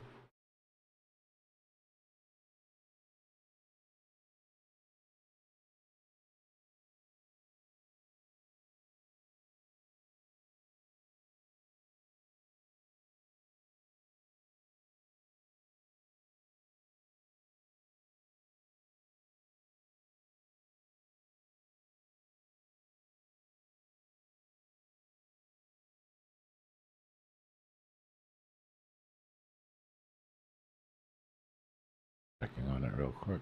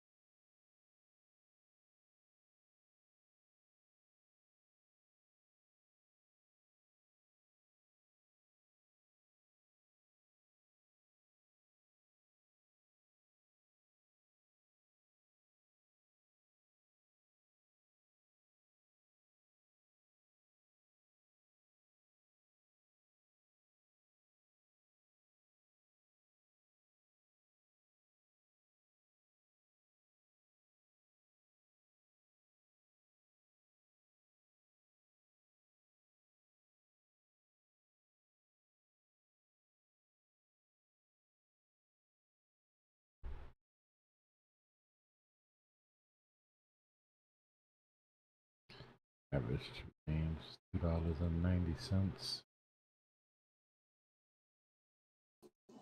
What up, Dbloc? What's going on, bro? Surviving the dips.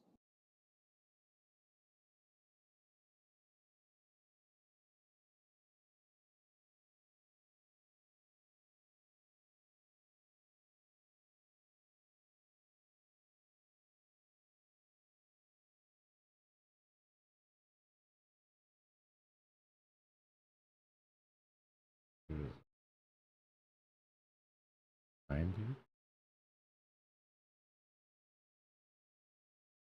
1 ATR or 2 ATRs?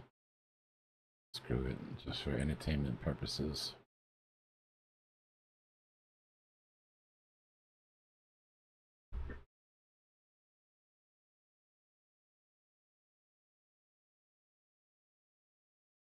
And then the best part is you just walk away.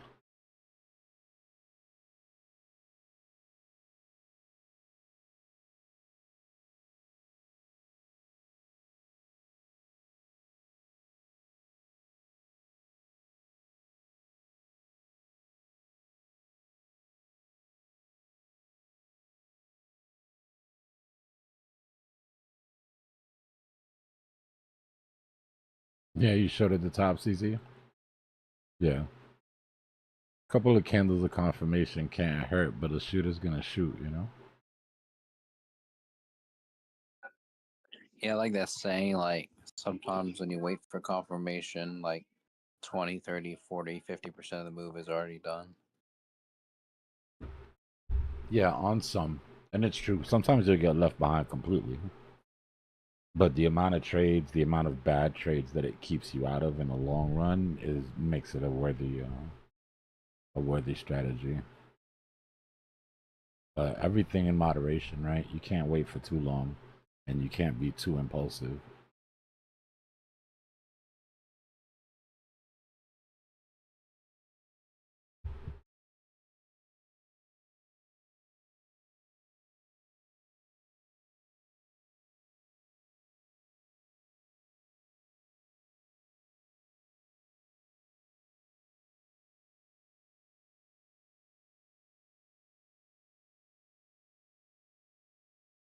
I just want to see it get back into this range so I can take the idea of a bearish retest out of my head, but it hasn't proved it yet.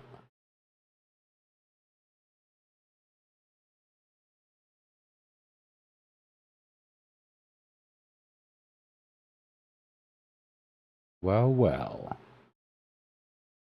That sure would be printing. Yeah, plan worked.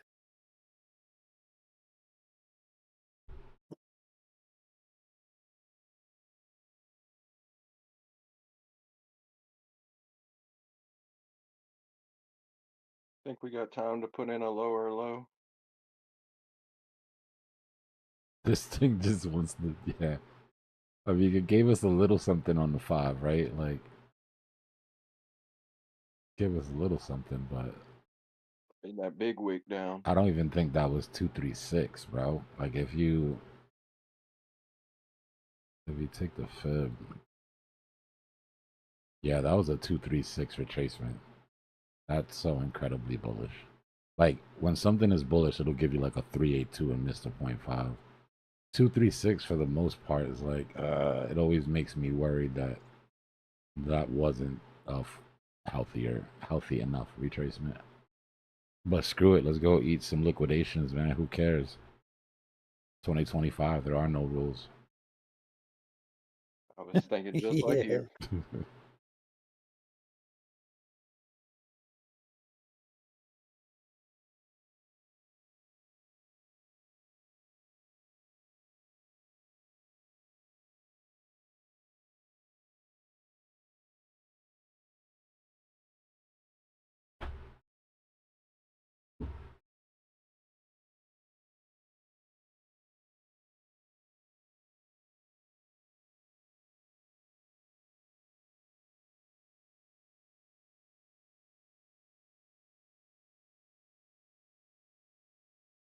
Would that be the weekly low, or didn't we get lower than that?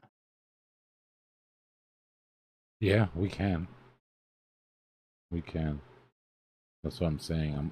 I want to take the idea of this just being a bearish retest out. We never retested this at all, right? Sort of to the point that we were talking about earlier about waiting for confirmation. You waited for a confirmation for that break. You didn't get it. Your confirmation for that break came with volume, which is something people need to understand. Right? Increase volume. You see that volume spike? Whoop. You see that big volume spike there? So increased volume or increasing volume can act as confirmation as well. But it never retested, never hit the full measured move. Right, so technically it's still active. So I'm just trying to make sure that this thing isn't trying to pull one of these on us.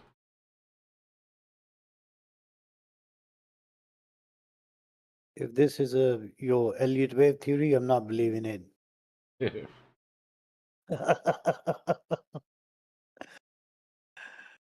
Oh God.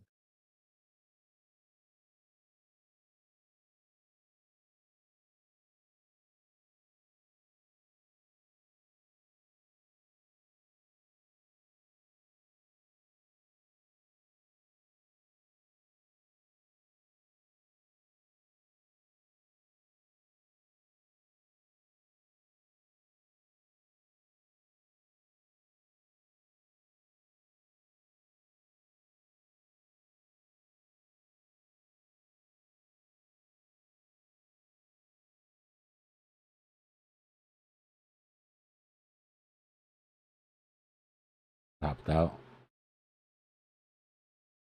Swing again.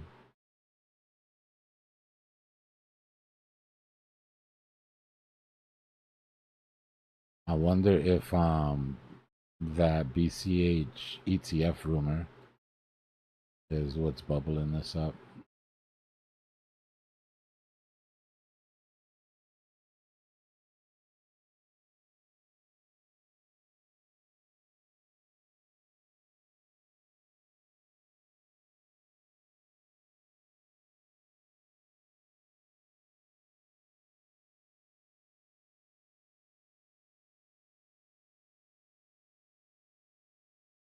That's why I ignored it completely when I heard it.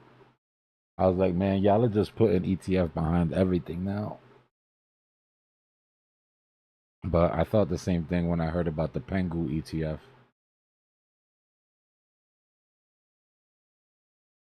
I heard the Pengu ETF and I was like, wow, y'all are reaching.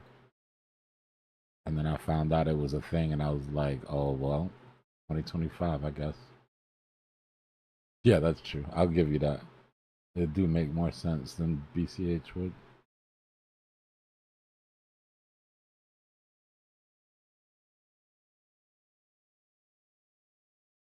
Market maker stepping in. Come on, baby, let's get it. Let's go after some of this liquidity.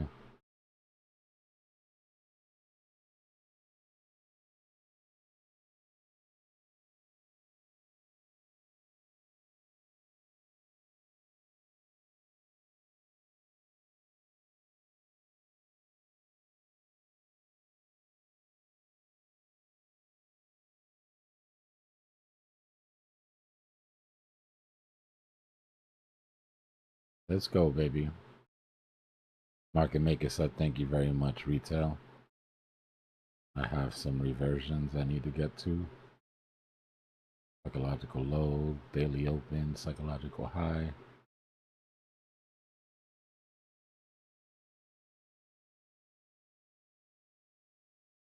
This is what you call just, so all those orders that were left behind by market maker, look at how retail paid for all of that themselves for the most part. Except for probably some small vectors on the 1 minute. Right? But market maker didn't have to pay it all to get price all the way back up to basically right here. This is when he started sort of adding liquidity.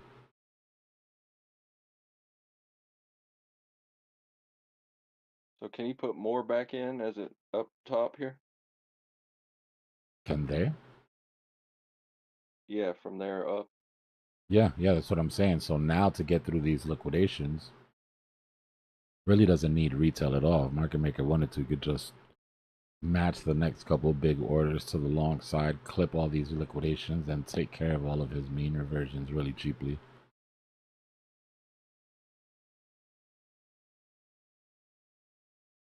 He's got some gas in the tank then. Yeah.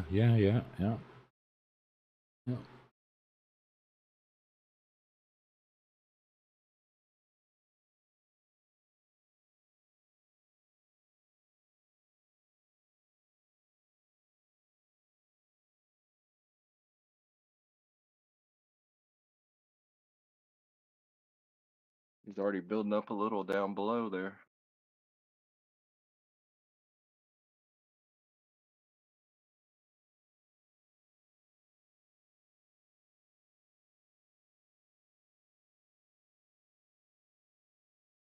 You need to get back into this range. This isn't going to cut it. Bearish retest isn't going to cut it.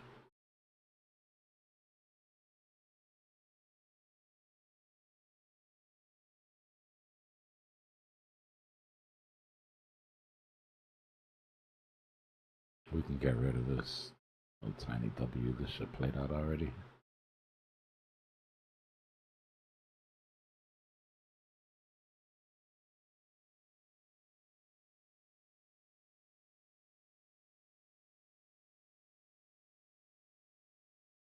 That's what we're trying to figure out, Sean. If it comes back in and holds, then it was just a deviation and we'll target the top of the range. If it rejects, then it was a breakout and we'll look for the full measured move to play out. Plus a little bit more, in my opinion.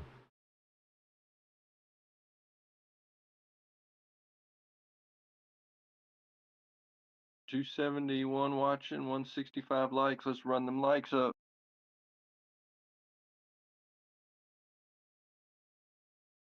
You heard the man.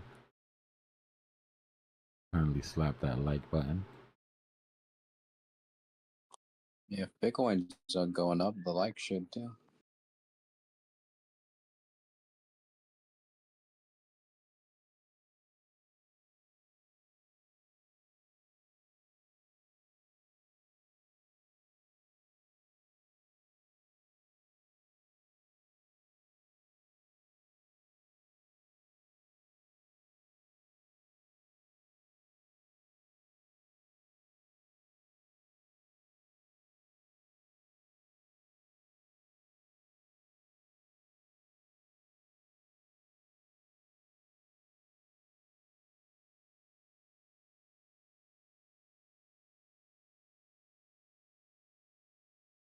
My target's to the top side of this liquidity.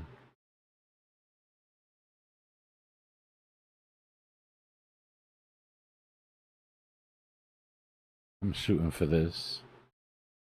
79 mil sitting at 120. 79, 72. Right near a bullish trigger. 61.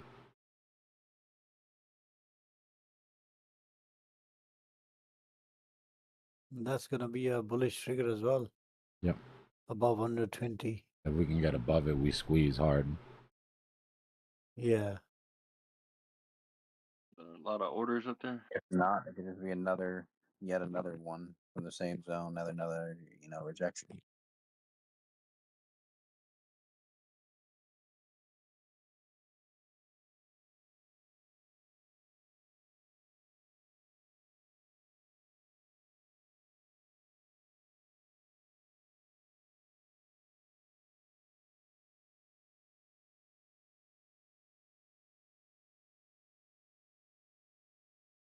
I know this is a personal issue, but whenever someone tells me to like the channel, I get, "You're not my dad" vibes. I will turn the screen black. I will turn this car around and go home.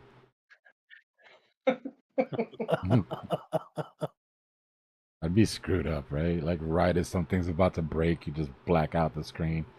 You guys want to see the chart? You can hit that like button. Nah, I definitely don't care that much. It's nice, but I'm not gonna go crazy worried about it.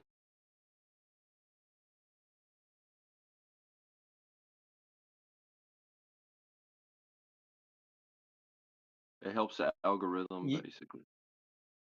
Yeah, I don't picture you sitting there with white powder on your lips, scratching underneath your neck, going, "Come on, baby, give me the likes." That's cool. The If the boost factor content, on the 15. if the content is good enough, the likes will come. The likes aren't there, it just means I gotta step my game up.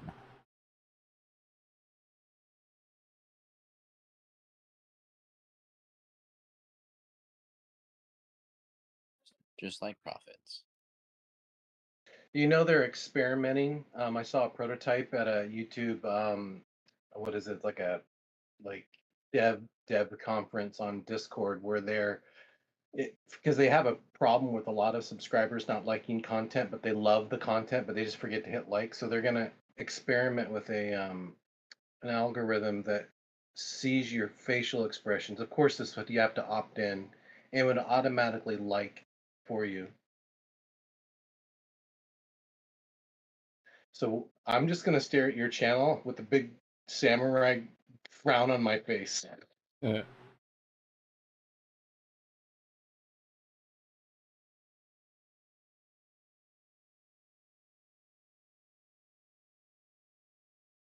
Be positive, man. Be positive. No, I'm just saying to hack the algo. Like if it's really if it allows you to use your webcam and it's using that as a metric, you could totally play games with it.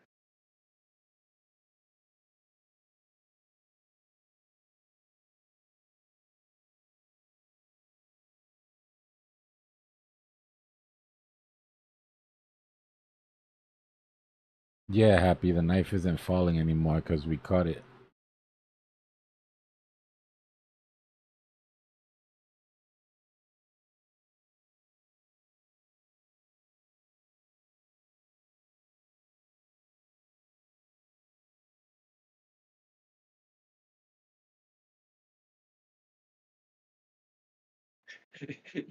Totally, dude. I have resting bitch face, so I don't think I'm a good candidate for it.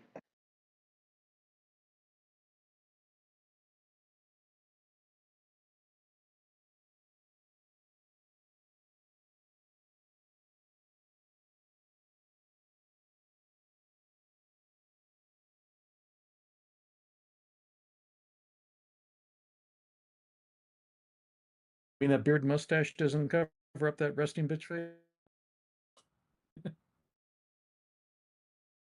Dude, it's even worse with a beard because you just look like a mean freaking medieval.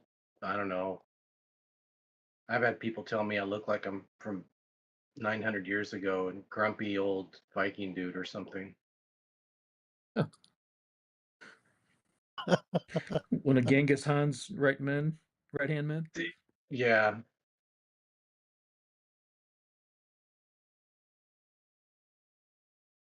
I mean, we look like what we want to look like at the end of the day, though, right? I mean, RBF is a serious issue though, man, because it's not indicative of how you feel about what, like when you're listening to someone. Mm-hmm. Like you're absorbing everything that they say, but your face is neutral. And even though you're like you may be euphoric in your brain and you're capturing everything that they say, but your face is just kind of and so people are like, is he even interested in what I'm saying? I'm always apologizing before big meetings. If like I have an audience of 60 people where I'm doing a presentation, I immediately break the ice at the beginning of the meeting saying my facial expressions is not a representation of how I feel about our dialogue in this meeting. I'm just warning. And it always causes laughs, but it's so true though. I have such a neutral, non-expressive face a lot of the time.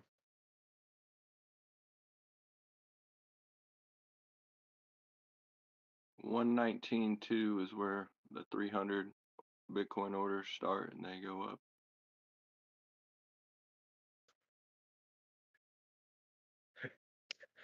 up. Connor, what is RDF? I'm not even gonna say it.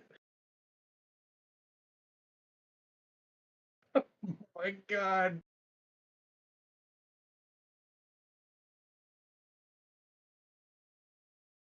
I fell right into that.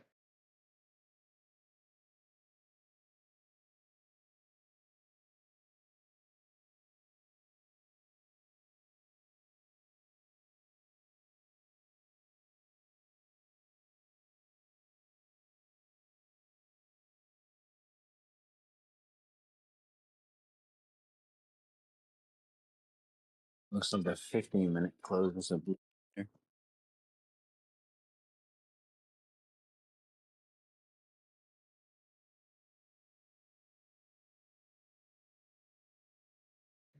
They are so going to pull us back.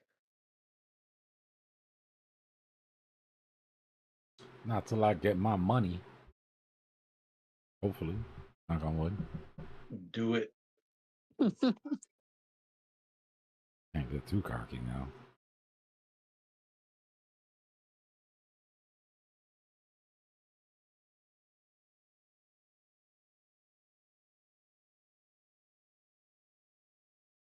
Measured moves 118. I'm super good with 118.3.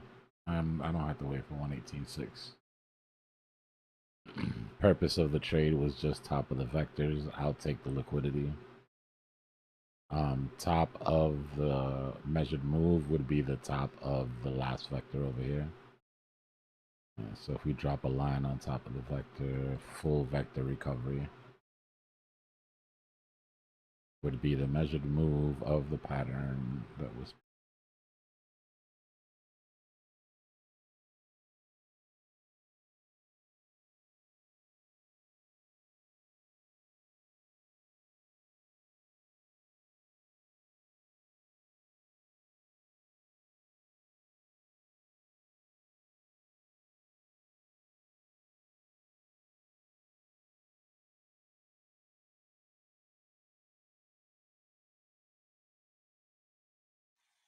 Yo, Dbloc. Give me 1 second.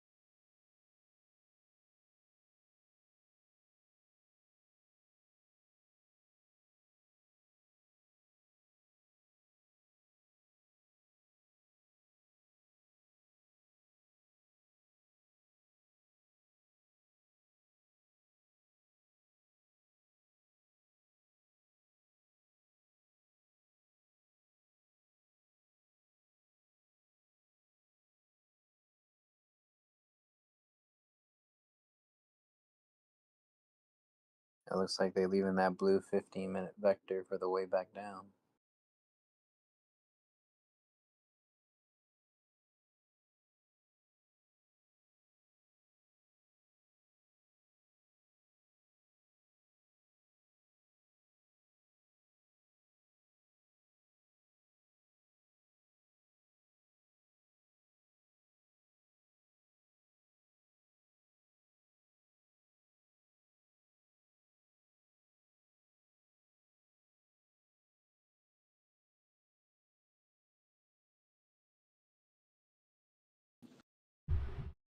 Four-hour chart looks Alright, fully as F right now.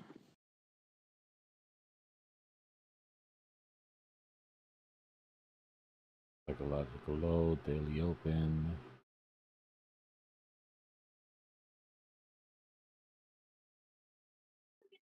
If we get all the way to the psychological high, like a multi-session W is still in the cards, huh? Mm-hmm.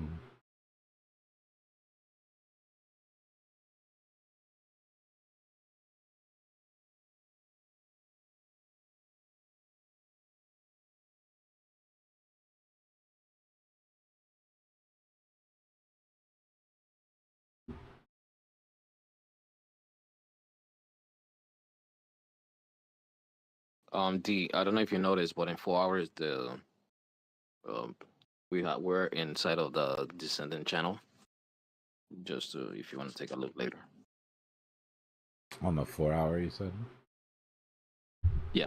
Yeah. So yeah, that's it looks very, very nice right now. Yeah, I'm still bullish on the macro. Just positioning on these dips here.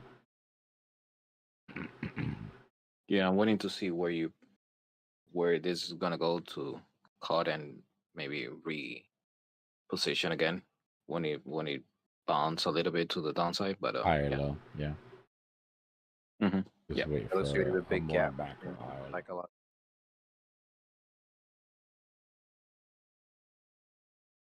Yeah, it looks like a gap between those liquidations too, near the psychological high and the top of the channel. Yeah. Almost be like a midpoint retest, you know?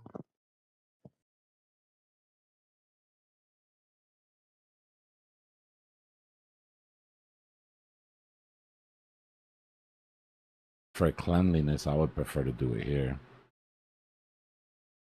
Right? Or else come all the way up and then put in that higher low. Either way, I'm good. Well in safety in the trade. Stops around profit.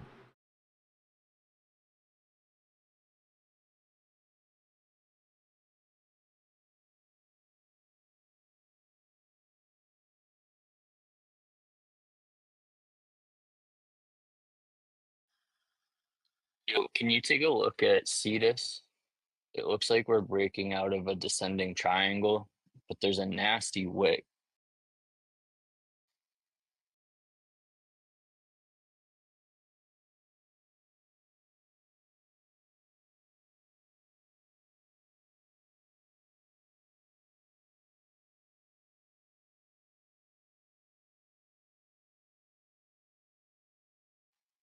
On the 4 hour.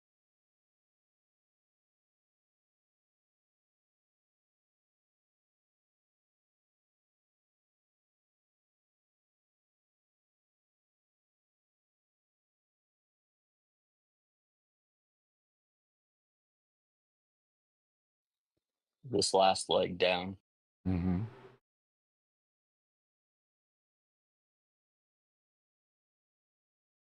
We're fine as long as we don't come down underneath one.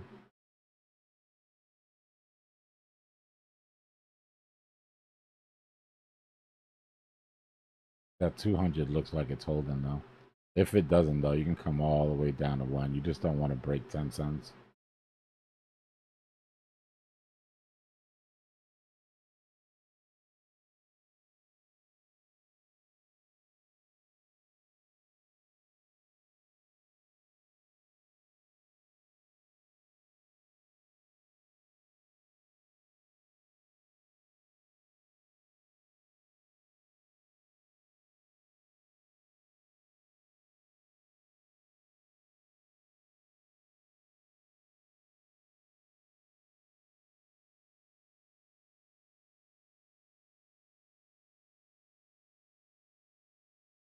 You can get above this 50 on the hourly, you're good money.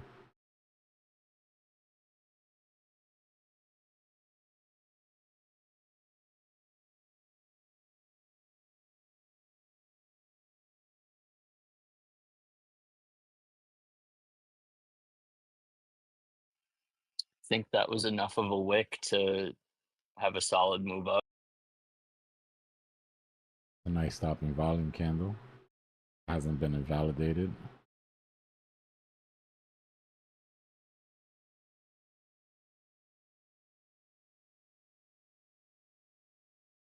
Right? Stopping volume candle, no body closed underneath. You haven't gotten your bullish engulfing though yet. So decent bottom, but no follow through.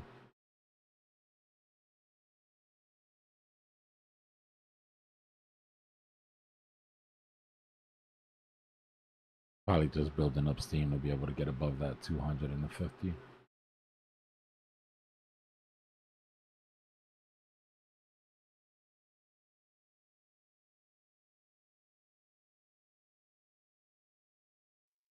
Thank you.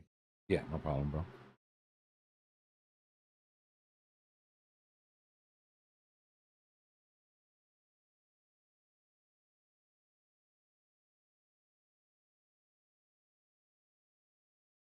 Everybody doing for dinner tonight?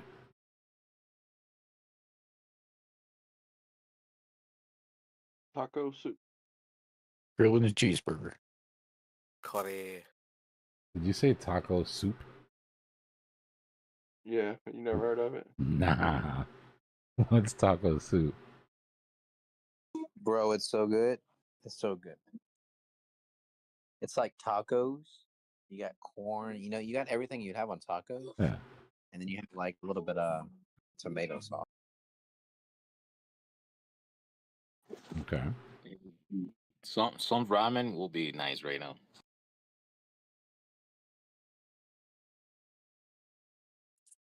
Like Italian tomato sauce, like where you'd have a pasta.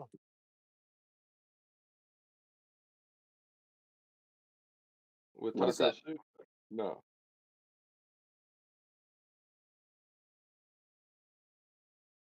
Taco soup. What is taco soup? It's like ground beef, and then you have your tomato sauce and ancho peppers, and you spice it up with your peppers. It's just like a soup. Isn't that So called tortillas? kind of like chili. Yeah, it's Exactly. similar. Is that like chili? Okay. Got it.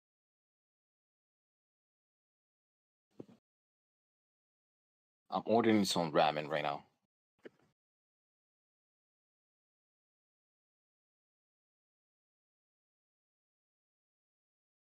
Cheeseburger and tater tots. Can't go wrong.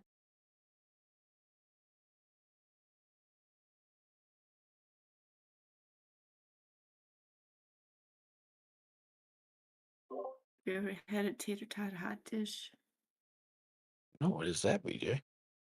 I'm gonna put the recipe out for you all. It's so good.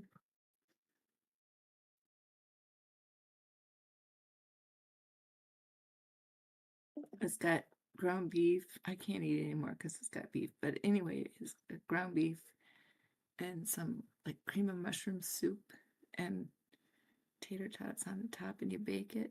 It's very good. Some creme brulee after that. BJ. Kind of like a yeah, it's kind of like a cheeseburger only in a hot dish form. Cream of mushroom soup is the best. It goes great with everything it goes in. It It's one of my does. favorites. Yeah, it does. A lot of people are happy that we're talking about food right now. Nah, sometimes you and we gotta are. remind these DJs to eat, man. YouTube. I know some of y'all been here for like 7 hours. You gotta get some food, Yes, man. eat and and exercise a little and get your do your leg pumps or whatever you got to do.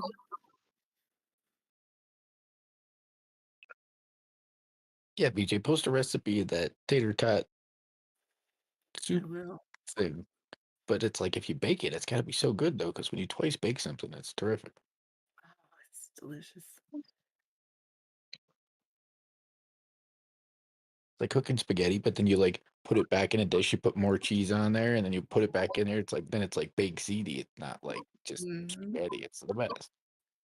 Well, then there's a goulash recipe too. Goulash is Yeah, like the goulash with the meat in there. Mm-hmm. Doge Viking, BJ, I by the need you to way, have a little bit more than weed and ice cream for dinner tonight, bro. BJ 117.7. Yep, we're there. We're over it. Which one? Which one's dessert? The one you do last, I guess. It just depends on the order.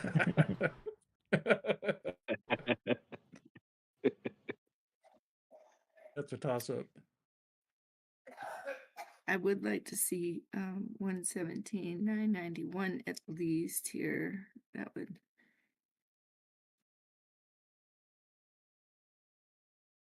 I think that was a nice recover. Oh, it's very nice. But we have to lock the recovery in. Because if we lose this range, we're still open for a lower. So I would really like to crawl back into this bearish channel and stay there and eventually break out of the top and squeeze. You think that Asia is gonna do the work? I mean, there's a non-zero chance that this move's already happened and it's just been front run. That's how I'm sort of playing it. I'm just being careful just because I know how the market will react if we do get a bearish. But for me, this already played out and it just got front run a little bit from a measured move. No big deal. All the liquidity was gone. Right, when we turned on the when we cut on the dead bodies while Powell was talking, this is what made me shut Powell off. Like when they came down and they grabbed all of that and there was nothing left, I had to turn that shit off and focus. Yeah.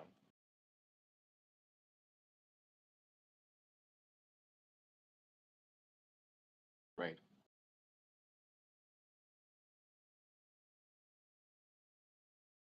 But I do think that, you know, the title says midweek reversal, so I am looking for a pivot that sustains more than just like a noticeable pivot, right? We had a 3-day retracement. I want something that pops us up into these liquidations before we even start thinking about setting up for the weekend again. Super chat. Appreciate you, Jay. Thanks for So your you're kind of support. thinking you What happened? either move up like that or a multi-session W, I guess. What was that? Kind of do something. Would you you think you would have higher bets on like a multi-session W playing out, or I guess a 50-50 kind of that happen? Yeah. I mean, we've watched this sort of build out, right? From the 30-second to the minute to the little wonky 5-minute on the 15. Now we only have a right side, but yeah, eventually I want this to spill out. Maybe like a multi-session hourly W that just spans. Yeah. One of those long ones. Mm-hmm. It's always better once you get a couple of market maker sessions in on the plan with you, you know? You get confirmation from the sessions that everybody's on the same page for the most part. How I read it.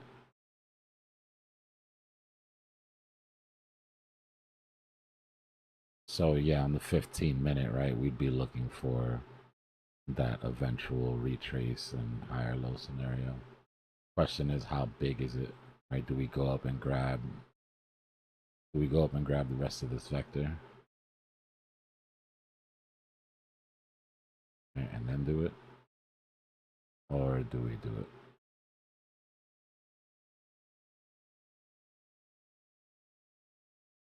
Either way, I think it gets done. The question is when, right?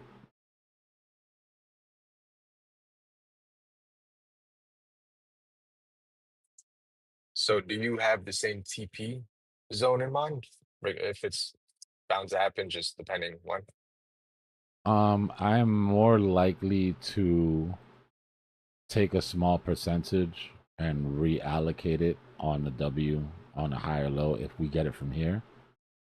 If we go all the way up to grab this measured move, I'd be removing my position completely and then re-adding it. If that makes any sense. Yeah, that's what I was thinking. What is that, 118? Sorry, just driving. The top of the measured move is 118.6. The psychological high is at 118.3, but 118.6 is the top of that pink vector. So for me, anywhere in that range, if we get some green candles through there, I'm gonna start lightening the position into that sort of push into that FOMO. Just as we're taking out, yeah. Just I mean, for me, after taking out these 100x liquidations, there's bound to be a bit of consolidation. But this gap here is what makes me think we get that consolidation a bit earlier. Right? Unless we get FOMO to jump that puddle or that empty space in liquidity, then we cut back. I would rather do it now. The reason I said I would just unload a little bit now if we make this move is because on this way down, this will fill up with liquidity. Right? By the time we come up to go, this whole shit will be filled. Yeah.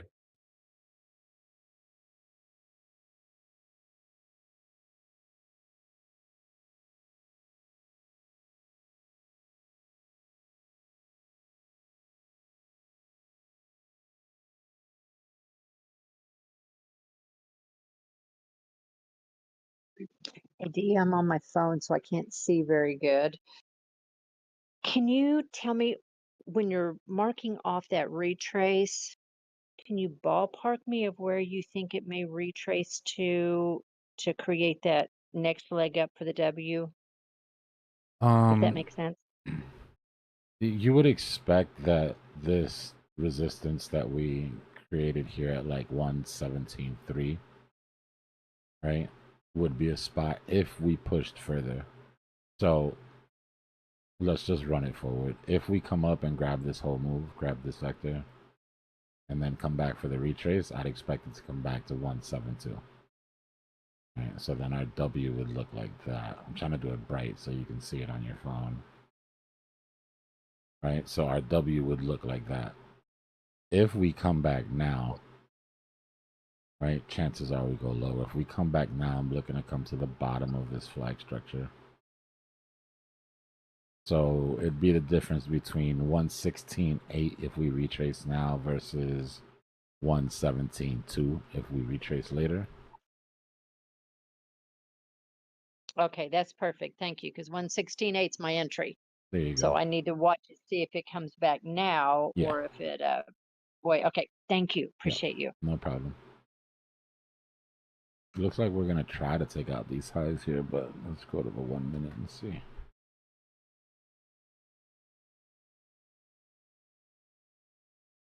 Yeah, plenty of liquidations left. Still haven't fulfilled the psychological high retracement or reversion, I should say. Stopping volume candle on the 1 minute. Bullish engulfing.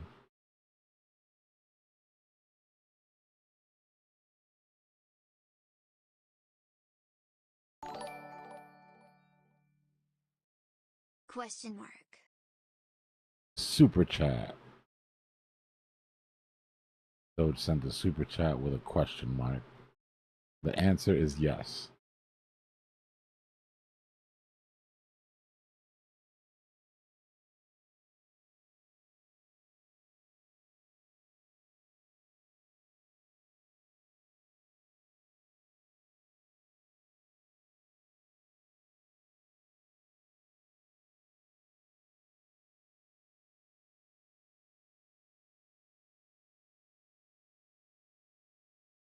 Not sure what the question is, but I'm just gonna go with yeah. You look at Joe's real quick, maybe.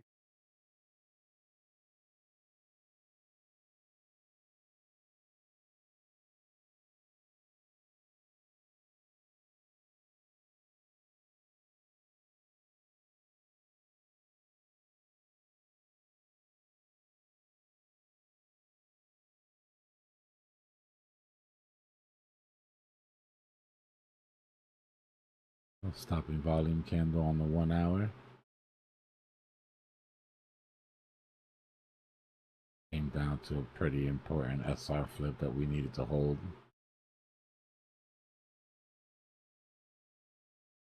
Decent reaction when it comes to candle body structure. Big volume spike. Yeah, how that volume came in right at that candle. And so buyers definitely stepped in at that point.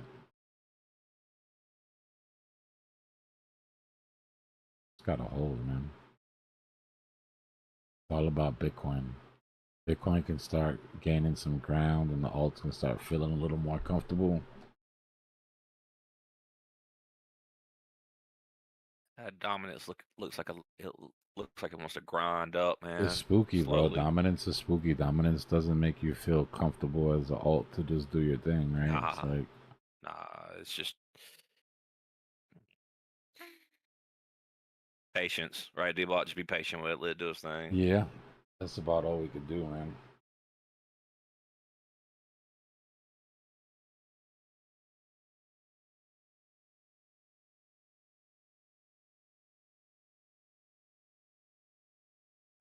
What did BCH end up doing? Probably ended up just coming down and taking that shit out anyways.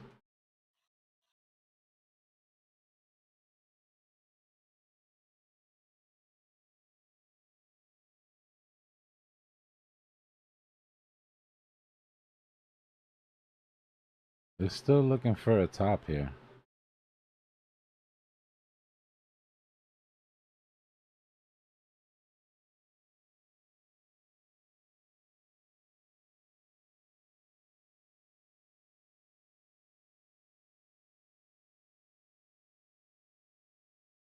Break that 50 on the 1 minute, you're just gonna eat liquidation.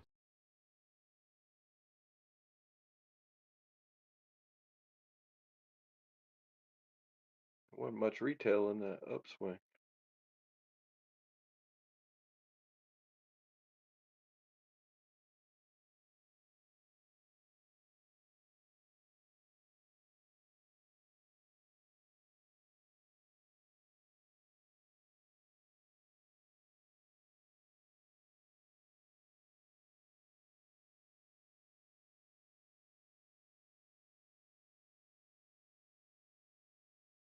I just want to alert anybody that's been trading ZBCN that it has been on fire.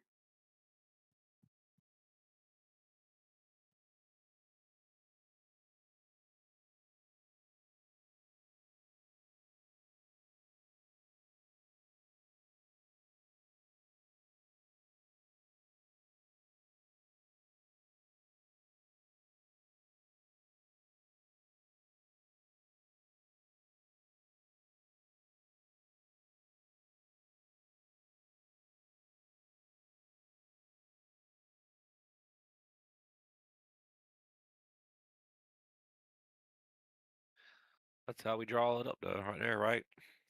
Little stopping volume candle on the 5 minute down there. Mm-hmm. That's what started the party. Hmm. Actually, the W pattern on the 32nd.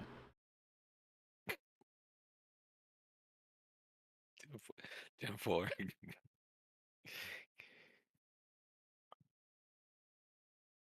Remember? The W pattern on the 32nd chart.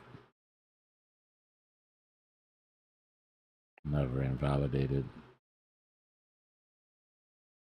And then the W pattern on the 1 minute. Never invalidated.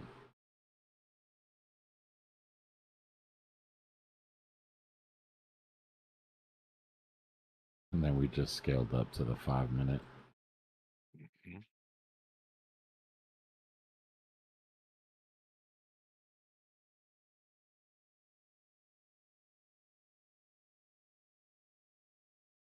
That never invalidated. Just a little thing of beauty. The reason I don't take the measured move from that last W is because it's the same measured move from the bull flag.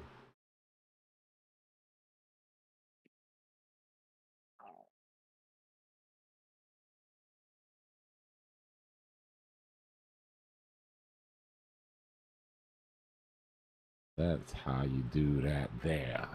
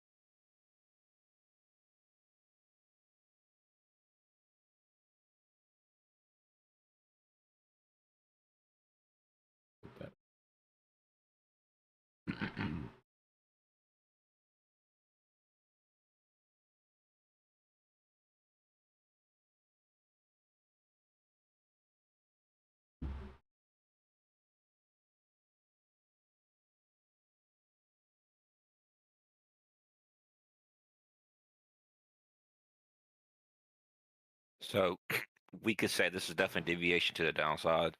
Dbloc from our weekend traps that have pretty much been in line the last 3 weekends, Yep. or the POC point of control, right?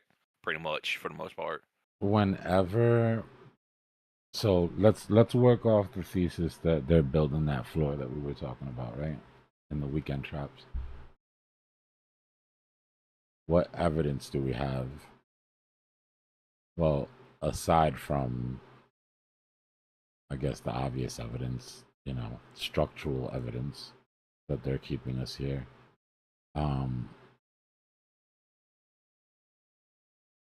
They keep sweeping the liquidity underneath it. Every time it builds up, price action comes down, liquidity builds up, sweeps it. Price action comes down, liquidity builds up, they take it. Price action comes down here, liquidity builds up underneath, they take it. Same here. All this liquidity built up, take it. But they still bring their ass right back up. So it's like, yeah, we want to be here, but don't get so comfortable that you think we won't come down and get you. You know what I mean? Like, yeah. like, okay, I get it. We're being obvious and we're building a floor, but don't go crazy, because we're still active He and coming we will after come ya. down and get you. Yeah.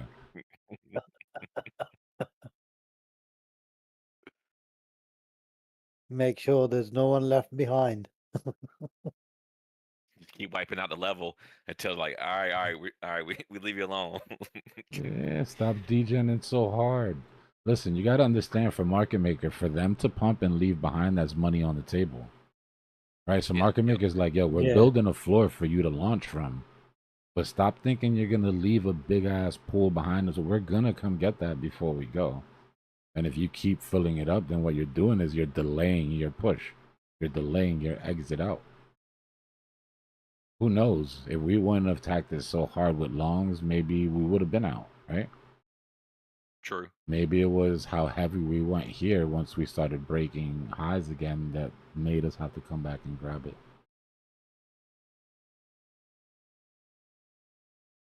Just like when something's pumping and it won't stop pumping until people stop shorting it. It's the same sort of deal.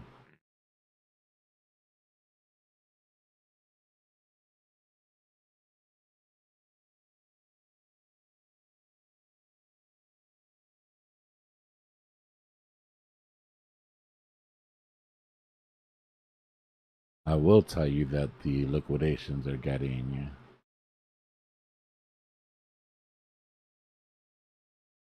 Let me see, where did we sweep? Yeah, I mean, for the first time, the liquidation's actually getting shallower. But I think that's more to do with pattern wearing, obviously. It would be great to hold the 50% of this bullish channel we're in, right? Which means just stay above this dotted line, which was our one target. That mid-range of that, right? Because then at least we're working on a breakout. We don't want to have to come back all the way down and worry about that 114 just to retouch the bottom, even though I kind of expect it. That's target 2 here.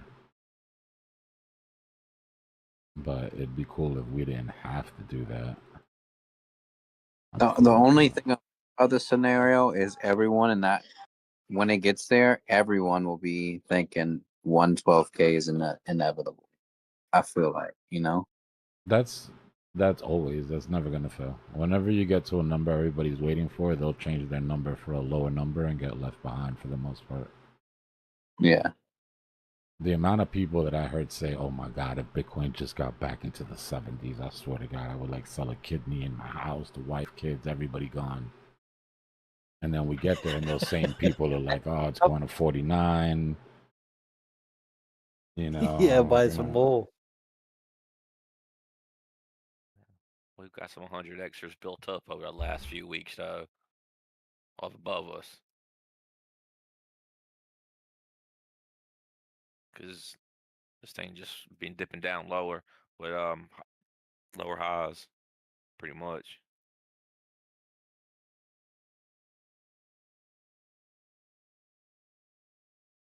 On the 30-minute, this thing is just a straight V-shaped recovery, bro.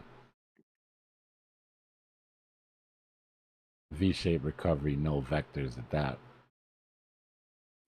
Yeah, I like when they do that. Right. Vectors, nothing to go back and grab just yet. Yeah, And but it these V-shaped shows recovery. it shows how hype retail was too, which is good.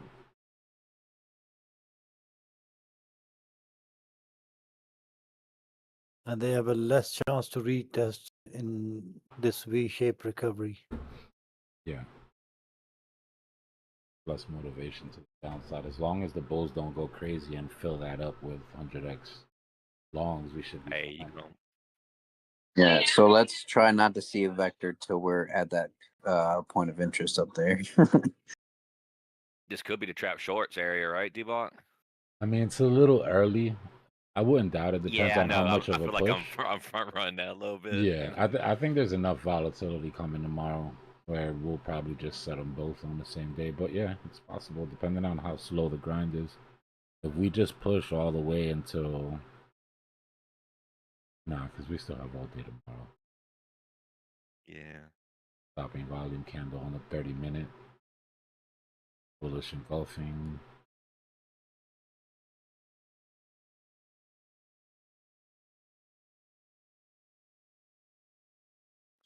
So it may sound stupid, but like, I don't really look at bullish or bearish engulfing much, but what's like the TA to see that? Because I never see bullish or bearish.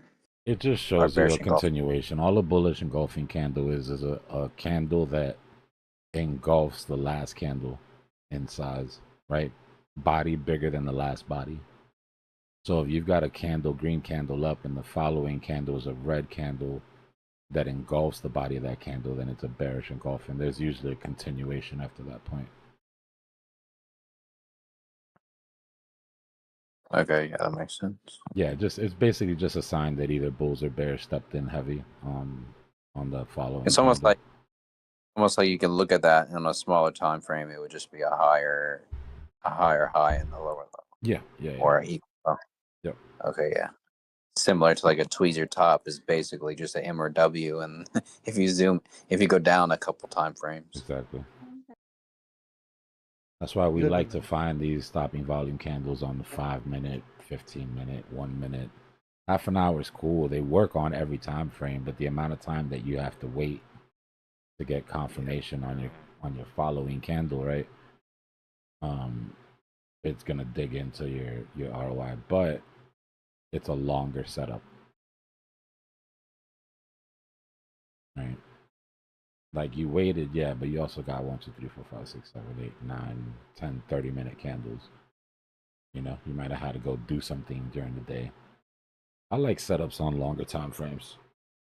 If they're gonna be longer setups, if I plan on staying in them for a week or so.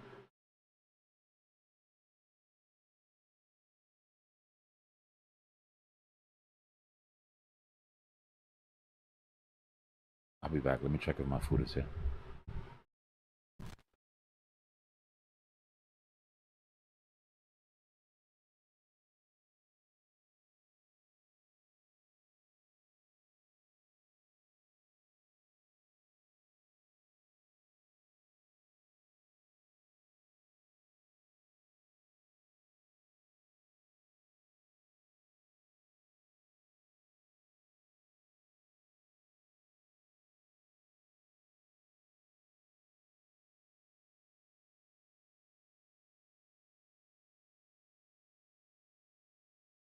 Which one are you talking about, Gustav? This pink one right here?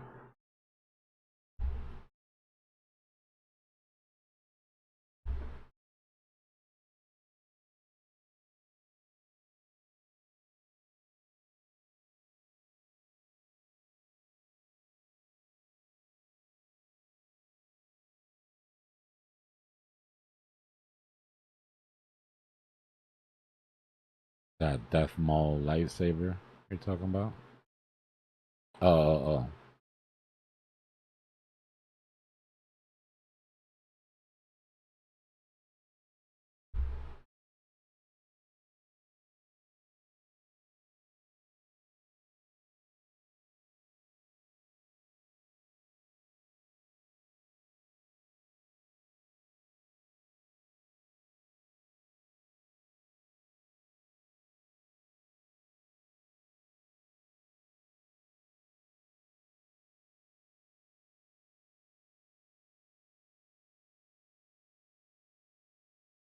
Nah, they don't have to be the same color. The engulfing doesn't even have to be a vector at all. I mean, it helps if it does, right? Because it shows that more volume came in. And then your invalidation is when the body of that breaks. Bull flag on the very right. You're talking about this little thing right here? This one?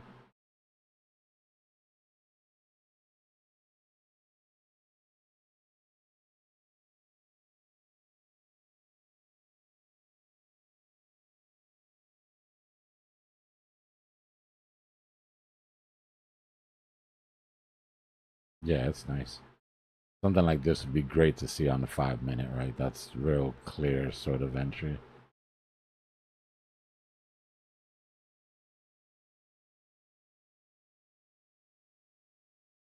This one, the red and the blue. Yeah, we didn't get an engulfing and it invalidated.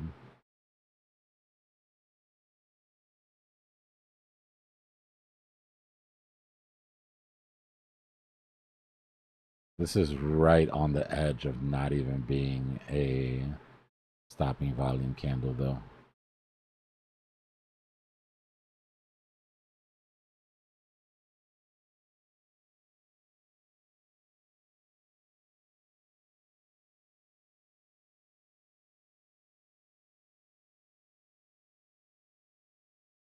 I think it just barely misses the cut. If anything, I would say those are co-equal.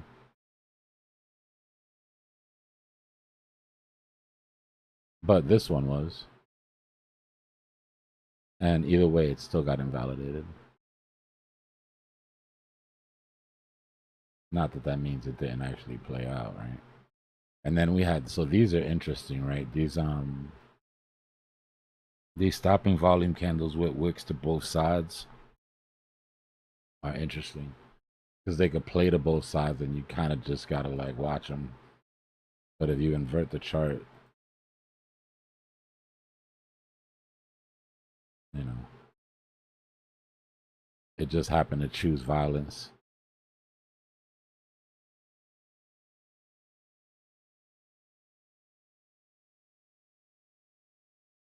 All right, let me put this on the 15 so that I can follow this. I'll go smack on some food. Let me drop the vector gap up here.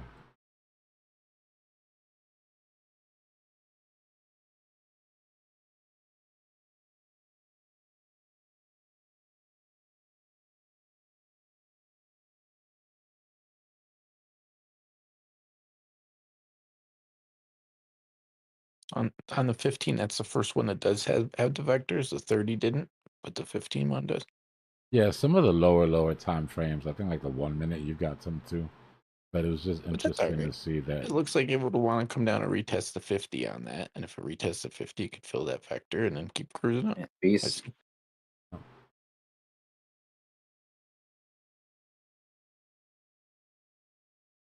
East looks like it's pumping pretty hard. Dominance looks like it's taking a shift in the south direction here. Let's see what happens. Yeah, BCH had a sick 1 minute. Yeah, Well, the like, stuff seems to be moving again. shut up. That was amazing. All right, I'll be back, guys.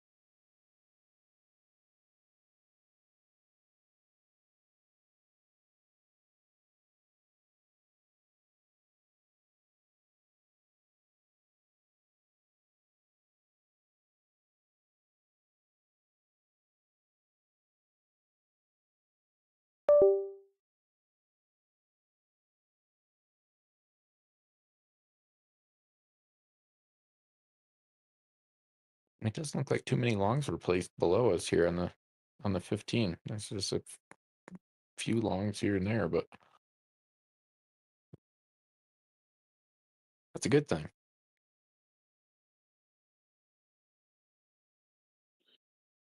Yo, all-time high this week.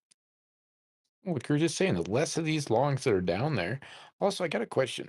With all those longs and shorts, isn't there only a certain amount of longs and shorts that can happen? So wouldn't it make sense if market maker wants to come and swoop these longs that are way down there and then rip it up forward, and then people can place more longs? Isn't there only a certain amount of longs that can be placed in futures on certain platforms? You know what I mean?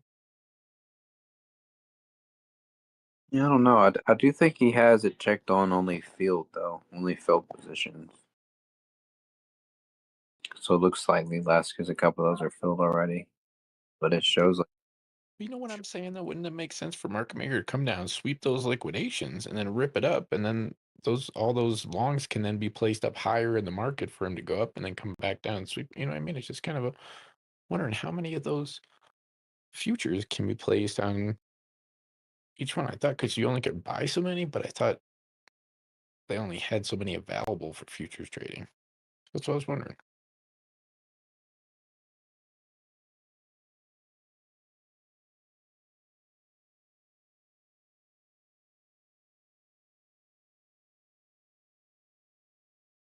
Yeah, I mean, like, in the size of the platform matters. You can go on to like Binance and make a much larger futures trade because they have more of those available options. But if you go to something like a MEXC and try to make the same thing, like $100 million Bitcoin order, I don't think that thing would be quite. You know what I'm trying to say? Why not? Futures you can actually buy with it is how many they have available.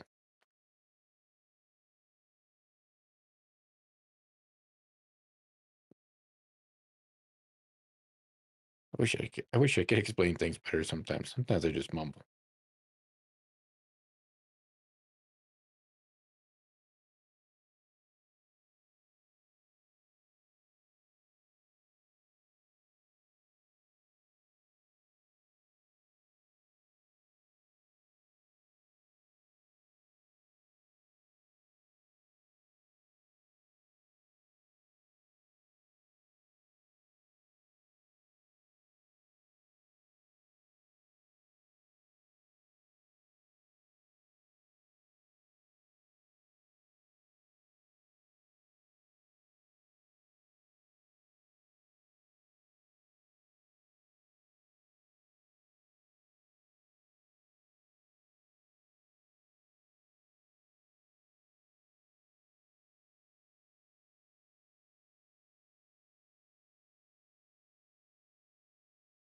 And all's trying to participate, but Yo, Biddy, or not Biddy, sorry. ETH I know is I'm like taking so center tempted. stage. ETH, hold on, EPTC. I'm like so tempted to put these alts, but then there's ETH BTC at resistance, and then you got BTC.D. Oh my, it's so scary. is ETH BTC at resistance right here? Bring on the bulls. It depends. Yeah, I mean, I would say it's at certain resistance. You're at the weekly 50. Roundabout. We're still within the cloud at least. So we busted. Yo, feel like he's about to get a god candle. Looking at a 4-hour, and a 4-hour looks like it's got some movement. Ready to go still. Had to sell off up top up here, but it does. It looks like it's swinging back up 4 hours, pointing up. Looking good. You get like a 1K ETH candle. It'd be beautiful. Yeah, I'll take a $500 candle, bro.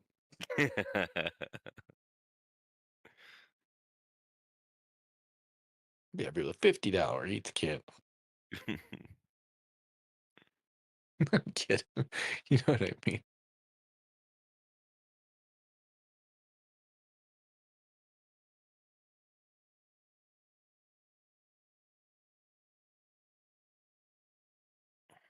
Yeah, ETH looks like it wants to do that thing. It's like, come on.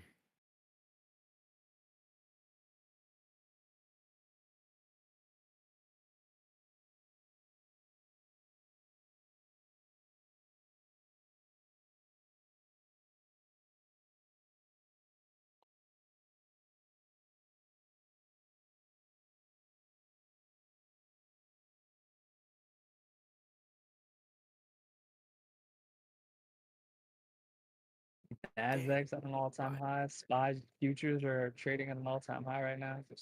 Ooh, say what? Like, We it's got time. we got Papa Powell out the way. We got Papa Powell out the way. Powell's out the way. Yep. No, I think the only hiccup, there's two ones. There's Apple earnings are, I think, Thursday tomorrow, and then the jobs report on Friday. That's the only two things that I see in the. Man, we good. We gonna beat on both of those. Keep this thing moving. Apple's been kind of rough lately. Man, bump Apple, man. It ain't even that cool anyways. It's not. You're right. Apple has lost its luster. That's what I'm saying, That's the man. thing. Like, it ain't that same company it was like 10 years ago. Now, what if Apple decides to dabble in the cryptocurrency space? Hey, they can do that now. Yeah, they can jump on too. Hey, there's more room. We can hop on the train.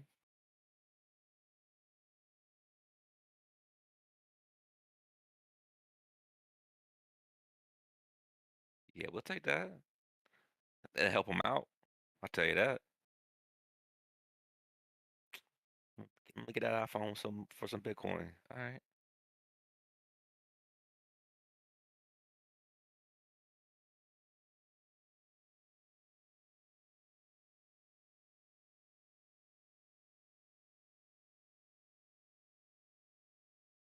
Let's see here.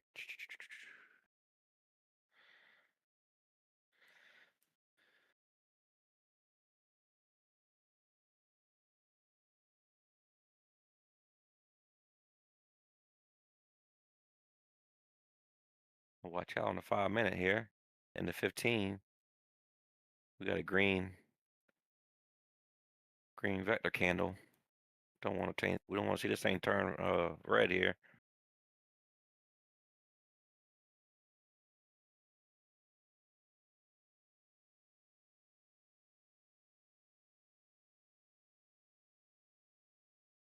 Was that on the Right on 15? Dbloc. Look on Dbloc's chart. Oh, Left of vector.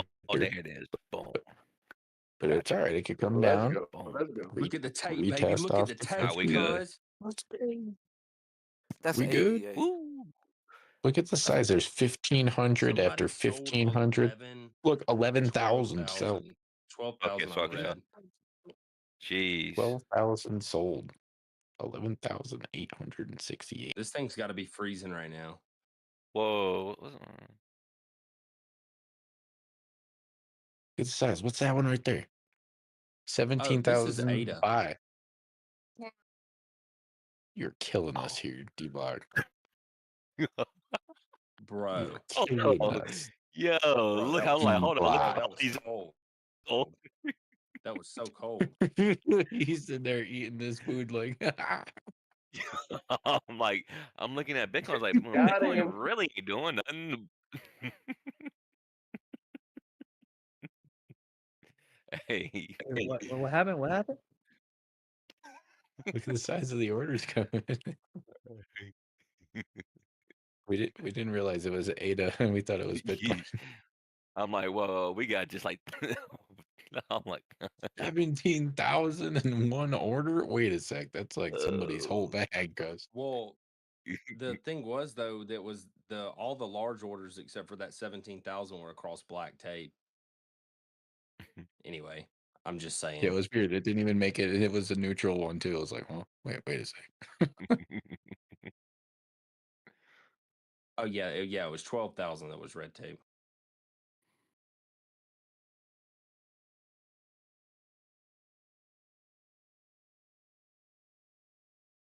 all Either right, way, Biddy that's coming the up big to one. a trend line. Come on.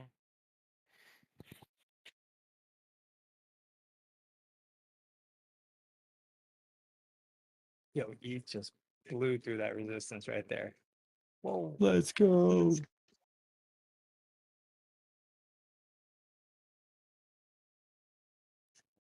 That also just got a fat canvas. Is this it, I'm dude? just gonna Are pretend we this is in? Bitcoin.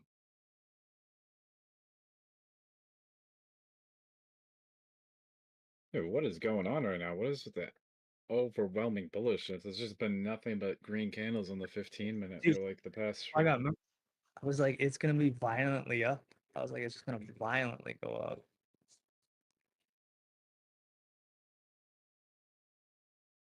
I mean, it's been making violent moves in both directions recently, so I don't know. It This one's just gonna seems be. it's weird. It's so weird that it's going up so quick right now. It's really That's weird. what I was trying to explain to you earlier, that we are coming into that spot on the pattern where we're going into the small rings, and you go up quickly once you pass that. Once we passed 117,936, we changed directions on the fibs.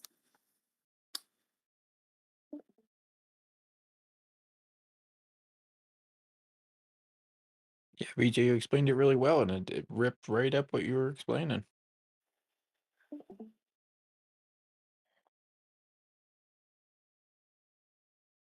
Bro, that tape on ADA is just insane.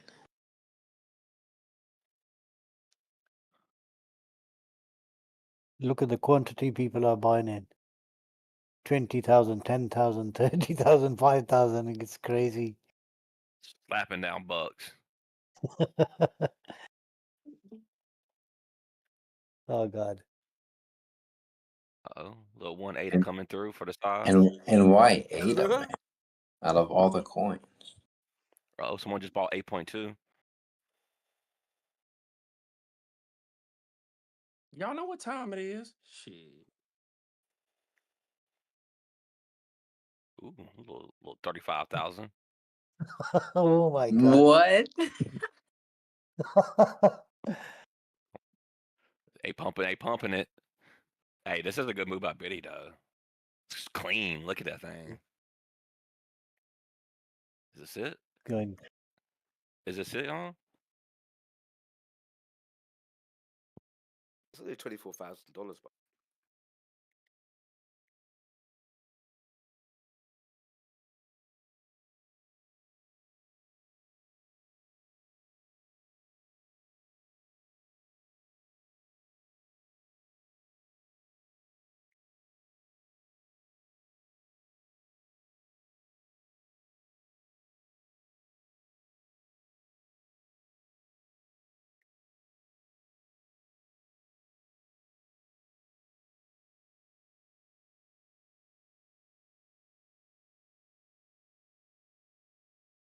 Yeah, you got dominance tilting over a little bit here.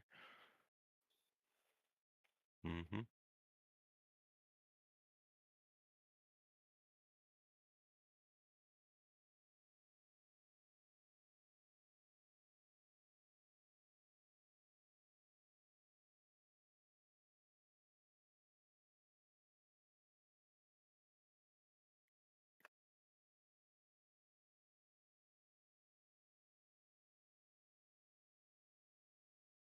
Ooh, let's go.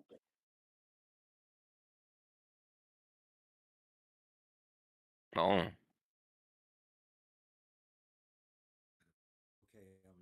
Can somebody tell me what's going on? Yeah, people are just buying. They're crazy. Yeah, so kind of we're getting a nice V-shaped recovery right now on Bitcoin, and yeah. I think that measure move from the left side of the W puts you like right above that 200 EMA near the supply for ADA.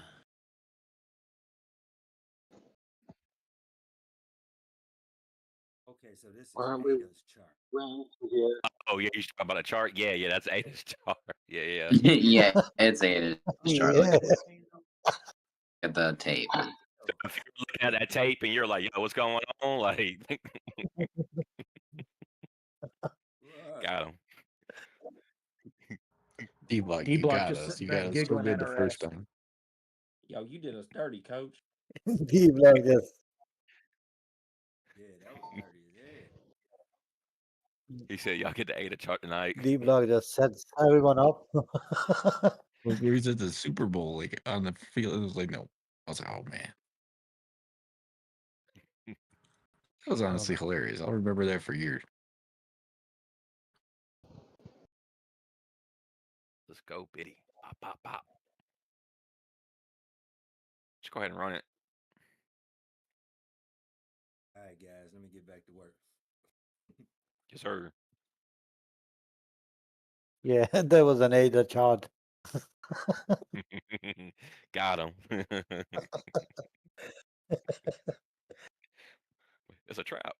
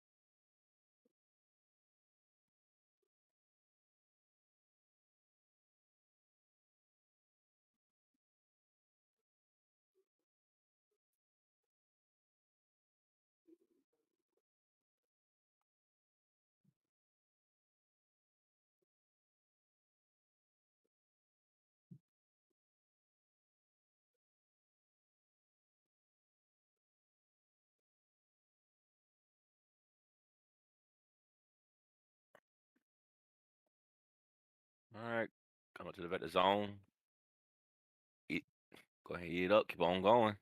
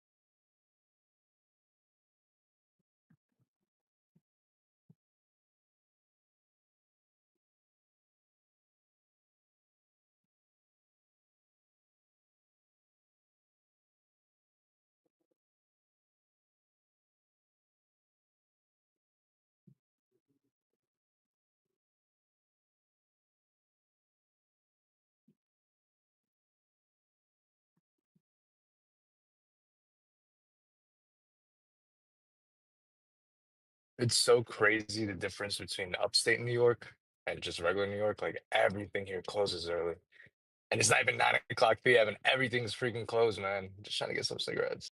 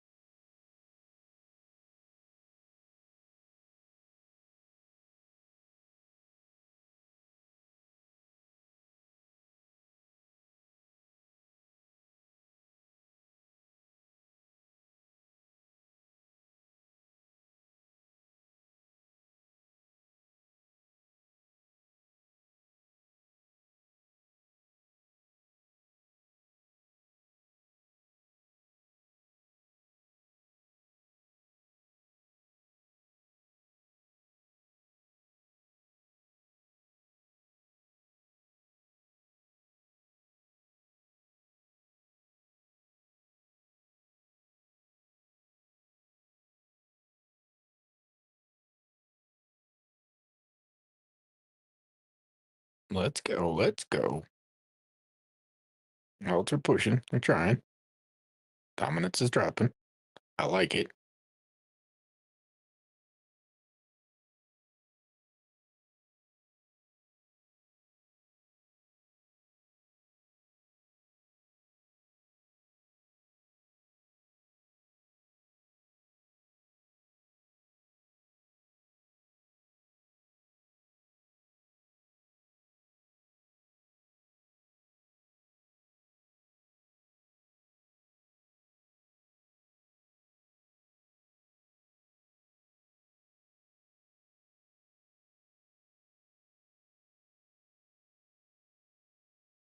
Let's go.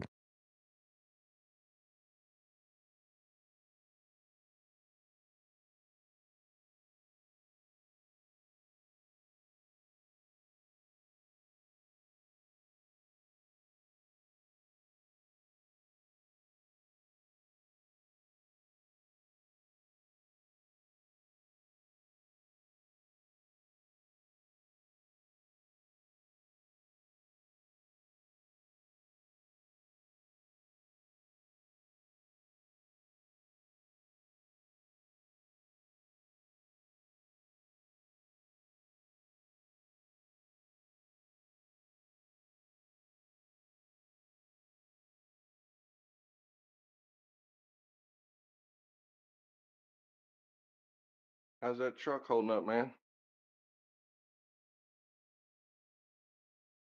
Oh, the truck's been doing really well. I just passed 1,000 miles on it. Been tearing up on all kinds of What's wrong? Is my mic open? rocky roads. Good deal. No problems. That's awesome. Yeah, I just kind of went through the break-in period of that What? 8.0. It's only a 3-liter, but it's a twin turbo 3-liter, so it's higher output. But it's a good little engine. That's pretty solid. It's really smooth, really quiet. I don't know. All the transfer case, everything. I can't even put it in 2-wheel drive, so it's a full-time all-wheel drive or full-time 4x4 vehicle. But all the linkage, everything just has been smooth as could be. Pretty good on the gas. That 6-cylinder. I've been averaging like 13 and a half, 14 miles a gallon. I don't get the best gas mileage, and I have to put 91 premium in it. Well, yeah. Put riding in 4-wheel drive all the time. That's about the miles per gallon you gonna get. Yeah, but I'm really up on trails and stuff. That's what I'm saying. I'm not just driving down a highway expecting high gas mileage. I'm up in like the mountains and on rocky roads, and Oh hell yeah! so it's not the best gas mileage going up. And when I come down, I'm really not even using gas. So it's a Hey, weird the worse balance the gas between. mileage, the better the ride. I've been saying that shit for years. Oh yeah, absolutely. That's what this thing's designed for. It's what I got it for. It's what I live next to. It's not a daily driver. I use it on my days off. Have fun and dirt bike in there, and I don't know. I just bought a regular F-150 and took it on the trails I've already taken. I would probably would have easily broke something for sure, or got stuck, or it wouldn't have made it up some stuff. I don't know. So that's why I kind of did what I did.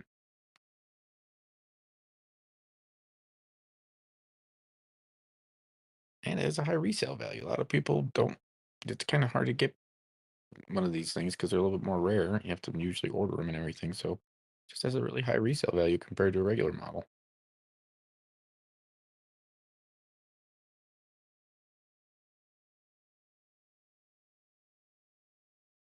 You know what I mean? It doesn't drop 10 grand as soon as I drive off the parking lot with it from the dealership. It's one of those ones where people will be happy to pay full MSRP so they don't have to wait months and months for theirs to show up.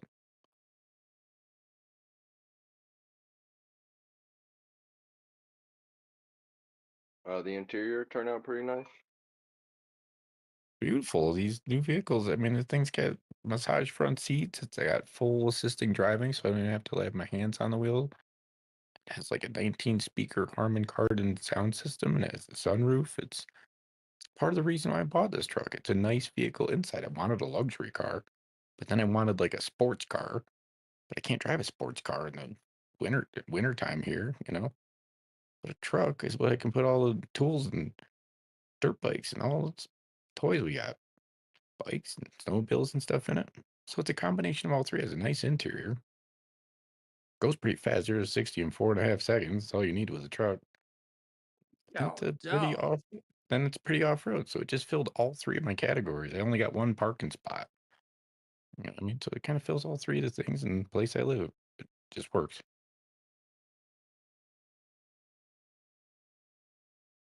Yeah, worst thing is 91 octane. When I fill that's got a 33-gallon fuel tank. I've been averaging like 150 a fill up on that sucker. Hell yeah. So I'd say that's the only downside is the little bit not the best gas mileage, but what was in there previously was supercharged V8s in the TRX. So a Ram TRX had the supercharged Hellcat engine, but that thing only got like 8 miles to the gallon. So you get almost A gas twice tank the amount like of that, you gallon. could drive across the ocean. But this one isn't. This one's the twin turbo inline six, so it's better on gas. It's quieter. I can hear people in the front seat when the thing's running. I don't piss off my neighbors when I start it up. But it's still fully capable. Like, I don't know.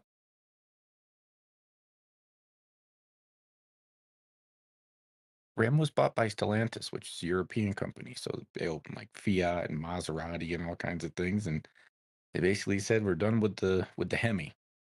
We got a better What about solution with it. Fiat? Fiat and Maserati, the larger company called Stellantis, is the one that actually bought up Ram. So it's not actually owned by an American company. It's owned by Stellantis. So that's why they made a large shift from making their Ram type engines to putting these inline. It's almost like a BMW inline six twin turbo in a truck. You know what I mean? It's almost like an M engine inside of a vehicle. They run really smooth instead of a V6 like a Raptor. They have a lot more vibration and stuff that goes through them. But the inline six is a pretty decent engine when you throw some turbos on it. So that's why they made the shift. And I don't know. It's part of the reason I bought the darn thing too.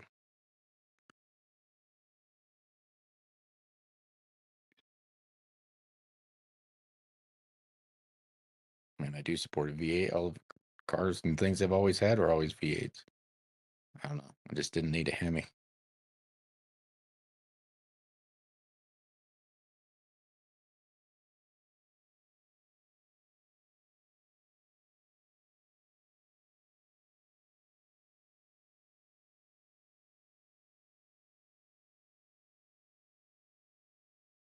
And a lot of what they put inside in the dashboard, I don't even have like instrument. I literally have just like completely digital dash behind it. Looks just similar to what a lot of their vehicles are like from Europe. Like a Beamer has a lot of similar options and stuff.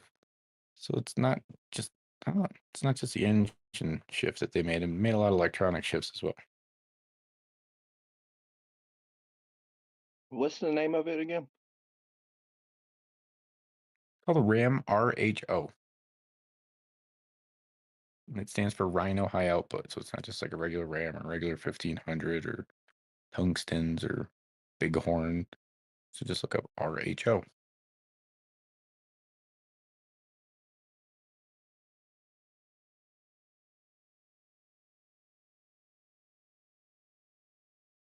And it's wider too. It's 88 inches wide, so it's 8 inches wider than a regular truck because of the suspension that's on it. So it just has way more travel.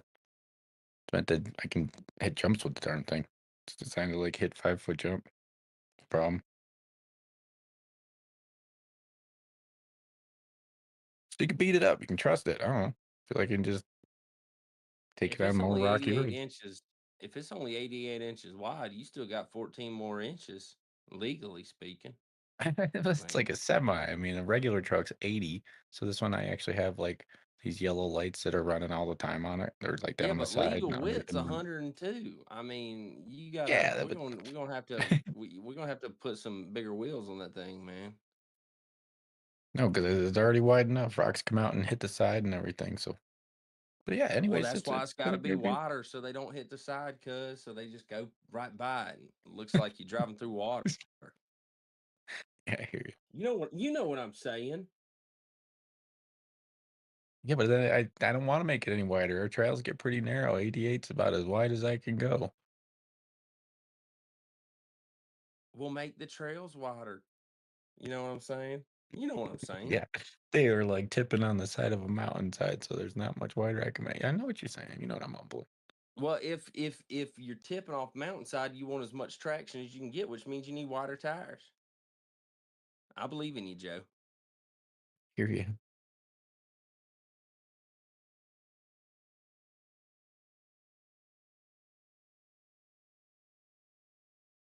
Yeah, he's got a mean Maybe stance. convert it. Maybe Like convert it David. to tracks. Put Yeah, you tracks can see on it. why it's wider. It has wider fenders than a regular Ram. So a regular Ram 1500 or all the regular, F-150 have like kind of straight sideboards. This thing has wider flares in the front and the back fenders because those wheels are sticking out further. And that's not just for the wider wheels. It's how much travel those things go up and down. It's literally you can drive that thing at 100 miles an hour through sand dunes and those things go up and down really fast. So they have like a pretty high-end suspension system on those. Check it out. It's a pretty cool truck. Couple cool If it's videos got a out there that high-end explain it suspension all. system, then it could definitely handle bigger tires. It don't need them, cuz trust me.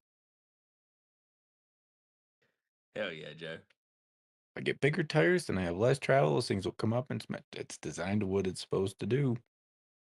But there is there's some things you can do to it. But there's no plastic underneath. I got no little air things down underneath my bumpers. It's just all metal from my front to the back and underneath. I have all these plates and things that go underneath it and So, full metal so did you bumper. rip up the transfer case, or did you buy it with a ripped up transfer case?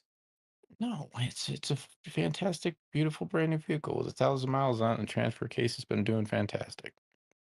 Oh, well, you said you couldn't put it in two-wheel drive. Or It did I hear that wrong? only this vehicle only comes as a 4-wheel drive. You cannot put this vehicle in 2-wheel like a regular Ram. The regular Well, what's Ram it need has a like this transfer case for? to properly shift energy to the front wheels. Oh, right, because it's four-wheel drive. Okay. Yeah, it's like all-wheel Interesting. drive, but then it's like a smart wheel all-wheel drive, Or so it's all-wheel always drive, yeah. it even has like I won't even go too deep with it, but it's a pretty advanced system. Does the two-wheel drive versus four-wheel drive, does it kick on whenever like a sensor kicks on, or is it just literally Check this out. always all-wheel drive? All of those all the other Ram trucks come in a 2-wheel drive format, but they have this little electronic shifter. It's like this little knob on your dashboard up by where you normally put your keys in, and you turn the knob to the left or right, and it goes from P to R to N to D. That's an electronic shifter. On this truck, I have a Wait, center hold on. I console forgot what my shifter. question was. What was my question? Oh, Oh yeah. Is it always an all-wheel drive, or does the one you have it a is sensor always. that I goes from 2 to 4? I cannot put this vehicle into 2-wheel No, drive. I know you can't, but I'm saying if there's a sensor that puts it in two-wheel drive on occasion. No, it cannot go into 2-wheel drive. That's what I'm trying to say. Hell yeah. Hell yeah. I might have to buy me one of them. The less times I go in two-wheel drive, the more four-wheel drive I'm in. You know what I'm saying? And that's half the reason I can't even get good gas mileage. I can't put it in highway mode and just kick it in 2-wheel up at 70 miles an hour. No, I'm literally pushing Well, all 4 who wheels wants to down the drive on the highway. highway anyway? You know what I mean? I don't. Exactly why I'm telling you I bought this darn thing. It ain't meant for the highway. I don't just go to work 40 minutes each No, way that's what every I'm day. saying. I'm saying you made a good choice. I'm defending your statement. Oh, you got it. Know what I'm I'm just saying? mumbling at the world. I know what you're saying, bud.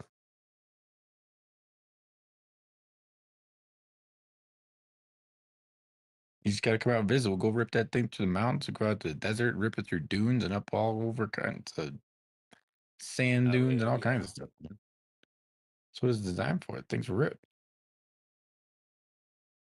And it's got 33 gallons. That's basically like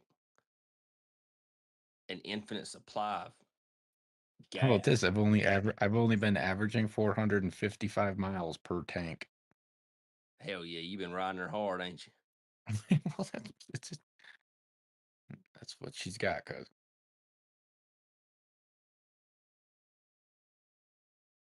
I was taking her easy, breaking her into the break-in period. I don't need to go beat up on this thing. I want to properly break this sucker in.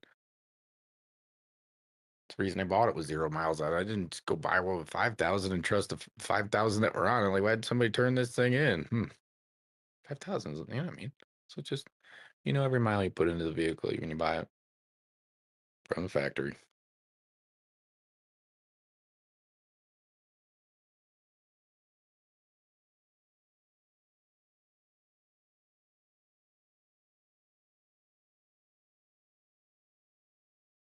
a couple years ago, I was like, man, I'm gonna get a Tesla truck when they come out.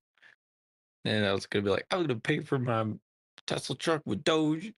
He never even put that one out there. But then again, I was like, if I had a Tesla truck, man, I'd already broke that thing. I would have snapped that sucker. That wouldn't have made it.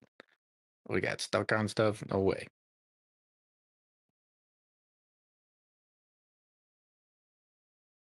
Yeah, it's got a flat bottom to it. Because I would have broke that thing. I'm not gonna lie. I'm a little scared of like a malfunction and doors don't open, even if they have a mechanical function. And those batteries, man, when they burn, it's like Fire. jet fuel and it burns for like 2 hours. It's crazy. Maybe an hour. I don't know. Fireworks. Half hour. It's like, wow, it's crazy, dude. I'm good. Yeah. Yeah, I'm good on that. Speaking of Rather. pumping gas, I might have pumped a little pump earlier. Gains. Nice. Well, Let's that's what go. pump. You know, sometimes it dumps and sometimes it pumps. Oh, I'm in this for the long haul. Oh, me too. I've been accumulating. I'm going loco. Oh shit. When's the next full moon? I don't know, but it's like a crescent moon tonight. It was really nice. I just got back from a ride. Ooh, a little crescent moon. A little croissant action. A little croissant. Little croissant. Oui, monsieur. Oh. Contraire, mon frère. A little Yo, croissant. Zushi, where you at? Let's eat.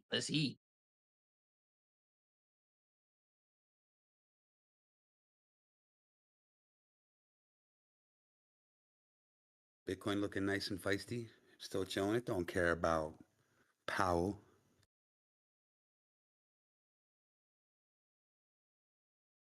I mean, sometimes it does, though. Yeah, dude, I forgot that freaking meeting was happening. I had the chart up at work and like I saw it and I'm like, okay. I'm like, the hell? And then it just clicked in my head, FOMC. I'm like, oh, FOMC. You know what I'm talking about. What you got? You FOMO. got your chart up? You got your chart up? Let's see what you got. It's just a little Mexi pump chart, so switch it up sometimes with what do we got here? Bybit pump chart. Then we got this MGBX pump chart. You got pump across the board, cuz. We got this deck screener pump chart. I got to stay on your toes. Pump.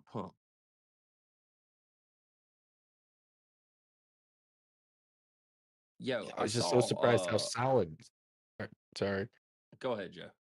No, I was just saying I was just surprised how solid pump stayed in there. Everything else was digging pretty hard, man. What? I mean, it dumped so hard. The RSIs are still, you know, it dumped really hard before, so it's, bound to get a little love, right? That was one of the only things in my bag that was green today. Foundation.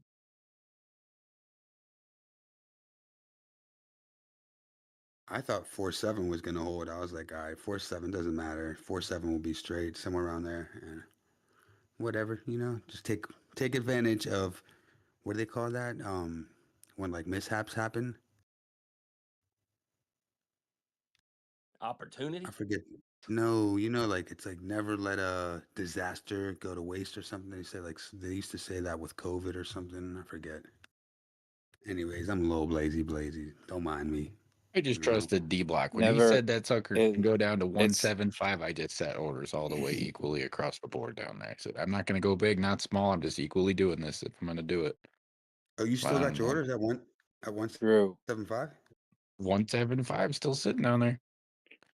Good luck. Next one will be 225. 225 almost filled when it went down. It was like 2263 or something is as low as it went on Coinbase. So my last one almost filled as it made its second dip, but that was it. Drew. Drew. Yeah. It's never. It's never let a good crisis go to waste. There you go. Thank you, man. That's what it was. Finally. Yeah, it's a good one. Appreciate that.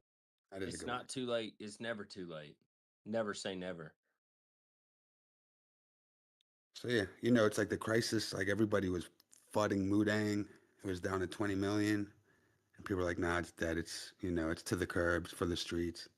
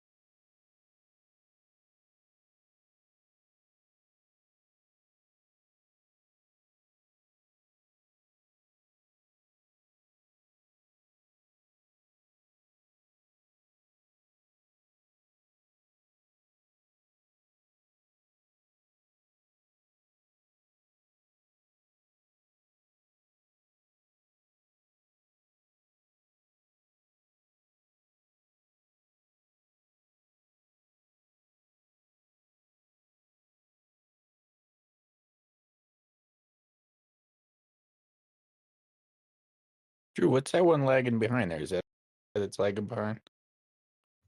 On the That's chart just there, the see how it's Ichimoku. That's the Ichimoku. So it kind of shows you, it gives a kind of pivot step back.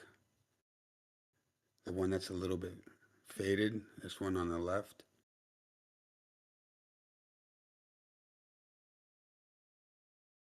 Yeah, so it's kind of looking at. I was wondering what that is.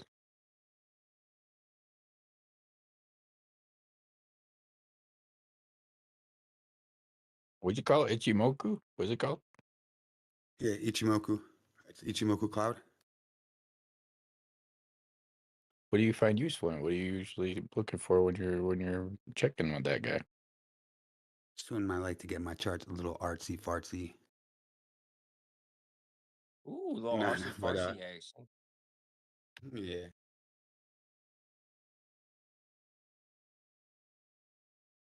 Put some stank on it.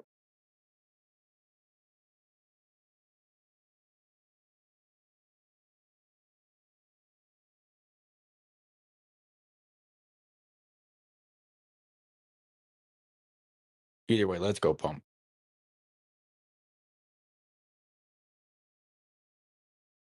Yeah, each line's kind of, they have different, I've been studying it a little bit, but they're like moving averages basically, but they got weird names. Like I think this one's the Tenkan Sen line right here. And I think that's calculated as the average of the 9-period high low.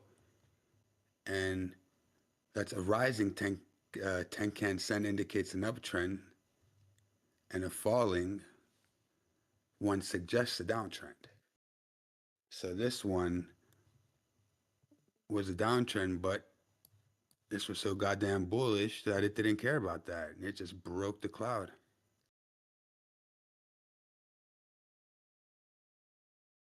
You go get him, Itchy. But it's still, it's got a long fight. This is a risky play, so I'm just digging in right now. Then you got your Senku San line, the A, Senku B. These lines form the cloud. Senku span A is the midpoint between the Tenkan Sen and the Kiji Sen, projected 26 periods ahead. Senku span B is the midpoint of 52-period high and low. It's like, no. I've never like heard doing you that. say such words before until now. This is great.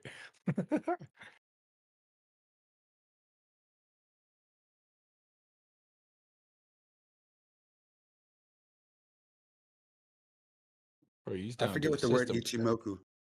I forget what the word. It's something about what the man sees in the forest or something from the mountains. Hold on, let me see what Ichimoku means. No, it sounds like I've heard it somewhere else. Like it's some sort of an old word.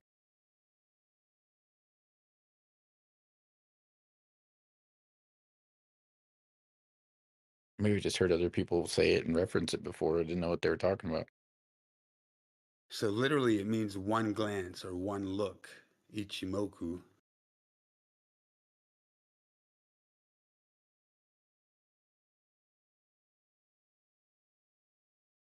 It's a glance, like a snapshot. But I remember there's something that had to do with mountains.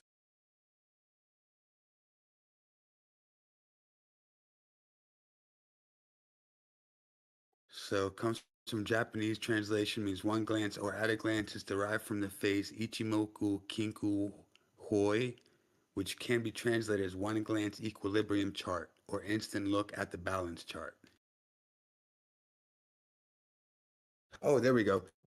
The term Ichimoku itself is also associated with this pseudonym Ichimoku Sanjin, which means what a man in the mountain sees. So that's kind of like you're getting a different perspective. So while you're in the wave, by having that pre-wave, that's what the man in the mountain sees. And you can use that for trend lines too sometimes, like these, connect these and form like little spider lines off them, and sometimes they hit off them. But, and it's all, until you really understand it, it's a crapshoot, and I still don't understand it. I just think it looks cool. Who let the alt out? Oh.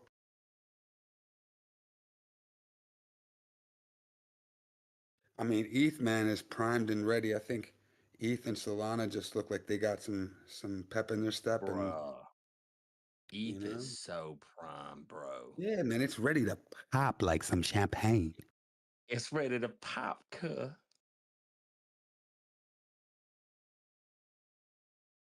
That don't mean it will though. You know what I'm saying? So don't go throwing Yeah. 250, 500x leverage on it. Your Yeah, whole bag. we're just entertaining here, guessing non-financial advice. Who knows if it pop, it might drop. It might drop. It might not pop. But to me, in my opinion, it looks like it's gonna pop. It might not be today. It might not be tomorrow. And it might not be in the next hour. But one day, it will pop.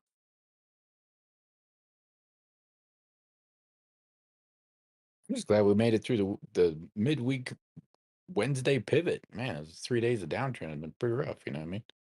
At least we knew that Wednesday would kind of be the hump in the week. We shall see.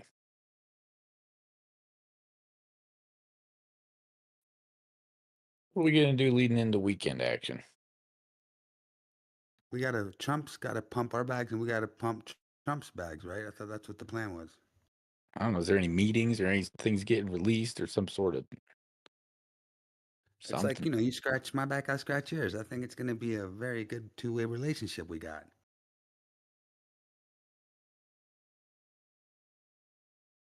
He's doing his thing over in Ireland. I heard he was cheating on the golf course. He could do that. He built the thing. Yeah. They got footage of him tossing a golf ball like behind him while he was walking in like a better position than it was. That's pretty funny. Heck yeah, let him rip it. He's behind a tree next to the sand. He kicked her out. So he is human. He's old. Let him play. That means he's human. An alien wouldn't have done it. A golfer.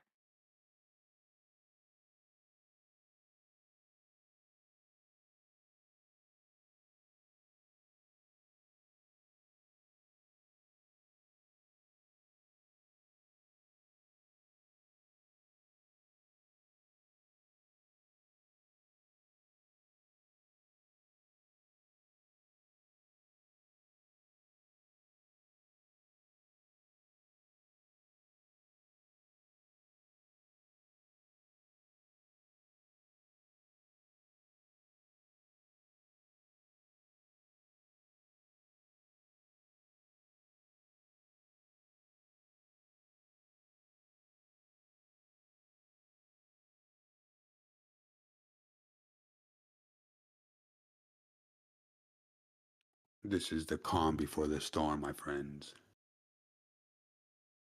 Bring on the storm. Bring on the storm.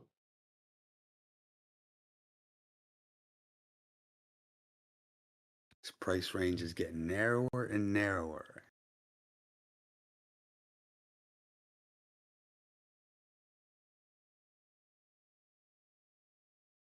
Looks like, liquidity providers, they got a deliberate stage they're controlling right now, or trying to control their range. And I think everyone's happy in this range for a little bit. It's like a strategic positioning.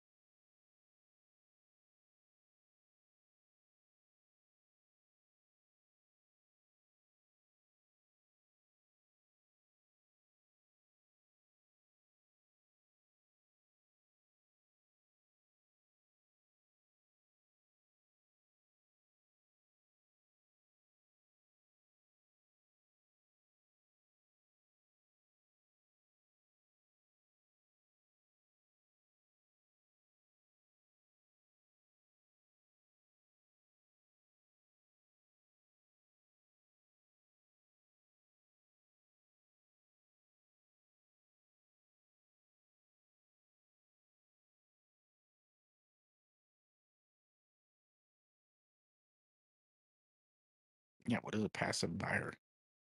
Passive is massive. Gains gain.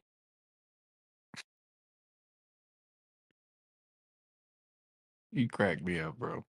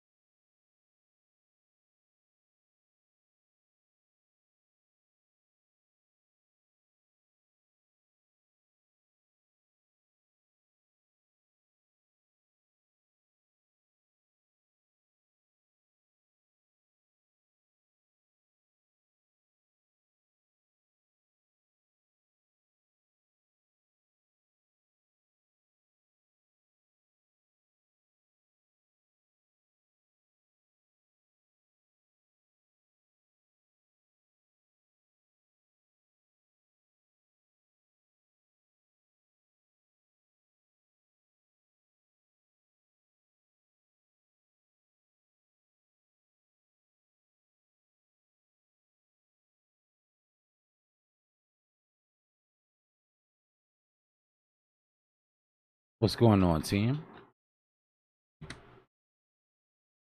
Yo, what up, coach? How was everybody's dinner? Or is it just me? Fantastic. I'm What trying up, to eat these Dbloc? licks tonight, coach. That's what I'm trying to eat. Did you eat good? Yeah, man. Definitely. About to roll up some dessert.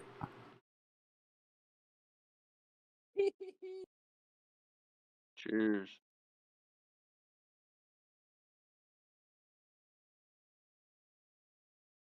Yeah. We're just slowly grinding, guys.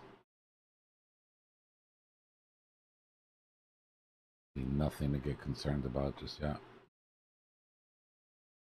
Got coming back just to glance at the screen, but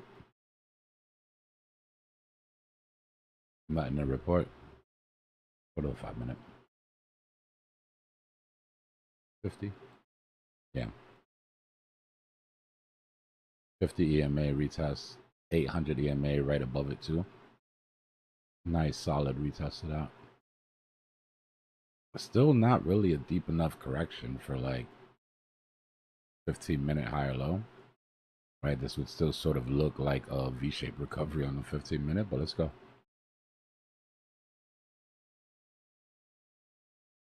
Measured move is at 18.6.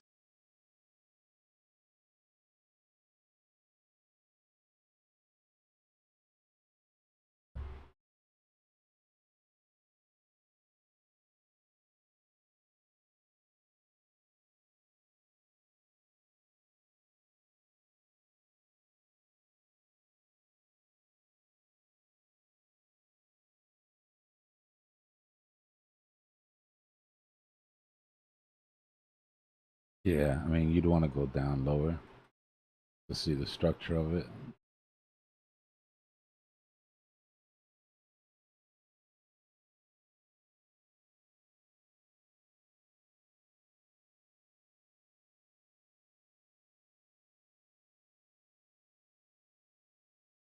Looks a little better on the 1 minute.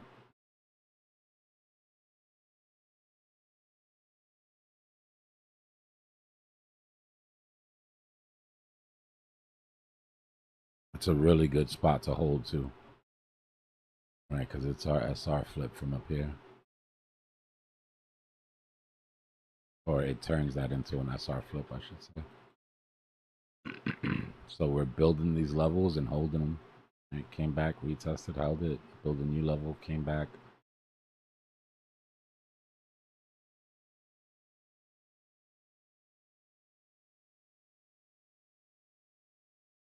Oh my God, I keep missing it down.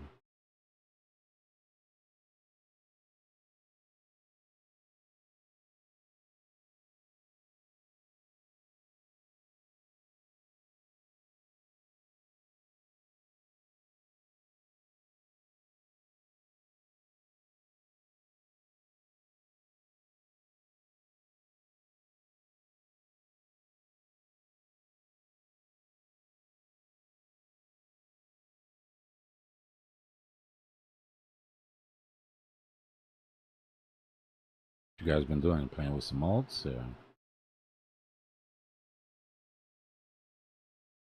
how bad is it? Yeah. Oh, we got some green alts, man. Actually, I take it back. There's not a lot of meat on the bone at all.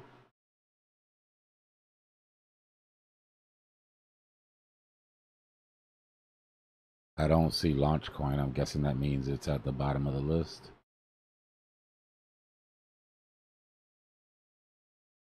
Working its way there. One of the first times I've ever caught it in the middle. Alright, one of the big winners, if we can even call it that.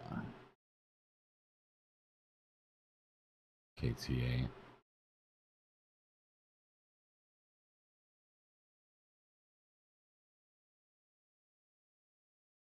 Almost out that measured move, not quite just yet.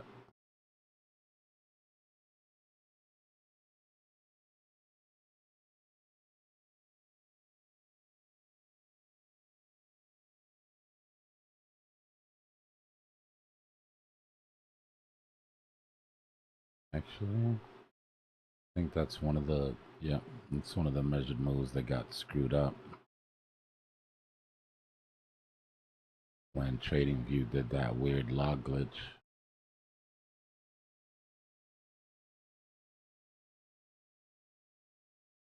I might have already hit. More importantly, it's holding above these,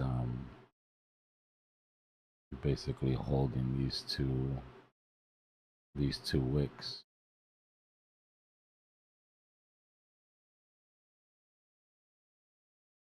That was about a week ago.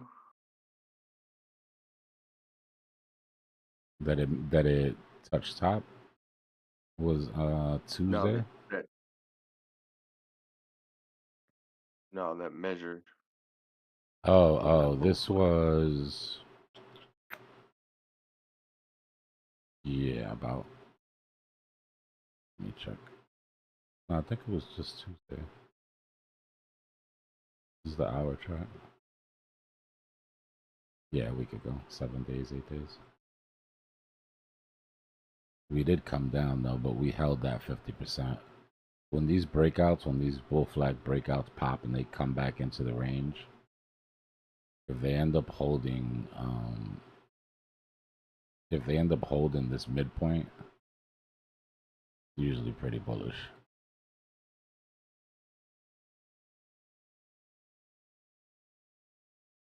Now this thing better keep pumping or it's just gonna put in a nasty head and shoulders. That needs to keep going.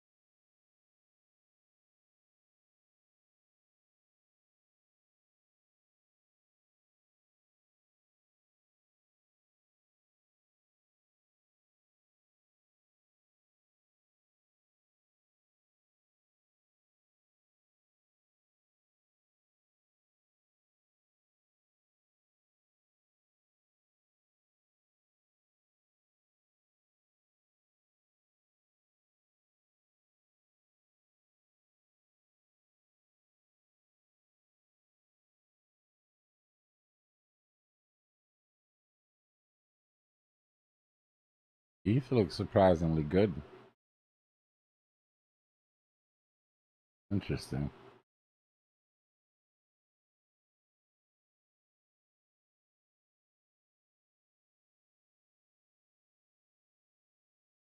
That's been a nice ass catch. Right down to support, right down to the bottom of the channel. Big reaction back above the 200. Been a nice pickup.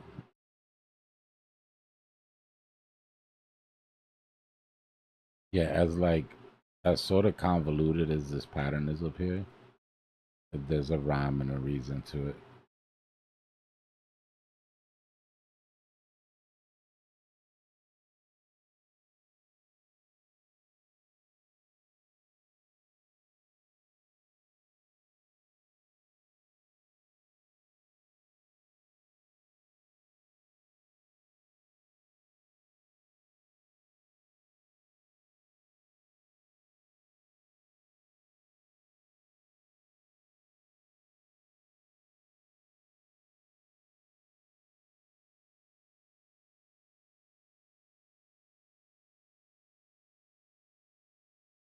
Let's see what the top 100 did against Bitcoin.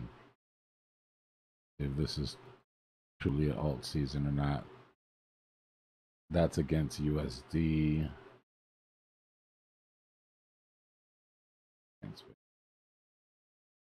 Pretty similar. Athena, CFX, IP, Curve, PulseX for some weird ass reason.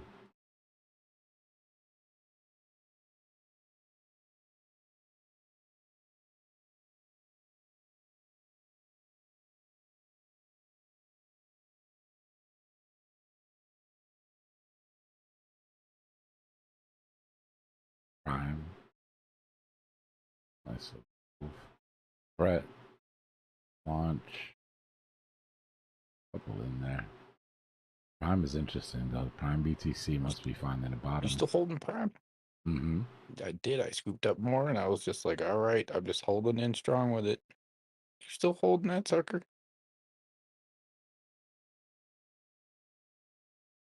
Aren't you holding Prime for a while, Dbloc?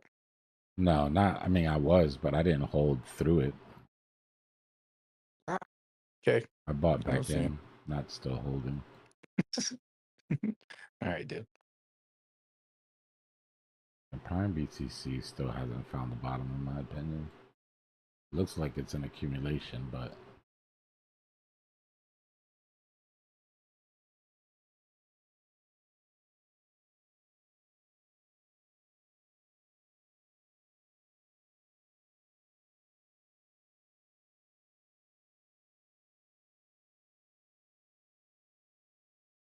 It's one of those ones that's at the bottom, but I still believe in it. So I was selling other stuff and put some more of that stuff down into Prime because it's just still down there. You know what I mean?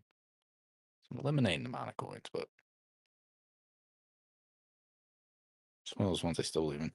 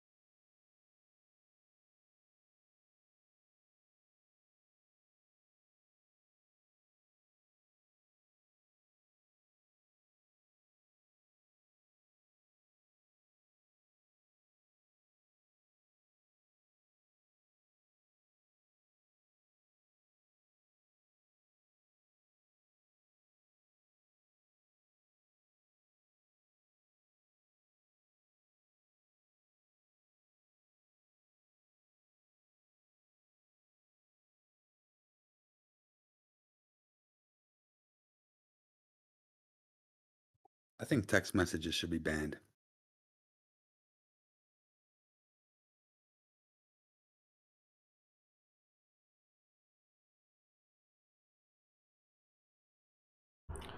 I would hold off on this. If it was me trading this, I would hold off on this SPX chart or SPK chart. we drew That's our just an levels SPX. of we drew our levels of support and resistance before, and we were talking about the vectors that were left on the way down. I mean, we did come down to 702, but I don't like that bounce off the 50, and we just keep rejecting off of our previous levels that we were looking at. This thing ran so hard.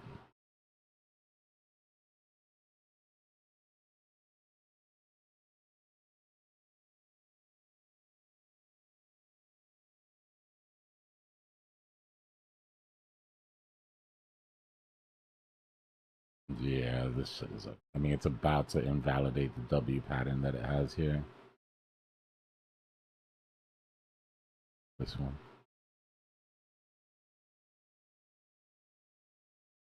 Right, your invalidation is right there.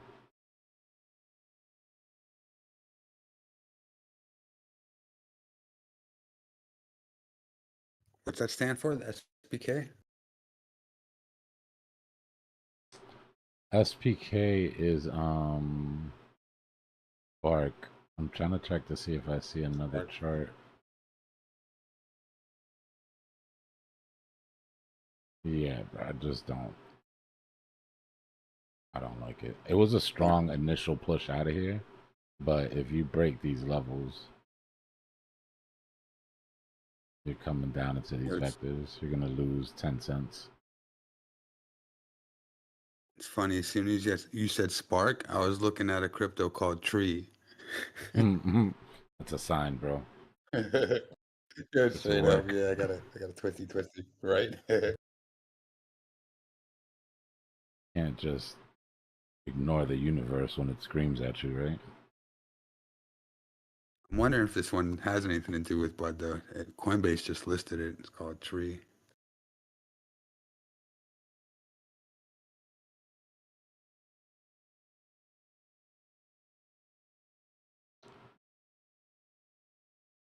BNB looks good. BNB is still on a retrace, but it ran so hard that it really didn't leave a whole hell of a lot. We can look at some prior levels here. Like,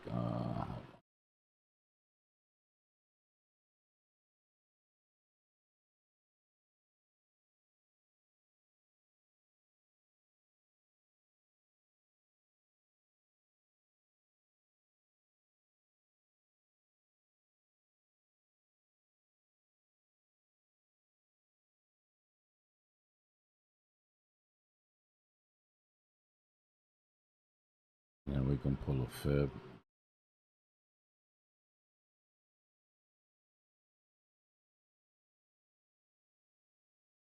Parabolic curve is beautiful. Man, it's pretty good looking daily.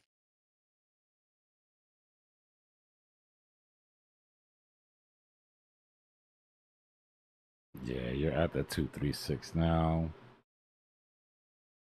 382 is sort of just floating in midair. Your 0.5 would be your support resistance flip from this move. Already broken it, but you've come back, you're climbing above, right? So if you were to confirm that as a breakout,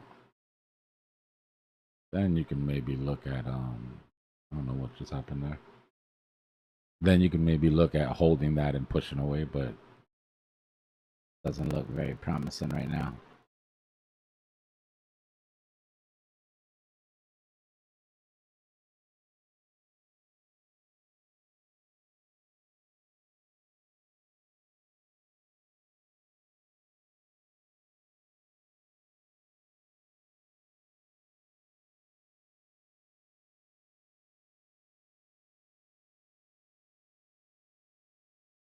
XDC looks fine. Only concern we had was that when it retraced, that it held that SR flip. Right, so it's cool. It can accumulate above here. You just don't want to come back down underneath that. This 50 EMA is slowly going to make its way up. So if you do retrace, it'll probably be to that. But by that time, it'll be above this SR flip. Something wrong with the mic?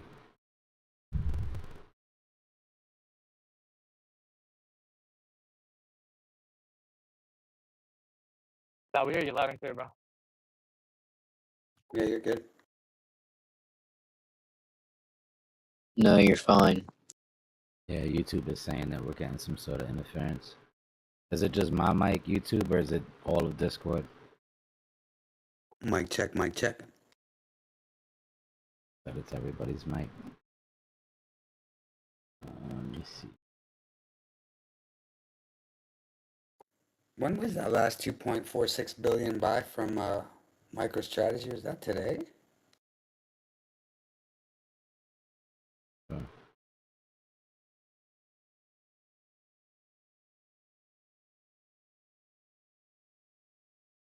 There's no sound.